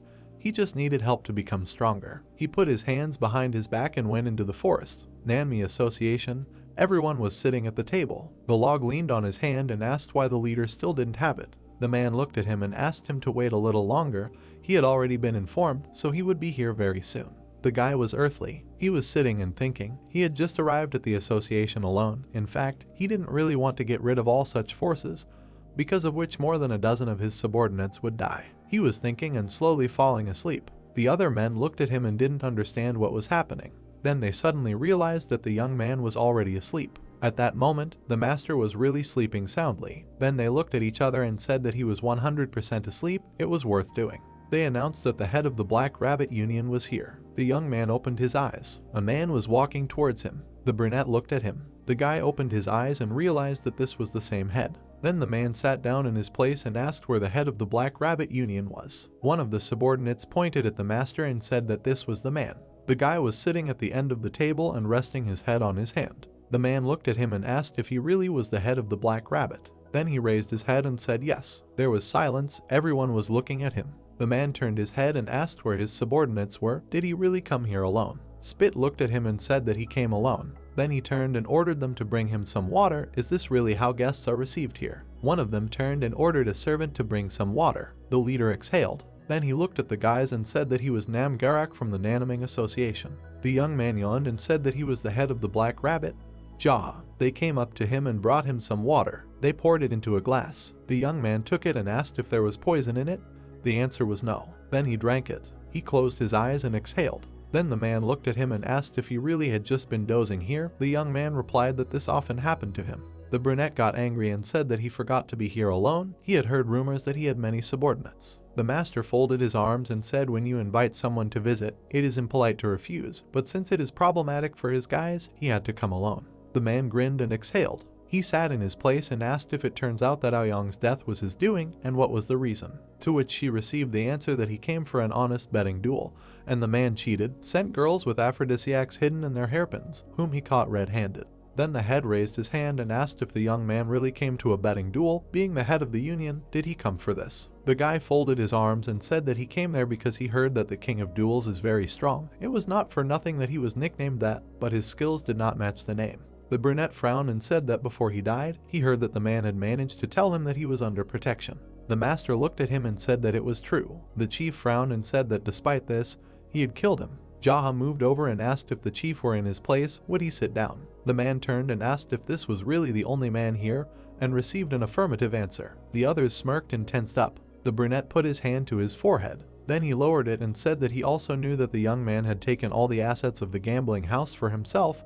What was he going to do with the tribute that the gambling house paid them? The master got angry and asked if they really had no money. The chief asked again, and he looked at him from under his brows and asked what he expected. Did he really want money from him? Maybe he was going to start a war with him. The head tensed up. One of his subordinates banged the table and said how dare he talk to the head. The man raised his hand and told him not to get up. The guy continued to look at him and asked if they heard about how he challenged the entire house to fight him, challenged them to a duel composition koi, the winner takes all. He frowned and added that he took everything. Since he won, all his enormous wealth was earned on bets. What's the problem? While the men were silent, the young man added that just so you know, the former head of the Black Rabbit Union died at his hands. The same happened to his teacher, the great Rakshasa. After that, the master smiled and said that is, I know all this. He asks him to pay for protection. The man was very angry. Silence hung in the room. Nam aggressively asked what he was doing here. The guy looked at him and asked what this man was talking about. After all, he invited him himself. The subordinates at the table were embarrassed. The guy looked at them and thought that these guys. He looked at them, heard that after the death of Namgaraka at the hands of the strongest swordsman, they did not give up and fought for their lives,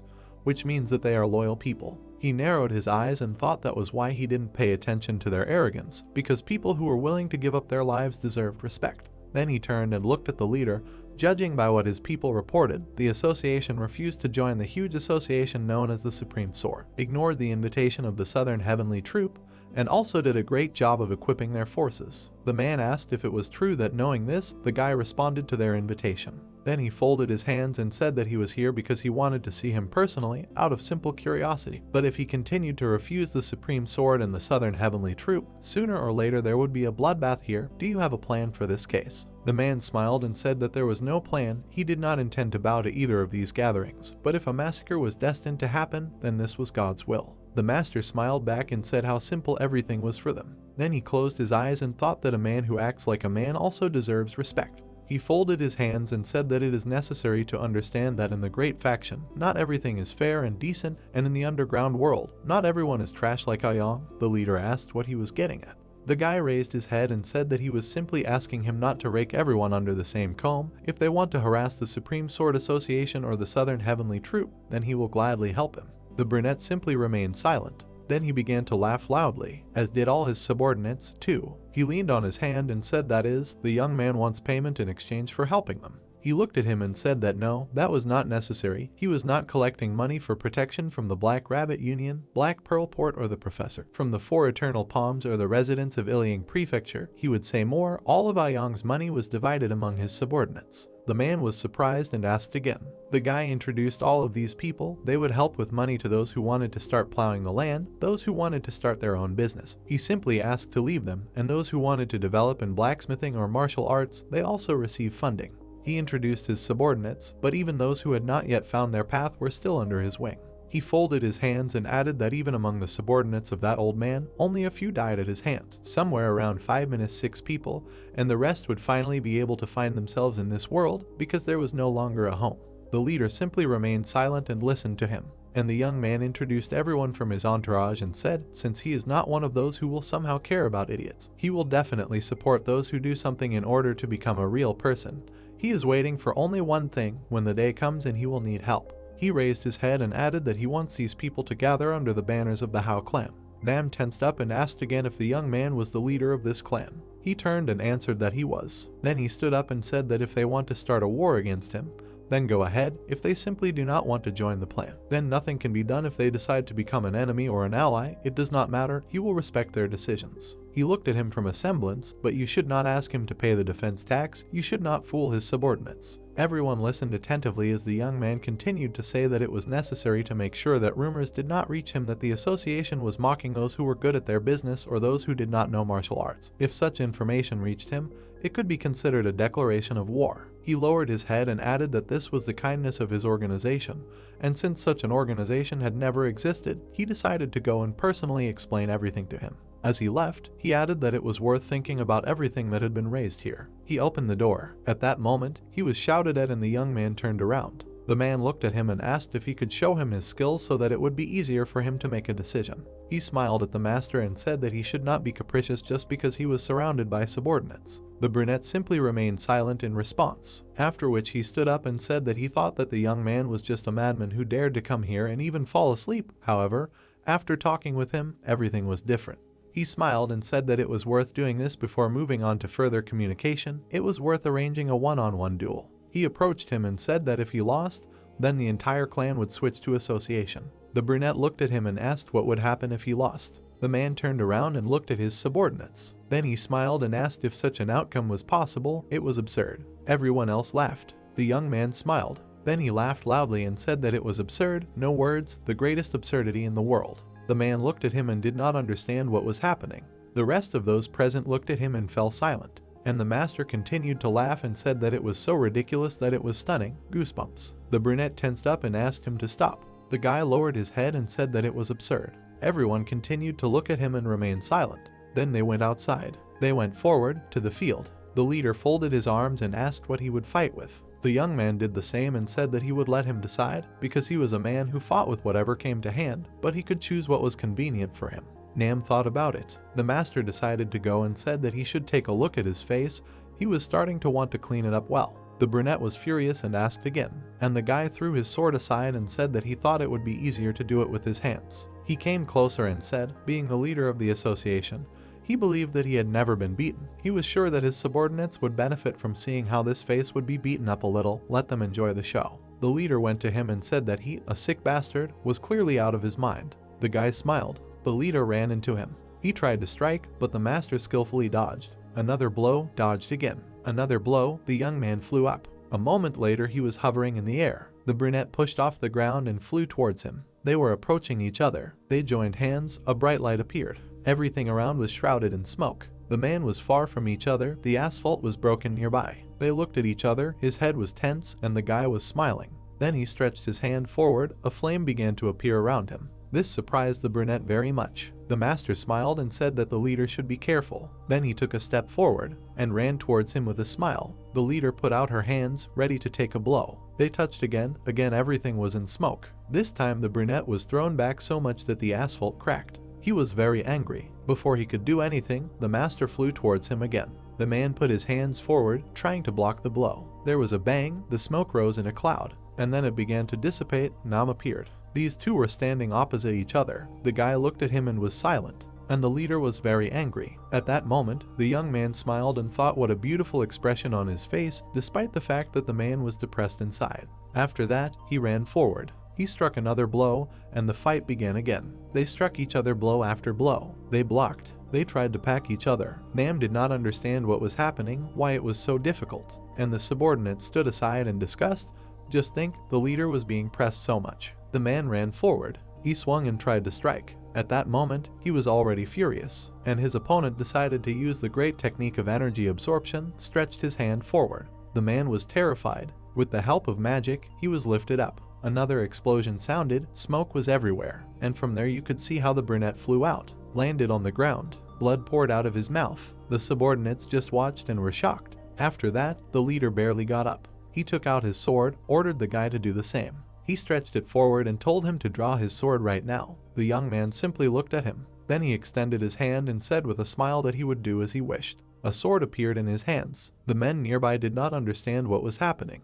Jaha took the sword out of its case. Everything around him began to blaze. With a movement, everything was on fire. He looked at his opponent, and the people nearby were arguing that this man looked even more terrible, having drawn his sword. And so the heads stood opposite each other, stretching their balls forward. The guy smiled and asked if he was ready to die. The man simply remained silent. His subordinate stood nearby and asked him to stop. He was very determined, looking at the sword blazing with fire. Then he frowned. He put away his weapon and said, "It seems there is no point in testing his skills.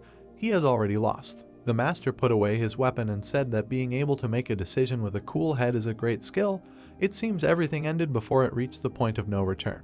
The man looked at him and wiped the blood. The young man turned around. Then he looked at him and said that since they had already finished, he should go and see him again. The subordinates began to talk. Would he really just leave, win, and not even make any demands? The man stood behind him and offered him a cup of tea before he left. The guy raised his hand and said that he agreed, but he was pursuing a meeting.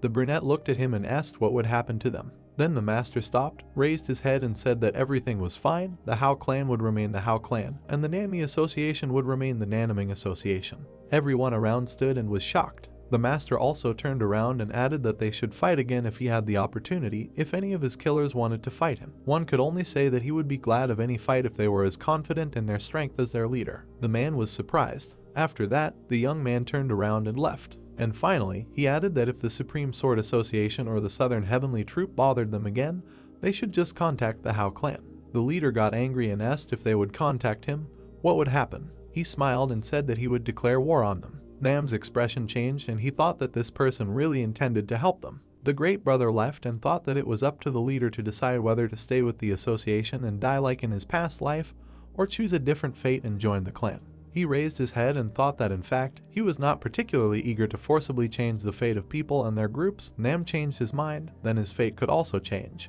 Remembered the doctor who said that he was thinking about letting his madness guide him when he met someone strong. Walked forward, raised his head and said, calm like a river, madness like an ocean, madness that boils inside him. Walked through the streets and said that it overflowed him. The protagonist thought that he was an expert in failures. Introduced the blacksmith, entrusted the black sword he found in the gambling house to the dragon head blacksmith, but he was worried about whether it would turn into a worthy sword or the black iron would simply deteriorate. Introduced the two girls, sent the white and black smile to the Moyong family. If they settled there as adopted daughters, they would stay there. If they failed again, they would return back to the Black Rabbit Union. Introduced the general, Sungate and the Silver Phantom had already lived 20 useless years of life. He imagined soldiers and subordinates who screwed up all the time, going through even more severe training than Sungate. He closed his eyes and thought that he had gathered so many people around him who made mistakes in everything, it was no wonder that he himself had become an expert in mistakes. The young man was meditating. They turned to him, then opened his eyes. An old man approached. The guy raised his head and thought that the manager had lived a bad life for 50 years in the dark faction.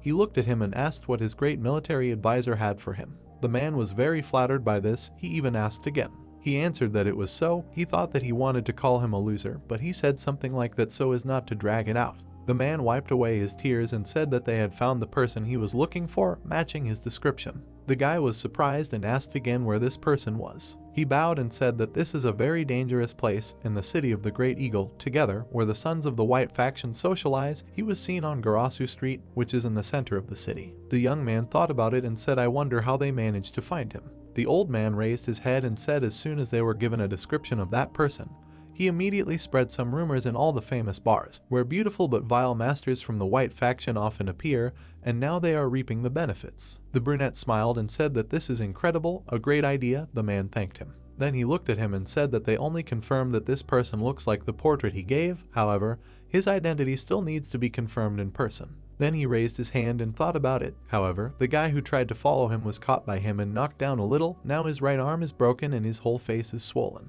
The master got angry and asked how he dared to beat up his subordinate. After which he looked at the old man and asked what this man's name was, and in response he heard that his name was Gong Chiao. The leader stood up and said that he must be avenged. Introduced this man, since the left hand of the illuminating light was from a family of the white faction, was very strong, a rare genius of martial arts, which allowed him to become the left hand of the illuminating light in the demonic cult. He looked at the old man and said that people should be sent to the medical house to request poisons and antidotes to them. The old man asked again about the poison in surprise. Then the young man lowered his head and said, if they request a poison that causes immediate diarrhea, the doctor will understand what he wants. The man said that he will send it immediately. He turned around and left. Then the guy stood up, thought about killing or making a subordinate. There are two options. Frowned, will not allow him to join the demonic cult. He grasped his hand and clenched it into a fist. If he couldn't manage to do it, he would simply beat all his balls off and make a eunuch out of him. At least then, the women of the white faction would avoid humiliation. The wind was blowing his hair. The women of the white faction most likely guessed that he would change their lives. He frowned, his eyes were sparkling. He decided that he would make a eunuch out of him. There was a general behind him. He looked at him in surprise and asked again. The master was practicing his punch. He raised his hand up and shouted that it was an egg uppercut. After that, he swung his leg, an egg low kick. The men looked at him and discussed why he was doing this. Who knows? The leader was literally blazing with rage. He swung his arms and legs, trained. He did all this near a tree, and his subordinates looked at him and did not understand what was happening. He stopped and exhaled. He raised his head, looked up. He took a step forward and said about the left hand of the illuminating light. He imagined this man, he was following him. White Eagle City, streets. A guy and a girl were walking and talking. This is the place where the next generation of the white faction grows up, drinks, eats and meets their future companions, and also fights, a place where they try everything and find their end. The girl laughed. While most of the pathetic people are gathered in the black faction, the white faction is completely different. People gathered here are events, reading books and developing martial arts skills. Many people were walking along the street. There are those who are simply immersed in games, drinking like a whale and are very popular with women, but at the same time incredibly strong in martial arts. Such guys are simply born with such genes. The young man was sitting on a bench. The world is an unfair place. A drink was poured into a glass. You can imagine a man. This is the child of the concubine of the Mong family. The guy lowered his head and wondered how strong this man was. Then he drank and thought that he was able to become stronger in the shortest time, thanks to the heavenly pearl and reincarnation. But the one who is born here begins to study martial arts from the cradle. They are incredibly talented, but so much so that they cannot be underestimated. Then he put his glass down. He stood up and went down the stairs. He left the bar and looked around. He stood in the middle of the street. There were many people around. Girls were singing. He stood in a crowd of people and thought that this was a performance. He walked on. He turned around, saw a couple in love. The guys looked at each other and enjoyed the moment. The brunette was surprised and realized that this was the left hand of the illuminating light. He looked at his flawless face. Then he smiled and thought that despite the fact that he already knew that he had met many women, the ocean of madness inside him begins to boil. Decent contemplation of this. Then he closed his eyes and thought that from this day on, Jaha is a temporary noble warrior. In his mind, he was in space, in the name of the leader of the Alliance and the innocent members of the Alliance, in the name of justice and innocent women, in the name of stupid boars, in the name of the white faction. Pointed at him, looked and said that he would destroy his dick. He stood in the crowd and thought that the man who returned from the future in order to destroy the dick of the left hand of the mischievous light, that's who he is. A man came up to the guy and addressed him, raised his hand and said that the gentleman invites him to have a drink with him. At that moment, the one he came there for was looking at him. The man came closer and whispered that he would definitely not regret it if he accepted the invitation. In addition to his lady, there was another lady with him. Then there would be two men and two beautiful ladies at the table. The brown-haired man turned and asked really 2 by 2, why him? Then the man smiled and said that the man said that he was the most attractive of all those present. The guy smiled and said some nonsense, thought that yes, everything was right, a double date. The guy was apparently very confident in himself. He was so smooth and not stupid, but still trying to pick his pocket. After that, he went forward. He came up and saw a man and 2 beautiful girls. They asked if he would drink with them. The girl raised her hand and said that the young man was joining in, turned to her friend and asked what she thought. The brunette looked at the young man. She turned and nodded, also all for it. The guy exhaled and thought that these people were sick bastards. Well, he should play along with them. He came closer and agreed. The guys turned around and went forward. The young man looked at his opponent and thought that he would find out everything about how this man was fooling everyone. The company was sitting at the table. The girl picked up the pitcher and offered to pour for the young man. Then the man turned to him and asked if it was his first time here. He raised his hand to his chin and said that he had never seen a man stare at him for so long in such a place. There had been tens of hundreds of women, but not like that. He thought they were the same age, so they would do without formality. The girl raised her hand and said that his name was Mong, and hers was So Wall. Then she looked at her friend and said that her name was Xiao La. She smiled and asked the guy's name. He looked at her and thought that everyone had introduced themselves with fake names. After that, he picked up his glass and said that his name was Guang Qiaoyi, Gong Qiaoyi's older brother. The girl turned and asked who Gong Qiaoyi was. In response, she heard that he was his younger brother. They looked at each other and were surprised. The guy opposite smiled and offered a drink. Who cares about status? Only for pleasure having drunk, whether it be a man or a woman, I am who I am. And they all drank. The master brought the glass to his hands and thought, just look at them. Besides him, these girls are also trained in martial arts. The guy smiled and asked the girl what she thought. Did she like this man? She became embarrassed and said yes. Then he looked at her and asked how far he thought they could go together today. The girl laughed and asked why the young man was so impatient.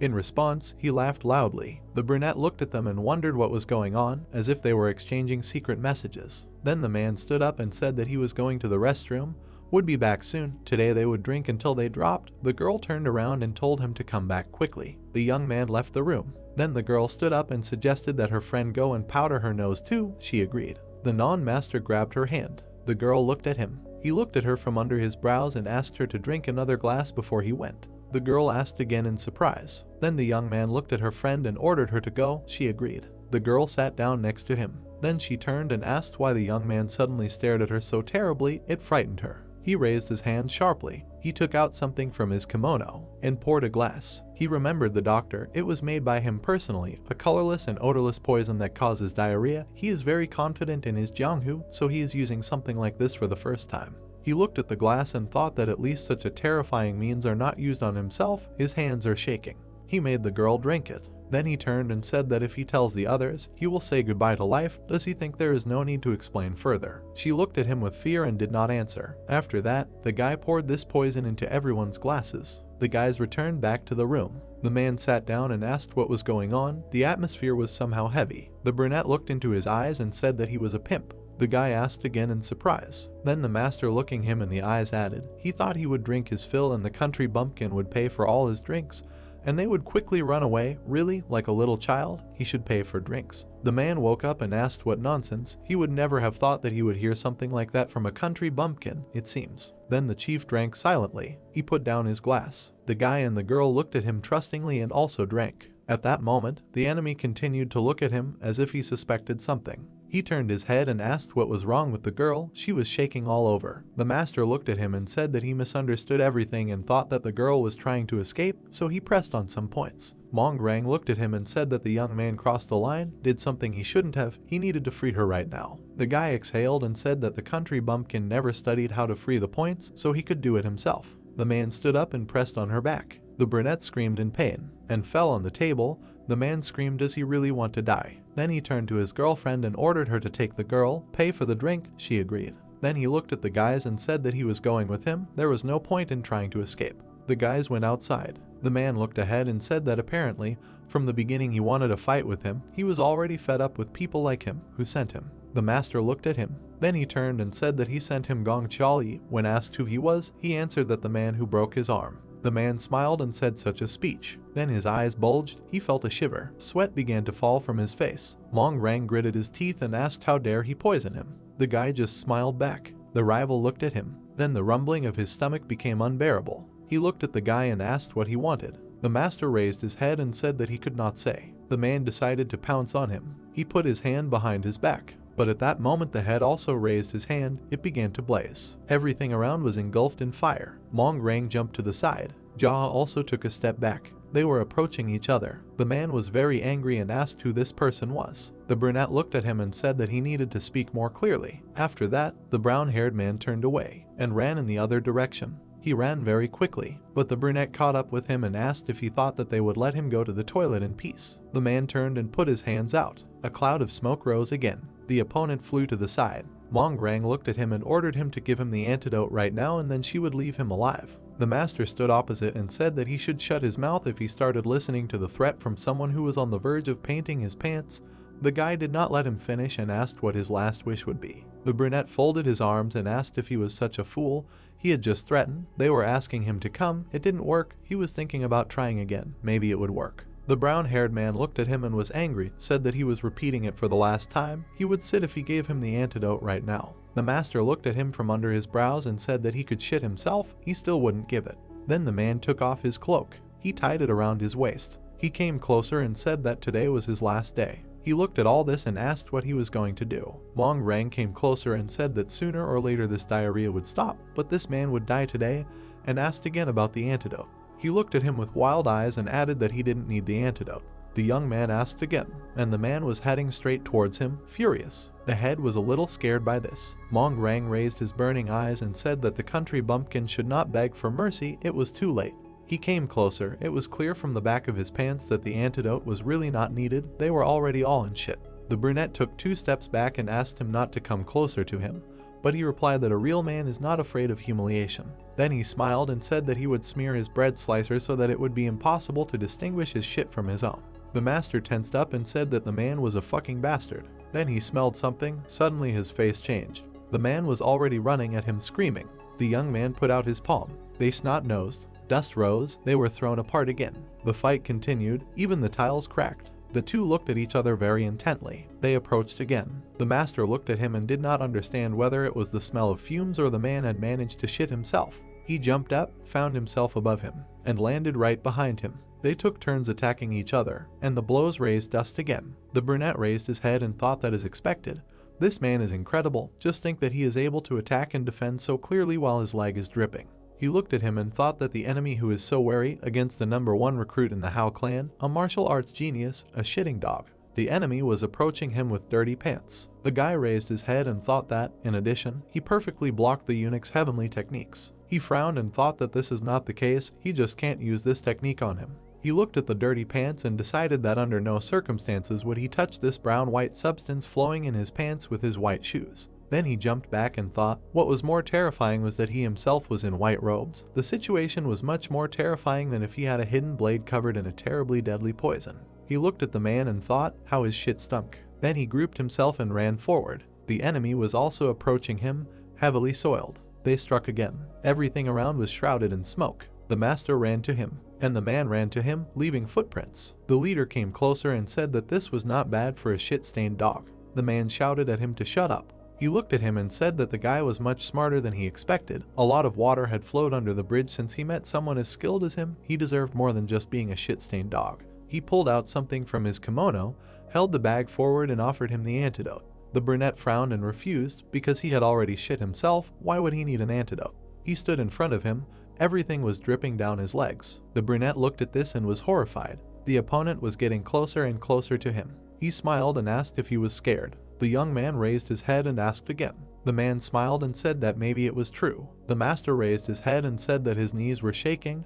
It was incredibly disgusting. He looked at him from under his brows. Who would have thought that he would not be able to fight at full strength because of the shit flowing down his leg? He looked at all this and thought that because of the fear that all this would fly at him, he should not hit him in the lower part of the body. In short, the lower part of the body is invulnerable. Then it dawned on him. The young man turned around and decided to run down the street. The opponent ran after him and shouted for him to stop. The brunette continued to run and thought, how dare he fight with such a person? He ran away, smiling and thinking he must have survived and lost his mind. But no, he didn't, and ran around the city of the White Eagle, shitting his pants. Then he stopped. He stood in front of him. Behind him was the main square. The master raised his hand and beckoned him to come. The brown-haired man smiled, did the same and said that he should come. Jaha continued to call this man, calling him shit on the leg. Manga got very angry, thought that this bastard. But then he raised his hand and suggested that the villagers calm down. They should solve everything purely between them. Like real men, why drag others into all this? He looked at him and replied that the man who shit in his pants, he thought, is the one who should calm down. Looking at how he lost his temper, the phrase comes to mind, the one who shit himself. He got angry, and not a dog in shit barks at others for the smell around. The man got very angry, and the young man thought, as expected, he will not be able to enter the city of the White Eagle. The Orthodox faction know how their pride worries, even in such a terrible situation. Suddenly someone came up, looked at them and asked Mongrang, "What is he doing here?" A girl stood in front of them in shock. The master approached her. He turned and asked if the girl knew him. She came closer and said yes, asked what happened. The man was kind of pale, but the question was, "Can't he see?" Asked about what. The brunette raised his head and said that Mongrang looked like he had shit his pants. The girl raised her hand and said that this couldn't be. After that, the master thought about it and asked if he didn't see his wet white pants. It looked like they were no longer white, but yellow. In response, the girl started screaming, "This man wouldn't have shit his pants, why slander him?" She came further, she was very angry. The guy turned around and thought that she was angry, although he was only telling the truth. He watched her go. At that moment the man told him nicely to go there. He turned around and looked into the silence. Then he folded his arms and said that this man was a fool just because of his actions. So be it, that would be the end of it. Because he just broke his brother's arm, he could go and change his pants. He addressed him by name. The man was furious. After that, the guy shouted, "The shitting dog of the Mong family, the shitting diaper of the Mong family, the young master of the Mong family, unable to even hold in the shit from the Sanina." He raised his head and said that this idiot is the head of the family. As soon as he changes his stinking pants, he can come back and fight him again.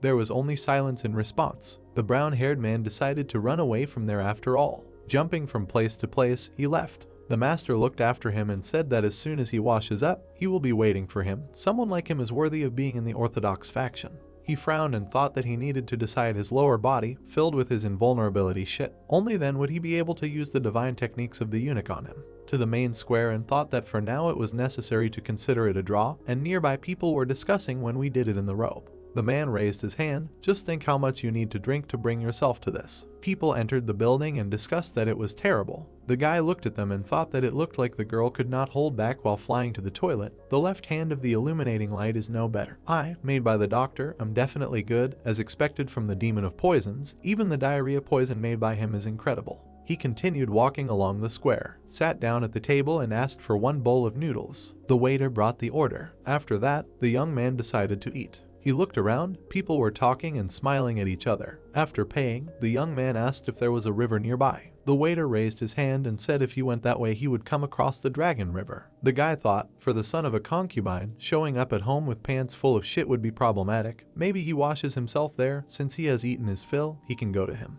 The waiter looked at the guy and asked why he needed the river so late at night. He raised his head and said that it was all for the sake of a noble deed.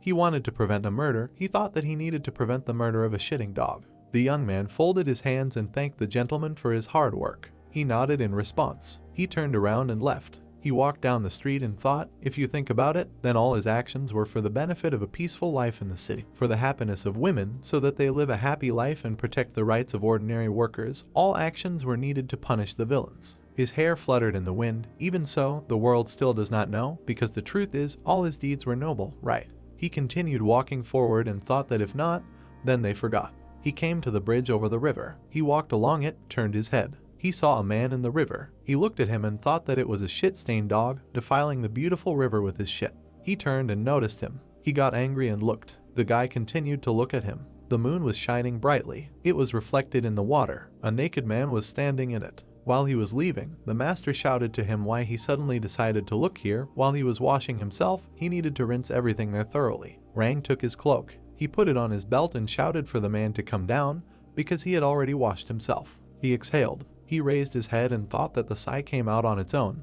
This guy is an unusual pervert. If he kicks him like this, then most likely he will see a terrible picture. The man stood below and waited for him. The brunette lowered his head and continued to think, a tattoo on his body, I wonder what it means. At that moment, the opponent stood up. The master looked at him and thought that he shouldn't look at this shit-stained dog who was trying to pretend to look stern, shouted for him to go home. Pervert suggested that he should consider that he lost today. Rang raised his hand and said with a smile that he would not forgive the villager for that expression. No matter where he ran, the alliance or the demonic cult, let him be sure that he would be captured. The leader continued to stand on the bridge and shouted what he thought. He himself understood that he had not fought at full strength because of the shit flowing down his leg, so why the hell was he lying here? The man smiled and said that he would specifically ask his teacher to take him as his junior. He thought that this outcome would be better for him than death. The brunette asked again in surprise, thought that he should have known, but this tattoo in martial arts. Rang ran out of the river and shouted that they would see each other soon. The master looked after him. Suddenly it dawned on him that this was the sword demon Dokko. He imagined the man who tried to kill the cult leader before him, the man who had entered the path of the demon, who was personally given permission to attack the alliance by their leader, and also born in the demon faction, but was never seen for murder or evil. He cannot be called the cardinal of the demon faction, because he has never led entire groups.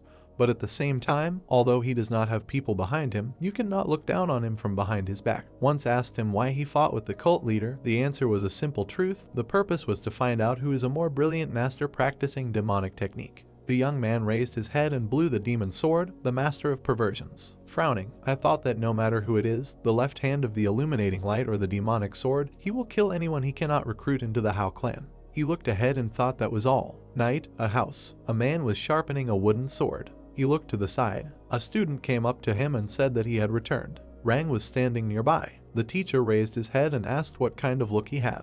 He replied that he could not return in the form he was in and asked to share his clothes with him. The man turned away and agreed. Then he continued to whittle his sword. It was deep night. She sat down next to him and told the teacher that he had said that he would not be able to find an opponent his age. Was that correct? He raised his head and said that it was not his thoughts, but the guy's. The young man replied that everything was so. The man said that as far as he understood, he had met a worthy opponent, considering that the city was a huge place, nothing surprising. From what group? The guy turned away and said that he thought that this man was just a country bumpkin. The teacher continued to whittle his sword in silence. Then the boy raised his head and said that he believed that he had not been able to figure out his full potential, soon fight him again. But this time at full strength, heard the answer, if he uses ice technique in the city of the White Eagle, it will be very approximate. Rang looked at him and said that this is why he is talking about it now. This person is someone he can deal with without ice and technique. Then the man thought, a villager who wields such powers must be a disciple of one of the three disasters. He turned and said that it is possible to fight him using ice technique, but only in an isolated place and not where there will be many people. If it is difficult, he can bring him to take a look. The boy agreed. Then the teacher turned and asked, is this person someone who is worth killing, or can he be useful? The youth bowed his head and said that he was not sure. The man frowned, agreed and asked. He looked at him, what is this strange unpleasant smell? The student lowered his head and said that he was poisoned with a poison that causes diarrhea, the smell associated with it. The man just silently looked at him, then turned away, did not want to look him in the eyes, looked forward and said that it was time for the student to go. He agreed. The old man went outside. He lowered his head and thought about the poison that causes diarrhea, but does not kill. He met an interesting guy. The next day, Burnett was sitting in a cafe and eating. A brown-haired man sat down next to him. He raised his fan and looked at it. The guy raised his head and said that it was he who ruined his appetite. The man smiled and said that the young man can eat whatever his heart desires. Perhaps this is his last meal. Then he put his hand on the table and looked into his eyes. He raised his head and said that he wanted to ask him something. The master continued to eat and listened to him attentively. Rang tensed up and said that he would already be dead if there was a deadly one that does not cause diarrhea. What is this man's goal? He looked at him and said that he could not say. The brown-haired man smiled and said really, took his woman or something like that. If so, then he could understand his actions, but in response he heard that it was a lie. After that, he moved closer and said what he thought, hit the nail on the head, otherwise there was no other reason for him to be against him. Jaha exhaled and agreed, let it be so. Then he put the chopsticks on the table. He raised his head and suggested going to an isolated place. The man was surprised. Dam looked up and said that he heard that he was studying the ice technique, but could not use it in any way. He needs an isolated area, right? He just kept silent. Then he stood up and called him. They were approaching the teacher's house. The man came closer and said that his mentor lived here. He looked up. He does not think he will understand this, but he is not one of those who will interfere in the battle of two young martial artists. If he is afraid, then you can find another place. The master looked there and thought that a sword demon lived here. He went forward and agreed. The opponent looked at him and said nothing. A teacher was sitting on the threshold of the house. The guys approached him and said that they would like to have a duel here. He nodded his head and said that they could do whatever they wanted. The brunette frowned and thought that it really was a sword demon. The man lowered his head and said that he would not take revenge even if he killed his student, so they could fight as they pleased. The master came closer and said that this young chick was not equal to him. He would like to fight him. The teacher's hands trembled. He raised his head and asked again. The student began to scream. Was that guy completely out of his mind? The brunette came closer, looked at the old man. He raised his head and asked what group he was from. There were many groups in this world that he knew nothing about, but the guy replied that he could not tell him. Then the old man put down his sword and said that he could fight him if he tried hard and became stronger in the future, but he couldn't handle it now, and besides, he was also recovering from an injury, so he shouldn't fight recklessly either. Then he put his hand next to him and said that if he wasn't going to fight Rang now, then it would be better to sit down. He turned to the student and said that the young man didn't seem scared. He still had more than one fight to do, so there was no need to rush, so let him go ahead and make them some tea. Then he put his hand on his knee and said that for now he would allow himself to guess which group their unknown young guest came from. The brown-haired man was surprised. Then he lowered his head and agreed. The men sat opposite each other. The teacher put his hand to his chin and thought. He looked at him and said that it wouldn't be easy. The guy sat opposite and thought that of course, what kind of martial arts teacher would be able to figure out which group he was from? Maybe in a past life this would have been possible, but now it simply doesn't exist. Then the teacher lowered his head and said that his student might be mixing poison into his tea that would cause diarrhea or something similar.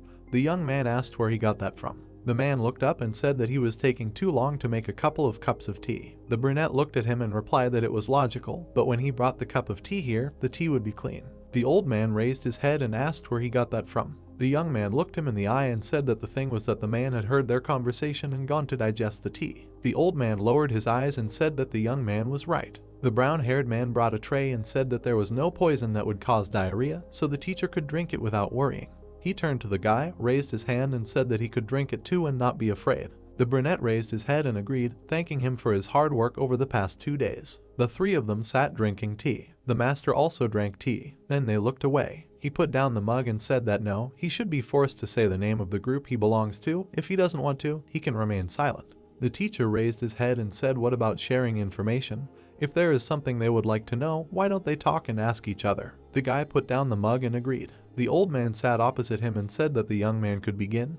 He asked why he took on the training of such a dog. The man frowned and said that he intended to make this man the next heavenly demon. Was that the answer he wanted? The leader was surprised. Make this the next heavenly demon. They were still sitting opposite each other. The man said that it was his turn now. He raised his head. It didn't look like the guy was from the orthodox or unorthodox faction, and it was unlikely that he was from a demonic cult. But as far as he knew, therefore, his group was from the Tibetan lands, either under the auspices of one of the 3 disasters, or which he didn't believe much. He rolled his eyes and said that maybe this guy was self-taught. He just looked at him and remained silent. Then he raised his head and thought how the man came to such conclusions without even seeing his martial arts. After that, the teacher continued, asking if his assumptions were correct. The guy agreed. He raised his hand and asked what exactly he was teaching him. The dog studied ice arts and seemed to be quite skilled in swordsmanship.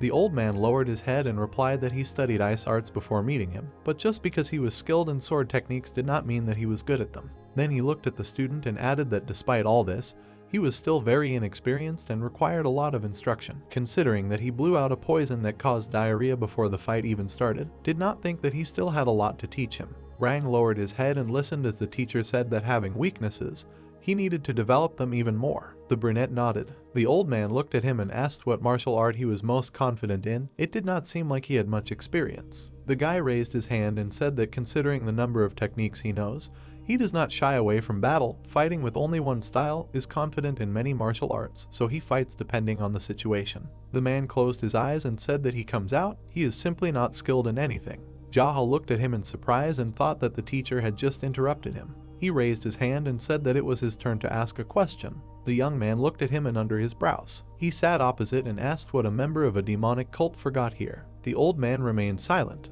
He looked at him and did not understand what the question was. He raised his head and said that he was waiting for his turn in battle with the leader of the alliance. He is not one of those who have time to fight everyone in a row whenever they want. He just needs to wait for his turn while he recovers from his injury. He put his hands on his knees and said that the young man was meeting him for the first time, but it seemed that he had known his student for a long time. What he wanted from him, if he hadn't poisoned him with the deadly poison, then there was something else here. He remained silent. At that moment, several balls were pointed at the guy. He looked up and thought that this was so that he wouldn't lie. Rang was sitting nearby and didn't understand what was happening. Then the master raised his head and said that he was here for his ice technique. The teacher was surprised. He was sitting opposite him and didn't know what to answer. And the leader continued, asked why the man took his students. He had heard that the guy was unable to restrain his lusts when it came to women. Then the man raised his head and said that his lust for women was an innate instinct that could not be suppressed, but at the same time, people with his talent for studying martial arts are 1 in a million, and finding them is almost impossible.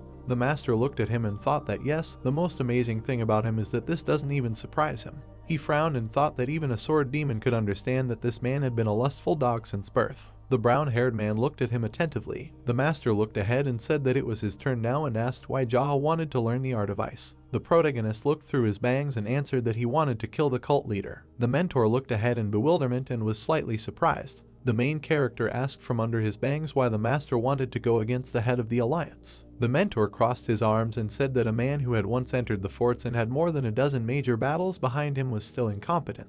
The brunette looked at him in bewilderment. The master looked down and asked if this meant that he needed to gain experience in at least 10 more duels. He added that the leader of the cult was one of the strongest, and the head of the alliance had simply caught his eye. The mentor looked at the guy and said that this was his path as a demon. The brunette continued to look at the master in bewilderment, realizing that he was not only arrogant, but also insane. With a keen gaze, he imagined the appearance of the demon master and understood that he was a demon, seeking a path, holding a sword. The man crossed his arms and assured him that he was sure that if the boy learned the art of ice, he would be able to defeat the cult leader, and asked him if he had a plan.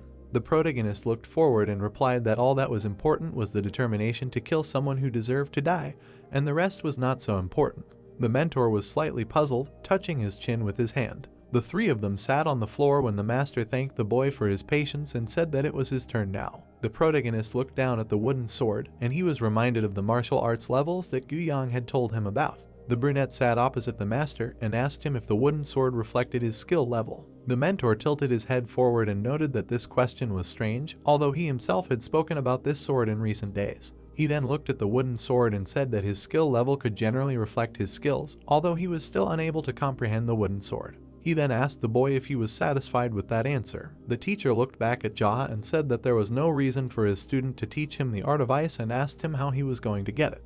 The boy replied that he would not be able to obtain his instructions, and then there was nothing left but to study it himself. The teacher closed his lips. Then he looked forward and said that the questioning was over because he had already figured out which group the protagonist belonged to. The brunette asked with a smirk what conclusion the teacher had made. The teacher sat with his hands folded on his knees and noted that Jaha had either studied under several masters or was simply someone who did not have such skill. The protagonist's eyes widened at that. The master looked up from under his brows and said that it was usually the path of the founder or the leader of the group, the one who climbed to the top alone. Smoke appeared around the seated mentor, and he replied that Jaha did not really need the art of ice, and perhaps he just needed new information in order to understand the next stage of his skills. The master added that it was understandable, because extreme martial arts is also an amazing branch of martial arts. The main character looked at him in bewilderment. He imagined himself in a black space with a fluttering cape and said that this was a unique feature of someone who creates a new martial art, and they do not belong to any group and study martial arts themselves. The mentor sat opposite Jaha and assumed that the guy was young and therefore variable in martial arts, but will continue to progress, and the day will come when he will start using the martial art that belongs to him. The brunette continued to look at him in bewilderment. He looked through his bangs and thought that since the day of his reincarnation, this was the first time when he simply had nothing to say, and it was an awkward moment for a talker like him. The master narrowed his eyes and asked him rhetorically if he was right in that case. They sat opposite each other, and Jaha explained that the master was right. The master added that having the opportunity to meet a person with such a rare inclination was truly a priceless meeting. The master sat back and asked Jaha to forgive his student if he had done anything inappropriate, considering that he had spared him, and he was sure that Rang had tried to do something comparable to murder. The man looked down at him, slightly saddened, and said that it was his mistake as a teacher, and explained that if the boy decided to forgive him, then he could come to him for advice anytime he encountered walls on his path in studying various martial arts. The master looked at Rang and explained that he did not know for sure whether it was luck or fate, but they both had the same goal, to kill the cult leader, and suggested that they leave all the bad in the past. The protagonist looked at Rang in amazement and realized that this scoundrel also wanted to kill the cult leader. He looked at him through his bangs and was indignant. He imagined Rang in a stream of blue aura and understood that the heavenly pearl was not intended for the cult leader because he was going to absorb it himself, which is why he did all the bad things. The brunette looked ahead indifferently. The brown-haired man looked at Jaha in bewilderment. He saw the brooding brunette who considered him a pervert, because there was no plot twist in this case, and tried to think that Rang was getting the heavenly pearl for himself and not for the cult leader, and this was already surprising. Jaha looked ahead sullenly and realized that the reason he was able to kill 100 elite fighters of the divine cult of the heavenly demon was because their left hand, illuminating the light, arrived too late and did nothing. The mentor looked at Rang and told him not to hold a grudge over the incident with the diarrhea poison, since he was lucky since it was not a deadly poison. The mentor closed his eyes and said that if Jaha had not chosen the path of mercy, he would have been dead yesterday, and reminded him that he always warned him about his adventures with eternal drinking and ladies. The brunette bowed his head and said that he would put even more effort into training. The master looked at the student and asked him about the women, and received the same answer. The master abruptly grabbed his wooden blade. He briskly hit the student with it, causing him to fly away. They both watched as Rang flew to the side. The brunette looked at this indifferently and understood that this scoundrel was simply something. He really was a pervert to the very bones. The brunette looked at the mentor with bewilderment and thought that the sword demon could have died in his past life because his student brought him to an anxious state. The protagonist sat opposite the mentor and noticed that he was not having an easy time. At this time, Rang was lying to the side. The teacher sat with his arms folded and his head down, while Jaha thought about the fact that he was a sword demon walking the path of searching for truth with a sword. Rang held his face and twisted in pain when he was considered a pervert. The brunette looked away coldly because he considered himself a crazy demon. While the mentor sat opposite the protagonist, the brown-haired man was hunched over in pain. They all had names that truly reflected their inner state. Jaha put his hands on his crossed legs and noticed that the mentor allowed him to ask questions regarding martial arts, and he decided to take advantage of this opportunity. The teacher was slightly surprised that they wanted to ask him a question right now. The main character looked at him through his bangs and said that in the unique manual that he got there is a level of martial arts called the Thunder Sword Farm, and asked the teacher's opinion. The teacher looked at him and asked what was written, because there must be some description. They sat opposite each other when Jaha said that it was a technique that turns the energy of the sword into a thunderstorm. They continued to sit opposite each other when the teacher was surprised that this was the entire answer. The brunette looked at him in bewilderment when the teacher wondered if Jaha found all this strange. The teacher sat idly and said that if the Thunder Sword is only one of the levels, then what are the levels before and after? Jaha began to explain that everything is divided into stages and had its own sequence, like the form of a long sword, the form of a short sword, the meridian form, the form of a discharge of a sword, and then the thunder form. The teacher looked at him closely and asked what came next. The brunette looked through his bangs and said that the wooden form, the energy form, and the boundless form came next. The teacher, with a puzzled look, imagined a bright stream of light, realizing that it was quite systematic, because everything indicated that it was possible to reach new levels by studying and comprehending techniques. He also added that it was unique, and it did not complicate the concept of wielding a sword. He looked slightly narrowed in front of himself and believed that if the guy wanted to become the strongest of all and the one who would create this technique, then he should achieve the boundless form. The man noted that he had never heard of groups before that spoke about the main concepts of their techniques in such a simplified way. They sat opposite each other and the teacher remarked that the martial artist behind this had lived 100 or 200 years ago. The brunette guessed that it could be so. Then an angry Rang entered the veranda. The teacher was about to give his thoughts on the matter. Jaha only smirked slightly. The teacher kept his arms folded and reminded that these were just his arguments. The three of them sat next to each other. Rang sat to the side near the teacher. The teacher looked ahead and said that there was no point in getting hung up on the so-called thunder form. Rays of light filtered near the veranda as the three boys sat on it. The teacher guessed that the master who gave this form its name might have accumulated inner skills. Evening clouds enveloped the highlands and the province. The boys continued to sit on the veranda. Jaha sat opposite the teacher and both of them were silent. The master looked at Jaha and said that the meaning of his original name had been lost, so he had not used it for a long time. The brunette looked at him through his bangs and said that he was the leader of ignoble named Jaha. Rang was sitting next to the master when the master asked if the brunette founded this clan himself. The master looked back at the student and told him not to bother the members of this clan from now on, and to be polite during the conversation. Otherwise their leader would take revenge on him for his tricks, especially to be careful when it came to women. Rang, looking offended, said that he understood everything. The master slapped his leg with his palm. He sat with a sad look, folded his arms and guessed that because of all this talking, he most likely would not sleep today. He looked from under his brows and said that he needed time to think everything over, so he would like to be alone for a while. The brunette looked sad. He immediately decided to get up and together with Rang. Jaha was about to leave when the mentor called out to him. He looked at him intently and asked if they could meet again. The head of the clan looked at him sarcastically and said that in the future he would have many things that he would like to discuss with him. The mentor smirked slightly in response. Then the mentor stood in front of his student and, taking into account that he had also learned something, asked him to just sit quietly in the manner today. The mentor looked at him intently and said that because of the alcoholic stench emanating from him, all the intelligentsia had completely fled from him. The brown-haired man stood with an offended look. Two guys in white boots stood next to each other. They glared at each other intently. The brown-haired man looked arrogantly at the brunette and said that this country bumpkin was very lucky since he could study with his mentor. The brunette looked at him coldly and asked if he wanted to check again which of them was the lucky one. Rang frowned deeply at this statement. They both walked out of the manor. The mentor called out to his student and told him to go back. Rang immediately ran back to the manor. Jaha looked at him indifferently. Then he turned away and was about to leave. He walked along the empty street under the moonlight. He stared ahead and thought about how he had failed to obtain the art of ice, and it seemed like he had acquired a sword. He remembered himself in his demonic form in his past life when he did not use swords much. Based on his standards as a sword demon, the mentor was right in that he was not skilled in any martial art. He remembered himself in his past life, how he fought with a staff. Jaha thought about the few martial arts he had the most confidence in, and that was probably the unknown art that the bloody monk had given him, as well as the martial arts that held his firm beliefs. The golden handle with the hieroglyph was on the staff, and the advantage was that he had acquired it by training like crazy with that staff. He remembered the sad look of his mentor and felt insignificant in comparison to the sword demon's high level. The boy stared through his bangs. He walked along the empty street and thought about how now after reincarnation, he had a lot of time, and considering the speed at which his skills were progressing, he was definitely getting stronger at an inappropriate rate. He walked on the pavement tiles, casting a shadow, and realized that there was no need to rush or compare himself to others, because in the end, the path chosen by the sword demon was different from his.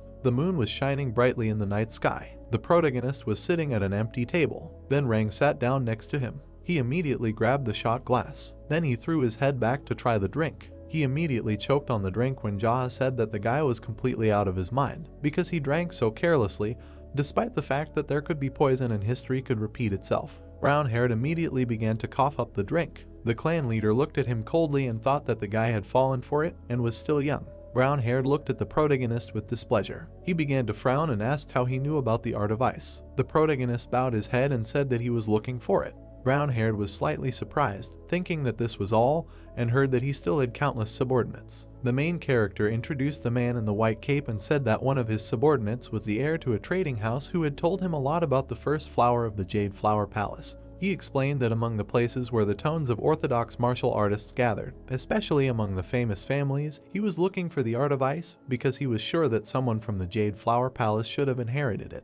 The brown-haired man frowned from under his brows and understood why the guy whose arm he had broken was chasing him, although he had not used the art of ice then, because the guy was too weak and there was no need for it. The brunette grinned maliciously and found the brown-haired man funny. Rang sat opposite and did not understand what was funny about it. Jaha explained that he had broken the arm of his subordinate, and of all places, he chose the city of the White Eagle to do it. The clan leader looked ahead with a tired look and explained that after a little digging, Rang seemed like a frivolous guy who was good at martial arts, and of course he was forced to intervene because he had beaten up his subordinate.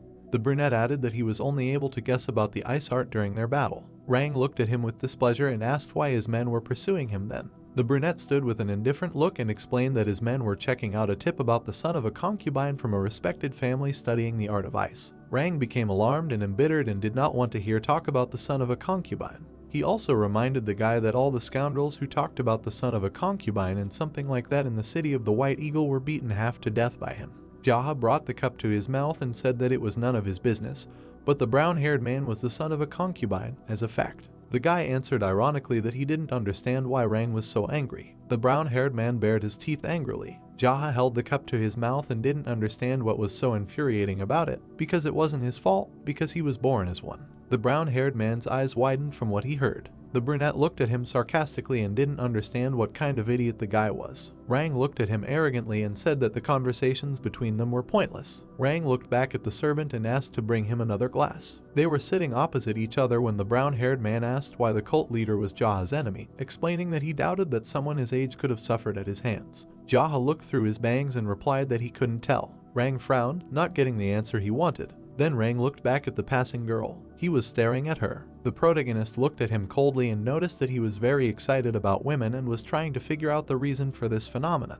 Rang looked at him mockingly and agreed. He immediately became embittered and answered with the same words that he could not tell him about it. They sat opposite each other and laughed loudly. Jaha swung his hand. The brown-haired man looked at him intently. Jaha stretched out his palm. Rang was going to answer in kind. They angrily looked into each other's eyes. The brown-haired man collided with the protagonist with light energy. The brunette looked at him intently. Rang frowned through his bangs. Jaha looked at him indifferently and noted that, most likely, the sword demon told him not to fight him, but thought that he still had to show who was the boss here. Rang looked at him mockingly and agreed that it was still necessary to decide who was the boss here. People watched the light duel between Jaha and Rang. The two girls looked at the scene with excitement, seeing Rang.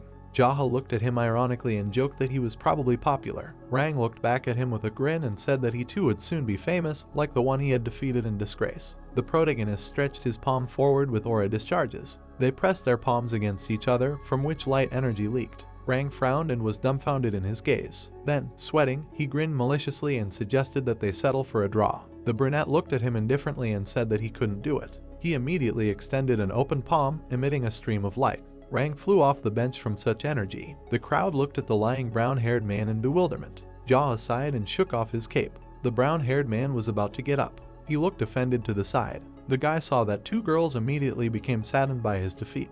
The main character poured a drink into a cup and did not believe that Rang was still thinking about how he would look in the eyes of the ladies. The brown-haired man immediately began to laugh maliciously. Then he shook off his shoulder. The brown-haired man was about to come closer to Jaha. Rang mockingly looked away and said that today he lost, and even then he had one win and one loss. The main character looked at him coldly and realized that the brown-haired man was simply smirking at such shameful statistics. Rang began to angrily pour a drink into a glass, listing that he could have had one failure and one defeat and did not understand who cared. He asked about what was the point of picking on such things, because they would often fight each other anyway. He reached the glass to his mouth and suggested that he simply lost in internal energy. Jaha continued to look at the guy with cold blood while he looked away, realizing that the girls' faces relaxed a little. He immediately tipped the shot into his mouth. Then he was about to put the shot on the table and said that there was one servant, and his name was Byung-jo, who served him. They were sitting opposite each other and drinking a drink when Rang added that this servant was 5 years older than him, but he always addressed him as a master when he served him food or put his shoes on, brought him clothes and a towel when he took a bath, and considered him a devoted servant.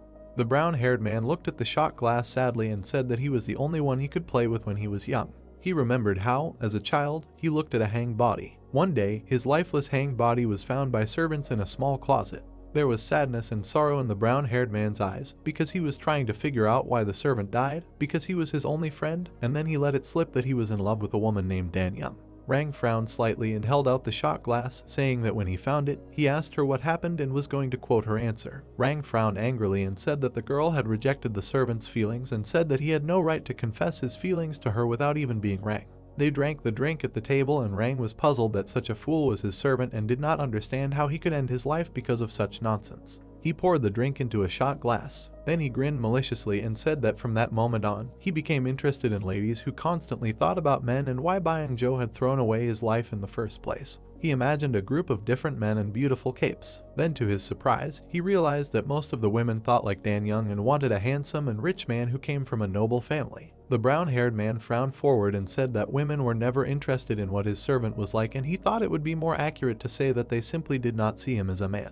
The brunette listened to Rang with bewilderment. They were holding shot glasses in their hands, and the brown-haired man said that the more women he met, the more it seemed to him that they were the same. He also added that there were even those who had such high standards that they did not like him just because his mother was a concubine. He looked away with displeasure and realized that for women he was just another Byung-jo. They were sitting opposite each other when the protagonist thought that this was why he continued to seek the company of women. The guy replied that this was not so. He immediately frowned and said that it was revenge for his servant. Jaha held the shot glass to his mouth and realized that the guy was not just a scoundrel, but an idiot no different from his father. The brown-haired man was furiously alarmed, hearing such an insult. The brunette looked at him through his bangs and explained that his father most likely only dated his mother because he wanted to possess her ice art and probably didn't even love her. Rang looked at him with a tense and angry expression as he heard that the ice art was the spirit of her family that was protected from outsiders, and it was all his mother's futile efforts. The clan leader added that Rang was treated like trash because he was a scoundrel from the Mong family. The protagonist raised his shot glass to his mouth and suggested that the brown-haired man decided to sleep with many women only because of the stupidity of a servant and did not understand how he was different from his father then. Rang swung his fist furiously. The brunette immediately jumped up. Rang received a punch in the face. His angry grin was directed at Jaha. The protagonist held the brown-haired man by the neck. He pressed him to himself and looked him in the eyes angrily, saying that the sword demon took such a fool only out of pity and told him to get lost. He immediately pushed the brown-haired man away with his palm and told him not to dare approach him again, because in that case he would lose his dignity. The brunette frowned at him and said that he had never been in a relationship with any woman, and therefore did not want to listen to such nonsense. Rang's eyes bulged from hearing this statement. Then he looked at the brunette sadly, surprised that he was so unlucky. Jaha looked at him angrily and said that they had different views on life. The brown-haired man began to laugh maliciously, throwing his head back. The main character calmly tried a shot of drink. He looked through his bangs with trepidation and asked about maybe that very girl was waiting for him somewhere in this world. Then they both began to laugh. The brunette lowered his head with a sad look and understood that he was also a fool in his own way, but he believed that this time he should live a different life. He looked at him coldly from under his brows and understood that he was serious. He saw how Rang continued to laugh. He frowned at him and told him to stop. The brunette watched how Rang laughed hard. He looked closely at the bottle with a shot glass. Then the protagonist stood up when the waitress came up to them, who was supposed to pay them. Rang looked at him closely and did not understand where he was going, as if he was looking for the one. The brunette listened to this joke with a sullen grin. Rang leaned back and asked Jaha to settle in the city of the White Eagle, because only in this city there were many beauties, how many he would not find anywhere. The maid and Jaha looked at the laughing Rang with bewilderment, who said that even if compared to the place where the men from Namjong had fun, there were many more of them here. The maid looked at the protagonist with alarm and said that she believed that he should find true love. Rang began to laugh loudly. The brunette looked at him with displeasure. He immediately began to leave, saying that he would come to them again if, as he trained, he had questions for the sword demon regarding martial arts. Rang looked at the leaving brunette and asked about where he should look for him if the teacher needed him. Jaha replied that he would be in the Union of the Black Rabbit and told him to look for him there. The brown-haired man looked at the guy with a grin and noted that he was the head of the ignoble clan. The brunette looked at him from under his brows and said that he was busy beating, killing or capturing all the dark factions near them that stood in his way, so he was the head of the Black Rabbit Union. The brown-haired man looked at him with disdain, slightly surprised. Then he shouted a joke after the guy who was leaving as a farewell and explained that he hoped that he would return as soon as he found the one. The protagonist's hair was fluttering in the wind, and he considered his path as a lone lion his credo in life, and the perverted Rang could not understand it for sure. He imagined various pretty girls and realized that it reminded him of the main beauty of the Central Plains, then the girl from the White faction and the rest of the most beautiful ladies from all the regions where he had to fight in his past life. He walked with a sullen look and thought that half of them were always picking on him or remembered him with an unkind word because of them. He walked down the street under the moonlight and admitted that such things had happened to him in this life. The rays of the sun illuminated the black building. The protagonist sat in meditation under a sakura tree. The oak bowed his head to the leader and said that a man had arrived who introduced himself as the leader of the Namyang Association. The protagonist looked out through his bangs. Behind Jaha, the manager continued to bow and said that they had taken this guest to the outer courtyard, and it seemed that he had come with quite a few subordinates, but he had entered alone. The leaves of the tree were falling near Jaha's cloak. The protagonist walked with his cloak fluttering. He had entered a new location. The protagonist walked toward the man in the chair, who noted that he had been here. The protagonist sat down on the chair. The brunette looked closely at Jaha and noticed that his subordinates were training hard. The clan leader looked through his bangs and said that they were not the most gifted people, so they had to work hard to survive. Jaha looked at the man and asked what brought him here. The guy replied that the Southern Celestial Group had recently started a major battle of the Supreme Sword Association. The guy glared and explained that the heads of both sides had also participated in the huge battle and both sides had suffered huge losses and ended in a draw. The main character squinted at him and was slightly surprised. The man crossed his arms in front of him and noted that after that, the head of the Southern Celestial Group had gone crazy and contacted all the nearby dark factions and even those who were not under his control, and then told them to join the group. The guest glared angrily and added that this head had threatened that if anyone opposed this, then after the war with the Supreme Sword Association, he would destroy them. The main character squinted slightly, noting that this head had most likely contacted the guest as well. The guy waved his hand and agreed, but added that a day later, their enemies contacted them and the context was the same, or to put it simply, they were forcing all the nearby dark factions to join them.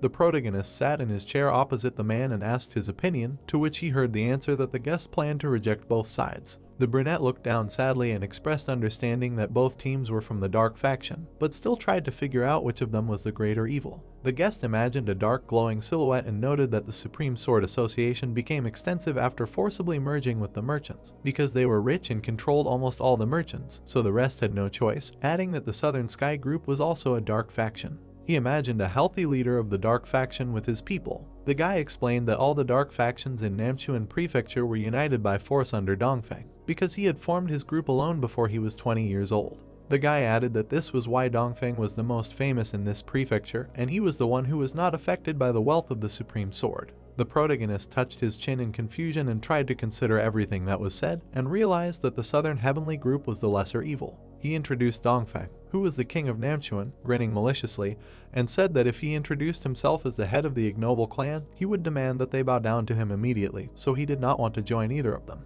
The protagonist smiled slightly and realized that wherever he went, he was the king everywhere, so there could not be two kings. The guest closed his eyes and realized that Jaha himself was like Dongfeng. Then the guy looked away and realized that Jaha did not force anyone to join him. The protagonist put his hand to his face. Gunpyeong entered the room. The swordsman stood near the protagonist and said that the association of the supreme sword had arrived. The guy looked away and asked why they were here. Jaha looked through his bangs and ordered to send these guys away. The guest sighed ironically, closed his eyes and said that he could not believe that they even got here. The doors opened into the room. A red-haired guy in a cloak walked towards them. He stared ahead. The head of the clan looked at the person who had arrived with a puzzled look. The red-haired guy lowered his gaze. The head of the association looked away with displeasure. The red-haired guy cried out about who was the head of the Black Rabbit Union here. The protagonist pointed his finger at himself. The red-haired guy stared at him and asked to send his subordinates out of the room. The brunette looked back at the guy next to him. The protagonist looked ahead with a smirk and told the red-haired guy not to pay attention, because this guy was not his subordinate and wanted to get straight to the point. The guy from the High Sword clan looked ahead and wanted to introduce himself first. The brunette looked through his bangs and said that that was enough, because he knew perfectly well who this guy was and just wanted to get to the point. The red-haired guy became slightly angry and said that the head of the Black Rabbit clan was arrogant, then repeated again where he was from. The protagonist and the head of the Namyeong Association began to smile since the guest repeated his introduction and asked him again what he needed. The red-haired guy looked forward with an angry expression and said that they wanted to hire all the fighters of this alliance for 3 silver plates per day, and if Jaha joined them, they would be willing to pay him 10 gold plates per day. The red-haired guy stood in front of the protagonist and said that even if he did nothing, they would still be willing to keep count from the moment he joined. The guy from the top sword looked grimly and said that if the great Rakshasa himself joined, they would pay him 50 gold plates per day, and if he declined the offer, he would have to deal with the head of the top sword association. The first guest smiled mockingly and said that they offered his subordinates 5 silver plates each. This guy continued to smile while sitting in front of the protagonist and suggested that his subordinates were still more solid than the Black Rabbits. The brunette with a sad look smirked and said that he did not expect to be looked down upon. He said with a feigned downcast look that it was so depressing that he was confused and did not know what to do. The protagonist looked ahead with disdain. With an indifferent look, he said that he could understand, because they did not know that the great Rakshasa was already dead.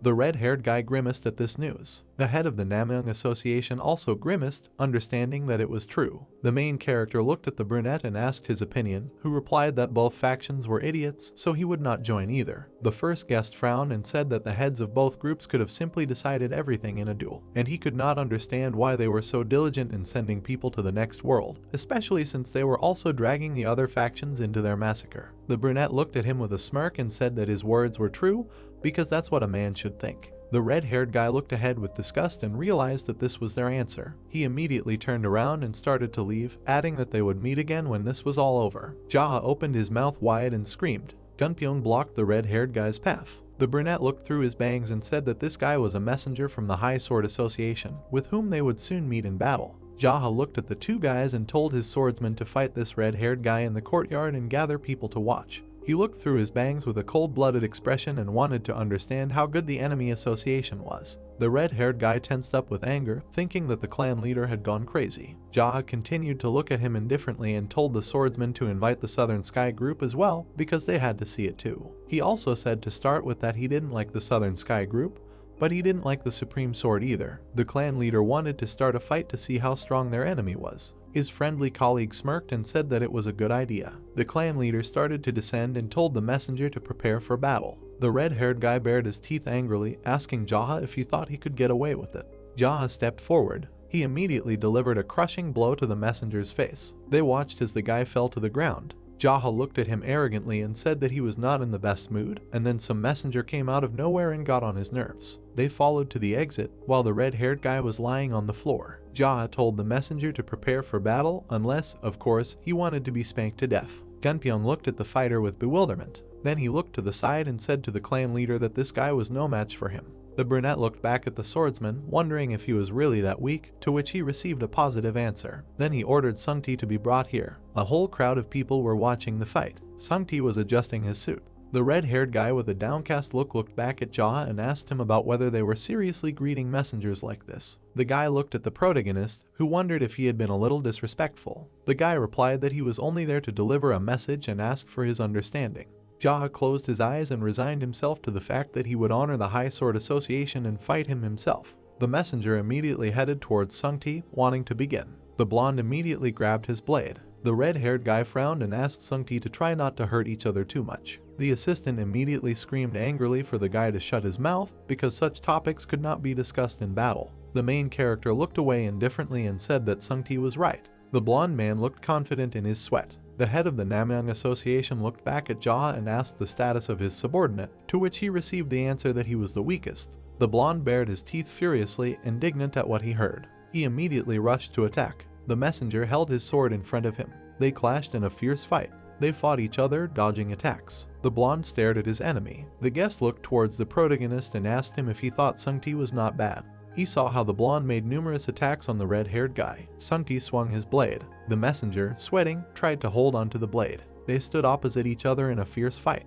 A powerful airstrike threw the guy's back. Sung-Ti flew back. The messenger looked at his blade in amazement. Then a blade was swung in front of the red-haired guy. The messenger stepped back. Out of breath, Sung-Ti held his blade in front of the defeated guy. The blonde looked back in a hurry towards Jaha and asked if it was worth killing this messenger. The protagonist answered coldly that it was worth stopping the fight. Sung-Ti grinned maliciously, throwing his sword over his shoulder, and thought that the association of the supreme sword was nothing.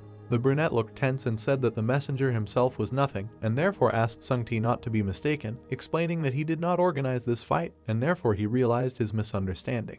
The blonde was all beaming and smiling. The brunette sighed and looked out from under his brows, asking the crowd if they saw it, that the level of the enemy messengers was nothing. The red-haired guy sat in front of Sung-Ti and a whole crowd of people. The clan leader stated that the High Sword Association had decided that they, the Black Rabbit Alliance, were no better than mere wanderers and had therefore decided to reject their offer. He also told the messenger to get lost in the moment and told him that if he ever did something stupid and arrogant like that again, it would not end with just a slap. The red-haired boy glared at Jaha and thanked him for sparing him and was about to leave. The messenger immediately ran away. Sung-Ti looked at his hand in a daze and realized that the messenger was bleeding from his ear and thought that his blow was very strong. The fighters along with Jaha looked at Sung-Ti in confusion. Then they all began to gather in the hall. Sung-Ti looked through his bangs and said that the messenger was bleeding from his ear, thinking that all this was because of him. The brunette looked at him with disdain, without giving an answer. The guest from the Namyang Association frowned slightly and said that Jaha had slapped him back before their battle and perhaps his eardrum had burst.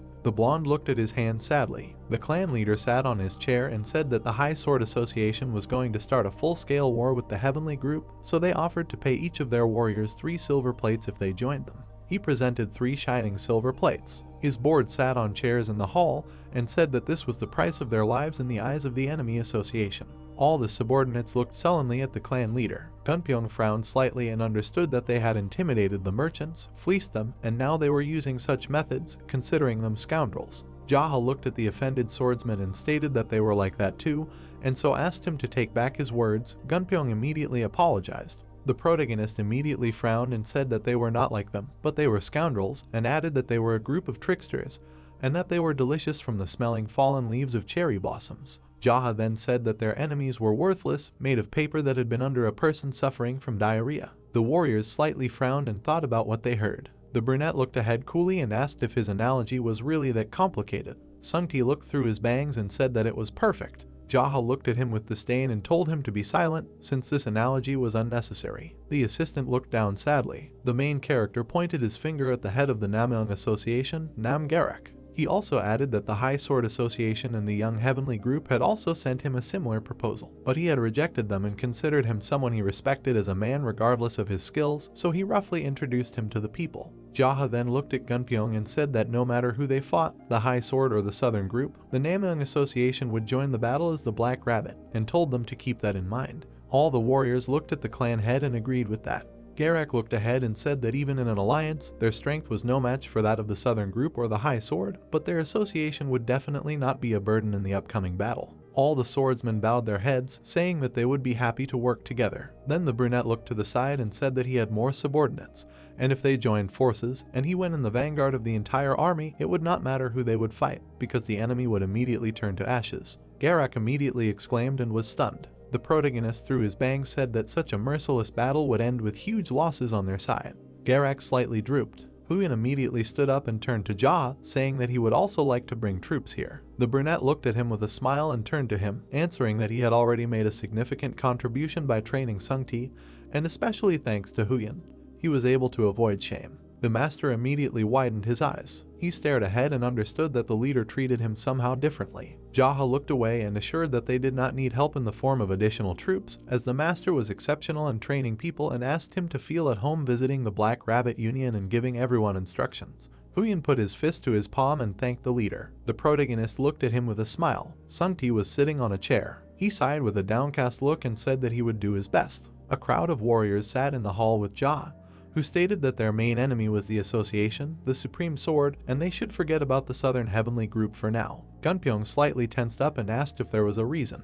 The protagonist looked indifferent and said that from what he heard, the Southern Heavenly Group had similarities with them, so there was a high chance that they would agree to settle everything in a one-on-one duel between the clan leaders. The clan leader looked through his bangs and said that at the same time, their other enemy would not be something surprising to them, even if he decided to hire shadow assassins to deal with all the clan leaders. The brunette lowered his gaze and realized that Garak had just been killed by one of these assassins in his past life. Garak at this time frowned slightly, while Jaha realized that because of what the informers said, it was the High Sword Association that hired these assassins. The brunette looked ahead coldly and asked to forget about the Sky Group for now and wanted to send a letter to the enemy association. The oak looked ahead and heard the order, so he asked to find out if he should write to them too, because he wanted to take on this responsibility. He imagined a drawing of a building and various animal masks. He began listing the Black Rabbit Alliance, Professor Su's group, the 12 Heavenly Generals, the Merchant Guild, the Golden Mountain, as well as the Ilian Prefecture and the Black Pearl Fort. All of them were members of the ignoble clan. He imagined a cartoonish face as the hieroglyph and wanted to add that any merchants or cooks who ran eateries, and even farmers who were not under anyone's protection, were under the protection of the ignoble clan. He said that if he heard even the slightest rumor of intimidation, kidnapping, murder, or violence by an enemy association against one of the named groups, he would consider it a declaration of war against the ignoble clan, and he wanted to see all of this in the letter. The protagonist glanced at Garak, who said that he had not mentioned his association, and immediately ordered him to add this association since he had forgotten. His old servant lowered his head and said that he understood everything and would make sure that the letter was written and sent. The brunette looked through his bangs and stated that the letter should be delivered to every nearby dark faction or orthodox faction, including martial arts academies, bandit hideouts, pirate fortresses, guilds, financial estates, associations, brothels, restaurants, hotels, hideouts under bridges, and even temples. All the warriors looked at the leader in surprise, who added that at least 100 letters should be written, and also ordered them to be hung in every room, on every street, and sent to every sect and family. Byok along with the other warriors listened intently to Jaha's order, who assured that anyone who dared to mock the workers would need a slap from him or should be killed or beaten. All the warriors looked at Jaha and heard his order. The protagonist, with a sly grin, said that if anyone dared to object and fight him, or decided that he was joking, then let them tell them that they should look for him, the head of the ignoble clan. The old man looked at him and asked him if he had overexerted himself and asked him to narrow down the circle of people for him a little. The protagonist looked at him sullenly and asked him to add to all the facts that he had killed the great Rakshasa with his own hands. He recalled the image of the Rakshasa with splashes of blood and realized that it seemed that the people in the area still did not know that this Rakshasa was already dead. Jaha with a cold-blooded look imagined caricatured faces and also asked him to add a letter that Professor Su, the old hornless dragon king, and to top it off, the head of the Black Pearl Fort, all of them were killed by him personally as they got on his nerves. He also asked to especially emphasize the fact that Dongfeng, who ran the gambling house, met a particularly cruel death at his hands. The old man bowed his head, accepting this order. Sung-ti immediately jumped up when the head addressed him. He pressed his fist to his palm with enthusiasm, thinking that his time had come. He peeked out from under his bangs and told Sung-ti to return to the prefecture and bring Duxu here by carriage. And on the way back, he wanted them to stop by the merchants with him, buy tons of pork ribs and all sorts of meat, ingredients, and tons of alcohol. The blonde man immediately sank and was stunned by such a statement. Jaha extended his hand and asked him to take 10 more of the Black Rabbit's subordinates with him, because they would all ask the ignoble clan's cook to prepare a delicious feast for the brothers from the Namyang Association. Sung-ti and the old man looked at the clan chief, who turned to Byok, and asked him to allocate the necessary amount for Sung-ti. Then Jaha looked at Garak and told him that he spent a lot of effort to visit them, so they needed to have a proper dinner. The boy greeted the proposal with a smile. Then Jaha looked ahead and asked if he had forgotten anything and if there was anything that needed to be discussed. The two warriors looked at the leader with alarm, and Sima said that everything had been discussed. Suddenly, all the people looked towards the door, hearing sounds. The black gate was closed. Suddenly, it opened. Strangers, led by a big guy, immediately rushed in. The bearded man began to shout furiously that he had come from the Southern Heavenly Group and wanted to know who was the leader of the Black Rabbit here. All the warriors looked warily at the leader of the clan. The guy in the bandage looked drooping in sweat. The protagonist looked calm. Opposite the protagonist, there were 3 men. Sungti ran up to the man, slapped him in the face, telling him to kneel down. The white-haired guy started kicking the man, asking how he dared to act so arrogantly. The leaders shouted for them to beat him. The guys all started beating the men, saying that they were ill-mannered bastards. Garek watched what was happening in bewilderment. After a while, the guys were sitting at tables with food. There were also fighters located outside. Ryuksu tirelessly prepared food, while Soso carried it out. The protagonist poured drinks for the leaders. Jaha turned his attention to the side. 3 beaten men were sitting nearby. Jaha approached the guys. The men looked at the head of the union. The brunette asked who they were and who beat them up. The guys answered that they were from the Southern Paradise Path. The protagonist looked at the guys with a cold gaze, saying that so that's how it is. He turned away from the guys. Gunpyeong ran to the exit when the protagonist offered him another drink. The protagonist grinned contentedly. He walked out of the estate. Jaha passed by the drinking fighters. He noted that everything their great military advisor said was true. The white tiger looked at the brunette with a smile, saying that he drank a lot that day. The brunette looked at the brown-haired man with a slight smile, noting that he himself drank a lot. The brown-haired man smiled widely, agreeing with the head of the union. The protagonist stood next to the white tiger. He took the brown-haired man's sword, asking permission to borrow his sword for a while. The brown-haired man agreed to lend him the sword. The protagonist headed towards the tree. The fighters turned their attention to the protagonist. The brunette turned to his brothers and sisters from the house sect, introducing himself as Lee Jaha. The head of the sect looked at the guys. He said that when he was born in Ilyang, as soon as he learned to walk, he immediately started working, cleaning tables in an inn. But now it is no longer there, as it was burned to the ground, and in fact, the house sect was born at the time when that inn was burning. The sect leader lowered his gaze, imagining the raging flames. He said that this is how the fire reached his heart. The flames are still burning somewhere inside him, adding that he was an empty space with bad manners and was completely useless in many things. The sect leader looked at the fighters with a serious look.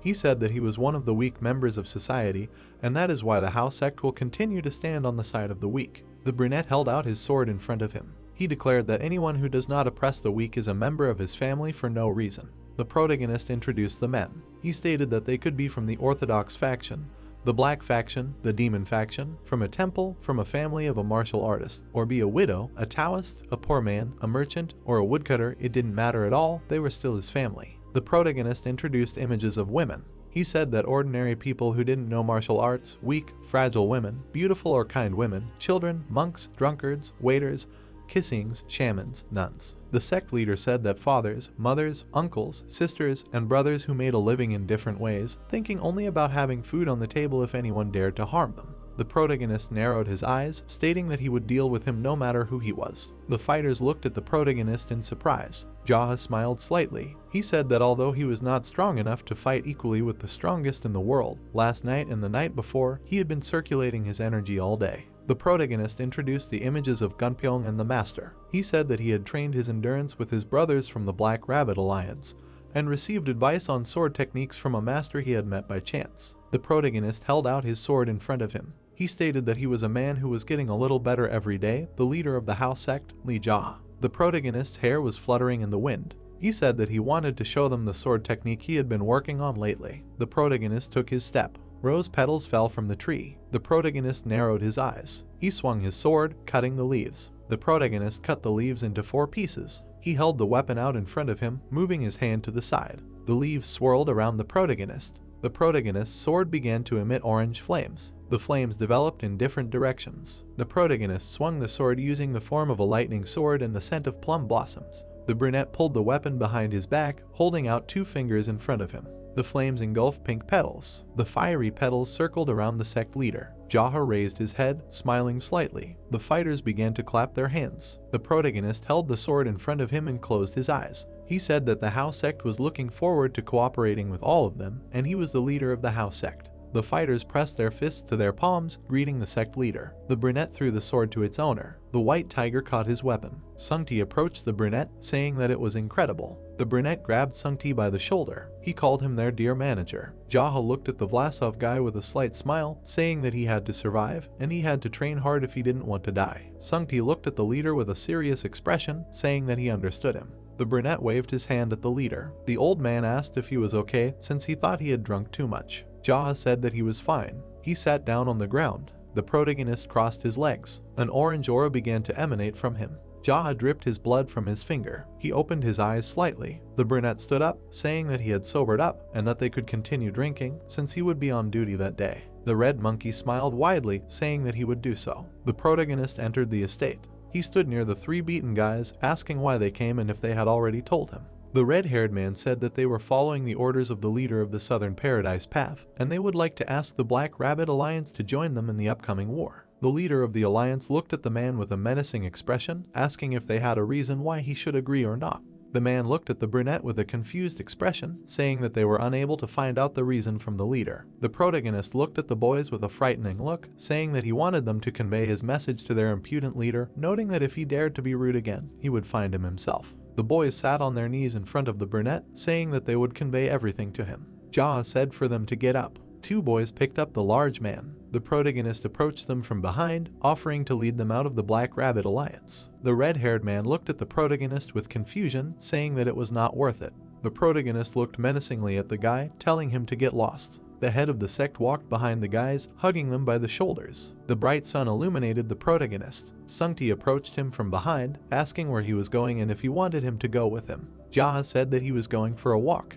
The brunette left the gate, saying that he did not want him to go with him. The manager looked furiously at the brunette, saying that he himself did not want to. Behind the evil Sungti, a black silhouette was visible behind the wall. The man was writing in a notebook. He looked at his notebook with a menacing expression on his face. In the notebook was a drawing and a description of the main character. It said that he was good at refusing others, wore a sword on his belt, was young, had a sleep-deprived face, bloodshot eyes, and supposedly had a nasty personality. The notepad had a picture of Jaha's face and said that he was handsome. Two men were sitting in a small gazebo. The man with his face covered looked straight ahead, noting that a fast tornado was a rather fancy name for an assassination organization. The brunette with a serious expression looked at the man. The stranger placed a chest of gold coins on the floor. He narrowed his gaze, saying that he wanted him to bring him the head of the union leader, noting that proof that he was dead would also be enough. The stranger held out a piece of paper. The man pointed at the piece of paper, saying that this bastard had infuriated the leader of his association, but he was a busy man, asking that couldn't you tell that he was rude to everyone. The brunette looked at the customer, saying that he remembered his appearance, asking him to remove the drawing. The customer looked at the man with a serious expression, telling him to be careful as he was said to have killed the great Rakshasa and Professor Su. The mercenary pressed his lips together. The customer pointed to the drawing, noting that he had never met him in person, but he knew a little about physiognomy and that the guy was a complete psycho. The customer looked at the drawing in horror, saying that upon looking at it again, he saw that his eyes were crazy. The drawing showed the protagonist's red eyes. The customer asked if the artist had embellished his look. The mercenary slammed his notebook shut. The protagonist took a bite of the bun. He looked at it, saying that it was magnificent. The woman approached the head of the union, asking if he should wrap some up for himself. The woman smiled awkwardly. Jaha asked why, noting that he would eat them himself. The woman said that it was all right. The protagonist turned around and walked away, telling her to see you soon. The woman said goodbye to the union leader. The protagonist ate a bun on the way, saying that he eats alone and eats dumplings by himself and sings alone. From a dark alley, a mercenary watched the union leader. He narrowed his eyes, wondering if he was really crazy. A man was standing near the building. A waiter greeted him. The mercenary was sitting at a table. The waiter asked him what he wanted to order. The man looked at the waiter, saying that he would like some beef jerky and a bottle of Wuling wine. The waiter smiled slightly, telling him to wait a minute. The brown-haired man grinned contentedly, thinking that in the past, assassins would bury themselves in the ground near the toilet and hide there. But they no longer do that. A brunette passed by the establishment. The mercenary thought that the most important thing was to fit into everyday life and eat when the time came, drink wine and go to brothels, relaxedly observe the target and wait for the perfect opportunity to kill him. The waiter brought the mercenary's order. The guy looked away with a wide smile, calling out to the head of the union. He left the establishment, asking where he was going. Jaha said that he just decided to take a walk. The waiter approached Jaha. The brunette said that it was inspection, reconnaissance, wandering, patrolling, sightseeing, and exploring the area. The guy said that he does so much at once and he is simply incredible. Jaha said that this is just the kind of person he is. The mercenary poured himself wine. The waiter pointed to the side with a wide smile. He asked why he did not drink, inviting him for a glass of Duking liquor. Jaha said that he quit. The waiter said that there was no need to lie. The mercenary looked at the scene in horror, wondering if the waiter had gone crazy and how dare he talk to the union leader like that. The brunette looked at the waiter. He said that a few days ago he had been drinking heavily with everyone, and it got to the point where his drinking buddies almost died and everyone was so drunk that they were lying on the ground or throwing up everywhere. The waiter looked at the leader in surprise, asking what even he did.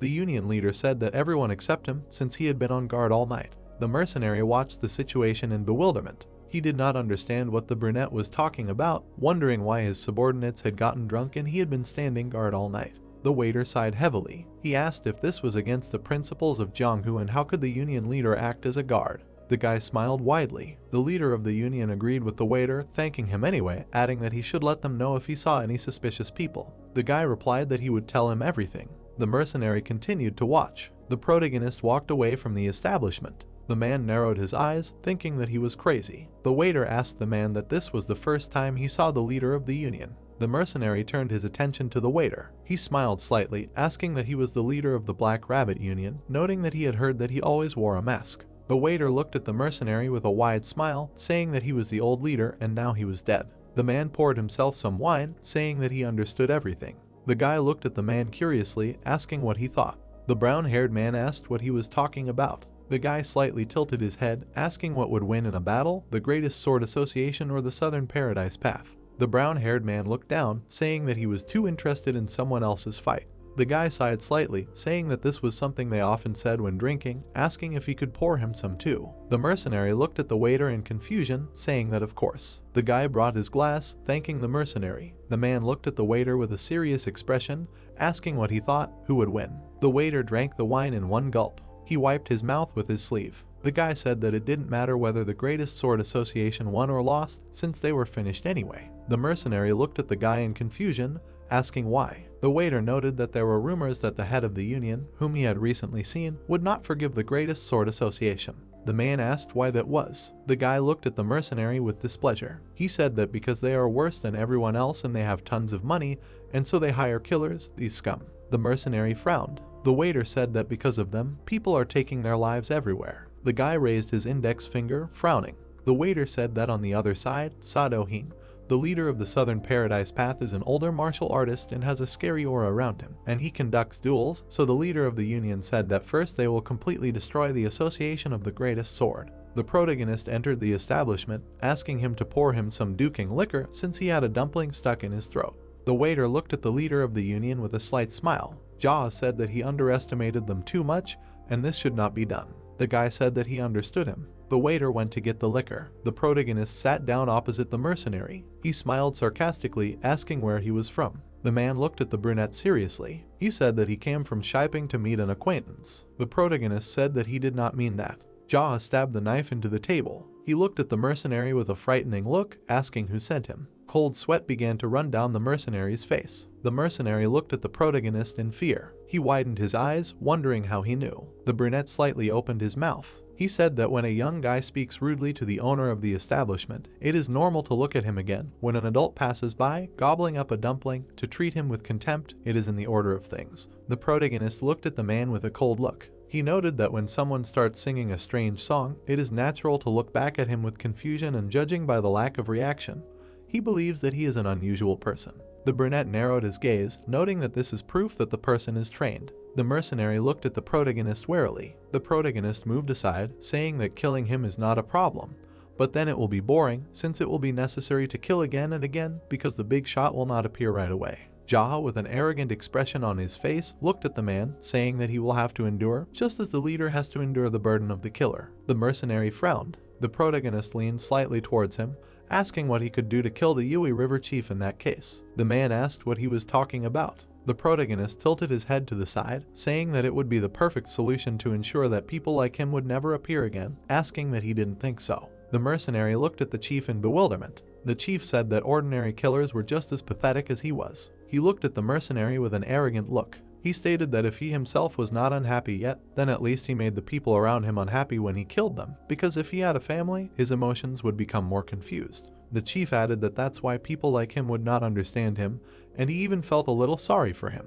The brunette pointed his finger at the mercenary. He stated that he had every right to kill him, but he would die not because of him, but because of the person who created the Yui River. The man looked at the protagonist's finger. Jia said that while he was dying, he should realize that this is the life of an assassin. The protagonist looked at the mercenary with a cold gaze, asking that he should follow orders until death, noting that no one should live like this. The man sighed heavily, saying that he was already elbow deep in blood and he had no one to blame for this. The brunette narrowed his eyes. He said that this was a worthless life and he wanted to know about the main base of the Yui River, adding that he should not waste time, and if he could not speak, then he should draw his sword. The man lowered his gaze. He was looking at the knife stuck in the table. The mercenary looked at the protagonist. The leader of the union drew his sword. The man's eyes widened as the protagonist stabbed him. Blood gushed out of the body. The protagonist cut the body in half. The mercenary fell from the table onto the floor. The protagonist splashed blood from his sword. He put it back in its sheath. The waiter widened his eyes, running up to the protagonist, asking that he was a hired killer. Jaha said that he was. The waiter stood near the table. Jaha noted that he should not touch him like that, as there could be poison on his clothes or in his mouth, and he should not even touch the corpse of such a person.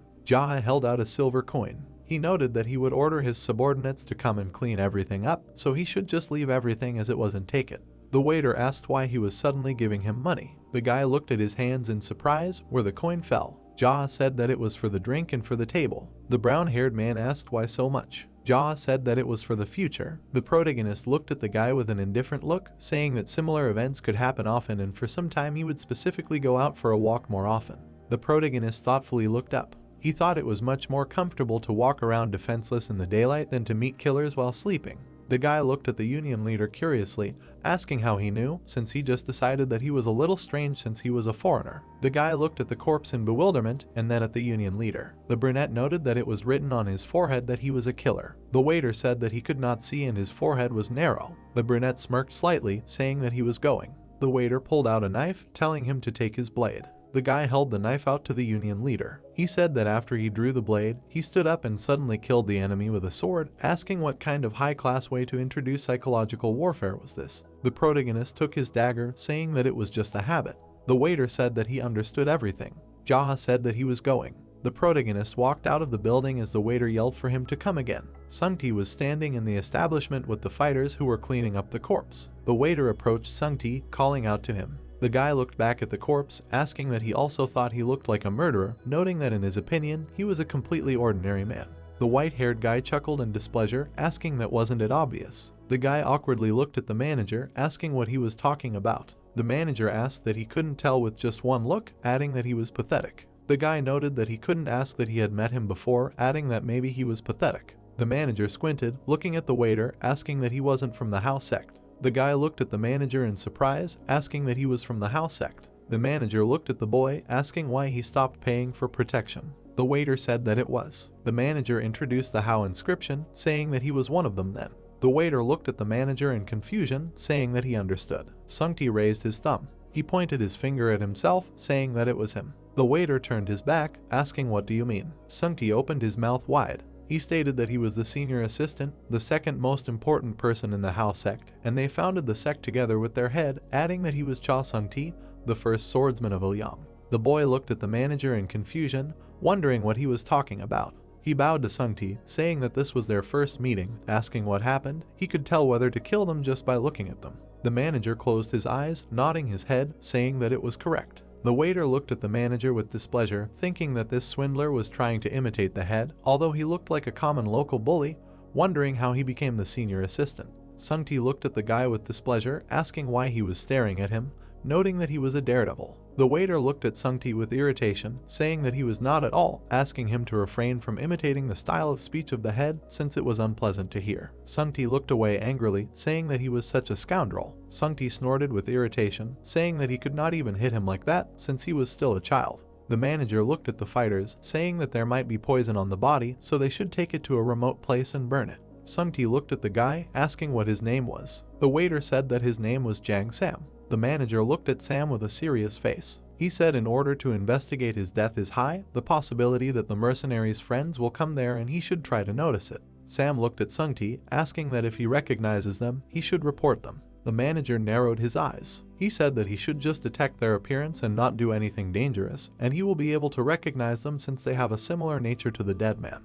Sam looked at Sungti curiously, asking how he can tell that the man in front of him is a murderer. The manager looked at the guy with a cold gaze, saying that they have no emotions, so they have an icy and piercing gaze. The guy clenched his hands into a fist, saying that this seems to be true. Sungti narrowed his eyes, looking at Sam, saying that this guy is a murderer. The waiter blushed slightly. Sungti said that it was time for them to go. Sam watched the manager go. Sam was sitting outside the establishment. A guy was passing by him. The waiter thought that he was not a killer either. An exhausted man was passing by the establishment. Sam thought that this man had a look like a dead fish, so he was not either. A man with a bag was passing by the establishment. The waiter thought that he obviously was not a killer either. Among the crowd, the waiter saw a guy with a cold look. The guy was looking away. Sam shuddered in horror. He abruptly ran into the establishment. The waiter began to wipe the table, thinking that he was a real killer. His foot entered the establishment. The brown-haired man widened his eyes. He looked at the guy who came. The guy said that he had a question. Sam asked what it was. The stranger looked at the waiter with a menacing look, saying that a man had died there the previous day, asking that he had been killed with one blow. The waiter looked at the stranger with fear, saying that it was so. The brown-haired man pointed to the side when the stranger asked where he was sitting. The waiter said that he was sitting at that table. The man sat at the table, calling the waiter. He looked at Sam with a terrifying look, telling him to sit down if he did not want to die. Sam sat down not far from the mercenary when a man entered the establishment. The man approached the mercenary, addressing him as the leader of the squad, saying that he should not do this. The leader of the squad looked ahead with a cold gaze, telling him to move away. The man bowed his head, saying that he would do so. Sam watched the man leave, noting that if he thought about it, he remembered various men, thinking that there were many unfamiliar faces that day. The leader of the squad called out to the waiter. Sam looked at the killer with fear. The brunette glared at the guy, telling him to behave normally or he would die immediately, adding that he should not shorten his life with stupidity. The waiter shook with fear, saying that he understood. The waiter sat with his head down. Jaw said that he was the leader of the sect, greeting the killer. The waiter raised his head. The protagonist stood at the entrance to the establishment. He smiled slightly, asking why he was waiting for so long. The killer looked menacingly at the protagonist, noting that he had just arrived. The protagonist sat down at the table with the killer, telling the waiter to bring him some liquor. The protagonist looked at the man with a slight smile, noting that rats were probably following him.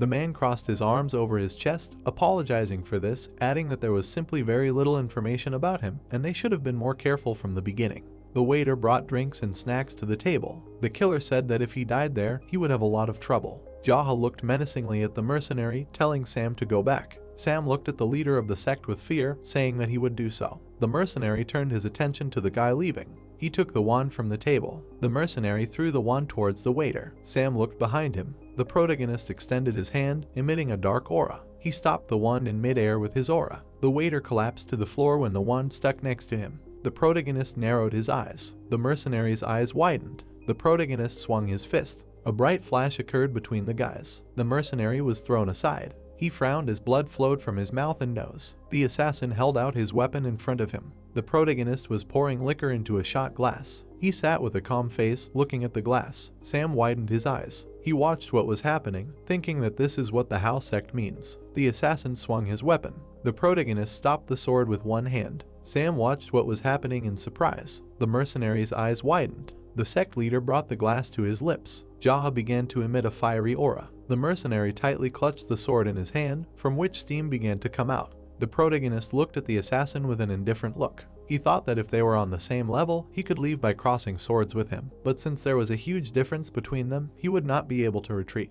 Burns began to appear on the mercenary's hand. The killer bared his teeth. A man was running along the ground. The old man threw his bag to the side. Many daggers appeared from it. The daggers flew towards the protagonist. The brunette moved his hand to the side, radiating a dark aura. He surrounded the daggers with his aura, pointing them towards the killer. The old man looked at what was happening, dumbfounded. The daggers pierced the killer's body. The mercenary opened his mouth wide, spitting out blood. He began to fall to the ground, covered in blood. The protagonist sat motionless at the table. He looked to the side, asking the old man why he killed his comrade. The mercenary looked at the head of the sect in bewilderment. The mercenary looked in front of himself in horror. A dead guy fell to the ground. The old man turned around. Garak killed one of the killers. Dead mercenaries fell to the ground. Gunpyeong was standing near the establishment. Dead mercenaries were lying on the ground. A white tiger with other comrades was standing near the establishment. The old man looked at the gathered crowd of fighters. His eyes widened in horror. The protagonist smiled maliciously, saying that, apparently, the killer considered him a clown, and he thought that he had expressed himself clearly when he said that he had more subordinates. The mercenary looked at the protagonist in panic. The protagonist narrowed his eyes, ordering to kill him. The red monkey rushed to the side. The mercenary looked at it in horror. He began to jump over the table, running away. Shurikens appeared in the air. They stuck into the mercenary's back. The white tiger stood with an outstretched hand. The old man collapsed to the ground. The protagonist looked at Sam, saying that he was a good boy for noticing them. The waiter's eyes widened. The sect leader turned his attention to the side. The man said that he was not one of them. Gunpyeong dragged the man along, who said that he did not know martial arts. Garak looked at the man curiously. Gunpyeong said that this guy confused him a little, noting that he had no internal energy. Garak asked that was how it was. The fighter took the man's hand. The man sat motionless on his knees. Garak looked away, saying to the sect leader that he really did not have any. The protagonist stared at the stranger. The man glared at the sect leader, noting that he said that he was not a murderer. Jaha looked at the stranger with a menacing look. He said that everyone except him was dead. The protagonist looked at the stranger with a cold look, telling him to die if he had nothing to say. The man looked at the brunette with annoyance, noting that he did not know how to fight, asking how he could kill someone like him. Jaha looked at the stranger with an arrogant look. He asked why he was so angry, noting that if he decided to approach the fast hurricane, then naturally, he would die, asking what he thought he would spare his life. The man remembered how he approached the mercenaries. The protagonist turned to the waiter, calling out to him. Jaha looked at Sam with a serious look, telling him to turn away for a second. Sam began to turn away. The protagonist attacked the man. The man fell to the ground dead. Sam's eyes widened. The protagonist looked at his comrades. He said that judging by what happened last day and today, he is their only target, but there is nothing wrong with that. Jaha looked at the brown-haired man, calling out to the white tiger. He looked at the boy with a serious gaze, asking that the Greatest Sword Association had connections with a group of merchants. The white tiger furrowed his brows, saying that it was probably even with several groups. The protagonist turned to the side. He stated that he would take the Golden Boar with him and gather information on all the merchant groups related to the Greatest Sword Association, noting that they needed to shake them up to find the base of the swift hurricane and that those merchants might know where they were. The protagonist stared intently ahead. He stated that even if this didn't work, the Greatest Sword Association would be dissolved at the same time, but they would need to deal with the merchant groups that were in league with them. Jaha raised his gaze, imagining the image of the Golden Boar. He stated that they couldn't kill them all, so he should tell the Golden Boar that the Golden Mountain Merchant Group would be in charge of the rest of the merchants. The brown-haired man stared at the sect leader. The sect leader told the white tiger that he wanted him to come up with a suitable solution for the current situation and the Golden Boar would get the biggest one. The protagonist presented the gold coins. He said that he wanted the profits to be used to compensate the victims and that he would tell the Golden Boar to calculate everything carefully. The white tiger furrowed his brows, saying that he would do everything.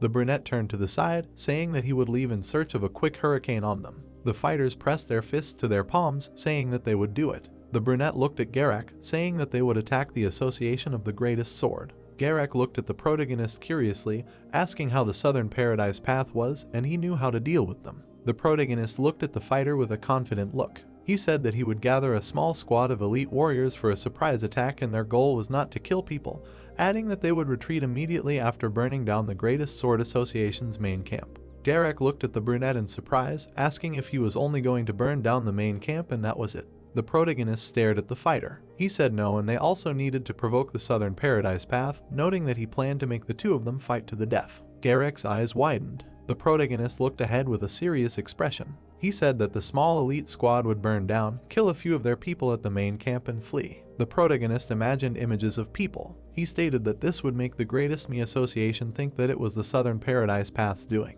and the Southern Paradise Path would think that the Greatest Sword Association was trying to provoke them. Garak looked down thoughtfully, saying that he liked the idea and that there would be no losses on their part. The leader of the sect smiled contentedly. He suggested that the association leader live a fun life, noting that there was no need to be serious when they were dealing with idiots. The association leader looked at the protagonist with bewilderment. He closed his eyes, laughing loudly. The protagonist watched the laughing guy. The guys stood motionless. The protagonist thought that he just needed to harass the enemies. He narrowed his eyes, thinking that he needed to torture them until they lost consciousness and piss them off until they passed out.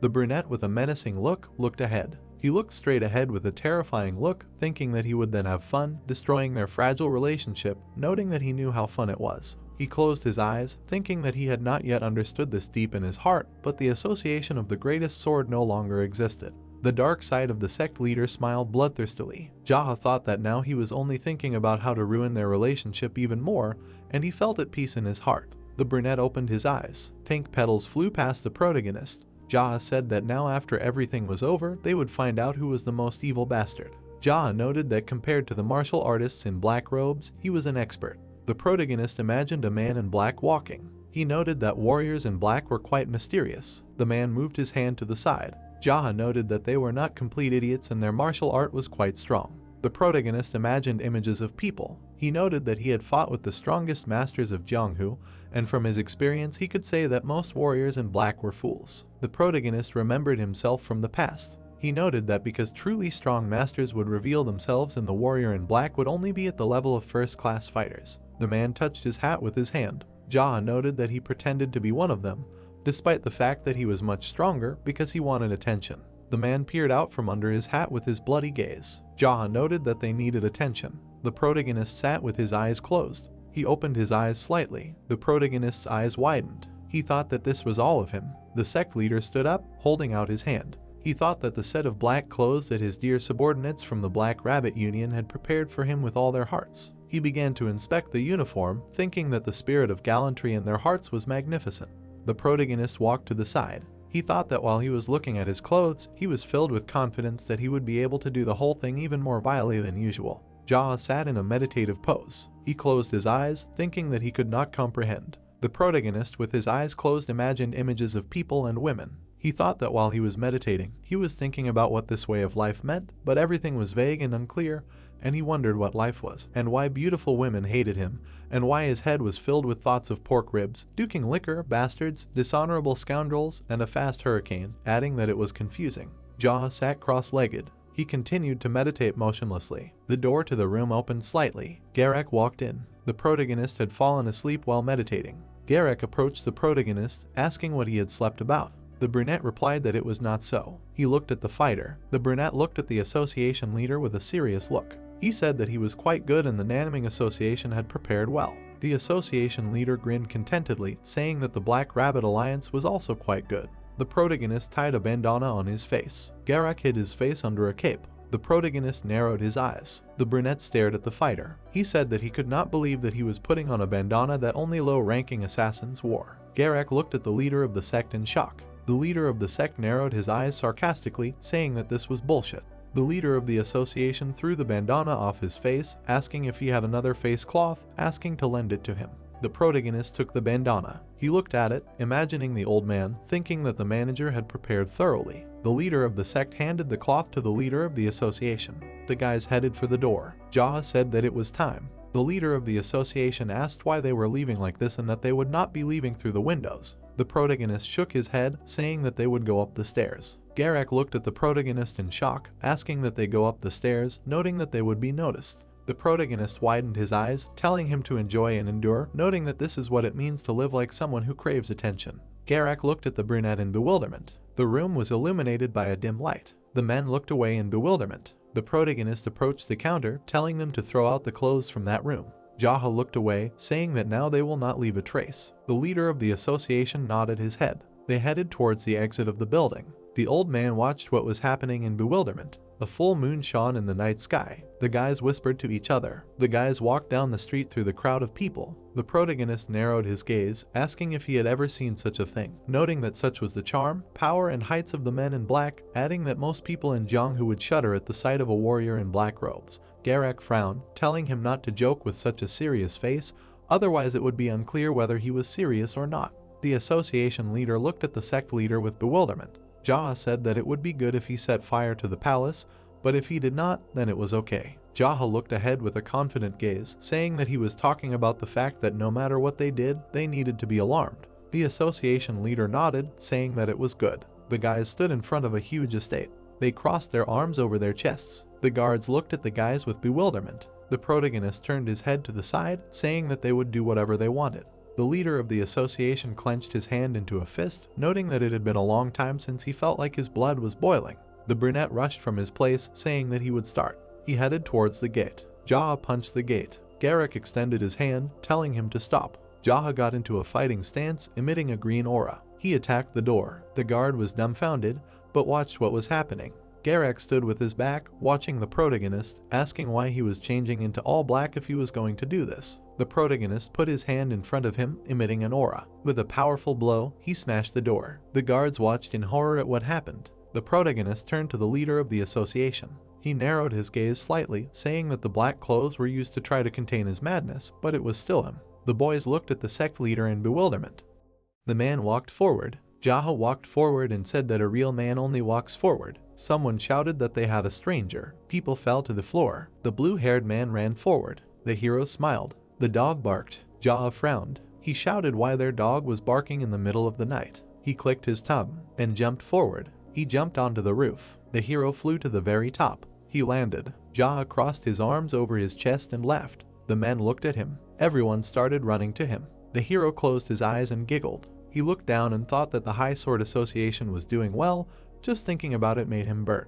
He struck. There was an explosion. The man landed on the balcony. He looked up. There were warriors in front of him. He frowned and thought that it was the head of the guard. The man frowned. He looked at the hero and asked who sent him. He remained silent and thought it was stupid to answer such a meaningless question. A fire flared up. The hero looked away. He looked ahead and thought that it seemed Garak had gotten down to business. The man pulled his sword forward and said to capture him alive, they needed to torture him to find out who sent him. Everyone ran forward. The hero swung his sword. He killed the man. He was surrounded. He looked ahead and asked how they were going to capture him alive with their skills. Kunai fell from above. Jaha dodged. More kunai flew towards him. The man blocked them. He knocked down the doors and burst into the room. The warrior attacked him. The hero grabbed him by the throat and pierced him with his sword. The man pulled him forward and threw the body at the doors. He took a step forward. The hero's sword was on fire. It pierced the wall and began to burn a hole in it. Warriors were running towards Jaha. He looked ahead.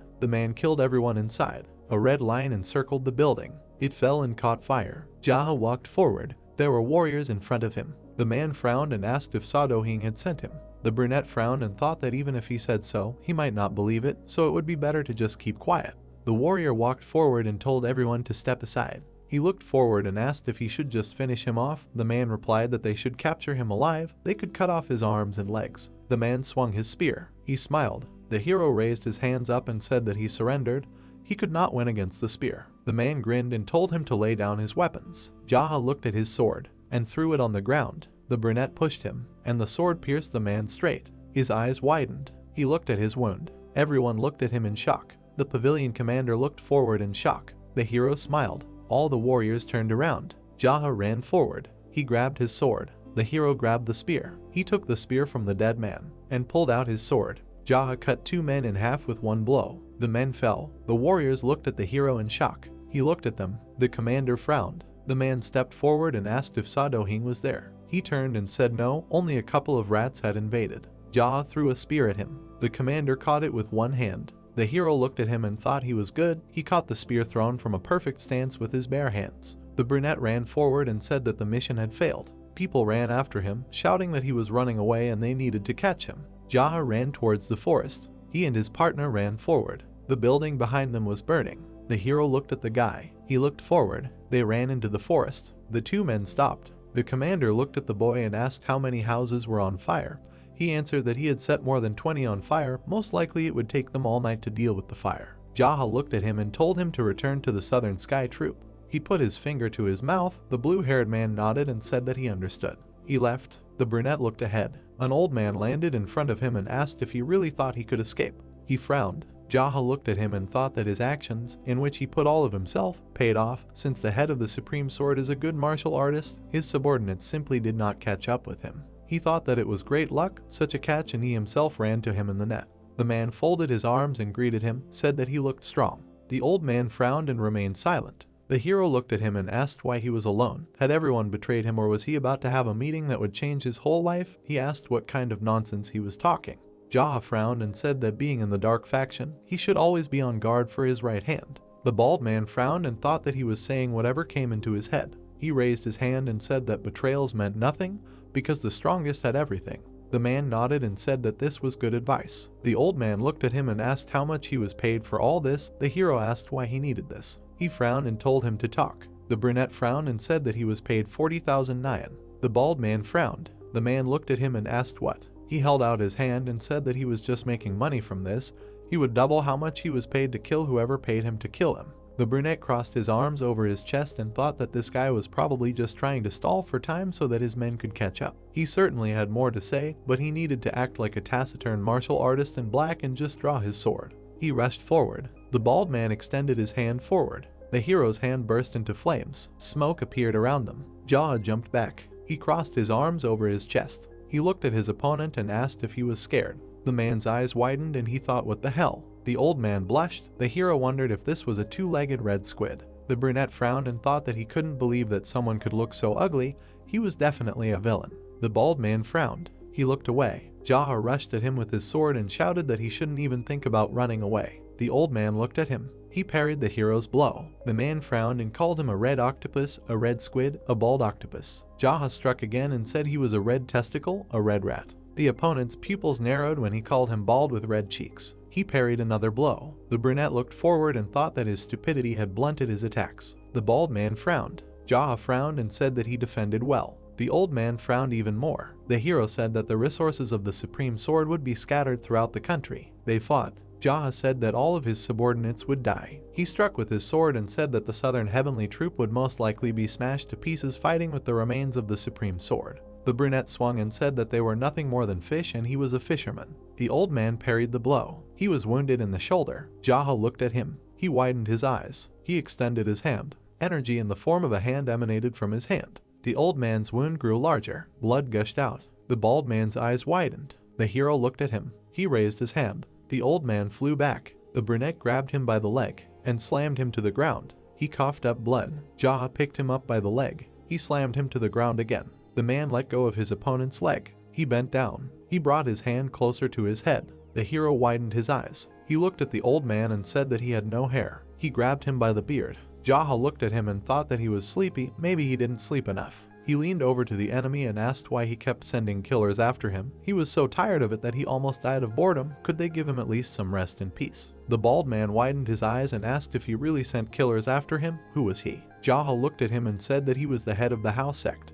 The old man's pupils narrowed. The hero struck. He screamed. The brunette let go of his face. The bald man fell. The man looked at him. Then he raised his head. He looked ahead and said that he had been thinking that since the head of the association was so strong in maneuverability, surely someone should have caught up with him, and they were just waiting for him to finish him off. The hero picked up the scabbard. He stuck the sword in and asked if he knew that he died after being betrayed by his right hand. There was silence. A man appeared behind him. Jaha disappeared. Blue Eye Delivery Service. The hero put down the sword and said that he needed them to deliver this thing. The old man frowned. He raised his head and asked where he wanted them to deliver it. The old man replied that this gift needed to be personally presented to the head of the Southern Heavenly Troop. Everything needed to be done quickly and asked them to name a price. The old man frowned and asked whose sword it was. The man replied that it belonged to a bald man. The delivery service owner frowned even more and said that he would like to know who the bald man was. The brunette yawned. Everyone looked at him in shock. Jaha looked at them and said that he had already said that the sword belonged to the bald man. The old man frowned and said to just say that he stole it. Such a thing is not so easy to get. The man put his hand on the table and said that he did not steal it. This sword belonged to the head of the Supreme Sword. Everyone looked at him in shock. The hero frowned and thought that their establishment was most likely under the association of the Supreme Sword. He smiled and said that it was like seeing a ghost. Was it really such a strange sword? The owner of the delivery service became gloomy and asked if the head of the Supreme Sword was dead. He confirmed. The old man lowered his head. Then he raised it and said that he saw that he knew that they were under their leadership. What did he want? Jaha looked at him and said that he needed them to deliver this sword to the head of the Southern Heavenly Troop. He was too lazy, so he walked to the nearest post office to have it delivered. Couldn't he come here? The owner of the delivery service looked at him. He said to do what the delivery service should do already. The hero closed his eyes and asked them to prepare a guest room for him. He needed to get some sleep. He frowned and said that with the constant waves of assassins sent after him by the head of the High Sword, who knows when the centuries were when he got enough sleep. The old man looked at him fearfully when he said that if someone like the deputy head of Chin from the High Sword showed up here looking for him, then they should say that they didn't see anyone or anything. The man looked ahead and said that it seemed like he had betrayed his head and wanted to shift all the blame onto him, so he was most likely tracking him. The delivery workers were sullenly silent when he said that he advised them not to interrupt his restorative sleep. The brunette darkened and said that he killed the head of the High Sword Association because he was disturbing his peaceful sleep. Is that clear? The workers looked at him in fear. The hero was sleeping. A smell lingered next to him. Jaha's eyes widened. The employees were eating. The brunette rushed into the living room. Everyone looked at him. He sat down at the table and said that he was hungry. The old man's expression darkened. The boy handed the hero his chopsticks. The owner was eating rice and said that his convoy had been sent out last night. He looked at the hero and asked if the Supreme Sword Association and the Southern Heavenly Troop would soon start a battle. The man replied that it might. The old man looked down and said that even if the Southern Heavenly Troop won, it would be a problem for them. The brunette was eating rice and asked why. The boy frowned and said that Showdown was known for killing anyone he didn't like. If he asked them for protection money, they would have no choice but to accept it. Jaha chuckled. He raised his head and turned to the head of the postman. The brunette's expression darkened and asked if he thought the Supreme Sword Association was any better. Obviously not. The man looked at him. The hero took the food and said that it was wrong to talk about money during breakfast. The food on the table looked great. The owner of the delivery service darkened when the guests said that they themselves collected tribute from literally every crack. Their group grew due to this money. He did not know that the High Sword Association and the Blue Eye Escorts were so poor. Jaha looked at him and said that he raked in so much money, enjoyed life and worked for the dark faction, so it was better for him to shut his mouth. The brunette raised his chopsticks and said that his people would track down all the organizations that worked under the High Sword, and if he found out that among them there were those who forced people to pay them tribute and work like slaves, then it would not end with a simple dinner or beating their faces like today. He looked from under his eyebrows and said that they were in no position to worry about Showdown. It was better to worry about him coming back for them. The old man pursed his lips. Jaha looked down and said that if the High Sword wins, he will deal with the survivors, but if the Southern Sky Troop wins, there will be nothing left but to kill Showdown or just beat the stupidity out of him, so in any case, no one will collect tribute here. The man chewed and said that he did not look like Showdown or the leader of the High Sword. He was not interested in money, but if they still decided to cross the line, he would have to visit another world in order to pay the leader of the High Sword protection tribute. He swallowed the food. Jaha looked to the side and asked who the cook was. He was quite good. The old man looked at him in shock. The employee looked at him and asked where he was from. It did not look like he was from the Muram Alliance. He looked at her and asked why not. Did he really look like he was not worthy of being there? The man raised his eyebrows and asked if he was from the Union after all. He replied no, he definitely didn't belong to such a disgusting place. The employee frowned. The brunette looked at him and said he came from Manhwa. The owner said that now everything is clear. His area is famous for the great Rakshasa. The hero raised his spoon to his mouth and said that it was true. His disciples, the 12 heavenly generals, were also very famous. The guy looked at him and asked if he was one of them. He looked at him and said that he was only the one who finished off the great Rakshasa and half of the heavenly generals. Jaha looked at the guy and said that this was an extremely disgusting topic of conversation during a meal. Maybe he was still interested in the methods he used to finish them off. He replied no. The hero finished his food. He put down the utensils, thanked for the food and asked how much he owed for the delivery of the sword. The owner frowned and asked how he could even charge for this, given that he had visited them and brought them the latest news. They were all alive. Jaha looked at him and told him to leave it.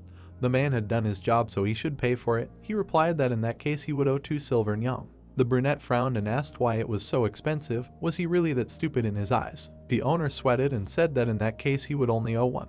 Jaha pulled a bag out of his pocket. He put the coins on the table and said that he had also added a generous amount for the guest room and unpoisoned food. The old man nodded and thanked him. Jaha stood up and told him to tell all the merchants who worked under the Supreme Sword that this organization would soon cease to exist, so they should return to their normal lives, no more tribute for protection, so they could do business as merchants should. He looked at the owner and said that if anyone dared to do business in a black manner, he would track them down and kill them. He nodded and said that it was accepted. The hero frowned and said that if anyone dared to do business in a way that would cause others to lose their jobs, he would send his subordinates to kill them. The old man frowned and said that he would report everything in great detail.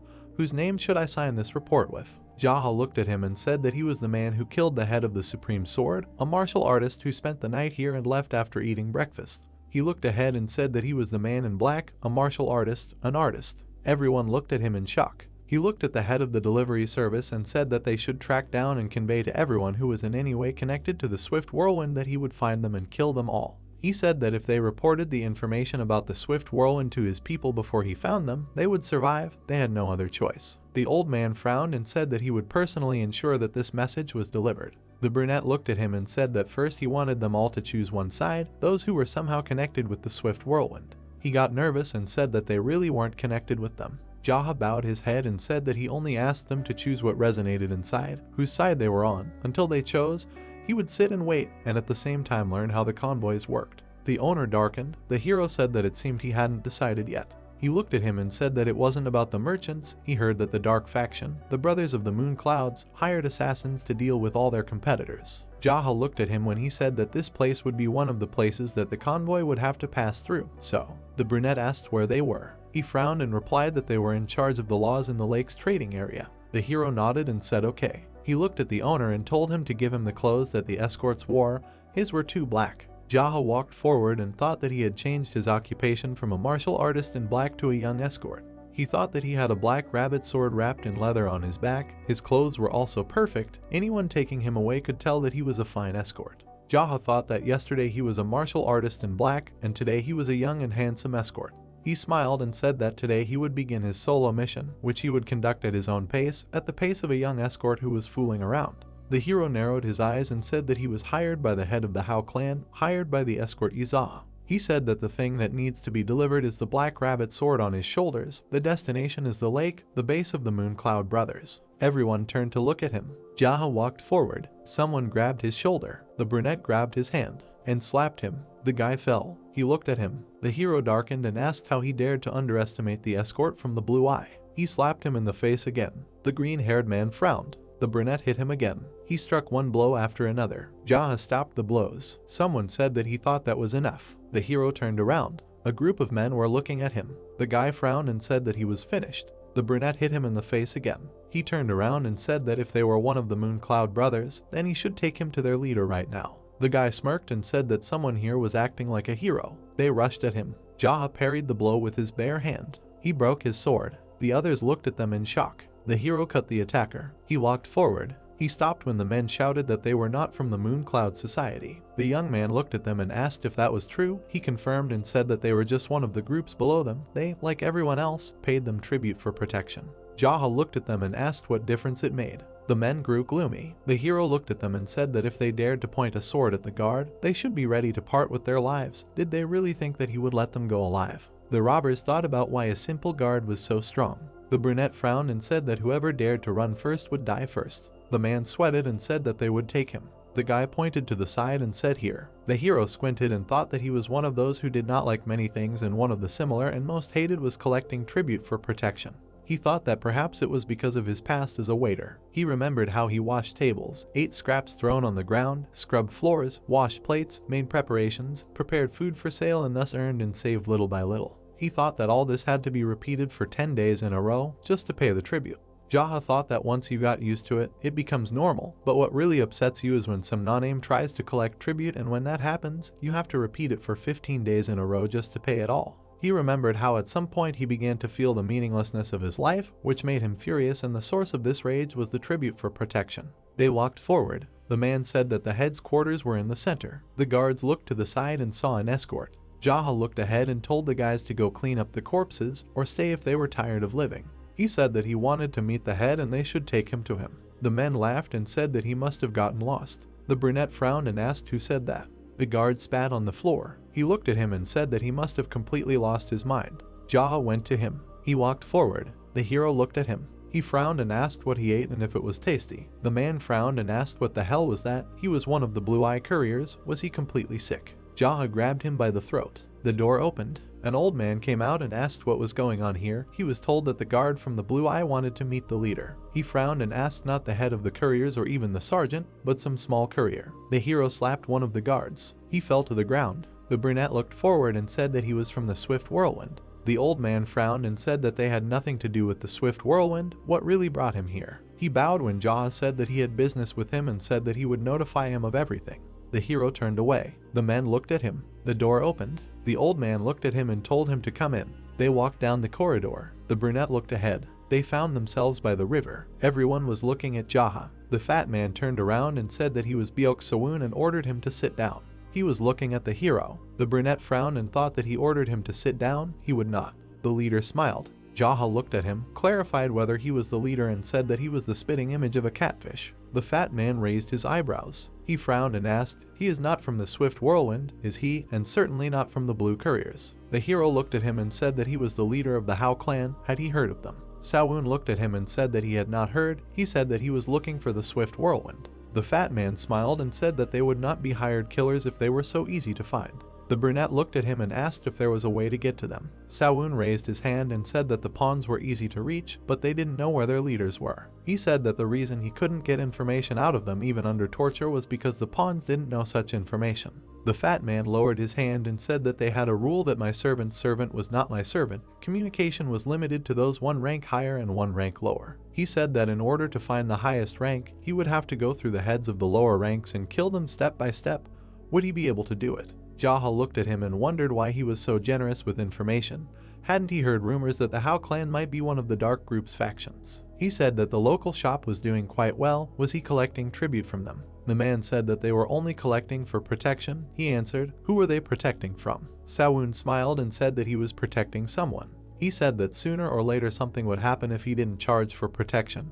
He was born in these lands, so it would be better if he did it. The fat man smiled and said that as long as there were people here who lived and worked hard, there would be those who lived on the other side, so he collected money and hired people to protect the market. He turned around and said that charging for protection was not something strange. Did he agree? Jaha applauded and said that he had not heard such a long speech for a long time. He looked at the fat man and thought that although he could easily deal with him in a fight, he was not one to lose in a battle of arguments and facts. The hero looked away and said that he was doing a good deed.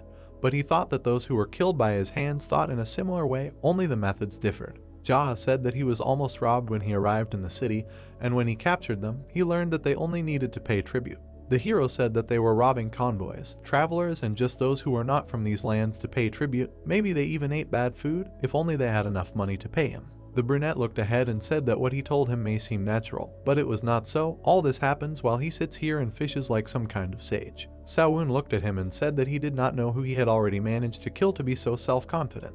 Warriors appeared behind him.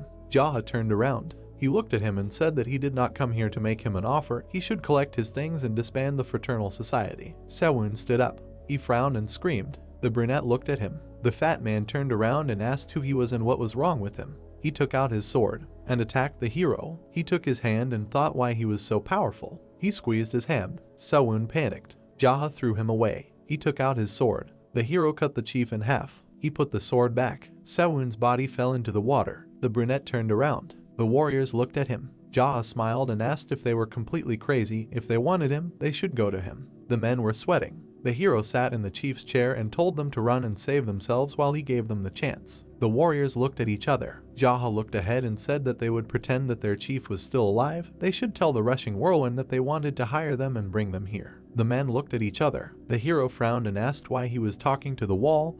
Maybe they would say something. He stood up and said that he would give those who were upset about the chief's death a chance to get revenge if they came, and he would give the rest 2 orders. The man turned around and said firstly to contact the swift whirlwind and bring them to him, and secondly if they stumbled upon anyone from the Southern Sky Troop, they should report to him immediately. The warrior looked at him and asked who he was. Jaha frowned and said that he was the one who killed their leader. The men looked at him and agreed. The hero narrowed his eyes and said that he killed the leader of the Supreme Sword, so trying to take revenge now was akin to suicide. The warriors looked at him. He asked if he was talking to the wall again. One of the warriors raised his eyebrows and said that they would all report as soon as they inspected the area. The brunette looked at him and asked his name. He looked around. He pointed at himself. Jaha confirmed that he was talking about him. He came closer and introduced himself as Choljin. The hero asked if he was the right hand. He confirmed. The brunette looked at him and said that once he left them, he would remain the main one here, so he should be on good terms with him if he was not in a hurry to the next world. He confirmed.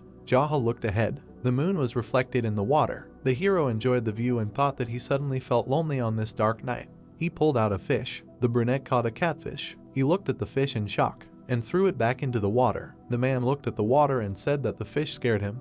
It seemed to him that the dead man had come to life and came to take revenge. Jaha looked ahead. He remembered the past. The bald man was standing all in blood. He looked down. The hero recited a mantra. He raised his hand and said that he was the messenger of Buddha Duel, the descendant of Akala. The brunette smiled and said to die. He looked at the water and said to die. The man looked at him and thought that he was crazy. Morning came. Jaha looked down and thought that sometimes, sitting like this on a warm fishing spot, he wonders why someone like him keeps casting his lines and doesn't even care about zero catch. He thought that such crap generally ruins any appetite. Gagging reflexes begin from the mere sight of a catfish's face. The hero remembered that guy, Kang Tigong, because of what he said to him then. He remembered how the man said that what was done could not be undone because you can't pour the soup back into the cauldron. Jaha thought about why he said that. Yes, because his wife came back after he became rich, and this was Kang Taegong's reaction to this situation. He thought that he was the same ass as he was. Chuljin approached the hero. He looked at him and said that the Southern Sky Troop had gathered at Bakiang. They were waiting for allies there to group up and then move out from there together. Jaha looked ahead and was silent. He squinted and thought that if he soared into the sky now, he would make it there in time. He stood up and told the manager to listen to him. The brunette looked at him and said that he was in charge while he was gone, and how long was he going to play the bad guy. The hero looked away and said that before he left, he had several assignments. He looked ahead and said that there was no more tribute. Let him tell the people of the Brotherhood to find a normal job or start working for themselves and feed themselves. He told them to pay for every pork rib. You can't make people unhappy. And if he finds out that they have given up on everything and started anarchy here, he will give them what he says. Chuljin nodded and said that it will be as he says. The brunette frowned and said that if his people do not have money even to feed themselves today, let them go to the Black Rabbit Union. He will take care of them himself. He said that there is a risk of dying at the hands of his people during training. Anything can happen. Let him remember this when sending them away. Chuljin looked at him and asked if he was really the leader of the dark faction. He thought that he was not one of them. Jaha looked away and said that the last head of the Black Rabbit died at his hands. Most of his guys were pardoned by him, and there are many such guys under his command now. The hero said that if they had decided to go against him, they would have already fed that catfish. Now did it get it? He replied that it got it now. He frowned and asked why he personally needed to join the ranks of the Southern Heavenly Troop. The brunette looked at him and said that watching the battle unfold from the inside was much more exciting. Didn't he think so? He was all sweaty. Jaha looked at him and said that the High Sword Society and the Heavenly Troops were ruthless, so the battle would be bloody. Who did he think would win? He replied without a clue. The hero asked if he hadn't told him that the head of the High Sword had died at his hand. He confirmed. The brunette leaned over and said, so it's clear that the Heavenly Troop will win. A little later one of his people will come and scout out how the people on the lake are doing after a while. Chuljin nodded. The brunette looked at him and said that if the taste of tea and food gets better after a while, and smiles shine on the faces of the merchants and other people, only then will he accept them into the Hao clan. He looked into the water and said that if nothing changed, a few of his men would cause chaos here, and they would become food for the fish. Jaha looked ahead and said that sometimes even fish had to eat human flesh to survive. He always thought that being preyed on was unfair. Did he agree? Chuljin said that was exactly it. He frowned and said that he would do everything in his power to remember the name of the Hao clan, so he was the leader of this clan. Jaha looked at him and said something like, he is still between two fires of warring factions, making more and more enemies. He said that he is the type of person who makes adventures out of nothing just to beat up someone. The hero frowned and said that this is what the leader of the Hao clan is like. Chuljin looked ahead and said that he will do everything in his power to make this place bloom. Jaha turned away. Chuljin said that this lake was amazing. There was no trace of human indifference on it. It was truly a beautiful lake. He said that looking at this lake simply took his breath away. All bad thoughts were washed away, and peace and quiet reigned in his heart. The man smiled and said what a beautiful lake they had here. Jaha smiled and thought that if he could appreciate the beauty of nature, then he was clearly worthy of becoming the leader. He pointed his finger forward and said that no matter what happened, the lake never remained the same. He said that during the day the radiant sun was reflected in the lake, and at night the moon was drowning in it, surrounded by stars, a magnificent view. The brunette said that he was sure that the locals probably thought the same. They ate well and generally lived differently from them, so they should not be touched. Chuljin smiled and said that he had given him a chance and he would not miss it. He would do everything in his power to eradicate the Brotherhood here. Jaha looked at him. He smiled. The hero looked ahead and said what he had to say. He had chosen the right one. He finally looked like more than just a pawn. The men looked ahead and smiled. The water sparkled. Jaha walked forward and told him to survive. They had to meet again, and until then, goodbye. He bowed and told him to take care of himself. The brunette looked ahead and said that Gangho was a life full of a cycle of killing, dying and fighting, or like today it was a cycle of meetings and farewells. The hero walked forward and said goodbye to the lake. Bakiang, there was a line. Jaha looked away. He smiled. The hero thought that because he was wearing the clothes of ordinary society, he literally blended in with the crowd. A hand came out from behind the curtain.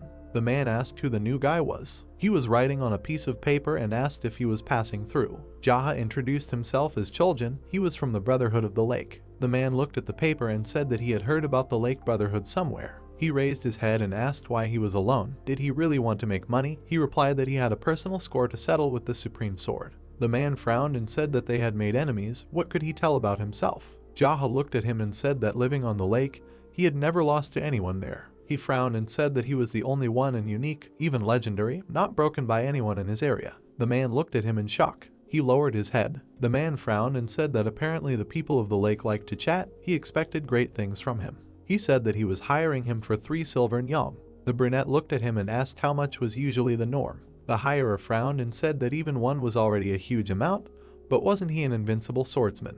Ja folded his arms and said that he knew he had an eye for good people. The man smirked. He lowered his head and said that he could go, he had business to attend to, and called the next one. The hero walked out of the tent. Everyone looked at him. A man came over and said that he had a message from the troop leader. He frowned and said that they were leaving in 30 minutes.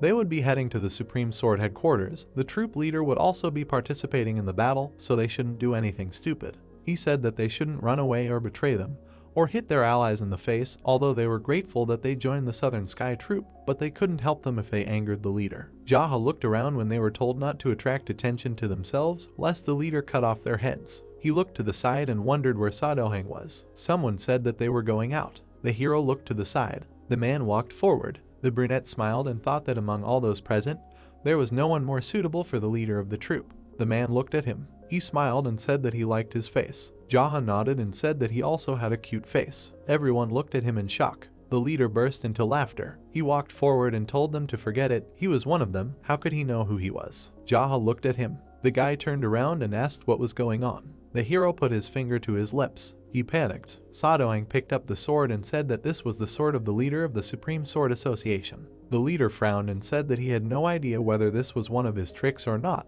but even if it was a deception, he used his own weapon for this and he could not let this go. The man smiled and said that he could not waste his precious time fighting such an idiot, and no matter whether it was a trap or not, the Supreme Association would be defeated today. He raised his sword higher and said, when the battle ends and the Southern Heavenly Troop gains the upper hand over the Supreme Sword, everyone who came to their rescue today will become his brothers. Jaha frowned and thought that so far everything was going according to his plan. He thought that first he would beat the crap out of Showdown, then kick away the Supreme Sword, and after he beat the crap out of the Supreme Sword, he would kick away Showdown. The hero smiled and thought what a great plan this was. He looked ahead and thought that Showdown, being a man, would accept his defeat, and he would crush the Southern Heavenly Troop under the Hao clan, but if he did something stupid, he would disband the Southern Heavenly Troop. The squad walked forward. Jaha looked to the side. He turned around and thought how long they had been dragging themselves along. They even stopped to prepare. He was sure that the Supreme Sword had noticed their approach long ago. The squad walked forward. The brunette exhaled and thought that the leader must think that he had already won. He took a step forward. Jaha raised his head. He saw a misty mountain valley ahead. Is he crazy? He thought that this place was constantly in thick fog both day and night, but thanks to their unimaginable luck, today on both sides there were high, clearly visible mountains, an excellent place for an ambush. The hero turned and said that they were about to enter a foggy mountain valley and would lose more than half of their men if they fell into an ambush. Those who were not capable would definitely die. The guy raised his eyebrows and asked if this was true. He would report this. He ran forward. Jaha looked out of the crowd and went forward. They met. The brunette asked what they said. He answered that they asked him to shut his mouth. They would quickly pass this area. The hero looked at him in bewilderment. The guy darkened when the man asked if they had at least scouted the length of this place. He ran forward. Jaha raised his eyebrows and thought that they had not scouted anything. What idiots. The warriors exchanged glances and whispered. The brunette exhaled. He ran forward. He quickly walked towards the front of the group. Showdown turned around and asked him if he was completely out of his mind. He meant he was asking if they had scouted the area. They had already received a report that everything was fine. He should know his place. Jaha approached. The guy apologized. The brunette frowned and wondered if they were completely stupid. He approached the leader and asked if they had prepared for the valley. The leader asked if he had a possible ambush. Showdown smiled and asked what kind of ambush they were talking about. With their leader dead, they were probably busy electing a new leader. Jaha frowned and said that they could still go back. The man frowned and told him to shut up. What did he even know? The hero looked at him. He smiled. He darkened and said that if hundreds of people died here in an ambush, then he should know that it was his fault. The leader looked ahead and said that he must be completely crazy. He turned around. The man frowned and said that he had just crossed the line. Everyone looked at him. Jaha smiled. He frowned and said that if hundreds of people died here in an ambush, it was his fault. Showdown looked at him and said that he was completely insane. The man frowned and said that he had just crossed the line. He frowned and said that he was grateful that he had volunteered to help, but did he think that he could die at his hands because of his behavior? Jaha frowned and said that if he was the leader, he should be sure where he was leading his people, or he was an idiot. This was clearly not the time to think about what he was saying. He said to look at this area. If there was an ambush in front and they were attacked from behind, closing in on them, they would be finished without a doubt. The brunette said to make a choice. Would he force everyone to go forward further, or would he prefer to go around? Showdown turned around. A stone fell from the mountain. It jumped back and landed on the ground. Someone asked what an illegitimate child was doing here. The man stepped forward. He stood in front of them. Jaha looked at him. The man frowned and asked if the bastard who didn't even know his own father, was he really so afraid of the leader? When he was around, he kept his distance, and now he was trying to act like a man. Showdown's pupils narrowed when he said that he was nothing more than a rat who could only send assassins. Jaha smiled and thought that it wasn't Showdown's fault, it was his perfect strategy. The hero's face darkened and he thought how dare he even mention his mother, he would cut him first. The leader frowned and screamed. He ran forward. The brunette looked ahead and thought that Showdown was another idiot. Did he really fall for such a stupid provocation? The man raised his sword to strike and said that Showdown was a rat and he didn't dare run away, otherwise he would be a coward. He attacked him. Showdown frowned. They clashed in battle. The leader of the troop was throwing punches. Then the brunette attacked. Jaha turned around and said that when the leader of the troop retreated, hidden weapons, arrows and stones would immediately appear and fly at them. What would they do? Try to protect the leader or enjoy the show that this idiot put on? The man pointed forward and said to watch their fight. How could the leader of the troop escape? Showdown threw a punch. The man frowned and said that he was much weaker than the leader of the troop. It was obvious how this would end. The brunette frowned and said that he was not weaker than Showdown, he was just pretending. Everyone looked at him in shock. The hero frowned and thought that he couldn't tell whether he was just meddling, or watching, or nagging like a mother-in-law. Showdown attacked. The leaders fought. They attacked each other. Showdown jumped back. He ran away. Showdown frowned and screamed. The head of the hall ran forward and left. The archers in the ambush prepared themselves. On the other side, the warriors also prepared themselves. The troop leader looked at their troop. He looked up. A sea of arrows flew at him. The man covered his face. Showdown looked at him. Jaha frowned and thought that the original plan was for the ambush to attack the southern sky troop. He thought that since everyone stopped at the entrance of the valley, the head of the hall Showdown appeared to lure the unknown variable in the form of Showdown. The hero looked down and thought that although it was despicable, it was praiseworthy. The brunette turned around and said that they are the kind who cannot see beyond their own noses, and without regret, they are pathetic. The men remained silent. Jaha looked down and thought that now the fate of Showdown is entirely up to his subordinates. Will they go to save him or decide to check if there are more people in ambush like the head of Showdown? The leader of the southern heavenly troop was pierced by arrows. His pupils shrank. The man frowned and walked forward. Jaha raised his head and asked if they were from the dark faction. They took out their swords and passed by the hero. The others also took out their swords and ran to save the leader. The brunette looked at them and said, "Wow." The men ran forward and shouted forward, "Save the leader, destroy the Supreme Sword Association." Jaha looked at them and thought that he did not expect that Showdown had loyal people. He looked to the side and thought, what about those he hired with money? They ran in the opposite direction. The hero smiled predatorily and said that it was funny. He looked to the other side. He thought that the Supreme Sword Association left their leader alone in a life and death battle,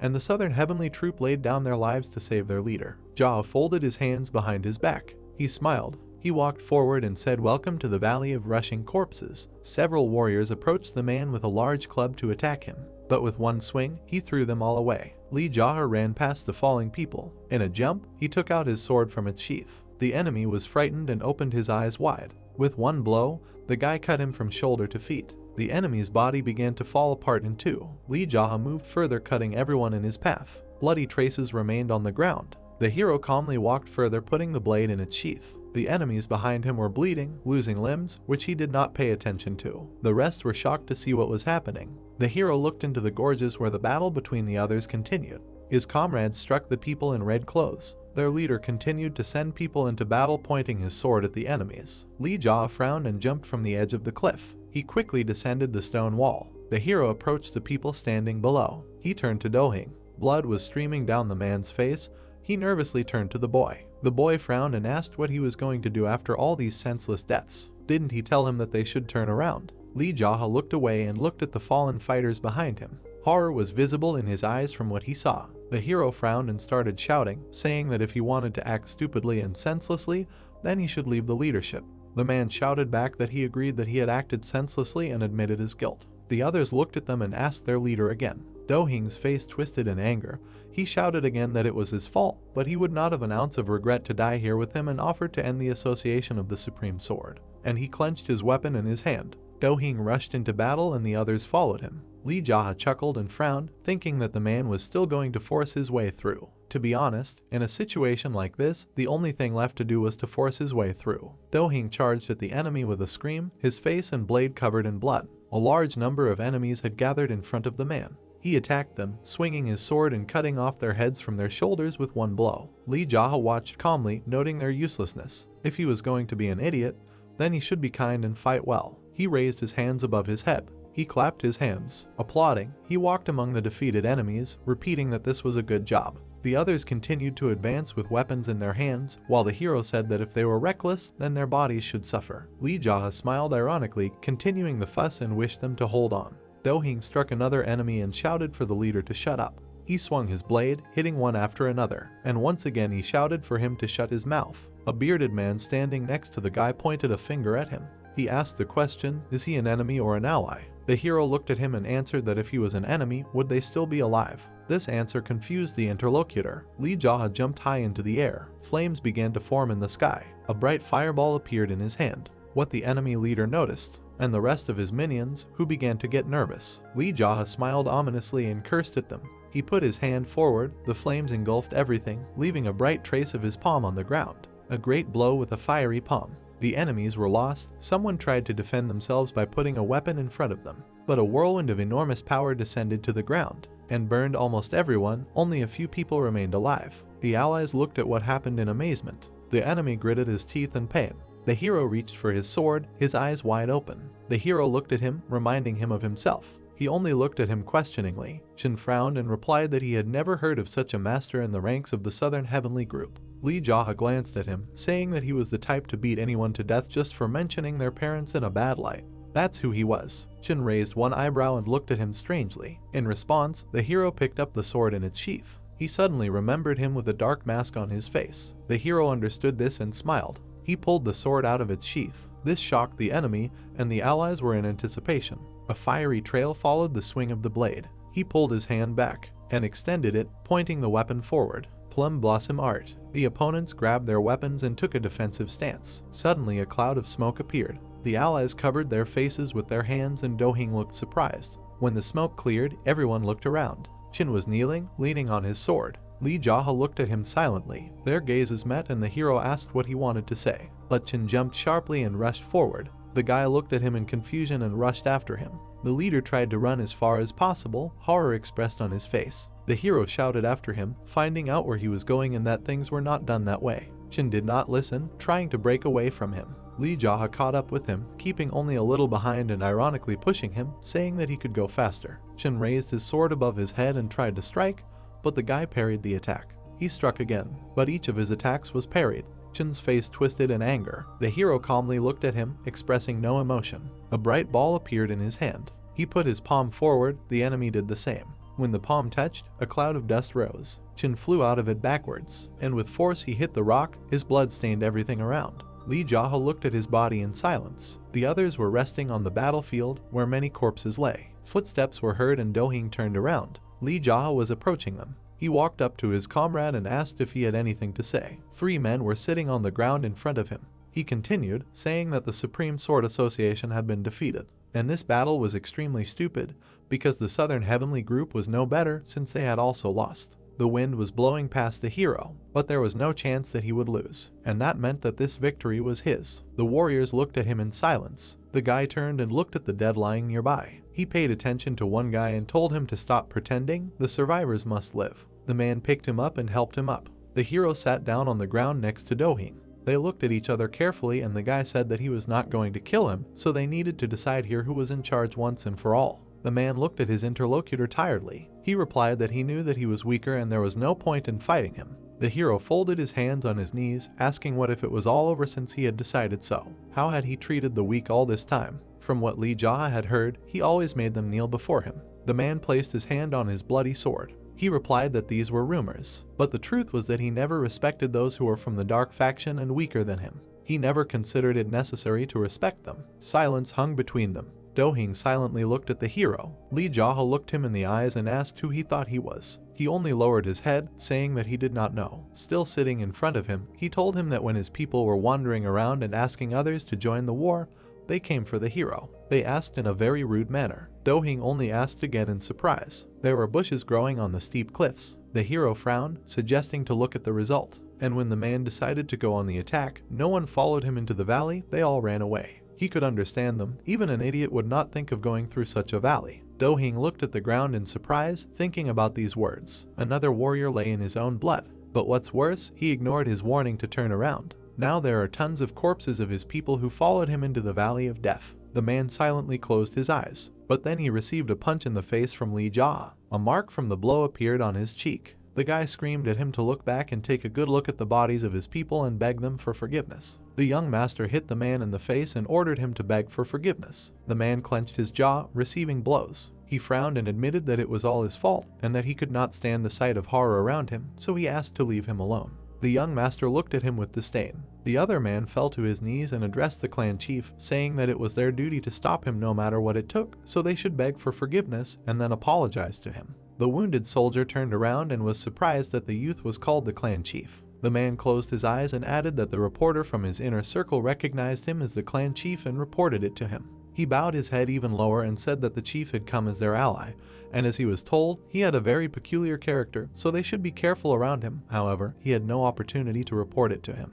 The dark-haired man looked at him in surprise. The young master glanced at his defeated opponent and thought that perhaps his subordinates were not very good at talking to him directly. Do-hing folded his hands in front of him, turned to the clan leader and apologized to him, then thanked him for his help and said that today he was able to survive and avoid the complete extermination of his people. Squeezing his eyes tightly, the man added that today he and the Southern Heavenly Group will follow wherever the Lord orders them to repay his kindness, then added that he has no choice but to lay his life on his promise. His subordinate fighters fell to their knees, folded their hands and thanked the leader in one voice, saying that they will follow him whenever and wherever he calls them. The young lord with a calm expression thought that this was not the atmosphere he wanted. He lowered his gaze and added that he could not beat the crap out of them because he was apologizing too respectfully. The man bowed his head, holding his hands in front of him. One of the boys raised his hand when he heard the question of whether the speaker was alive, and then said that he was the speaker. The hero remembered his battered appearance and suddenly recognized him. The boy kept his hand raised. The master said that he was glad to see him. The battered man looked up and asked if he could visit the clan after they had sorted everything out.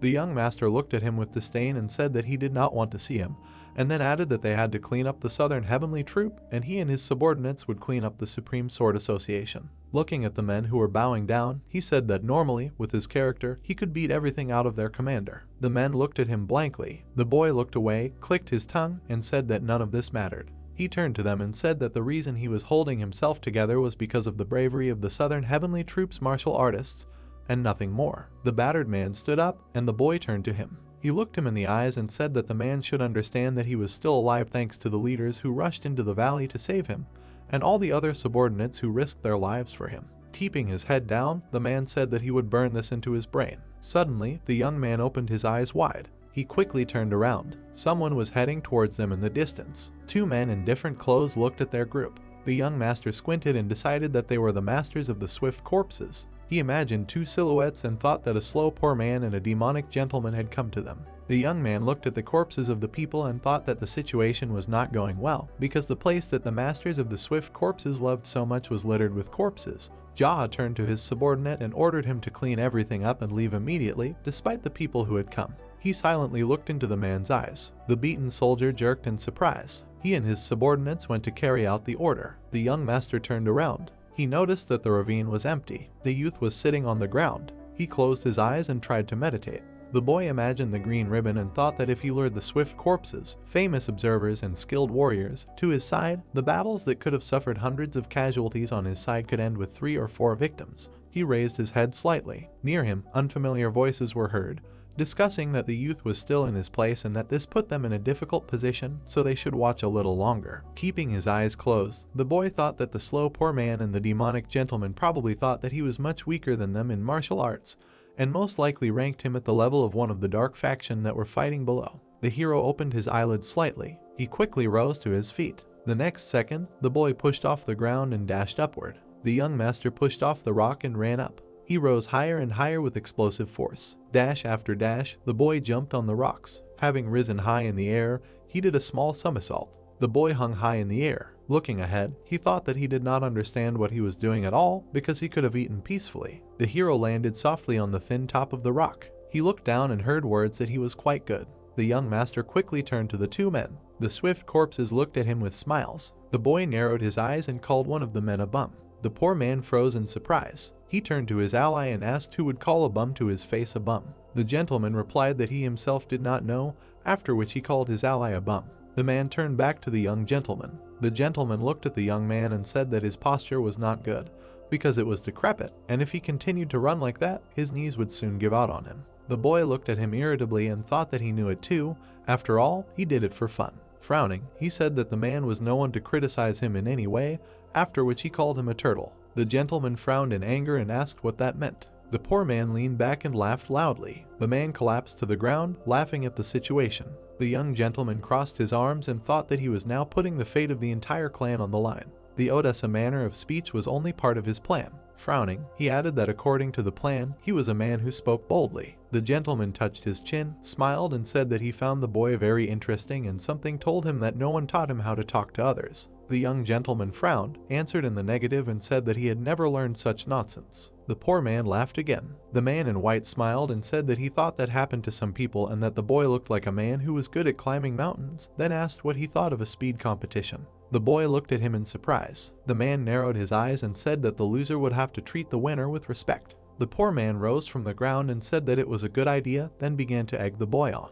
Jaha looked at them sternly and thought that because they were serious about the art of movement, he knew that after seeing this, they would be interested in him. Keeping his arms crossed, he asked if they wanted to understand that the art of maneuvering would be better. The boy imagined the moving men and thought that they were both older than him and had trained for a lot longer. And they also used special techniques to train their agility, so the chance of losing to them in the art of movement was not small at all. Looking down, the boy thought that what would be more important was that his goal was not to compete with them, but to lure them into his clan, so something so stupid was not something that was really important to him. The gentleman smiled and asked if the boy was scared. The gentleman looked at him. The youth crossed his arms and addressed him. Standing in front of the men, he said that they both spent a lot of time training their agility, so they should be quite fast. The guy calmly continued to say that the homeless man was not particularly picky and was not a fan of formalities, so he most likely trained both internal Kai and external martial arts while pumping up his speed, and it must be very difficult to find an equal to him. The poor man looked at him in surprise. The hero looked away and said that on the other side of him stood an erudite man whose running style could not be neoprene.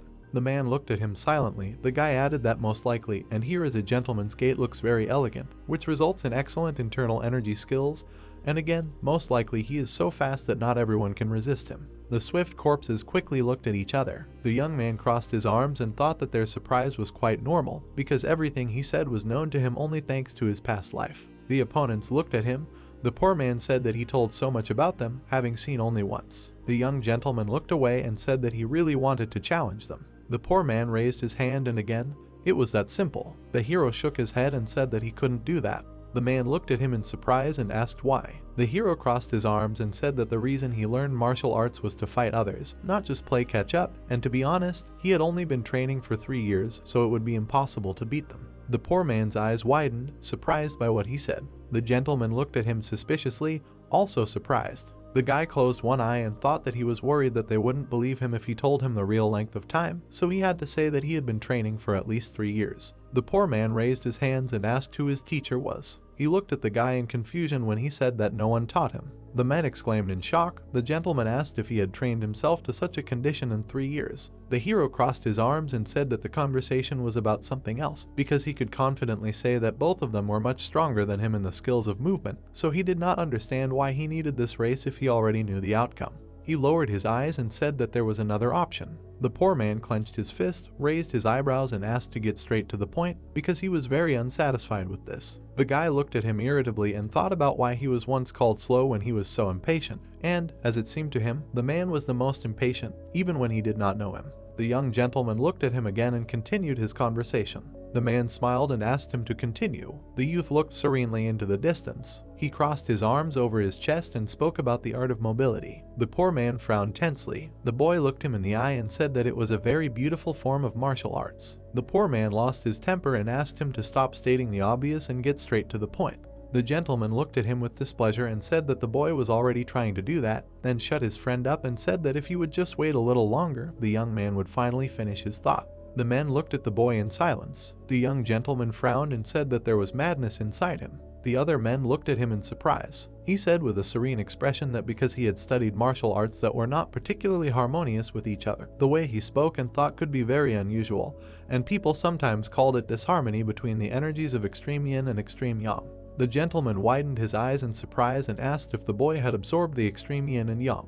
The boy introduced Moyang-il and said that a traditional medicine therapist, who was also his brother in arms, had told him this. The boy presented the yin and yang symbol and relayed the therapist's words that he might be the owner of the ultimate yin-yang body. The gentleman was shocked when he repeated these words. The poor man scratched his chin and said that this was an amazing gift from heaven, and now he understood why the boy was so good at movement skills after only training for 3 years. The boy thought with a calm expression that the demonic gentleman was now very interested because of the ultimate yin-yang body he had mentioned, and the slow homeless man was dying to compete with him. The two men were discussing something with a smile. The boy waved his hand and decided that it was time to move on to other activities. He turned sideways to the men and said that they would see each other again, but now he had too many important things to do. The gentleman extended his hand to him and asked him to stop. Looking at the guy, the man asked his name and what clan he was from. The hero smiled contentedly. He took off and rose into the air. Flying away, the guy said that he was the head of the Hao clan. The guy disappeared behind the trees before the men's eyes. The gentleman turned pale and sad.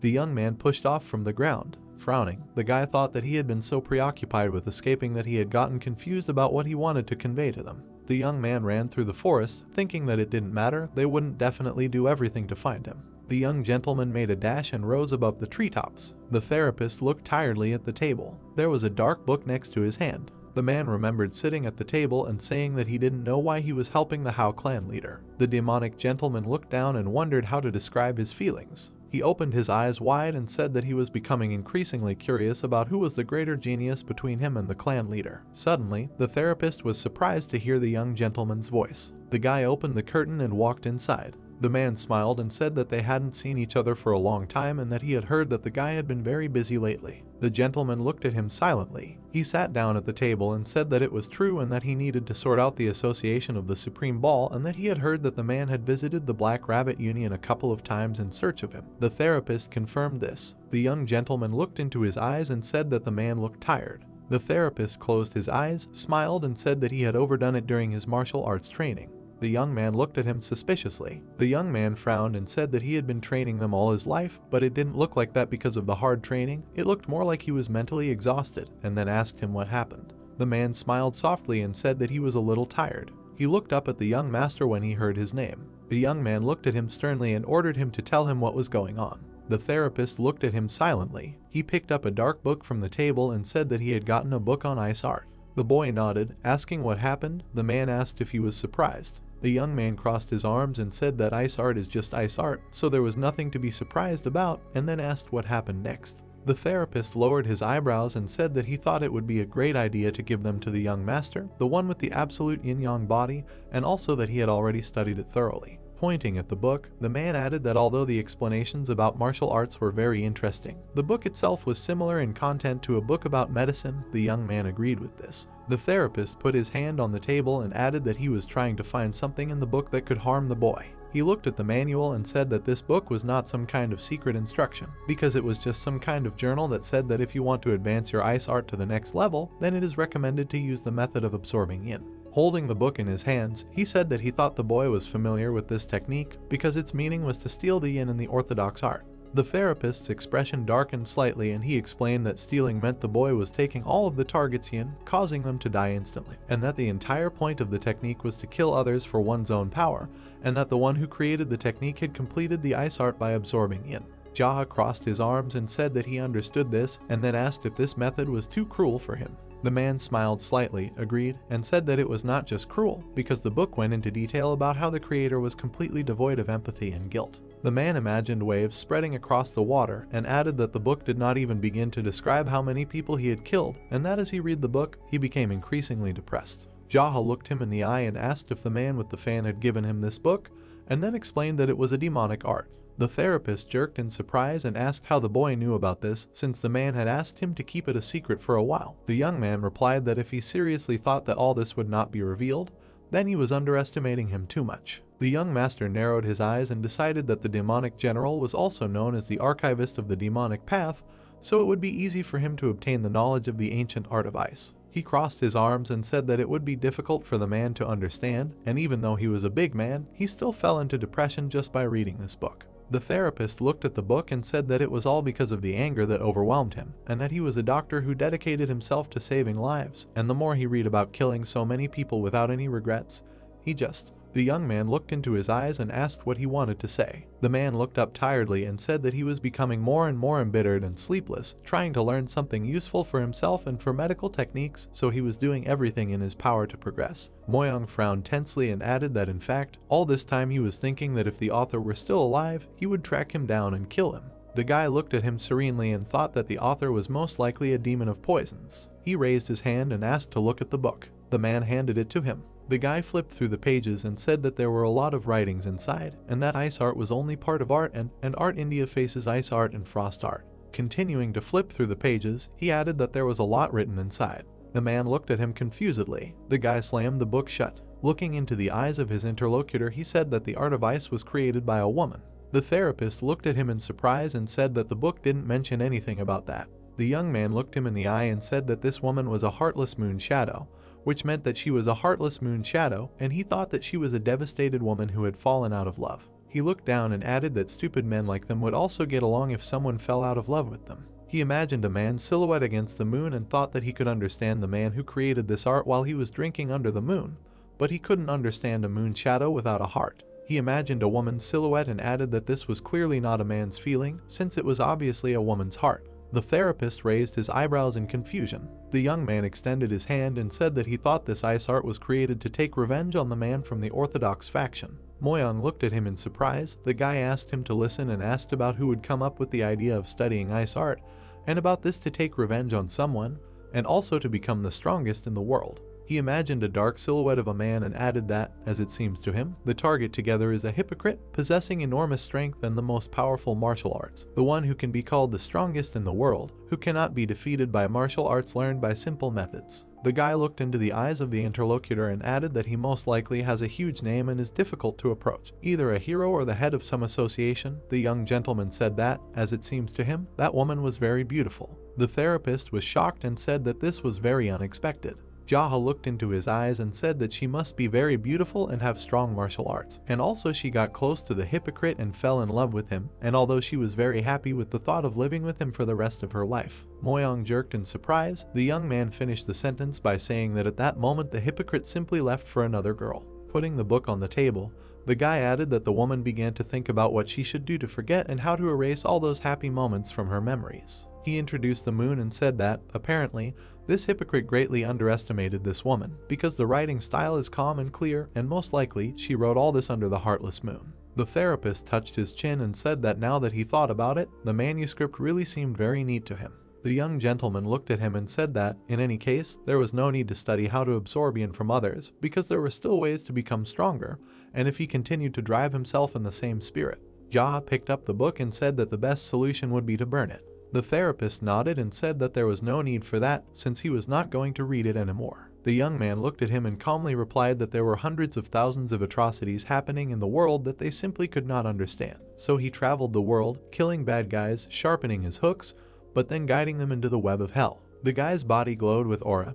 He told him that you, who absorb the yin of others, seeing nothing in people except expendable material, simply do not consider people to be people, and he will personally escort them all to the depths of hell. The therapist looked at him in surprise. The guy frowned and said that the man should pull himself together since he was not able to just accept patience, after which he asked to leave the killing to him. The man smiled and agreed with the leader. Rose petals fell before the closed eyes of the young master. The guy sat on the floor in front of a tall cherry tree. Hair and elements, his clothes rose into the air, an aura enveloped his body. The boy gathered an energy charge in his hand. He soon dispersed his technique. The young man opened his eyes. He looked at his hands and thought that he could use limited energy with his right hand and ice blood. He imagined the energy gathering in his hand and added that because the art of the invulnerable golden turtle uses yang energy, it looks like the sun. He imagined the other hand gathering dark energy and said that the heartless art of the moon shadow uses extreme yin energy and looks like the moon, and using both arts in each hand can be called the art of the sun and moon. The hero imagined the silhouette of a person holding shells and thought that if he continued to train and completed this art, then most likely he could call it the sacred art of the sun and moon. Two opposite energies began to gather in one hand. The kid decided that if they were used at the same time, then, apparently, the moon and the sun would absorb each other. The young master imagined a man stretching out his arms in front of him, and thought that the coexistence of the sun and moon, covered by the shadow of the clouds, created a purple light, and, in addition, a martial art will be revealed to the world that is different from the sacred art of the sun and moon. The hero imagined that he himself stretched out his arms, and added that, naturally, the technique will be called something else, namely, the sacred art of the purple dawn. The guy looked up at the sky and decided that this was how the heavens gave him another chance at life, so his aspirations should be aimed high. Without lowering his gaze, he added that he would devote his entire life to training, live a long life, train his disciples as noble knights, expand the clan and create a clan that will train even more noble warriors. Purple petals continued to fall to the ground. The young man finished the sentence by saying that he would simply stay within the Jianghu in order to cut down the evil people at the root, so that they rot in the depths of hell. The young man imagined the man walking away and thought that while his disciple would climb higher and higher, becoming brighter, inspiring countless numbers to become noble, he would maintain harmony and balance, like light and darkness. The hero closed his eyes, once again immersed in meditation. He opened his eyelids and decided that he would rule the world. A few weeks later, the hero was sitting in his room. A man came up to him and said that he had received a letter. The boy opened one eye. The subordinate handed him the letter. The young man asked who it was from. The man replied that he had no idea and that the messenger had only told him to deliver it personally. The young master took the piece of paper from his hands. He imagined the silhouette of the cliff and mentally read the lines about how there would be an unofficial duel on the first day of the coming month, and that there were supposed to be observers on both sides, but one of the observers was missing, so the author asked him to come and fill the empty position, explaining that he had originally planned to put his useless student in that position as an observer, but he couldn't get his name out of his head. The young master imagined how the letter was written, and read the lines about how it would be a meaningful day in his boring life, and that the author was looking forward to meeting him at the shiny jade palace. The young man smiled and thought that this was definitely a sword demon. The boy got off the bed. The man asked about the letter. The young master explained that it was an invitation, and that he was now going to Mount Miyagi. Sunti, with a calm expression on his face, asked how long he was going away for and whether he should join him. The young master looked at him and replied that he thought he should leave today to be on time. The man watched him go and asked if he was going to leave right away. The boy replied that he needed to take a bath first. Sunti frowned in shock. The young master turned to him in surprise. The man smiled slyly, touched his chin and assumed that a lady was waiting for the master. He lowered his head and apologized to the serious gentleman. The youth waved his hand and said that he was calm. The man agreed with him. The young master closed his eyes and added that calm was like a quiet river for him. The subordinate smiled and said that this was great and that he was sticking to the quiet riverbed. The boy lowered his hand, exhaled heavily. The man added that the leader was also slowly changing. Sunti frowned with a wide smile and said that as the days passed, his personality, class and characteristics would become even more similar to the leader. The young master kept his eyes closed, listening to the words that he was incredible and doing more than well. The next second, the master hit the man on the head. The subordinate grabbed his head. The master asked him not to go too far. A light mist swept through the air near Mount Miyagi. The guy flew past the trees at high speed. He pushed off the ground and rose into the air. While in the air, the young master looked down. He landed softly on the ground. The guy found himself in front of a gate where people in white robes were standing. There were Chinese characters on the shoulders of the men. The guy noticed this and thought it was incredible. The men looked at him sternly. He walked up to them. One of the people present asked if he had an invitation. The young master looked at him and said that he was the head of the Hao clan. The men bowed to him silently. The doors in front of the young master swung open. The young man walked inside, thinking that the number one enemy was entering the Murama community. The young man inside bowed and said that he would lead the gentleman further. He extended his hand forward. The young master thought that he could thank himself for visiting the city of the White Eagle and seeing the disgraced Hmong, and also meeting the ball demons, after which he added that he could not believe that he would soon see how the leader of the Murama alliance would fight the ball demon. Following behind the guide, the young man thought that it was all thanks to Monk. The young master entered the building. He looked back and saw two men sitting on chairs. The sword demon looked at him and called out, asking him to sit down next to him. Monk crossed his arms in displeasure and greeted the young man. The young master sat down and asked who the opponent was. Mong gritted his teeth in anger. The sword demon replied that the opponent would be the leader of the alliance. The young man turned and said that he understood everything. He looked around and asked why he couldn't see the alliance leader even though his invited guests had already arrived. The people present looked at him in confusion. The sword demon chuckled softly, and the guy sitting next to him angrily asked why he was talking like the alliance leader was his friend. He frowned angrily and asked if the guy thought he was some old man from a nearby town, and then ordered him to watch his language. Jaha went berserk, insulting the guy in his mind and thinking that he thought he was part of the orthodox faction just because he was the young master of the family. Jaha introduced his opponent's father and thought that he was also an enemy of the Murim, a perverted, lustful, and half-baked demon. The man looked at the hero and asked if he had disturbed him too much by inviting him. The young man looked at his interlocutor and replied that for a duel like this, even if he was in the middle of an isolated training session, he would break down all the doors and run here to see everything with his own eyes. The guy turned around and asked if it was a good idea to fight the leader of the alliance if the man was injured. He closed his eyes and said that the busiest person in Jianghu had made time for him. Such an opportunity simply couldn't be missed. Not getting injured in everyday life was a skill, so he would consider fighting while injured to be the same skill. The swordsman smiled and added that it was much more important if the hero received some inspiration from watching their battle. In that case, the outcome of the battle would not matter to him.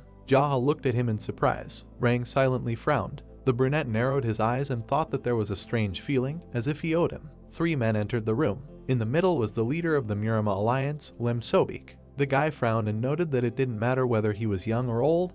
He smelled harsh. The leader sat down in a chair. The escorts stood on either side. The man turned towards the heroes and clarified that the 2 guys were there as observers. Sobik looked at Rang and asked if he was really the second son of the Mong family. The guy stood up, bowed and politely introduced himself to Mong Yon. The hero indifferently noted that the boy had a different name. The leader nodded and said that he had heard rumors that he was the strongest among the young representatives of the White Eagle. Yon confirmed and added that this only concerned the city of the White Eagle. The leader turned his gaze to the main character and assumed that he must be the head of the Hao clan, Jia. The brunette looked at him and said that he was also glad to meet him. There was a pause. Everyone looked at the hero with displeasure and confusion, who did nothing. Sobik turned to one of the attendants and asked what the Hao clan was like. They told him it was some kind of martial arts academy in a nearby town. The leader asked if he was sure. The guy said he would check again. The leader turned to the scarred swordsman and asked what they would be fighting with. The man had heard that his opponent had been beaten to death by the cult leader, so he suggested not to try too hard.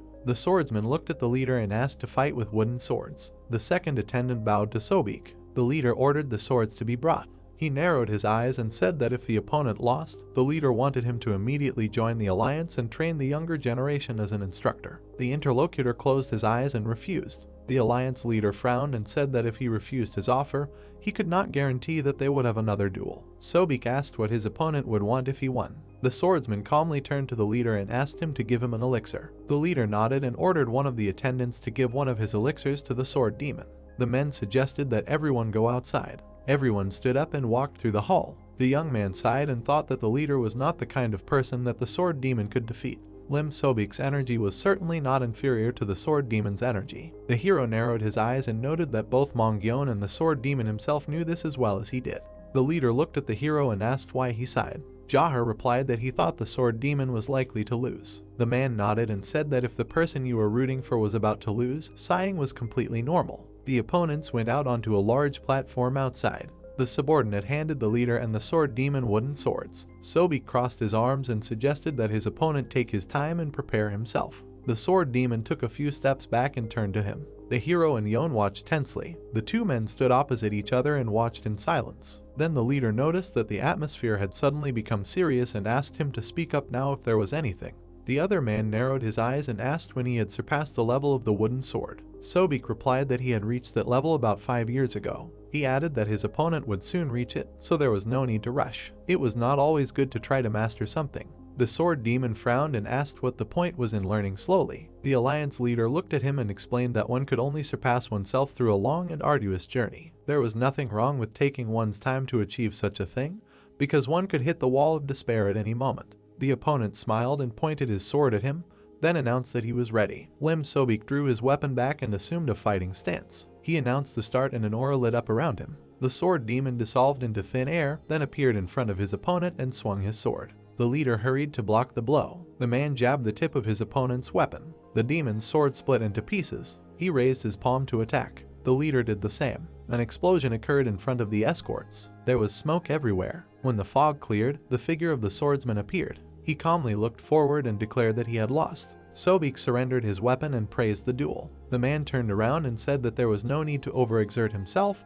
but the other man did so. The leader advised him to quickly start circulating his energy, otherwise his current wounds could soon become even worse. The alliance leader turned around and suggested that they go back. His charges were already waiting for him in the hall. The opponents looked at each other and said goodbye. Lim Sobek and the escorts left the three on the street. Jaha looked at the man leaving and thought that he was really strong. The sword demon sat down and began to meditate. The brunette looked at his friend and decided to ask him why the battle was so inconclusive once he finished with the energy circulation. The guy narrowed his eyes and thought that everything could have been different if the sword demon decided to fight with iron blades. The leader of the alliance did not use his special technique, and the sword demon used only demonic techniques that everyone already knew. The hero sat down on the floor opposite the swordsman. Yon stood next to him. The young man thought that, given their skills, this could have turned into a long battle that would have turned everything upside down.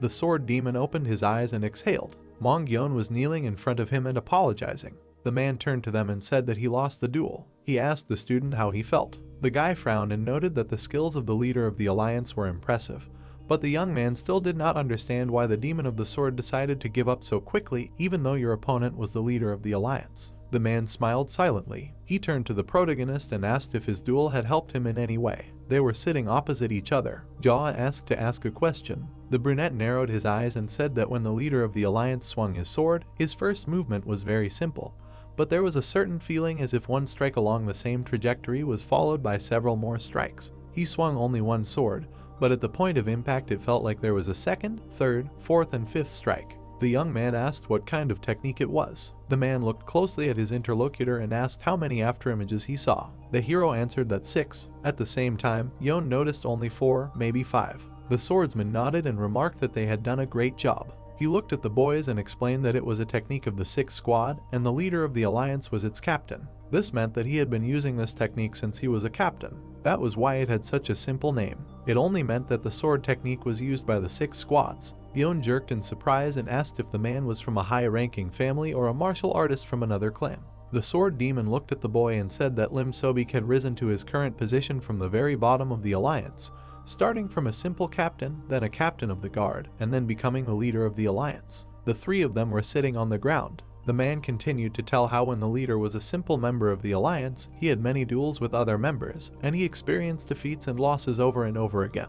But once the man became a captain, he did not lose a single duel. The swordsman narrowed his eyes and said that Lim Sobek had a very unique personality, so he sought out all those he had lost to in the past and asked for a rematch, and they had all lost. All of the fighting squad of 6 he had led in his youth had been killed by the current demon cult. He was the only survivor, and the reason why Sobek called the sword technique the technique of the squad of 6 was because the man would never, ever forget their deaths. The sword demon looked at the interlocutors and added that despite all this, the leader continued to fight him, the one who had left the cult, and even invited him to the alliance. Such a person, the only right decision he could make was to let them fight him. And when the swordsman lost, he accepted it carefully and with honor. The hero frowned and thought that the leader of the alliance also had a tragic past. The boy looked at his interlocutor and asked why he suddenly decided to fight him now. The man smiled and replied that he was the only one in Jianghu who had fought both the cult leader and the alliance leader. That was why the swordsman invited the two of them to watch the duel. One way or another, this would only be a stepping stone for him to grow. The sword demon's hair fluttered in the wind. He said that he was looking at the big picture. It was impossible to become stronger through solo training, and the alliance leader knew the importance of a sword duel well. The swordsman narrowed his eyes and said that, to begin with, he had much more experience in mortal battles where his life was on the line, and the leader knew this very well. The boys looked at the teacher. He said that he simply wanted to duel with him with swords and lost. That was the whole background of this duel. Yon looked down, disappointed. The sword demon looked at him sternly and said that if all he wanted was to slowly become stronger and lose like him, then he should continue to bully women and live his life like this. The student lowered his head in shame. The swordsman rubbed his chin and added that he had no idea how to counter the Squad 6 technique, and he couldn't just ask him about it. The man looked at the hero and asked his opinion. Jahan narrowed his eyes thoughtfully. He thought that the sword demon was an incredible person. Did he really come to ask the alliance leader about improving his sword technique? The youth took out a dagger and demonstrated how he would imitate the principles of the Squad 6 sword technique. The boy released energy and directed it into the blade. The blade glowed. The energy light changed to green and then went out. The hero looked at the weapon and said that to him, it all looked like it was just repeating 6 strikes in a short period of time. Jaha guessed that the leader had come up with this technique to increase the destructive power released by the sword without changing the movements. If the opponents had fought with real swords, the other's sword would have been shattered. Yon and the sword demon looked at the hero in shock. A simple and short observation, and he had already been able to reveal the principle of its operation. The brunette looked at the swordsman and said that he knew where this technique came from. The youth tilted his head and said that if the leader started from the bottom as an ordinary member of the alliance, then he was not from a rich or influential family. His cheap iron sword, which he used as a simple fighter, must have broken time and time again during his constant duels. Jaha hid the dagger and continued that the leader was not only poor, but also worthless, so he came up with this technique to prevent his sword from being broken. The boy assumed that it didn't even matter to Lim Sobik whether he used a rusty iron sword, a wooden one, or one forged by a blacksmith master to order. It wouldn't make any difference to him. The boy narrowed his eyes and noted that all of the leader's attacks would be extremely powerful. His sword technique was a strange phenomenon formed in the struggle for survival and the fact that he needed to survive real battles and a lack of money. The hero looked away and asked what the sword demon thought about it. The man crossed his arms and thought. He looked at the hero and said that his words made sense. It rarely happens that a person's strength increases because of something like this. The boy nodded and thought that the sword demon and Mongyeon came from famous families. They were rich from birth. Someone who has never tasted the bitterness of poverty will never have the same mindset as me. Jaha looked into the distance and noted that compared to the hardships of the Miram Alliance leader, his life would be harder. The boy chuckled and thought that it meant that he was poorer than anyone else. The hero assumed a calm expression, although he was thinking that he was in a bad mood. He and the swordsman looked at each other. The brunette offered him a drink, because the one who suffered a bitter defeat should forget it with alcohol. The man chuckled. Yon glanced sideways at the hero with irritation and was indignant at how he dared to address the teacher. Jaha looked at the boy and asked how old he was. The interlocutor silently shuddered. The hero looked closely at the young man and thought that he never thought that he would have to say words that only pathetic men use. He was sure that this bastard was a year or 2 younger than him. Yon should call him Hyun. The swordsman's apprentice turned to the teacher and nervously offered him a drink. The teacher nodded and said that he thought the boy did not want to drink with his Hyun, and he just decided to show his teacher such an honor. The man noted that today was not such a bad day. Mongyeon blushed and sweated. The interlocutors laughed. Night. The hero poured a drink into a glass. The last time he drank was about 50 days ago. All 3 were sitting at the table. Jaha asked the swordsman if he remained in the land of the White Faction, because the demonic cult constantly sent people to look for him. The man raised his glass and replied that this was not entirely true. It did not matter where he was. If the cult wanted him dead, they would send people after him. However, they understood that in this case, there would be considerable losses on their side. The young men looked at him. Yon asked the teacher who was stronger, the leader of the alliance or the leader of the demonic cult. The man thoughtfully rubbed his chin. The hero narrowed his eyes and remembered that he had also thought about this, but even in his past life, the leader of the alliance and the leader of the cult had never met face to face. The sword demon looked at them seriously and replied that in his opinion, the alliance leader's inner Kai was stronger, and that he would win in a fair fight. Yon looked at him tensely and asked what about not fighting. The man smiled and said that the Miram Alliance leader would most likely choose a life or death fight against the cult leader. It would not be easy for the cult chairman to fight the alliance leader, who had gone through many hardships and battles in his life. They would both have to try hard to get out of the fight alive. The swordsman said that given that they had many followers, he doubted that they would go one-on-one right away. The hero took the glass and looked at the other man. He asked him if he had studied demonic arts. He nodded and replied that those who were born into the demonic cult had been studying them since childhood. Moreover, they even had different basic principles of cultivation. The young man asked again with interest. The man narrowed his eyes and said that he had met many people who used shortcuts to increase their internal Kai. After 12-13 years, such people could easily enter the demonic form, but as a result of such practices, they could no longer learn anything other than demonic techniques. Yon frowned and asked if 12 years was too little. The sword demon frowned and replied that this was why cults often got into difficult situations. After all, cult members usually died during missions or conflicts before the real battles began. Their lives were usually very short. The man looked ahead thoughtfully and said that those who were stronger, or the leaders, by and large did not care about this. They did not need to worry about the lives of the lower cult members, because they were easy to replace. One dies, 1,000 will grow. The hero poured another drink and smiled. He and the sword demon were of the same opinion about demonic cults. The higher-ups of the cults do not see ordinary people as living beings. The swordsman looked at the young man and asked why he was smiling. The guy looked at him and said that they had similar thoughts on this matter. Jaha asked about alliances. The man looked down and said that any organization will always follow its leader. Alliances can always turn into cults, and cults into alliances. The brunette exchanged glances with the swordsman and asked if it was difficult to fight the cult leader. The man said that, in his opinion, true defeat is death, and the cult leader cannot so easily take his life. The sword demon looked at the young man and asked if he was studying a new technique because his aura had changed. He looked at his interlocutor in surprise and clarified how he sensed it. The swordsman replied that he had a premonition that the hero was on the right path of martial arts. Yon looked at the teacher with interest. The man took a sip and said that even if the cult leader died, the cult would not fall immediately since many families and clans were involved in it. Therefore, they would soon determine a new leader, even if it meant killing the current leaders. The sword demon frowned darkly and said that there was no other way. There must always be someone at the top of power, be it a follower of the cult or someone from another family. Mongyeon frowned and said that he did not want to be the leader of the cult. The teacher asked for the reason. The boy looked at him carefully and said that he thought they were sick in the head. The meaning of their lives is to act as written in some book. The young man said that, of course, he was not very healthy either because he was madly drawn to have fun with women, but even he had a hard time accepting such teachings. The swordsman laughed. He said that such are demonic cults. They cannot be persuaded or seduced. They rule through force, enslaving others. These fanatics cannot be reasoned with, they can only be killed. The man turned to the protagonist and advised him not to forget about it because the world has gone mad and has for a long time. The young man looked at him and said that he had a favor to ask. Jaha narrowed his eyes and said that he did not know when and with whom he would fight next time, but when that time came, let the swordsman not forget to invite him.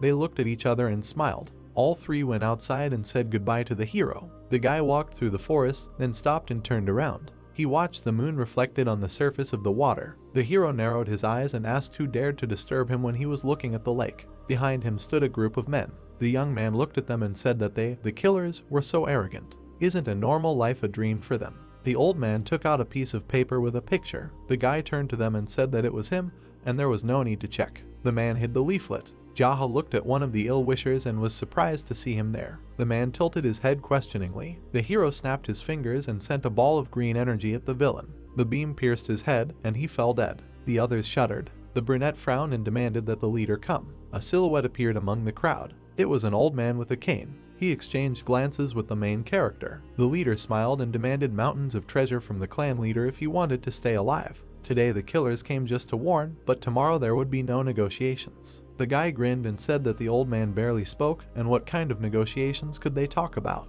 The leader frowned and ordered Hunter to kill the hero. The mustachioed man stepped forward and threw knives at the young man. Jaha dodged. The man quickly ran towards him, drawing his sword. The brunette took up the weapon. The killer swung. The blade stopped in front of the boy's face. Hunter froze in horror. Jaha cut him with his blade. The leader stared at him in fear. The boy called the next one. The old man called lumberjack. The grandfather frowned and advised his subordinate to be more careful. The man took the axe and moved towards the hero. The brunette frowned. The villain swung and ran towards him with a scream. The boy swung his sword and stopped behind the killer. Blood splattered, and he fell to the ground. Jaha frowned and said that they were all dust to him. The leader screamed in fear, asking everyone to just try to inflict at least some wounds on him so that the hero would die. The men looked at the boy and accepted the order. The old man looked gloomily at the enemy and sent the next killers. Two men stepped forward. The clan leader narrowed his eyes and condemned the chieftain who continued to send his men to their deaths while he stood there making speeches. The old man grimaced and muttered that it was too loud.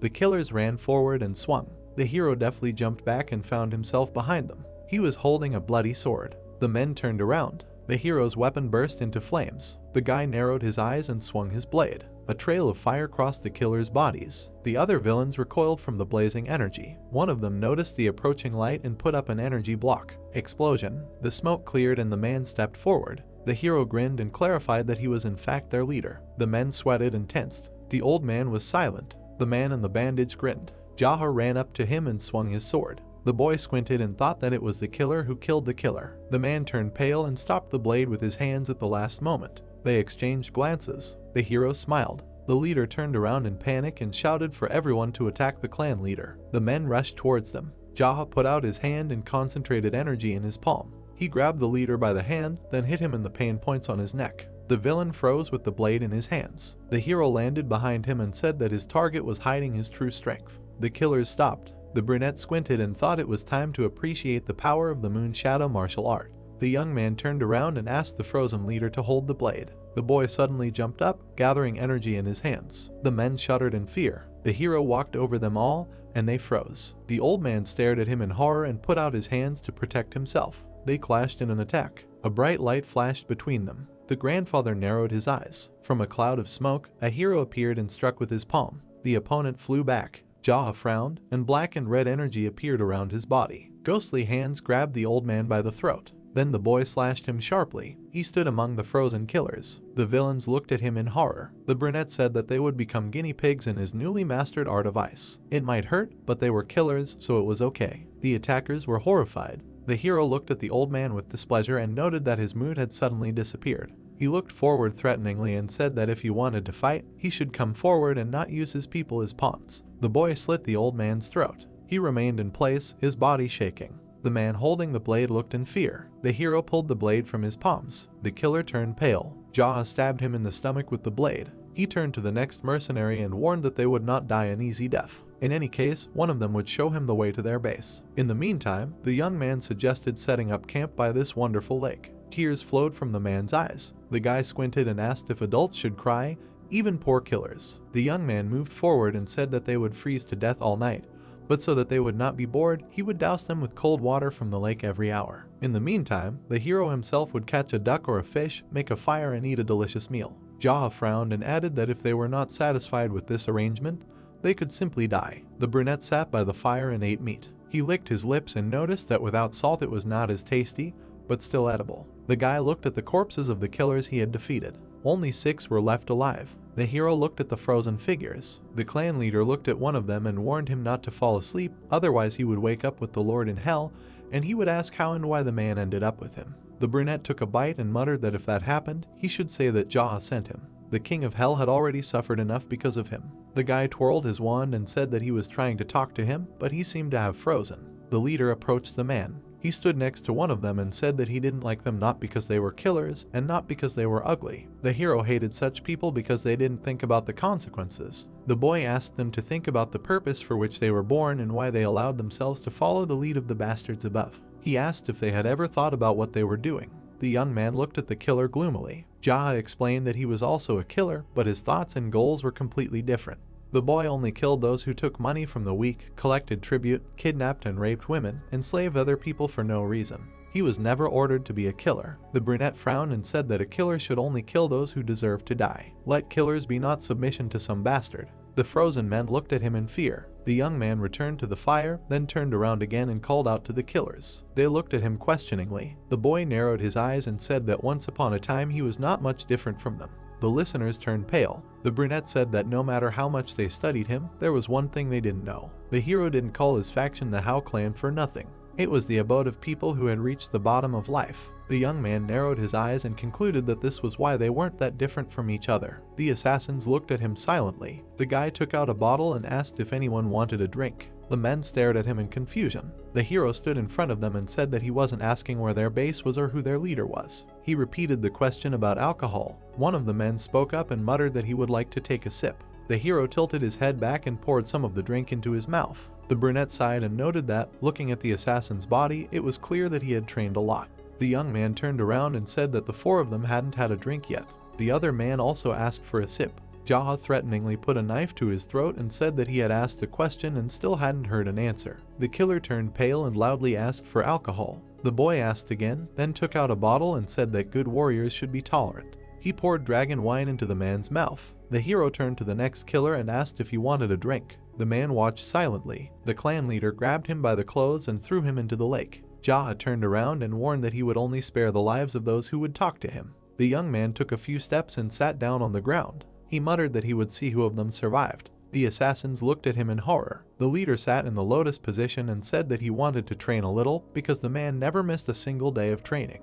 This is his principle. If suddenly yesterday he was weaker than their leader, then tomorrow he will be stronger. The guy asked if they knew why. The men were surprised and silent. The young man exhaled and announced that he would not tell. The hero meditated. The leaf fell to the surface of the water. The assassin with the sword called his colleague and asked if he had a plan. They talked among themselves, but neither knew anything. Then the men decided to agree to pass on information to the enemy. One of the men called the hero and said that he would tell everything he knew, but he might not be satisfied with it.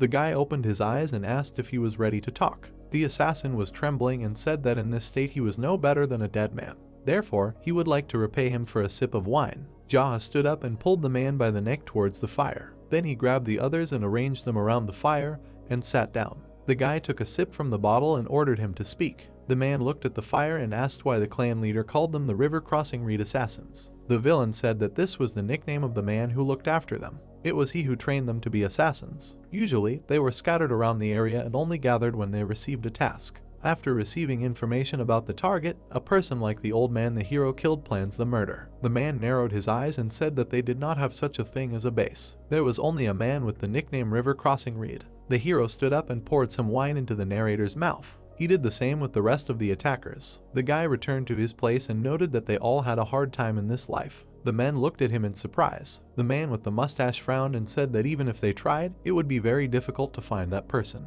He asked what the hero's plan was. The brunette replied that he had never even looked for the person he had been told about, but they kept coming to him. The interlocutor closed his eyes and admitted that they had suffered great losses because of this. Jaha looked at him and said that when killers came to him, he killed them, just like today. When they were not there, the guy could sleep a little longer. The villain looked at the hero in surprise. The young man quickly walked over everyone, and the killers sank to the ground. The brunette sat down by the fire and said that life was often filled with small joys, like the warmth of this fire, but more often than not it was filled with pain, cold, hunger, and wounds. He frowned and said that most of this pain was caused by other people. Many people go through many trials and tribulations in their lives without doing anything bad to others, and people like them are the ones who bring them to the hell of this world. The man turned pale and looked at the clan leader in silence. The men were sitting by the fire. The old man in the hat looked down and said that it was indeed very warm to sit by the flames. The younger boy looked at the man, who apologized and said that he did not know how to keep up a conversation. The young man asked if he was the most talkative of them.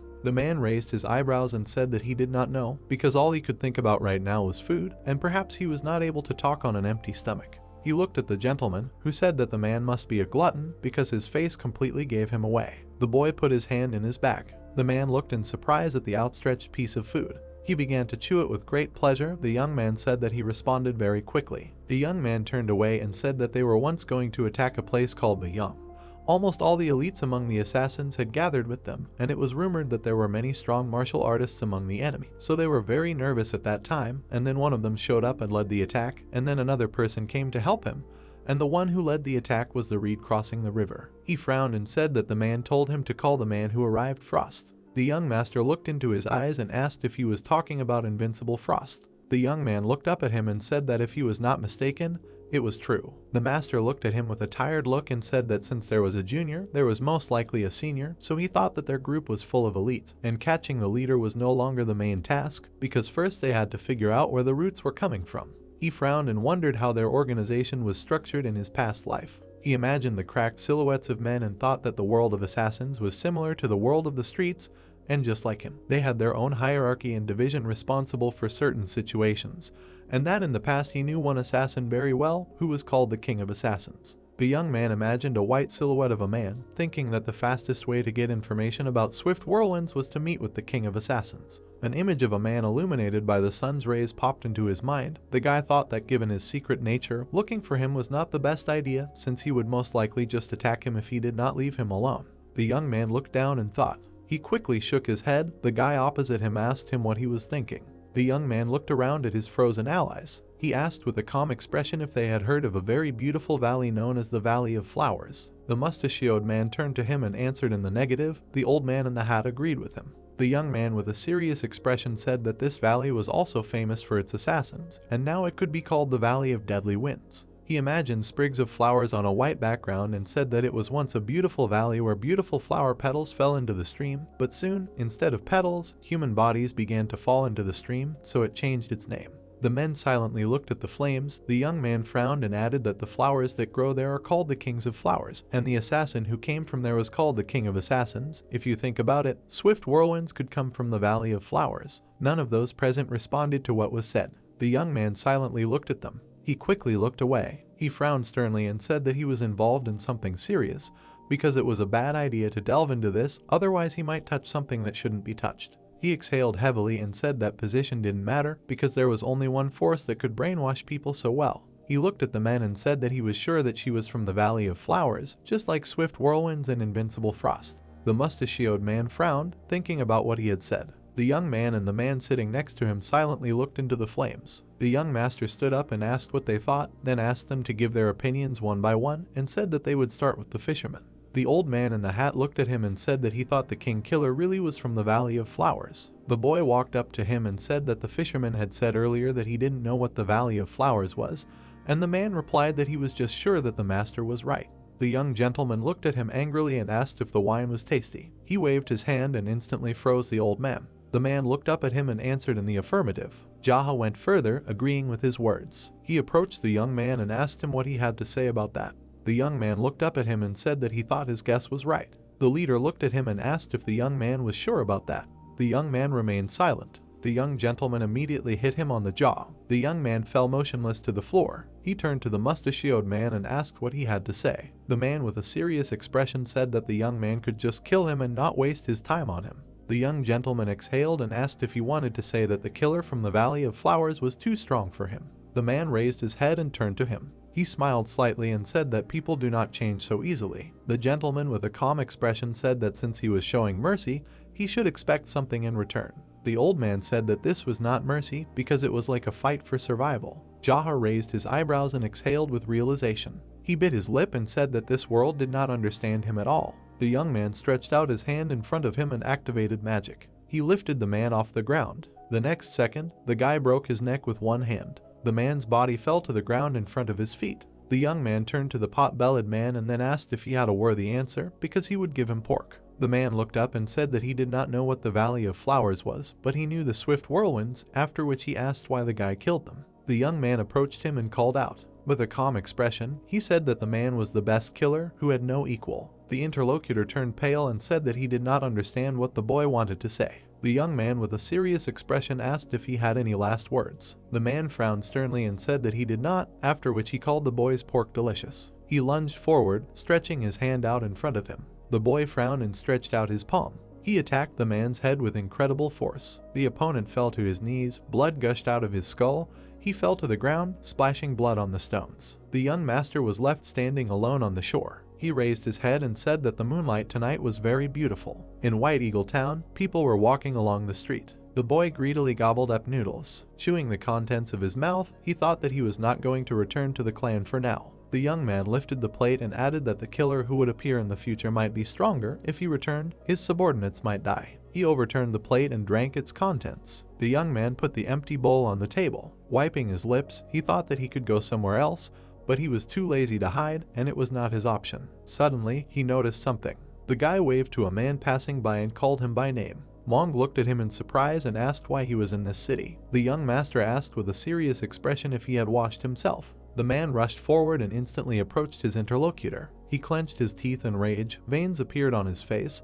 He asked if the guy was looking for death, after which he told the guy to shut up and never dare to bring up the topic again. Mong angrily sat down on the chair opposite the guy and asked what he was doing in this place. The young man poured him a drink and asked if he could see what the boy was doing. The man asked the young man why he couldn't eat at his clan and why he had to eat at that particular place. He took the cup and said that he wanted to go home, but the killers had found him. Mong took a sip of the drink and asked what happened. The gentleman looked up at him and said that after killing them all he got hungry and remembered how delicious the ramen was at that place because it was really excellent.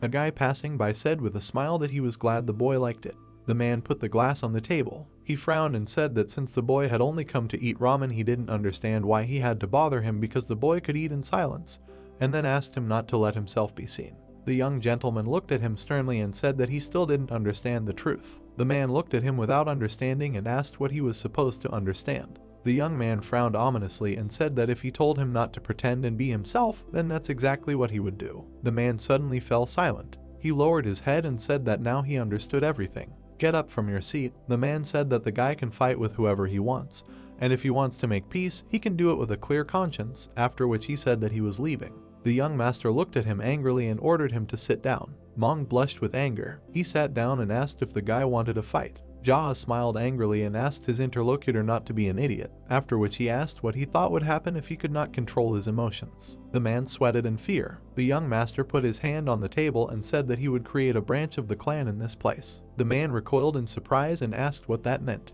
The young man remembered how the man was courting the girl and said that until this branch was opened, he would often go out, drink and all that, and if he saw that the man was trying to seduce the local girls, then he imagined himself telling the sword demon and the alliance leader about this and then told the interlocutor about it. Mong turned pale with fear. The young man frowned and asked if he thought he could live peacefully in such a case. He looked angrily at the interlocutor and said that there was no need to make a villain out of him, because he was the only one who could open a clan branch, just to mock him. The man looked at him with displeasure. He lowered his gaze and asked what the master wanted. The guy smiled and handed over the jug and said that he was finally reasoning sensibly, and then offered him a drink. He poured some drink into his glass and said that the killer hunting him probably came from the Valley of Death. Mong raised one eyebrow and asked if he was serious. If so, then he should gather his men and attack, because even if his 500 fighters were weak, then at least he could overwhelm them with numbers. The young man looked at him speechless. He exclaimed angrily and asked if he had hit his head somewhere and how come girls were attracted to him if he had slop instead of brains. The man angrily asked him to shut up. The boy poured himself a drink and said that the Valley of Death often produces the best killers who are very strong. If he attacked all the clans, many of his subordinates would die. Mong frowned and asked why he needed him if things were like that. The young master pointed his finger at him and said that among his men there was no one stronger than Mong. The man frowned with a smile and said that it was obvious, because in the whole city there was no one stronger than him, of course, if you don't count his father. The young master looked at him skeptically. He asked the interlocutor with a serious expression about what he thought of the murderers. The man raised his head and said that they were still scum to you, and if they caught them, then they should kill them all. The young man slammed his hand on the table and said that now everything was decided. The interlocutor looked at him incomprehensibly. The young master frowned and said that they would attack the Valley of Death together. Mong crossed his arms and sent the interlocutor. He crossed his legs and asked why he should go to the Valley of Death and also fight against the place where the best murderers are trained. He frowned and said that it was true that he was strong, after which he asked why he should help the hero. The young man crossed his arms and nodded silently. He looked at the other man sternly and said that he would give him a pill. Mong smiled and said that he did not need any pills, and then asked if the boy knew what a person who had mastered the ice technique should eat. The young man presented a blue flower and said that he would show him where the moon flower was. The man looked at him in surprise. The young master smiled and asked if he had changed his mind. The other man put his hands on the table and asked how the boy knew about this flower. The master replied that it was because he was the leader of the clan. Looking at the other man, he explained that ordinary people did not know anything about it, but since the man was studying the ice technique, he should know. Mong frowned tensely. The young man looked into his eyes and said that he was currently restrained in cultivation. The boy imagined a silhouette of a man with a shining core in his stomach, and said that the moonflower pill could greatly increase his yin energy, making it easier to learn and perform techniques and advancing him to the next level. He looked down and asked if the man wanted to continue to be scolded and punished by the sword demon, or if he wanted to focus on his senior's desired martial art using the moonflower. The man looked at each other. Mong frowned and said that if he accepted the flower, he would increase his energy, and only then could he go to the Valley of Death with him. Looking at the other man, he added that this was the only option, so the boy should first tell him about the moonflower. The boy smiled contentedly. He imagined the root of the flower and thought that the 1,000-year-old woman was at the top of the list of elixirs, and the moon orchid was also at the top of that list. Then he imagined a plant with white petals and added that this flower is especially useful for those who master ice martial arts. The guy imagined 2 warriors and thought that the elixir from the moon orchid is able to prolong life, and even the ghost twin himself looked for it in the past. He looked down and thought that he always knew where this flower is, but he did not lie, because without ice art the effect will not be maximum. The young man looked at the interlocutor. With a calm expression on his face, he said that he was not sure about this, because he would better discuss this with the sword demon. The man frowned tensely. They exchanged glances. The young master suggested thinking carefully, because this may be his only chance to change his life, and then asked if there was anyone else who would be willing to tell him about the location of the moon orchid. The man in dark approached them from behind and asked if it was true. The young master looked tired and said that he didn't know what he heard, but it was true. The sword demon looked at the disciple and spoke to him. With a calm expression, he suggested going. Mong asked him where they were going. The old man said with a serious expression that they would go for the moon orchid. The man looked at him in surprise and asked if they would go right now. He looked up at the teacher and asked why this was so sudden and if he needed the flower too. The old man replied in the negative. Mong frowned tensely and asked why he was going with him. The sword demon exhaled heavily. The men walked forward down the street. The young master looked down and asked what kind of sword it was, since he didn't have one when he came to duel the alliance leader. The old man was clutching a dark sword in his hand. He looked at the blade and said that it was a shining sword, the sword of his ancestors, and that he didn't use it often, but in situations like this, it was necessary. The hero looked into his eyes and asked if he could take a look. Mong frowned tensely. The old man looked at the young master and repeated his question. The man held out the blade to the boy. The young master took the sword with both hands. He looked up at the old man and asked why the sword was so heavy. The sword demon replied that it was because it was weighed down. The boy took hold of the hilt and looked at the sheath. He quickly pulled the blade out of the sheath with his hand. Looking down, the boy thought that he must be very famous. Suddenly, something paralyzed his body. He plunged into darkness. The young master looked back at the man and asked if he could consider it just a hallucination. The old man with a calm expression said that he was fine, which was doing well, because usually when people take it out, they immediately pass out, and if the boy held it for too long, his dreams would start to go crazy, so it would be better if he put it back. The boy put the blade in the sheath. He handed the sword to the owner and said that he had examined it enough, after which he corrected himself and said that it would be better to say he felt it. But whatever it was, the sword was simply amazing. The man looked at him in surprise. The boy looked down and said that such a sword is very rare to see. The man asked what he meant. The boy imagined a sword surrounded by an aura and said that it was very rare. The young master with a serious expression said that it did not matter whether it was demonic or righteous, because the old man fought the alliance chairman with a wooden sword, after which he called the interlocutor a strong warrior. He imagined the silhouette of the sword demon with this blade and thought that if he went against the alliance leader with this weapon, he would most likely be able to fight him for 3 days and 3 nights without a break. The man silently looked at him. He looked down and thanked him for these words. The sword demon looked at the disciple and said that the young master perfectly understood what was in his heart. Mong said that he also perfectly understood him. The man smiled softly and suggested that they move on. The men approached the cliff by the Great Red Mountains. The old man asked if the moon orchids were in these mountains. The young master replied that they were most likely at the very top. The sword demon looked at his interlocutor and asked what this meant. Jia turned his gaze to him and asked if the old man had heard of the Red Peak. Mong frowned and asked the teacher what this place was. The old man turned to him and said that this was a place where great warriors once fought, a unique place for duels, and according to rumors, this place was once a large rocky outcrop, but now it was leveled with the ground of battles between strong masters. The young master fell off the cliff and called his allies to follow him. He landed softly and ran into the thick of the forest. The guys jumped after him. The man quickly ran between the trees. The old man turned to the gentleman and asked if they were heading for the very top, and if it had a name. The boy replied that they were heading for a lonely red peak. The sword demon looked down and said that if it had a name, it must have once been full of people. The boy turned back and said that they had to get to the peak without stopping as fast as they could, so Mong couldn't fall behind, but he wasn't sure the man was capable of that. Mong frowned and told the boy to shut up. The boy ran up to a stone pillar and began to stop. He crouched down, putting his hands behind his back. With an explosive force, the young gentleman instantly rose into the air. He braced his foot on a small ledge on the rock. With another jerk, he rose even higher. The boy pushed off the surface of the rock over and over again, climbing towards the top. Suddenly, he jumped onto a high ledge. The sword demon soon caught up with him. The men turned and looked down. Mong struggled to get through with his hands and ice magic. He made small jerks, clinging to the rock with all his limbs. The young master looked at him with displeasure and thought that he seriously needed an ice technique to climb up. Mong tried to catch his breath heavily. He spread his legs wide and rested his hands on his knees. Sword demon looked at him and said that he should have enough Kai to get up without a problem, but he put him in an awkward position, then asked the boy to drink less and practice martial arts more. The young man looked at him, turned to the teacher and said that this was the first time he climbed such a high rock. Jia turned to him and called him an idiot. Sword demon looked in front of him and exhaled heavily. He saw ice orchids growing on the top. Blue petals swirled in the air around them. Mong raised his eyebrows in surprise, saying that these flowers actually existed. The young gentleman turned to him and told the boy to cut one of them with his sword, catch it with his blade and eat it right off, after which he clarified that if the man touched them with his hand, the effectiveness would drop tenfold. Looking into the eyes of his interlocutor, he said that he did not want the man to eat everything alone, because, in addition, he would 100% do something wrong, so they would start at the same time.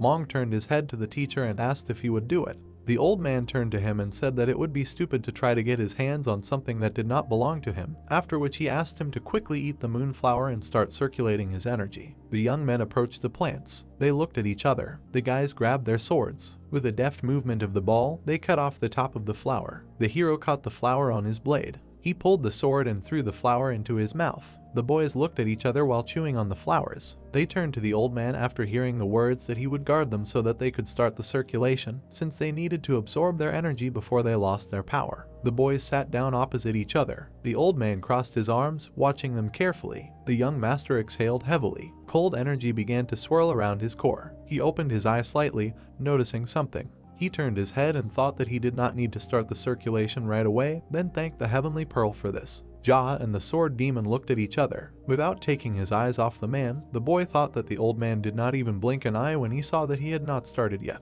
Suddenly, they turned in the same direction. Birds flew up from the treetops. The man said that someone was rapidly approaching. Looking into the distance, he turned to his student and told him to take his time and calmly do what was needed. Mong frowned, trying to concentrate. There was silence in the air. The man approached the edge of the cliff. The next second, a person flew out from below. A woman in red clothes landed softly on the cliff. She looked at the boys with a smile. The young master frowned and thought about who it was, because she was not one of the 3 disasters, but she clearly knew how to do something. The girl looked at them with a serious expression. She took a step forward and said that there were no moonflowers left. Smiling a little, the woman added that what had happened had really annoyed her. Then she turned to the sword demon and asked if he was serious about so openly supporting these thieves. The man with a calm expression replied that if she was the one who planted these flowers, then he was very sorry, but it was worth leaving a sign so that it could be understood. The young master looked at them in surprise and realized that they knew each other. The girl came closer to the sword demon. The man said that whoever could, he left the kullet, so there was no need to call him an advisor. The woman was surprised by this and asked if he betrayed them. The old man replied that he simply left because he dared to raise his hand against the leader. The woman raised her eyebrows in surprise and said that this was surprising, then asked why they fought. The ball demon with a serious expression said that he persistently objected to his desire to create heavenly jade. The young master looked down at his core and thought that he did not expect this item to be mentioned. The woman smiled slyly and said that it seemed that the leader had completely lost his mind, but such an act is in his style. Jaha looked up at her and thought that she was addressing the cult leader in a very familiar manner. The woman approached the man and said that she was surprised that he had survived the duel with the chief, and that his rate of development was so fast that it was hard to keep up with her. She narrowed her eyes and suggested that he had not been killed only because the chief had a personal crush on him. The sword demon replied with a serious expression that the chief had no such feelings, and that she should also be more careful because even though she was his junior, she was nothing to him when it came to the heavenly jade. The woman chuckled when she heard this. She smiled widely and said that she saw that all the moonflowers had been cut off, and then asked who she would make excuses for this to. They turned to the side when they heard the young master's voice, asking what else she was waiting for. The young man with a calm expression said that if we start with the flowers themselves, then if she wanted to eat them herself, she should have thought faster, because there was no point in blaming others for the fact that she herself made a mistake and did not eat them in time. The old man looked at him in surprise. The woman frowned and, turning to the sword demon, asked who this young man was. The old man turned his gaze to the young man and said that there was no need to ask him, because the young man was standing next to him. The girl turned to him and asked who he was. The young master with a serious expression thought that if he said that he was the head of the clan, then she could harm his subordinates later, because, as it seemed to him, she was capable of this, or even worse, she could attack his entire clan. They exchanged glances. The young man with a serious expression replied that he was the one who recently cooked noodles and we were tired at the inn. The wind lifted his hair. The young man added that now she knew who he was. The woman frowned in annoyance. She jerked her head, looked at Mong and asked who he was. The old man replied that he was his disciple. He turned to his interlocutor. The woman asked if his disciple had inherited the sacred sword technique. The man replied in the negative. She smiled widely and said that it was a great joy. After which she asked who he would give her so that she could hush up this incident if she had to choose between his disciple and this weirdo. The man answered with a calm expression that it was a difficult question. The master smiled and asked why. The sword demon looked into her eyes and replied that he still had a lot to teach the boy, so he should stay with him. But with all that, the man standing next to him was not the type to just take and become her servant. She frowned angrily and asked what that meant. The old man looked down and said that it was all because the boy had already become a leader. The master turned her gaze to him with displeasure. The bald demon looked her in the eye and said that it was a fact that her flowers had been eaten anyway, then added that he would have to travel the entire continent before he could find something as valuable as the flowers to bring back to her palace. The woman smiled widely and laughed loudly. She glared at him angrily and said that she hadn't heard of people making conditions on her in a long time, so she felt insulted. Then said that he must have completely forgotten who she was just because he had fought her senior and had become a little stronger. The man glared at her and said that he thought it was the other way around.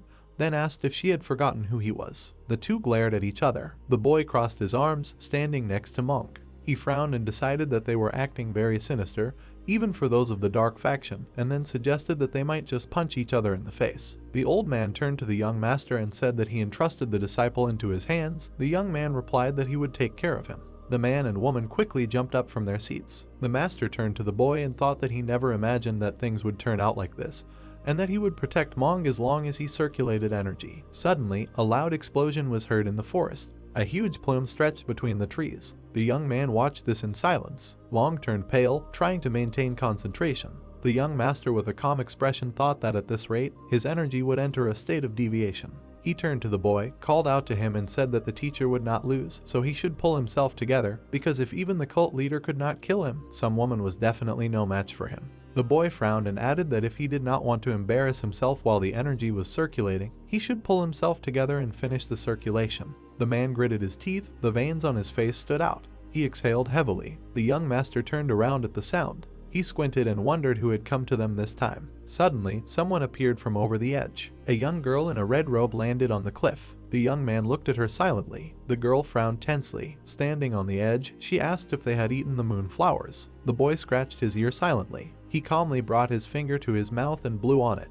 The girl frowned angrily and ordered him to answer. The young master with a calm expression said that he had never hit a girl who did not know anything about martial arts before. The interlocutor frowned tensely and asked what this meant. The hero stepped forward and asked what she thought, since he had already beaten up many women who studied martial arts. He frowned and said that she was probably a student of the master. If she did not want to eat sand soaked in blood, then she should lower her eyes and think about what she said and did. The girl chuckled slightly. The next second, she lunged forward. The girl swung her palm, frowning. She aimed the attack at the guy's face.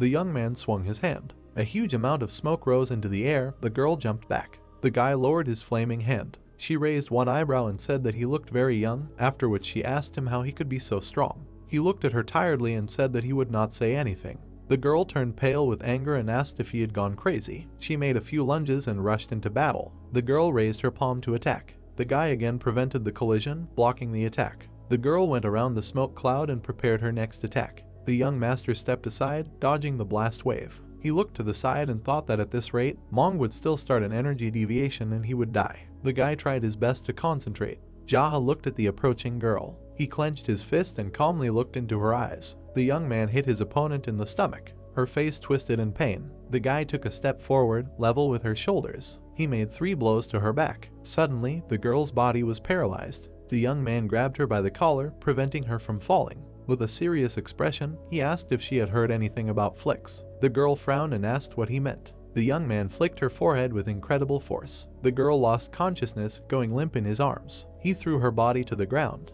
The young gentleman looked angrily at Mong and then asked how long she could circulate her energy, after which he asked her not to waste her time. The girl rose up on her hands and spun around. She made a few maneuvers and stood up. Jaha looked at the opponent standing in front of him. The girl brought her hand to the sore on her forehead. She frowned angrily and looked at the guy. The young man approached her and asked what she thought that look would do to her. She frowned angrily and asked if he thought it was a flick. The young gentleman frowned and asked how stupid she could be and not know what a flick was. Mong began waving his aura-covered arms. He turned his body and twisted his hands in the air. The man lowered his palms and exhaled heavily. The young gentleman looked at him and wondered what kind of nonsense this was, because the man could just stand up. Mong opened his eyelids. He turned to the guys and frowned. The girl looked at him with displeasure. Mong shouted at his ally in a rage and said that women should not be hit. He folded his arms, bowed his head and apologized for his tactlessness. The young master looked at him with irritation and wondered if he was showing off in front of a woman in such a situation. Mong smiled kindly, touched his chest, introduced himself and asked what his name could be. The girl irritably shut him up. She threw her hair behind her back. The girl waved her hand and rolled up her sleeve. In one deft movement, she pulled the whip from her belt. She asked if the enemy was ready to fight his ass. The girl with a scratch on her forehead frowned with displeasure. Jaha crossed his arms and said that she seemed to be quite wealthy. He thought being beaten was something new for her. He would teach her something new. The girl angrily waved the whip and ordered him to be quiet. The long white whip approached the calm guy. He grabbed it with his hand. The opponent looked at him in shock. Fire began to spread along the length of the bandage. The brunette flew forward from the force of the jerk. Jaha pulled her towards himself. She clenched her teeth, holding out her palm. Fire appeared on the guy's open palm. A white mark remained from the swift attack. The heroes put out their palms, sending force at each other. The girl frowned. The guy's face was calm. The enraged heroine in red attacked the young man. Looking at her, the hero thought that her eyes were turning red. She studied demonic art. Yeon frowned and shouted that she was from the palace of the Bloody Knight and he cannot kill her. Just by wounding her he will unleash a war. Looking sideways at the guy, Jaha told him to shut up. He himself will figure out what to do. The hero's palm was surrounded by fire. Ice spread across the fabric. Blood flowed from the girl's nose from the effort. She stood frowning, looking forward. Yeon frowned in displeasure and shouted. The long-haired man looked at her and told her to wipe her snot. It was disgusting. The heroine trembled with anger. Jaha mockingly asked. She was picking her nose. Does she want to blow it before they continue? The angry girl screamed at him to shut up. However, the brunette looked at her insolently and said that he was not her servant to act on her instructions. Rays of power were spreading from the heroes. The girl frowned tensely. White rays were spreading around her. Looking down, Jaha asked, "Is that all?" Frowning, the brunette answered in denial. She was surprised when the guy abruptly pulled her towards him. Then with a sharp movement, he threw her off the cliff. Yeon screamed furiously, calling him crazy. Jaha stood at the edge of the cliff, hearing a loud scream. Opening his mouth, he looked down. The guy stood at the cliff and shouted, asking the master if he could hear him. The girl was rapidly falling from a high mountain. A scream was heard that a girl was falling from a cliff, saying that she was his student. The hero was surprised to see Yeon rush down to save the lady. Jaha's gaze was extremely shocked. The guy stretched out his arms and flew down. The hero looked at him, asking what kind of madness this was. He turned around, seeing Sword Demon appear next to him. Looking at him, the hero said that he had returned. The man remained silent. The man in red took a step. The woman in the red kimono held the fallen one. Yeon jumped onto the rock next to them. The wind fluttered the hero's hair while he said that everyone was here. If they were not going to kill each other, then they would just forget everything. Yeon turned angrily and shouted that he was not the one to say anything. The woman looked at Sword Demon and said that she was able to save the student because he stopped his attack. She owed him. It will be necessary. Moonflowers, they are now even. The man with the scar replied that it sounded good. Turning to the hero, the woman asked who he was. The man in the black kimono said that he was the leader of a group calling themselves the House Sect. She asked if she could kill him. Looking at her, Sword Demon replied that there was no need. The woman stood opposite and asked why, to which he received the answer that he was the enemy of the sect leader. The enemy of his enemy means a friend, so let them leave him, and knowing him, he was sure that he was not the first to strike. The woman turned to the girl and asked if she attacked first. The blood-stained brunette answered yes. The woman looked at the stain on her forehead and asked what was wrong with her forehead, to which she received the answer that he snapped her. The real woman opposite asked if she attacked him because of this. The girl answered yes. The mentor gloomily lowered her head and said that she was still very immature. Sadly looking down, she said that she sent her out of Jonghu, so she does not know how the world works. She hopes for his understanding. Looking at her, Sword Demon told her not to worry about it. The woman looked at Jaha and told him to come closer. She will not kill him. She just needs to repay the debt for her forehead and then they will leave. The heroes turned their gaze to the man who said that it was time to just forget about everything. He would be a great help during the battle with the cult leader. There is no need to be so critical with him, and to be honest, he treated her student quite easily. Frowning darkly, Sword Demon said that when his student fought with him, everything ended with his dirty pants. Discouraged, Yeon looked at the teacher in shock. The women stared at him silently. The master turned to the frightened guy and asked did he say something wrong. Jaha looked at them and said that he was right. He was a man who fought with Sword Demon's student. He was so terrifying. That was enough for this. All the heroes stood silently on the cliff. Yeon touched his chest with his hand and told the girl that there was a slight misunderstanding. Frowning slightly, he said that he had soiled his pants not because he had lost, but because he had poisoned him. The brunette was sullenly silent, looking at him. Sword Demon behind him let out a tired sigh. He turned to the hero and asked him to introduce himself. The fabric of his robe flew up. The wind blew the guy's hair, and he said that he was Jaha, the leader of the House Sect. The heroine angrily said that she did not need his introduction. Putting a fist to his palm, the brown-haired man said that he was Mongyeon from the Fengyeon family. The woman replied that apparently there was still noble blood in the white faction. She would definitely repay him for his help. Yeon folded his hands in a gesture and beamed, telling her not to worry about it. He was only doing what was necessary. Nodding, the eldest said that then they would forget about it. Yeon glared at the laughing Jaha. He turned around and asked him discontentedly why he was smiling. Looking at him indifferently, the brunette replied that he wondered how he would maintain manners when he soiled his pants. The guy angrily showed his teeth and told him to stop remembering it. Pointing at the woman, Sword Demon said that this was the master of the Bloody Knight Palace, Iosoryo. In her youth, the cult leader killed her husband. The brunette with a scar looked at the woman who told him not to bring up the past unless asked, and replied that he was his close friend. Sword Demon turned to the girl wiping her face and said that he had not met her before. The girl nodded and replied that she was Jiao Young. The elder was surprised, saying that she had grown so much that he did not even recognize her. Jaha grimaced when the brown-haired man repeated her name, saying that it was as beautiful as her face. Soryong looked at the man and asked what he was going to do about the cult leader. Sword Demon replied that he thought there would be a battle between the alliance leader and the cult leader. He was going to observe if it would be a duel between the two of them, but if their groups were involved, then the Muram alliance would be at a disadvantage, so he intended to support them. He asked, "What about her?" Looking at him, the woman told him that she was in the same position where she needed the cult leader to be dead, but she couldn't help the alliance. Frowning slightly, Sword Demon told her that she shouldn't think like that. If the alliance fell, then no matter if it was the Bloody Night Palace or the Taoist, everyone would be erased by the cult leader. Soryong looked at him silently. Letting out a sigh, she said that she would think about it.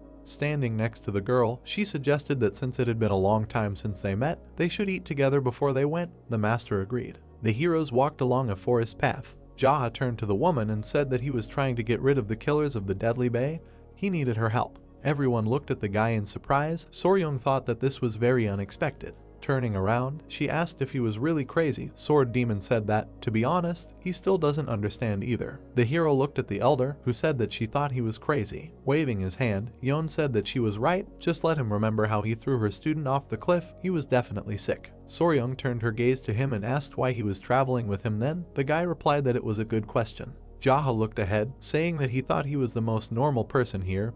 He didn't understand at all what kind of lies they were telling. The heroes walked along the road, and words demanding silence were heard. Jaha stared ahead in surprise. Then he glanced sideways at the man standing next to him. Soryong turned around and asked what the reward was for helping her. Looking at her, the hero confidently stated that maybe their reasons were different, but didn't she benefit from the death of the cult leader? What other benefit did she need? Soryong looked at him questioningly, wondering what the connection was between all of this. Frowning, she asked, "What kind of nonsense was this?" The brunette turned his head and said that now everyone, including himself, would be much weaker than the cult leader. That was a fact. Trying to achieve revenge only through martial arts was nothing more than arrogance. His words were heard among the trees, that then all they could do was fight the foundations of this world. Jaha turned to the others, saying that the cult leader saw the weak as nothing more than insects, so he created a clan that stood behind the weak. The wind blew the brunette's hair, who declared that he would get rid of the murderers and finally clean up the black faction.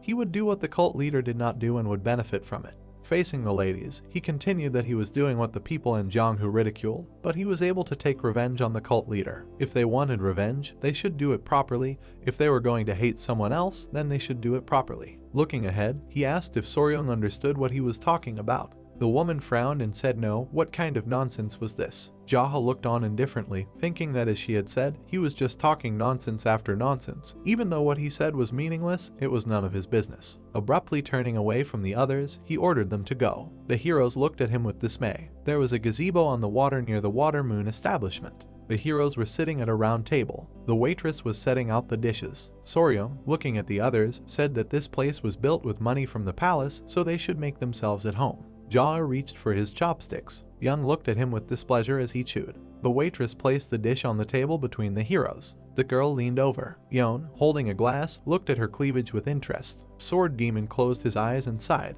Looking at the brown-haired man, he called him. Yon looked at the girl. With a beaming look, the boy responded to the teacher. Sword Demon raised his eyebrows and said that he was too often falling for the ladies. To think that he dared to stare at a girl so openly. How sad that he had to nag at him in the middle of such a meeting.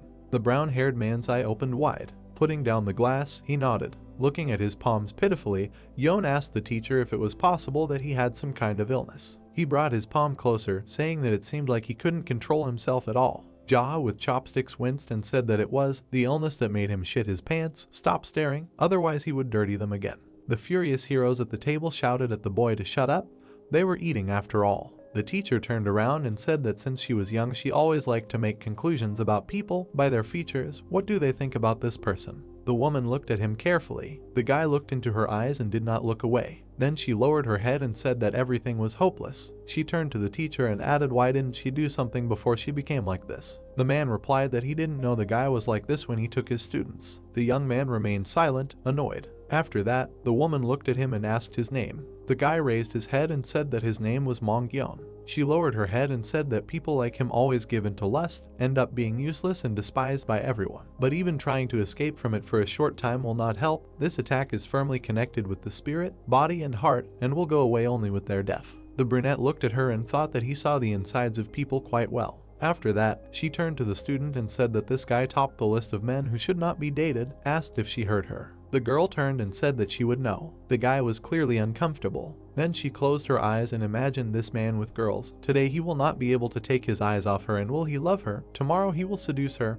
and immediately sow discord between them, and that same night he will go to a brothel, and the next morning on the way home, most likely he will again begin to bewitch a girl he accidentally met on the way. There is no medicine to cure him of this, and all because he himself does not want to be cured. The young man was annoyed by what he heard. The master lowered his head and said that she was right and really incredibly good at reading the essence of people. Silence hung in the room. The student turned and asked who would be worth dating then. The woman thought about it. Then she turned and pointed at the master. He was also one of those who definitely should not be met. If the first main list, then the head of the sect Hao was right after him. Jaha raised his head and asked why. Then the madam turned and answered that it was worth taking a closer look at his eyes and manners. He had no thoughts about building a family. Sometimes there are men like him, those who are ready for death. The guy grinned. Then he looked at her and said that they also read people by their faces. The comrade turned and asked if it was really him. The young man frowned and said that apparently she did not have so many days on this earth. Everyone around was shocked. The woman student also did not understand what was happening.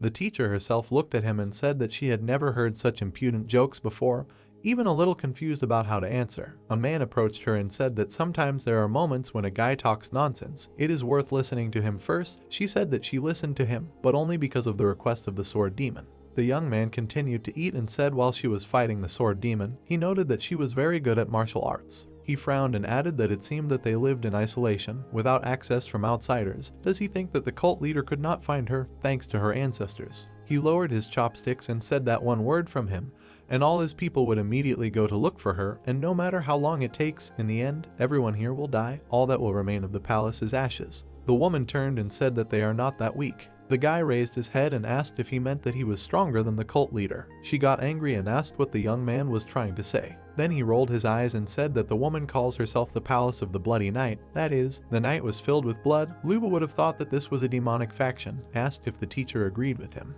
He understood and said that the Bloody Night is the name of the master's grandfather. The master was surprised. The comrade looked at him and did not understand what was meant, and the woman was very angry. Then the brunette turned and said that in any case, using the name of his grandfather as the name of the group is nonsense. For starters, it would be worth changing the name. He raised his hand and added that it is obvious that the cult is stronger, as it is going to commit revenge alone, completely detached from reality. Why did he take his glass and said that because he sees that the sword demon also prefers to act alone? If he decided to visit the Palace of the Bloody Night, then you sent him an invitation as an important guest. He put the glass on the table and said that if rumors spread that the sword demon had visited the Bloody Night Palace, the cult leader would find out and be very unhappy. After all those who were getting on his nerves had become friends for some reason. Yon looked at him and was unhappy about something. Jia continued and said that then the leader would find out that the second son of the family was also with them. Even the head of the Hao clan, the leader of some nameless sect, was making mistakes around. He frowned and added that this was putting the sect leader in a position where he had to deal with more and more people. Okay. Everyone continued to remain silent and look at him. The young man put the chopsticks on the table and turned to the master of the Bloody Night Palace. He raised his head and said that surviving was far from an easy task. You need to do everything necessary to survive. He frowned and said that if he were in her place, he would start grabbing them and holding onto the sword demon's pant leg. The woman simply remained silent in response. Then the guy added, so she hopes that they will still be more active in helping when they attack the Gulf of Death. The killers. The teacher looked at him and said that again, like snow on the head. The magistrate raised her hand and replied that she roughly understood what he was getting at, but was a little taken aback. She had never met anyone more impudent than this man. Then the master turned and looked at her student. He frowned and asked why she was staring at him like that. The girl turned away and remained silent. A maid entered the room. The guy and the girl turned around, and the teacher and the magistrate did the same. At this point, Yon sat and shook. Then he began to meditate and try to calm down. Sweat literally dripped from his face. The master turned and said that this was nonsense again.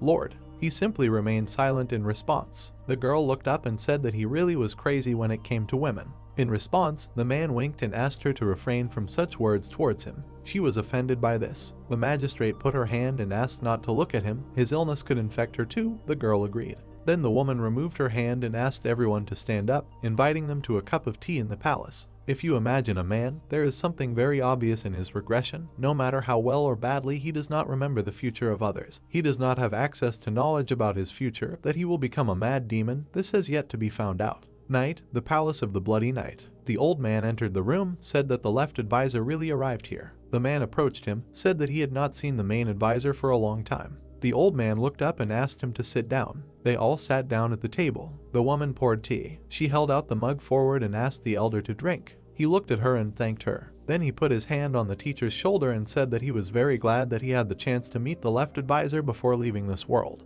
The man turned around and said that he would leave the cult after a duel with the leader, no longer a left advisor. The elder was surprised and asked if it was true. He didn't know. The number of people who can help the leader with advice is getting smaller. This is an alarming sign.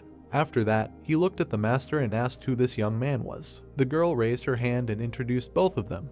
One of them was Mongyeon from the Fengyeon family, the other was Jaha, the head of the Hao clan. They were comrades of the Sword Demon. The man greeted them and said that his name was Hyo-gyam. The guys also folded their hands and said that there was no need for formalities and introduced themselves. Then the elder looked at the woman and asked what this meeting was about. Then she raised her head and said that the head of the clan wanted to organize an attack on the Deadly Bay group, asking for help from his palace.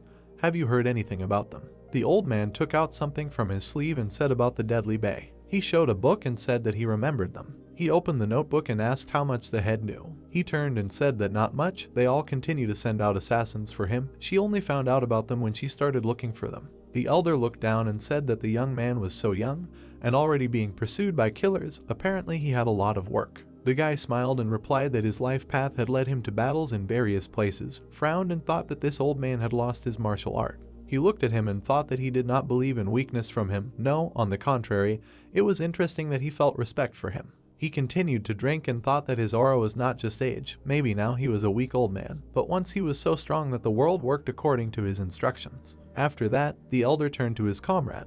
He raised his head and asked if he could extend his hand. Would he like to read from it? The guy was surprised. He looked at the teacher. He nodded, after which the brown-haired man shook his hand. The man closed his eyes and asked if this was really a survivor of the Jade Flower Palace. The young man looked at him and replied that yes, that's right, his mother was because of this palace. The old man raised his head and said that the young man had grown up healthy, although he had heard that there were survivors among the Jade Flowers. One of them he was seeing for the first time. Then he folded his hands and said that he was glad that the impressive combat techniques had not been lost. He looked at the guy and said that the training must not have been easy, but in response he heard that it was not at all. He had met a teacher. This man was an excellent mentor. Then the man raised his head and said that this guy was his student. The old man looked at him and said he was surprised that he took a student. He turned his head and said that the ice art techniques from the Jade Flower Palace, brought to mind, are very impressive. Asks not to teach him the illuminating sword techniques. He replied that I did not intend to. After that, Hyo-gyam turned to Jaha, looked at him carefully. After that, he spoke, said that it might be tactless, but he couldn't help his curiosity. Would he mind if he read his palm like Mr. Mong? The guy turned around and said of course, he would be glad to hear his advice. He quickly took his hand. He closed his eyes, and suddenly something dawned on him. He looked at him and was surprised. The guy didn't understand what was happening. What kind of look was that? Silence hung in the room. The woman turned to the old man and then suddenly answered. He exhaled again. He lowered his head and told the leader that his fighting skills at such a young age were incredible. Could he really be the left advisor's disciple too? The man intervened in the conversation and said no. This surprised the elders even more. Then the teacher looked at him and said that this guy was not a bad person. There was no need to worry. If he had something to say, he guaranteed that he could do it without fear. He would also like to listen. The elder raised his head and asked if this guy was a disciple of one of the three disasters. The young man turned around and said no. The man let him go and said that this man was very young, but he already had control over both energies, extreme yin and extreme yang, at the same time. He could only be amazed at this fact. Then he frowned and said that the martial arts he knew were no worse. Everyone around him was surprised. Then the elder smiled and said, even if only for a moment, he had a thought that this man could be a sent disciple of the cult leader, but if he managed to achieve all this himself, then he could only pay tribute. The guy nodded and said that he understood everything. Then he frowned, presented the core. Since the cult leader was hunting for heavenly jade, most likely he had already learned the harmony of yin and yang martial arts. Hyo turned around and asked about the Hao clan, saying that she had never heard of it. Did the guy really create it himself? The answer was affirmative. He lowered his head and asked why this clan was created, and he turned and said that he wanted all the common workers to be left alone. In response to this, the man simply laughed. He closed his eyes and said that this was the most incredible answer he could get. That was the reason for the foundation. The girl intervened and asked what was wrong with that. The old man looked at her and replied that common people are always under oppression. Then he folded his arms and added that the foundation of the clan was to fight for their rights, which means living their entire lives in battles. In his lifetime he had seen many flourishing groups and their declines, but had never heard of such a group before. The brunette lowered his head and said that the man was right in some way, and he looked at the master and asked that he was crossing the line by saying this, but hoped that everyone would greatly help the head of the clan in the fight against the deadly Bey. The woman replied that of course. After that, the old man again turned to the young man. He looked at him and said that he was very old. The guy confirmed this. The man moved closer and said that when the time comes, he hopes that he will help the Bloody Night Palace. The master asked again in surprise. Silence fell in the room like snow on the head. The master intervened and asked in surprise what the master was talking about. Was he really asking him for help? The old man looked at her and said that if he dies, the cult leader will immediately start searching for this place. She simply decided to remain silent in response. Then he turned and said that one thing can be said for sure about the cult leader. This is that he is one of those who remember who owes him and to whom he himself owes when it comes to matters of life and death. So, knowing this, he remains here. The woman was surprised and said did something happen between him and the leader. The elder nodded and said that yes, a long time ago, he saved his life when he was very young, then he was not yet the leader of the cult. The man and women remained silent in response. After the old man turned and addressed the leader, someone must put their hand to the fact that people who wish to leave the path of the demon appear. More importantly, after this palace left the cult, they never killed the weak, those who did not study martial arts. The brunette leaned over and said that he did not understand what was expected of him. It was not in his power to take the palace of the Bloody Night away from the demonic path if they themselves did not wish it. The man smiled and said that in that case, if the Palace of the Bloody Night becomes a similar group that does not oppress, does not kill or impose taxes on robbers. He looked at him carefully and asked for help. They will become a similar group. The master listens to his words. Therefore, while he is still alive, he will continue to pester her with these questions. The guy looked at him and thought that he was the kind of person who constantly talks nonsense, and such things will lie like a dead weight on his heart.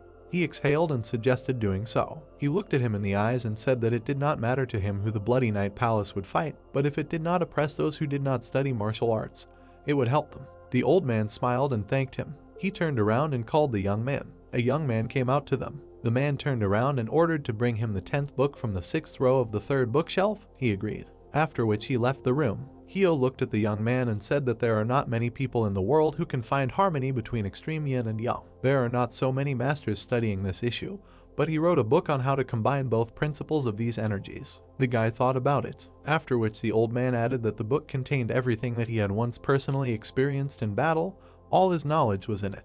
Then he took the book in his hands. He held it out forward and said that he would like the young man to look at it. He took the book and thanked him. Then he looked at the brunette and said that his name was Yang Mayam. This man would be very useful when they decided to attack the Death Bay if they sent him, or at least he thought that he would not interfere with them. The master turned around and thought that this was the oldest disciple. He felt a strong energy coming from him. After that, the man stood up and said that he would go for now. The girl stood up and said that the master needed a good rest. The teacher also stood up and wished the same. Yon smiled, said that he hoped that they would be able to meet again, said goodbye. The brunette stood up and apologized. He approached the old man and asked if he could help him get to the room. Then he smiled and agreed. They were walking down the street and talking. His grandfather had worked in a hotel all his life and passed away.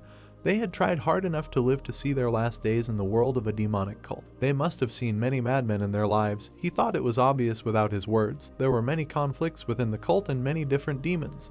The young man asked how he spent his energy. They continued walking forward. The man answered that there was a time when he considered himself strong and proud. He crossed the path of a man of considerable stature at that time and lost his strength. When asked who it was, he said that this man had become one of the 3 disasters. The young man asked again, said that this man was a real man. In response, the old man closed his eyes and said, yes, when you were one, when you were still young, half a century had passed since then. The brunette looked ahead and added that if his grandfather in heaven could see who he had become, he would be surprised. The old man asked what it meant. He looked at him and replied that he was the one who couldn't cook noodles properly and all he could do was wipe tables. But now he was walking around the city killing martial artists left and right. It's hard to even imagine how surprised he would be. He looked at the sky and said that even if he could continue his work, run an inn, follow in his footsteps, even so, he would worry about him, but if he saw his current adventures, he would worry much more. The elder raised her head and asked if he really regretted taking the current path. The young man replied that he liked where he was now. After that, the man nodded his head and said that he was like him. If there was a Jianghu in the next world, he would choose to live this path again without a shadow of a doubt.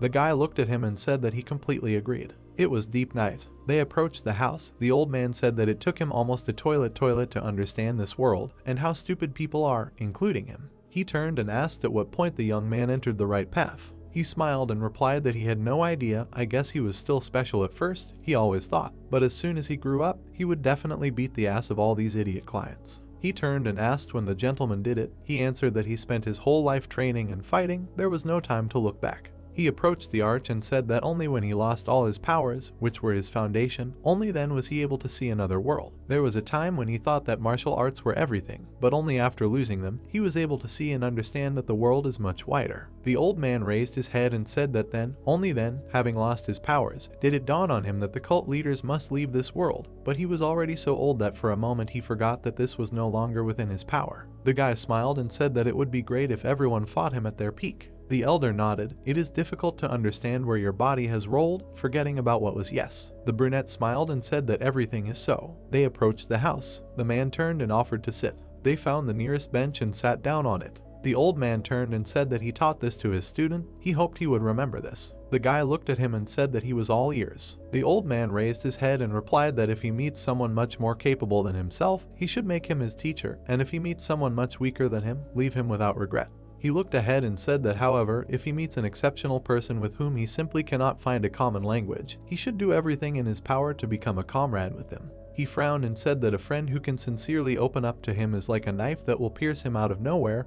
Even a martial artist will find it hard to dodge it. The brunette nodded and said that this is the true logic of a cruel killer. The elder introduced the student. Right, he is the last killer he trained, treated him as if he was the leader of a cult. His battle with the leader is not over yet. Then he turned and said that the leader should know that the Gulf of Death was founded by the 7th instructor who passed on the cult, and his students who are now working as killers. When he was the first instructor, he had to deal with them, but he never found his corpse. The guy stood up and said that it seems they were able to rebuild themselves. Hio raised his hand and asked to visit him again before he passed away. The young man took his hand. He smiled and said that the elder is a true man. He believes that he will live a long life. He will come back to visit him. He nodded in response. Then he smiled and said that he would wait. A cart was driving through the forest. Inside sat a brunette reading a book. Everyone else was silent. The young man studied it even while eating. On the way to the Gulf of Death, he reread the book that the elder gave him again and again. After the 10th time, he began to understand a little of what he was trying to say. He studied it sitting under a tree. After the 30th, he began to slightly feel what he felt in the days when he wrote it.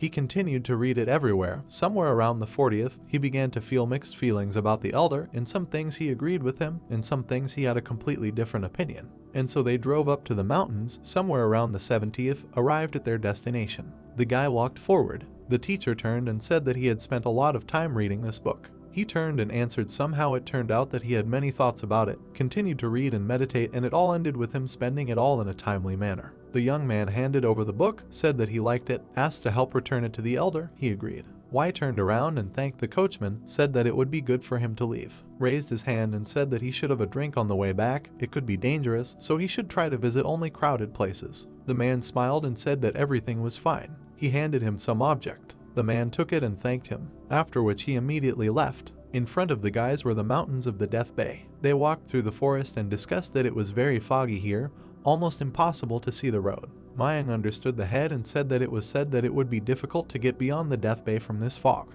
The master nodded his head. Suddenly, something surprised him. He looked ahead and shouted that there were damn murderers. Everyone turned around and did not understand what was happening. The echo was heard for a long time. The brown-haired man turned and asked what the guy was doing.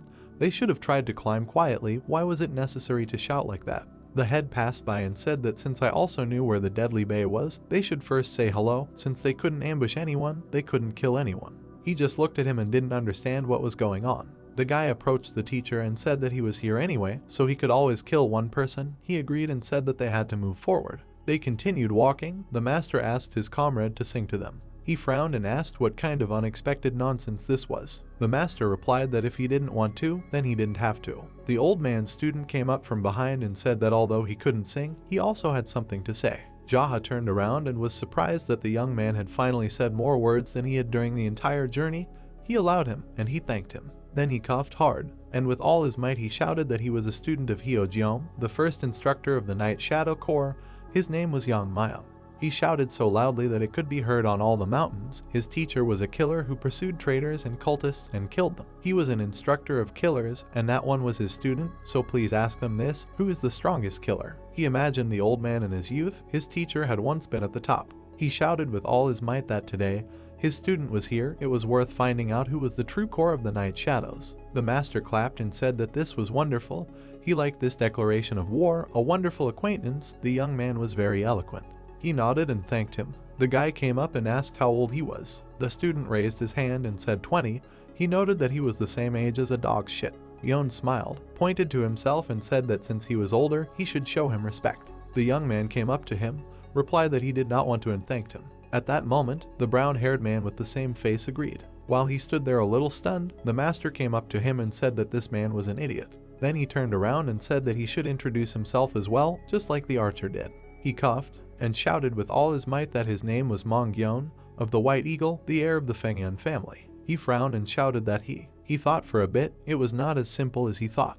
Everyone looked at him. There was a silent pause. The young man came up with an idea and shouted that the man who would climb to the top of the ice art mastery, and laughed loudly. He stood there and continued shouting that he could make a girl is just by wishing. He could be heard everywhere, shouting that he was able to love one today, another tomorrow. The last word tomorrow spread throughout all the mountains. The master looked at him and said that he was a damn sick man, and the teacher just exhaled. They continued walking through the forest. They looked around, studied everything. There was a thick fog. This fog enveloped the entire forest. The teacher raised his hand and asked the leader maybe he should introduce himself too. I wonder how he would do it. The guy turned around and agreed. Then he stood in a stance. He took a deep breath and shouted with all his might that he was the leader of the Hao clan. He looked ahead and continued shouting that it was him, so loudly that the others covered their ears, and the echo seemed to rise to the very heavens.